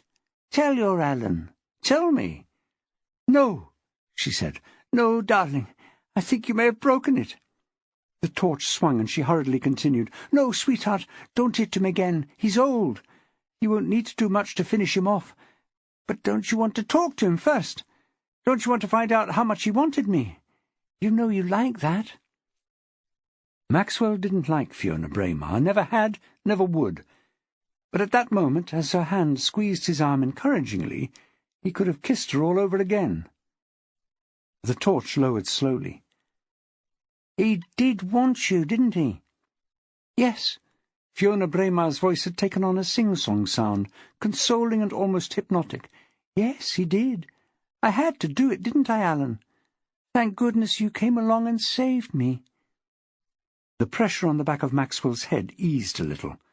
The torch flashed onto Fiona Braymarr, moving up and down slowly. "He didn't hurt you, baby, did he?" the voice crooned. "No," she said, still holding Maxwell's arm as if to ground herself in some kind of normality. "He didn't hurt me." "Alan?" "Yes, my lovely darling." "I like him, Alan. I don't want you to hurt him." "You like him?" The pressure grew on the back of Maxwell's head, and his neck gave another protesting click. He raised his hand in protest and couldn't help a small cry of pain. "No, no, Alan, not that much. I like him as much as... Well, I like him as much as George. Do you remember George? You let him go, remember?" Maxwell was not comforted much by the way this conversation was going, and he still couldn't see who had hold of his hair. There was a silence from behind him, then a grunt of assent. "George. Yes, I remember him. Harmless, you said he was." "And so is this one," she said. "That kiss was just for a joke, wasn't it, Mr. Maxwell?" Instinctively, Maxwell tried to nod, but the grip on his hair stopped him. "Yes. Mrs. Braymarr was teaching me how easy it is to kiss in the dark. I've been having trouble. Technique, you know." "Is this true, Moira?" "Moira?" "I'm sorry, Mr. Maxwell," she said. "I have been flying under false colours. My real name is Moira Dunbar. This is Alan Dunbar, in case you were wondering, my husband. My ex-husband, to be exact." "Charmed, I'm sure," Maxwell said. He reached round with his right hand, but Alan Dunbar wasn't that easy to fool. "She calls me ex," he said, "but I don't accept that. A marriage is forever. I look after her. I promised. Till death us do part." "Alan takes things very literally," she said. Then, remembering she must placate the man, "Bless him." "She's too trusting, you see, Mr. Maxwell," he said. "She goes off with anyone who asks her. She's got herself into some scrapes. She even changes her name so they can't find her afterwards. But I can always find her. I always can track her down. To protect her." "Yes," she sighed. "That's right." In the silence that fell for a moment, as all three contemplated the position, two voices sounded from the ground floor. It was impossible to hear the words, but Maxwell knew it was the two remaining office staff locking up for the night. Once they turned that key, the whole place would be alarmed, and anyone trying to get in would set off bells and whistles in the police station and the fire station. Sirens would be the order of the day as they all rushed to the scene. Maxwell was not famed for listening to notices in meetings, so he didn't know whether that also applied should anyone try to get out. But he would be giving it a go first chance he got. The voices receded, and then, far off in the car park, two engines fired up and disappeared into the silence. "So," said Alan Dunbar brightly, "we're locked in now. That's cosy. Mr. Maxwell, I'm going to get Moira here to tie you to the chair. And then we can chat in a bit more comfort, can't we?" "That would be nice." Once, as a small boy, Maxwell had seen, on the outskirts of dreamland on a family holiday to Margate, a supposedly headless woman. It had scared him sleepless for days, but when he calmed down, he wondered where they had got the body from, and what had happened to the head. He was beginning to think he knew the answer. He didn't know you could get cramp in your scalp, but apparently it was possible. "Do you have any string, Mr. Maxwell?" she asked. "In my desk drawer," he said. Also in his desk drawer were some scissors which at a pinch would make a goodish weapon. But did she want to stab this man, this ex-husband? Was blood by marriage thicker than water, Or would she save Maxwell, should it come to the point? He would give her the tools for the job, if nothing else. "Tie him tightly now," the madman said. "No tricks." "No tricks, darling," she said. She walked round to the desk by going past the man, and Maxwell heard her drop some feather-light kisses on his ear. "No tricks." "Don't try that kind of nonsense," Dunbar said. "You know I don't like you demeaning yourself like that." "No," she sighed. "I'm not likely to forget." She came back with the string and tied Maxwell's ankles efficiently to the legs of the chair. Dunbar gave her the torch, and still holding Maxwell by the hair, so he had to bend forward painfully, he checked the knots. "Good work," he said. "Now his hands. Over the back." She went round behind the chairs and did as he told her. "Now that's better," he said. "We can all just sit properly now and talk things through like sensible adults." He pulled Maxwell's chair round from behind the desk and motioned his ex-wife to sit at the far end of the row of chairs, as far from Maxwell's malign influence as possible. "Do we have anything to talk about?" Maxwell asked. "I mean, I have a lot to ask Fiona." "Moira," Dunbar corrected him. "Moira, then. But I think I would be asking questions to which I already know the answer. Such as, why did you change your name, has the obvious answer. To hide from you, you madman. The question, why do you go to bed with any man with a pulse, has pretty much the same reply. Because my ex-husband is a madman who doesn't like touching me there. Am I getting close?" Dunbar leapt to his feet. "I'm going to kill him, Moira. He is impugning you. He is demeaning our love. Do you know," Maxwell said reasonably, "I don't think we hear the word impugning enough in general conversation these days, do you, Moira?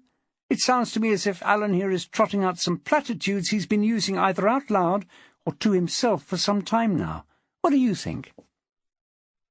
As Fiona Braymarr, she had not liked Peter Maxwell much. As Moira Dunbar, she needed him as she had never needed anyone before. She was sure that this time Alan was here to kill her, to end their misery. This folie à deux that she had begun when she was too young to know any better, before she knew he was as mad as any man could be and still walk around undetected. She knew how to handle Dunbar. She had to hope that Maxwell would be able to tell and not descend into heroics which would get them both killed. "Alan looks after me, Mr. Maxwell," she said in the little sing-song voice. "He always has, always will." "Yes," he said, sitting back down. "Ever since we met, I've looked after Moira. She was still at school, you know, when we met. She went to university in the town, so we weren't parted. She could have gone anywhere she wanted. Oxford, Cambridge, they both offered her a place. But she wanted to stay with me. Didn't you, Moira?" "That's right." She took over the tale. The way Alan told it sounded almost normal, and that would never do. "Alan looked after me so well that in the end I worried that it would be too much for him and I ran away." "She's so kind like that," Dunbar said, "always thinking of others. But I found her, didn't I, sweetheart?" "That's right. And Alan got into a few scrapes on my behalf, didn't you, my love?" "Someone called the police," he said, lowering his voice, "if I ever find out who did that." "And in the end they separated us," she said quickly, "for our own good." "Yes." In the backwash from the torchlight, Maxwell could see him nodding his head. "The thing was, Mr. Maxwell, I had lost someone before Moira, and although I didn't love her like I love Moira, I realize now I did suffer when she left me. So I didn't ever want that to happen again. And if I didn't watch over my Moira," his voice broke, "she might leave me." "I won't leave you, Alan," Moira said, her voice so defeated that it was hard to recognize Fiona Braymarr any more. "Denise left me," he said in flat tones. "Denise?" Maxwell could feel the hairs stand up on the back of his neck. "Denise McBride?" "McBride? That was her name when that animal had married her. yes. But that wasn't her name, not really. Her name was... Denise McBride? Moira was on her feet with Fiona in the ascendant. You knew Denise McBride? Oh, of course. I thought you knew. I thought that was why you allowed that animal to defile you. To teach her a lesson. She was speechless with rage and shock, and Maxwell knew it was vital to shut her up for just a few moments, so he could get as many details from the man while the going was good. But she didn't know she had had a lesson taught to her, did she, Alan? You had to tell her. That's right. I did. I went to see her and she recognized me. She said some things she shouldn't have said. She called me names she'd called me when she left me, about... He dropped his voice. About not doing it. She was the same as all the others, always wanting to do things. It's not right. Not when you love someone, is it, Moira? Maxwell felt rather than saw her shake her head. She took us into the garage. We got into an argument and she flew at me. It was all her fault. She flew at me. So nothing. I threw her off the balcony. I'd never killed a woman before. It was almost too easy. His voice had become dreamy, far away. She fell, over and over and over, then crash! Maxwell and the woman both jumped onto the bonnet of the animal's shiny new car, and crash again as her head hit the glass. He looked up at his ex-wife. Maxwell saw the glaucous gleam of his eyes in the faint light. "It was an accident, Moira," he said. "She flew at me." "An accident," Maxwell said dryly. "And yet you went down and cleaned her nails afterwards." He chuckled. "Yes, into a paper bag so nothing was left behind. I can't be arrested. I have to look after Moira." "And what about Louise Morley? What did she do to you?"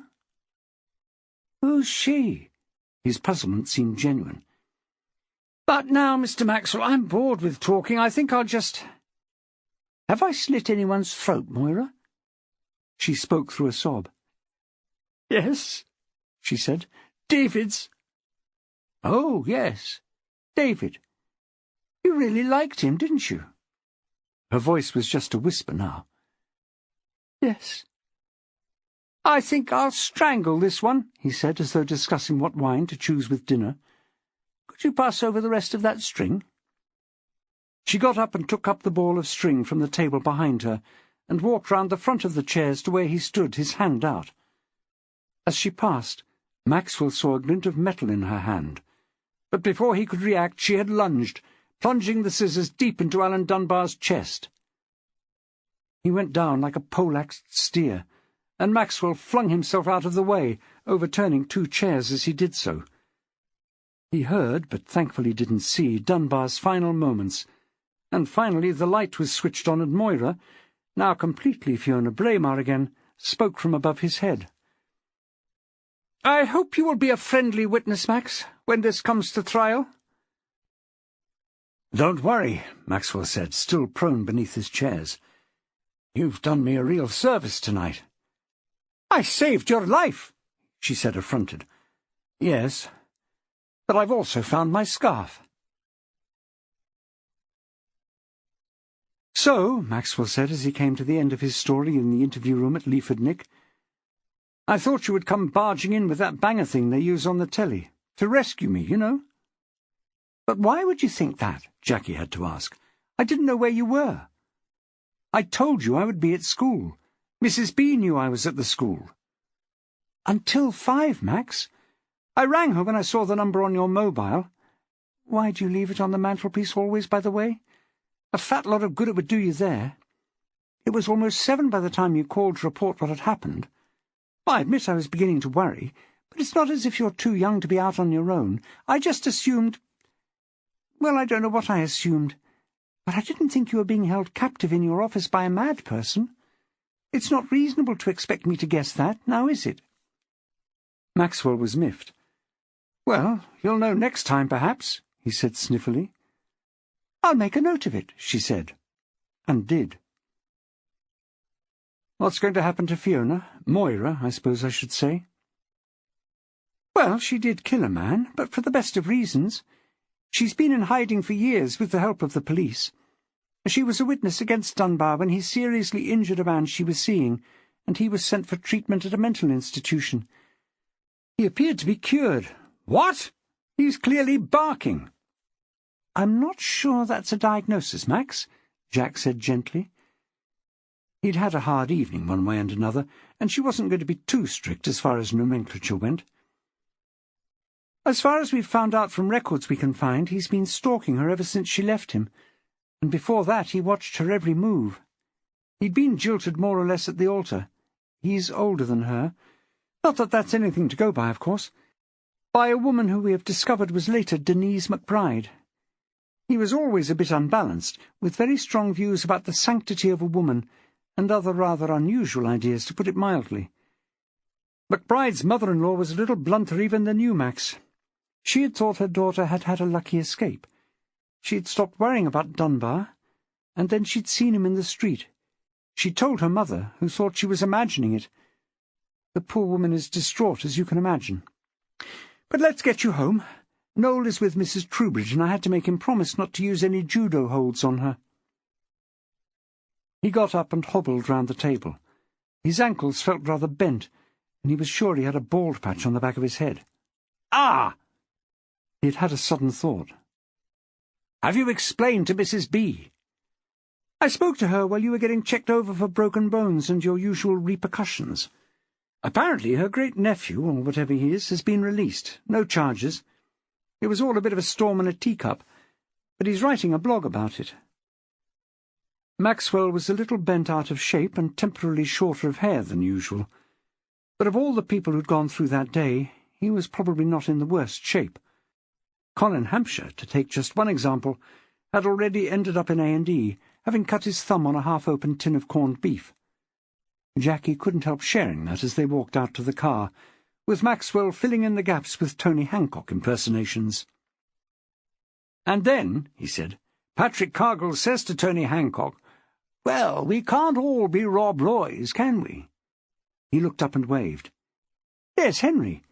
Who's that with him?" "Hetty," Jackie said, puzzled. "I wonder why they're here." "Statement, perhaps?" Perhaps." Hetty and Henry drew level with the Maxwells, and Henry nodded grimly. "Max, Jackie." "Oh, hello, Mr. Maxwell," Hetty said brightly. "Henry's told me so much about you I feel I know you already. How are you, you poor man? I understand you've had a bit of an evening of it one way and another." "I have," he smiled. "What a nice woman." "Why are you here, Hetty?" Jackie asked. She had to stop the ice water that was trickling down her spine. The question needed to be asked. "Oh, I'm just here to give a statement," she said happily. "Well, more of a confession, really. Henry found that silly little book in my bag. You know, the one with all the names. My Colin went every other Thursday morning, apparently. £100 a time. £200 a month, Mr. Maxwell, on a prostitute. It's not as though we have much money, you see. And he couldn't even remember my birthday." She looked at Jackie, and her eyes were bright with unshed tears. "He forgot my birthday, Jackie. It was last Thursday. I expect that was why it slipped his mind." She squeezed Henry's hand. "So I went round there with some cake on the Monday. And I stabbed her." Jackie and Maxwell stood still and silent, swept with the waves of sadness coming from the brother and sister in front of them. "It was my birthday, you see," she said. "My birthday, and I had to switch the hoover on to drown it out. Then I made a mistake. I switched it off too soon, and I heard her. I heard her call out. 'Colin,' she said, and some more I won't trouble you with." She dipped her head, her cheeks hot with blushes and tears. Then she wiped her hand down her face as though to wipe away the last 40 years, and turned to her baby brother with a smile. "Come on, Henry. No lagging now. Race you to the door, shall I?" And she leaned on his arm, and hand in hand, with wandering steps and slow, through the car park made their solitary way. The Maxwells watched them go. How will Henry cope with this? Maxwell asked. Like Henry, Jacquie said. It was all she could hope for. Chapter 17. That Monday morning, Leaford High School was buzzing. The news had been unspecific, but everyone knew the score. Woman 37 arrested in fatal school stabbing. It mattered little to them that Fiona Braymarr had in fact been 38. It was enough that she was arrested and out of their hair. They had all missed the item about woman 62. What was she to them? Legs Diamond opened the meeting at 8:30 prompt with a gleam in his eye. He was unusually upbeat and perky. No one need know it was due to early withdrawal symptoms from the morning pills. He had the Easter holidays coming up soon, and he'd have them licked by the summer term. Everyone wanted to take Maxwell and carry him shoulder-high around the grounds, but he wasn't there. Maxwell, Diamond explained, was taking a few days' leave for some rest and recuperation. Well deserved. And Morning Thingy led the applause. A watery sun lit the pedestrian precinct in Leaford that Monday morning. It was quiet, as it always was on an early Monday. No one really needed provisions. Sunday leftovers would suffice until Tuesday. Even the truants usually managed to attend school on the first morning of the week, and the gyros weren't due yet. The man who owned the doughnut shop was winding down his blind, humming to himself. "Oh, Cinnamon, where are you going to run to?" He smiled to himself. He sang that song every morning, and yet it still made him smile. A life composed of fried dough and sugar. What was not to like? His attention was caught by two figures converging very slowly towards each other across the empty precinct. One was an old lady, on one of those sticks that always puzzled him, with the 3 little legs at the bottom. She was making heavy weather of it, and yet he'd seen her not 3 days ago making good progress across the square with 3 shopping bags and a dog on a lead. He hoped she hadn't taken ill. He took a step towards her to ask. The other figure was the slowest skateboarder he had ever seen. He seemed to be using the board as a scooter without a handle, pushing along just a few inches each time and wobbling dangerously when his foot was off the floor. He couldn't make out any detail, except that he was wearing the obligatory jeans at half-mast and a baseball cap on backwards. His youngest said that Mr. Maxwell up at the school called them IQ reducers, and he reckoned he was probably about right. The two were still on a collision course. It was akin to watching the Titanic and the iceberg, and about as inevitable. Incredulous, the doughnut fryer looked on as the old lady, at the last minute and with the agility of a ninja, sidestepped and stuck her stick into the wheels of the skateboard. The boarder fell heavily, but rolled at the last minute, and got the old girl around the ankle in a grip of iron. As the doughnut guy slid to a halt alongside them, he heard the IQ-reduced skateboarder growl, "Okay, Grandma, you're nicked." He didn't know it, but he had just become one of the only 2 people on earth who had heard Peter Maxwell say, "Okay," and lived to tell the tale. You have been listening to Maxwell's Academy. It was written by M.J. Trow and read by Peter Wickham.